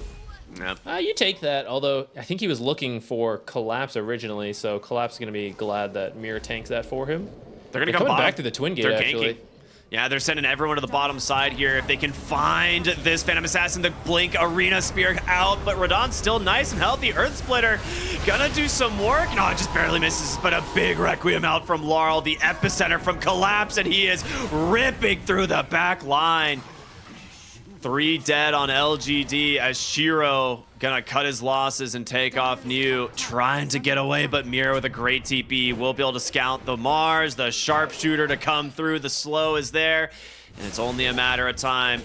We'll hand this one over to Laurel. He ends up with 3 kills in the fight, and more spirits for those Necromasteries. Actually, they're souls. Souls.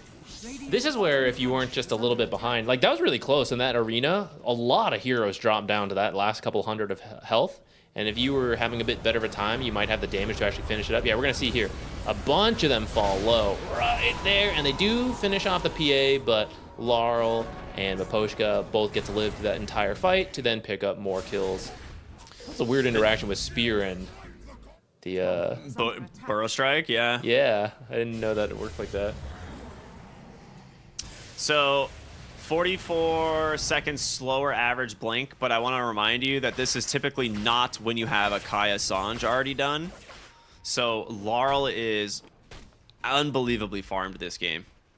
And he's at what, 25 Necromasteries now? Is that his? Yep. Yeah, Yep, so he's farming fast. I mean, if you look at the net worths, right, just take the out. Hoodwink. Oh, go ahead. Another hook shot in. Dead. Ooh, they're bringing numbers. They want to punish this. Rodden with a dagger on over to PYW. Collapse coming in as well. Drops the Sandstorm. It's hitting everybody. Bro strikes up out of the high ground. The Stomp catches 2. The Earth Splitter is going to connect with the BKB out from Shiro. There's the Arena, the Spear. They're going to try and punish Collapse, and they got him. Echoes coming in on the Razor. They want more. But Laurel on the side with an Arcane Rune. Radiant's top tower is under attack. Not going to engage.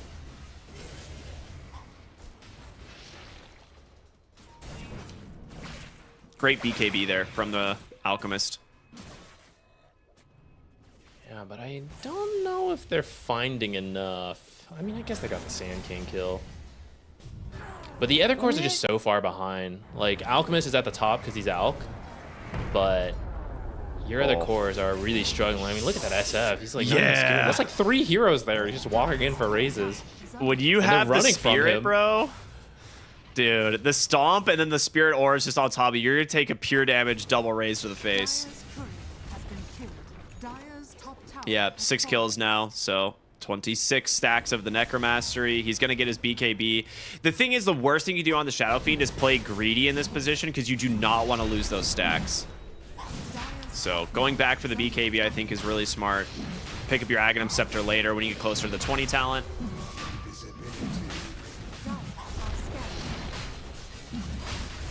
And first Roche, gonna go the way of Spirit. Up 3,000 gold here against an Alchemist. They're doing a lot better here in game number 2. I think it comes down to that side lane. Like, Laurel won his mid lane again, but this time both side lanes doing a lot better. Stronger heroes picked up in general.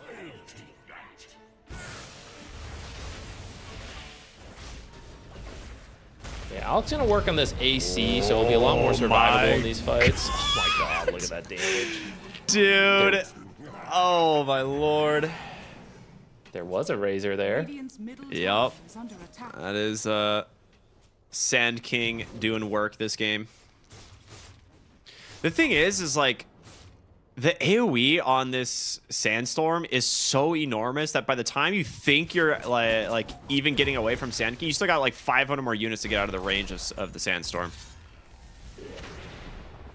Shiro Throwing the concoction, goes in, stuns up the squirrel, gets himself a freebie. We'll know about the ward onto the high ground there. Dire's middle tower is under attack. The question is, do they find the Sand King? Just barely dodges it. Dire are scanning. It's 13 to 10, but 7 of these kills are, or sorry, 6 of these kills are on supports. So kind of glad you're finding kills, but they're not the most valuable. Yeah. And I think the supports are happy to be tanking the kills for their cores. Top lane. Another initiation here onto New. Quick raise. Okay, big props to Spirit. They are making sure these kills go to the Shadow Fiend. Like, they're not even trying to secure them on anybody else. They know the stacks of the Necromastery make a big difference. And that is an 8 spree to start the game for him. They did manage to get the Tormentor on LGD, so Shard will go the way of Wise. Mana Cleanse online. Do you think he can keep more Necromastery souls than minutes in the game? Because so far, from the very start, he would have been doing it. If he keeps picking up kills, he can stay ahead. The Ags will be a nice help, because that's just essentially 5 minutes of time, right? So 5-minute time save. Maybe, dude. He actually might be able to. At the rate they're going and how fast they're playing, you have BKB done on PA. I think you can. BKB done on Laurel, now going for his Ags. Again, you really want to time that up with the level 20 talent. The fear duration is a massive deal in these fights, and with as many extra souls as he has, that fear is even more terrifying. Dire's bottom tower has fallen. Dire's bottom tower is under I'm gonna try to attack. close out the map. Dire's courier has been killed. Good thing they secured their Tormentor pretty early. Shiro just lost his AC on the Courier, which is exactly the item we were talking about being necessary for this Alchemist. As they're going to jump into the top side. Clockwork food for these heroes. Actually might have just dodged death here as Echoes was very close. They actually connect instead. New just going to engage. They're going to look for the Hoodwink. Okay, good call. And they will cancel the Epicenter as it looks like LGD is just going to disengage. You gotta. That's Arena and BKB on Razor. So Yeah. I don't think you can fight at all. And I think Spirit should probably just push up, take some tier 2s right now. Especially because they killed that courier you talked about with the AC on it. That was a really quick reaction from the Razor, but I think it is correct. Because if he does back, the Mars dies. Oh, Laurel's got an amplified damage rune here in the mid lane. Radon's going to get the last hit. As Laurel will walk away.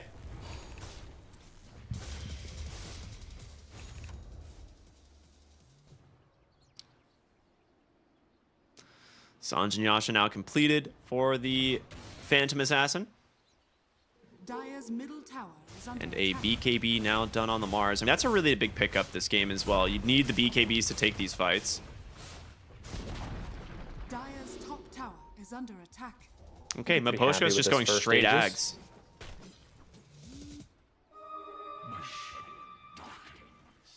Ags.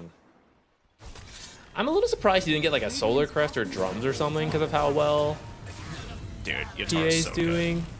Oh, I guess there's no point though because you'll just get ulted by Demonic Purge. He like bluffs like he's gonna make a jump onto the Alchemist there by throwing a dagger and then immediately jumps the Clockwork instead. That's just, it's so smooth. And they're kind of free to make these plays too. They're so far ahead, they're not that scared of being punished if there aren't a ton of LGD heroes together. Looks like both the offlaners just waiting for the other one to show here. Yeah, I was gonna say, it looks like the Razor's gonna be the one. Oh, there's the stun onto the Mars, and Laurel deletes him from the game. Other side of the fight here, Echo's gonna be forced to BKB, try and chase down this Phantom Assassin. Hookshot comes in, the chain stuns are there. They're gonna get this first life. No! He gets out! And now Echo's just beat down by Maposhka. Laurel with the BKB chasing for more up onto the high ground. He just needs one raise. He doesn't get it, but it's going to be collapse to finish the job instead. 4 dead on LGD. That would have been a huge kill on PA because the Aegis just expired actually, so that would have been massive, but unfortunately they are 10k behind at 24 minutes and they just didn't have the damage. This is... It's so surprising. I don't know... Yeah, okay, just great Earth Splitter, and then BKBs are done because Echoes had to commit it early. Shadow Fiend just doing some serious work as well. And that's going to be Aghanim Scepter now for the Elder Titan. There, dude, honestly, if he had the AC in the fight, I think that's the difference. The PA probably dies there. Definitely would have at least been closer. It might have still been... Oh! The only thing that can defeat Yatoro is himself and the Tormentor. Gotta give him a chance. Well, I mean, 60 seconds means this is go time. They're just jump to Miposhka. Laurel! Oh my god, he does it again! He baits him into a huge Requiem. Gets 2 kills for free. Y is on the run, but good luck. This Shadow Fiend is scary. Collapse to finish the job. As New's gonna be forced to BKB TP home. 37 stacks. I think this is a record. I don't think I've ever seen this I've never many. seen this many. No, I haven't either. I don't know what the record for the tournament is, but this is for us. This is the record of the tournament. There is no way anyone has gotten this many on Shadow Fiend. Echoes forced to BKB, channel through the gate. He does no TP for 20 seconds and collapse. He knows it. He's going to chase him down here. There's another soul. Laurel, get up there. Set the record. Mira, what the hell? Bruh. How is Laurel not tipping him for that? I'd be furious. Look, he's TPing, running it down. He's so mad. Straight down mid, and... I mean, have you ever... I've never seen 37 stacks on a Shadow Fiend. That is absolutely wild. Top lane. Get up here. Y also in trouble. He's gonna get picked off. It just feels like nowhere is safe anymore. New mid lane. No BKB at the moment. Miposhka, no way to cancel. I guess he could have stomped earlier maybe, but he tried. He just barely missed. Oh, okay. Oh, they get him anyway. They just dive the base. Why not? They're feeling very strong. I mean, how do you kill the Sand King either? Like, let's forget about the Shadow Fiend for a moment. Sand King can just do whatever he wants in these fights. He is so unbelievably tanky. BKB, Bloodstone, now the Shiva's nearly done. Yeah, and if you focus either of these heroes very much, I mean, there's a farmed Phantom Assassin just waiting, building up methodical stacks to get a crit. And they're just going to dive in. Oh my god. That was your richest hero. The fear is so terrible. Like, Y tries to go in to immediately disrupt him, but gets caught from the fear. And Miposhka just going for him on the backside. He's getting caught from a demonic purge, and TPO is like, oh my god. Laurel, protect your souls. Laurel. Okay, he's got haste. Oh, wait a minute. The blink, no the BKB spear. though. Laurel stuck inside the arena. He's gonna need help, Laurel, but can they actually finish the job? They're just a little bit too tanky. Laurel will finally die. LGD, they've defeated the raid boss, but at what cost? All 5 dead inside of their base, and there is still a Phantom Assassin getting to work on the buildings. His Death Requiem was like a perfect circle at max range. So many souls. Yeah, how many souls did he die with? What is his? That was 15 extra souls along with the Aghanims. He hit 40 stacks, I think, before he died. Yeah, that's a record for sure. Well, with that, you got the first set of racks. They're going to work on this one a little bit, see if anyone buys back. Alk is up, so they might respect it. They can just go get Roche. Yeah, it looks like they're going to play it safe. I think you could force it a little bit. They're pretty ahead. But that would be like the one way you throw this game, right? If you like start chain feeding. So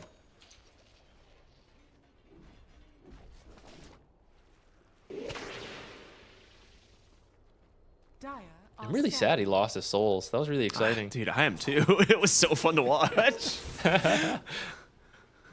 Like, seeing a Requiem come out doing like 4,000 damage, like, come on. That's like the only stuff you would see in custom games. Like, that's not a real thing in Dota.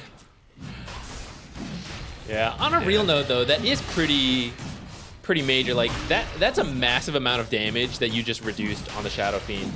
And they're gonna TP up here. Maybe they can actually fight off that. The Spirit is going to catch a lot of them. Yeah, they got a ward down. Oh yeah, they know the numbers are here.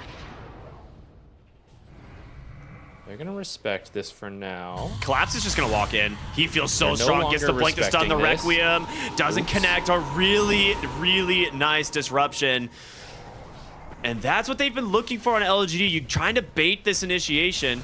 Sankey goes in though. He just pops the epicenter, and New with no BKB this time's in trouble. Maposhka comes in. They're just ripping through them. The Earth Splitter's there, and Shiro cannot stand his ground. 4 dead. As Echo's forced to BKB, try and run, but run to where? As the stuns come through, and Team Spirit will finish off this game. 30 minutes in. That's it, man. A 1-1. That was a very convincing game too. They were not happy with their game 1 performance and picked some stronger heroes this time. Their laning stage went a lot better, especially in those side lanes. Lara was like, yeah, you guys finally picked up the pace to do as well as I was doing. And I mean, they made it look easy from there. Yeah, this was wild. This was just such a good performance. It really does come down to that first blood in mid lane from Laurel. Like, legitimately, like him just solo killing the Razor at level 1 sets him up for such a good game because he just starts to snowball. And then you have this off lane Sand King, as we're seeing here, joining some fights early. And then you have to give credit to Spirit, realizing your Shadow Fiend's having this good of a start, making sure that he's actually the one picking up the last hits.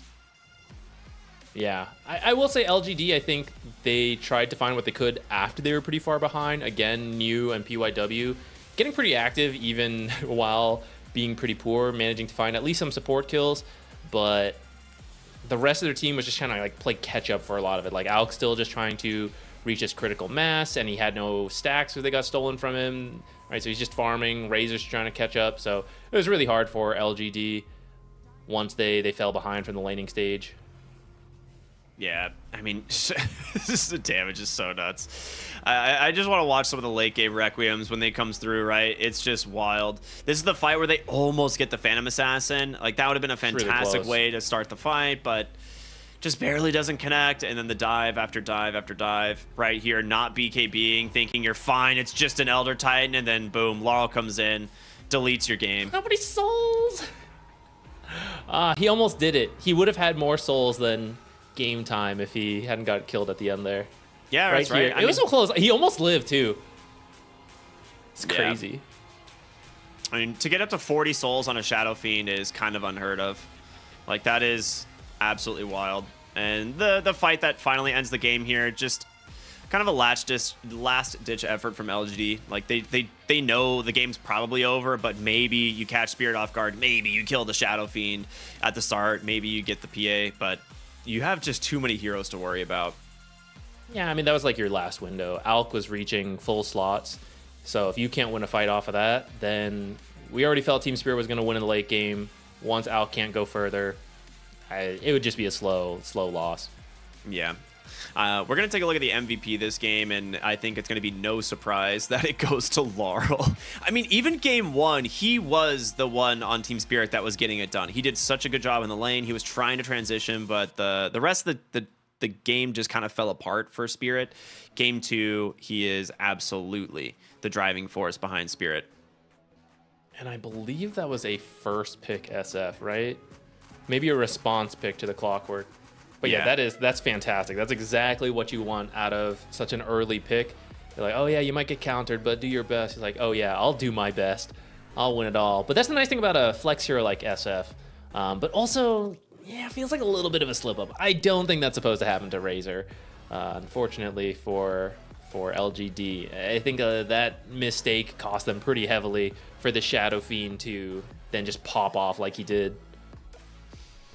Yeah, I think when I was watching that happen, he gets like the 2 raise stacks, and he was looking for, just to try and steal a little bit more damage to then play around like denies in the lane. And Laurel just kind of calls his bluff. He's like, I don't need damage. I have 2 mangoes. I'm going to get the 3rd raise stack, and just chases him under the tower, right? So Really just sick heads-up play from Shadow Fiend, and clearly, you know, a very good Shadow Fiend player to be able to make that call. Yeah, very impressive. But of course, the whole team all came together. Like, I think the off lane went a lot better this time, and the supports did get killed, right? But they were fine with it. They were just kind of being in front, either getting farm that their cores didn't want to go to, or tanking kills for their team. And eventually, the cores all come online. The Battle Fury rush pays off, right? She gets the other items, the SF, the Sand King, finish farming, and then they all just go together, win a couple big team fights, and close it out. Yeah, absolutely. We will be having an interview in a little bit, but we do have one. Awesome. Let's go ahead. We got Mira for an interview. Let's go ahead and see what he has to say. Hello, Mira. Congratulations on a really clean game two. How's the team feeling after that one? Because it was a little bit of a rough game one. Pretty good. I mean, we made it some some points on draft that we don't pick this Void and Doom together, like never again. So yeah, we weren't like frustrated or sad. We just needed to talk about it. And we decided to like play faster, play more aggressive, pick Shadow Fiend, and just go and kill them all and end the game fast. So yeah, that was just super like unlucky draft session from us on like first map. Okay, because we were kind of wondering the same thing. It did definitely just seem like a little bit of a draft oversight on on some of the matchups, but yeah, game two, huge turnaround. This is a really good win for you guys as well, because the group is really close in A. How do you guys feel about like the general standings where you guys are right now? I think like it's not like what we expected. I think we wanted more, but like it is what it is. We made some mistakes. We made some conclusion from it. So I think it's fine, but not perfect. Awesome. Okay, Zach, up to you. What do you got? Yeah, I was wondering, in game one, you guys got Sven and Rubik support, and we usually see like Sven as a position 5 rather than a position 4. Do you think it would have helped that game at all by swapping those, or is it more like that Faceless and Doom duo that you mentioned earlier? I mean, we needed to suit the situation that I'm going like versus ET, and Sven is much better with his Warcry and stun, so we can like I can like defend my Doom. And Rubik, I think, would let we just would let lose hard. So we decided to put it top, but there is like free farm Primal Beast, and Cloak just chased my Doom. So yeah, there's like was not much to do, and swap was good, I think. Got it. Thank you. And then I guess final question here. You guys actually won the last Riyadh Masters. Does that put any extra pressure on you guys, or are you guys done with that? You just, every tournament you go and play your best no matter what? Not really. I mean, like it's still like important to win second. It's a lot of money, you know, but we don't feel pressure. I mean, when you like sit on your chair and like enter Dota, you just think about the heroes, not the team you play against or something like this. You just think about like how to kill these particular heroes, like mathematically, and you try to like solve this math quiz, you know, something like this for us. Awesome. Hey, that's super cool. Just want to say thank you so much again for joining us for an interview, Mira, and congratulations on a super clean game two, and best of luck going on in the group stage. Thank you, guys. Thanks, Mira. Awesome. Well, it's always a pleasure to hear from him as we just finished up day number 3. This is day 3 of groups, right? Am I crazy? How many days have we been here? Day three. Whew. All right, I think all the games are done for today. So let's go and take a look at the standings, see how things have kind of unraveled. As we see Team Spirit at the top here, 6-4 with Gaming Gladiators, OG, and Falcons, which, what a comeback from Falcons, because they opened this tournament 0-4, a really rough day one. But like you said, they typically not a team that goes down for long. No, they're certainly pulling it together, And it's still a pretty close group stage. It looks like Blacklist International ended up getting 2-0'd. Unfortunately, they're not fully out. Like they still have some series to play, and if they can manage to get some 2-0s, they're probably back in at least contention for tiebreakers, but a lot of pressure going to be on them right now. But everywhere else you see like 4 teams at 6-4, then the remaining are 4 and 5. It looks like Heroic and Aurora is still playing out their last game. Man, it's a close group. The playoffs, like whoever moves on is going to be really exciting. All the games should be really close. Yeah, I agree. I think for the most part, this has been just a really intense group stage for a lot of teams. Like, people are kind of figuring out like what works for them, even though like there's kind of like these set heroes. Like each team is kind of developing a little bit of their own flavor, which I love. But let's go ahead and take a look at the schedule for tomorrow, because we've got so much more Dota to be played here on this event. And it is going to be Tundra Esports versus Quest to kick things off, followed up by Gaming Gladiators versus LGD. We'll be finishing off the game of XG WBG versus Entity, which, dude, props to Entity. This team has been owning. Yeah, they're doing really well, and they want it because since they came together, right, they've really wanted to prove themselves. There's so many big teams in their region, so off to a strong start. But of course, this is the group stage. They're gonna want to keep it going into the playoffs and make a deep run for it.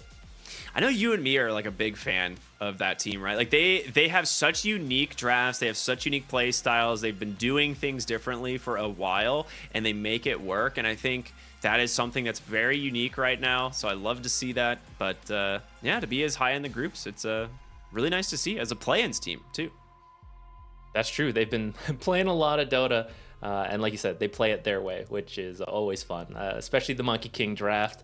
They haven't been doing as much. I thought, maybe Simeon Stride, they'd do it, but maybe Pocket Strat, they're saving it. Well, we'll see. But as all good things must come to an end, this is the end of day 3, ladies and gentlemen, here for the Riyadh Masters and Esports World Cup. It has been an absolute blast. Hope you all enjoyed the day. As always, make sure to tune in here tomorrow, same place, same time. Have a wonderful evening, everyone. We'll see you tomorrow. Bye, everybody.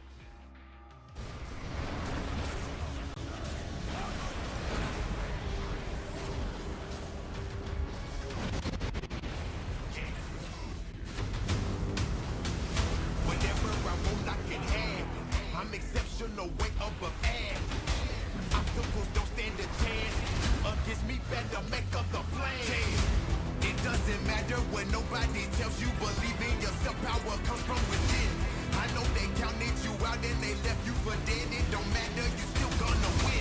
It doesn't matter when nobody tells you. Believe in yourself, power comes from within. If they counted you out, it doesn't matter, you're still gonna win. Playtime is over, now finish them. 100%, that's the minimum. I don't listen to them, they some liars. Before you beat the odds, you gotta be through the fire.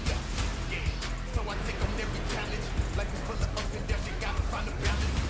You're down and out, you find out who really got your back. Listen to me closely, cause you know I'm spitting facts. Yeah, we are not the same, I'm a Wolverine. You thought I was dead, just recovering. I was just a bad hand, I just played my cards. But all I need is one shot, like a shooting star. Running out of time, gotta take a stand. I listen to you long enough, now here I'm right, man. Fail's not an option. Throw away your red light, cause I'm not stopping. It doesn't matter what nobody tells you. Believe in yourself, power comes from within. I know they counted you out and they left you for dead. It don't matter, you still gonna win. It doesn't matter when nobody tells you. Believe in yourself, power comes from within. If they counted you out, it doesn't matter, you're still gonna win. Yeah, the checkmate if we playing chess. If you got a problem, better say it with your chest.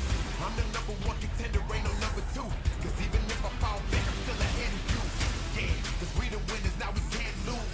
Ain't no mission impossible, now we can't lose. Even though we outside, still get it in. You want the crown, get in line, there's too many men. Stop it, can't nobody stop me. Lately I've been on my own, can't nobody stop me. All they talking for the birds, now I'm furious. You put up an end, so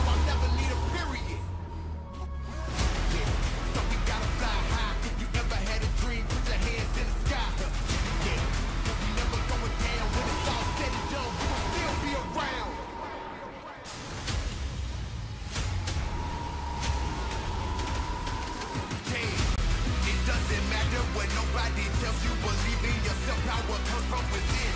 I know they counted you out and they left you for dead. It don't matter, you still gonna win. It doesn't matter what nobody tells you. Believe in yourself, power comes from within. If they counted you out, it doesn't matter, you're still gonna win. It doesn't matter what nobody tells you. Believe in yourself, power comes from within. I know they counted you out and they left you for dead. It don't matter, you still gonna win. It doesn't matter when nobody tells you. Believe in yourself, power comes from within. If they counted you out.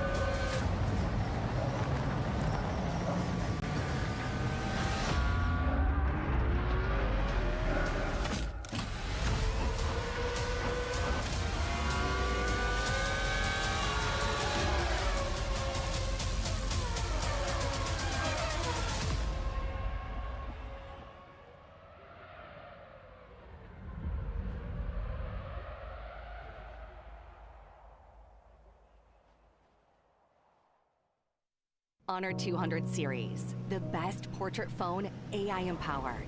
Studio level, AI portrait camera, 3 hardcore portrait modes. color, vibrant and classic to capture portraits that truly stand out. AI-empowered Magic Portal. Snapdragon 8S Gen 3 AI chipset. 5,200 milliampere per hours silicon carbon battery. 100 watt. Honor Supercharge. This is Honor 200 series.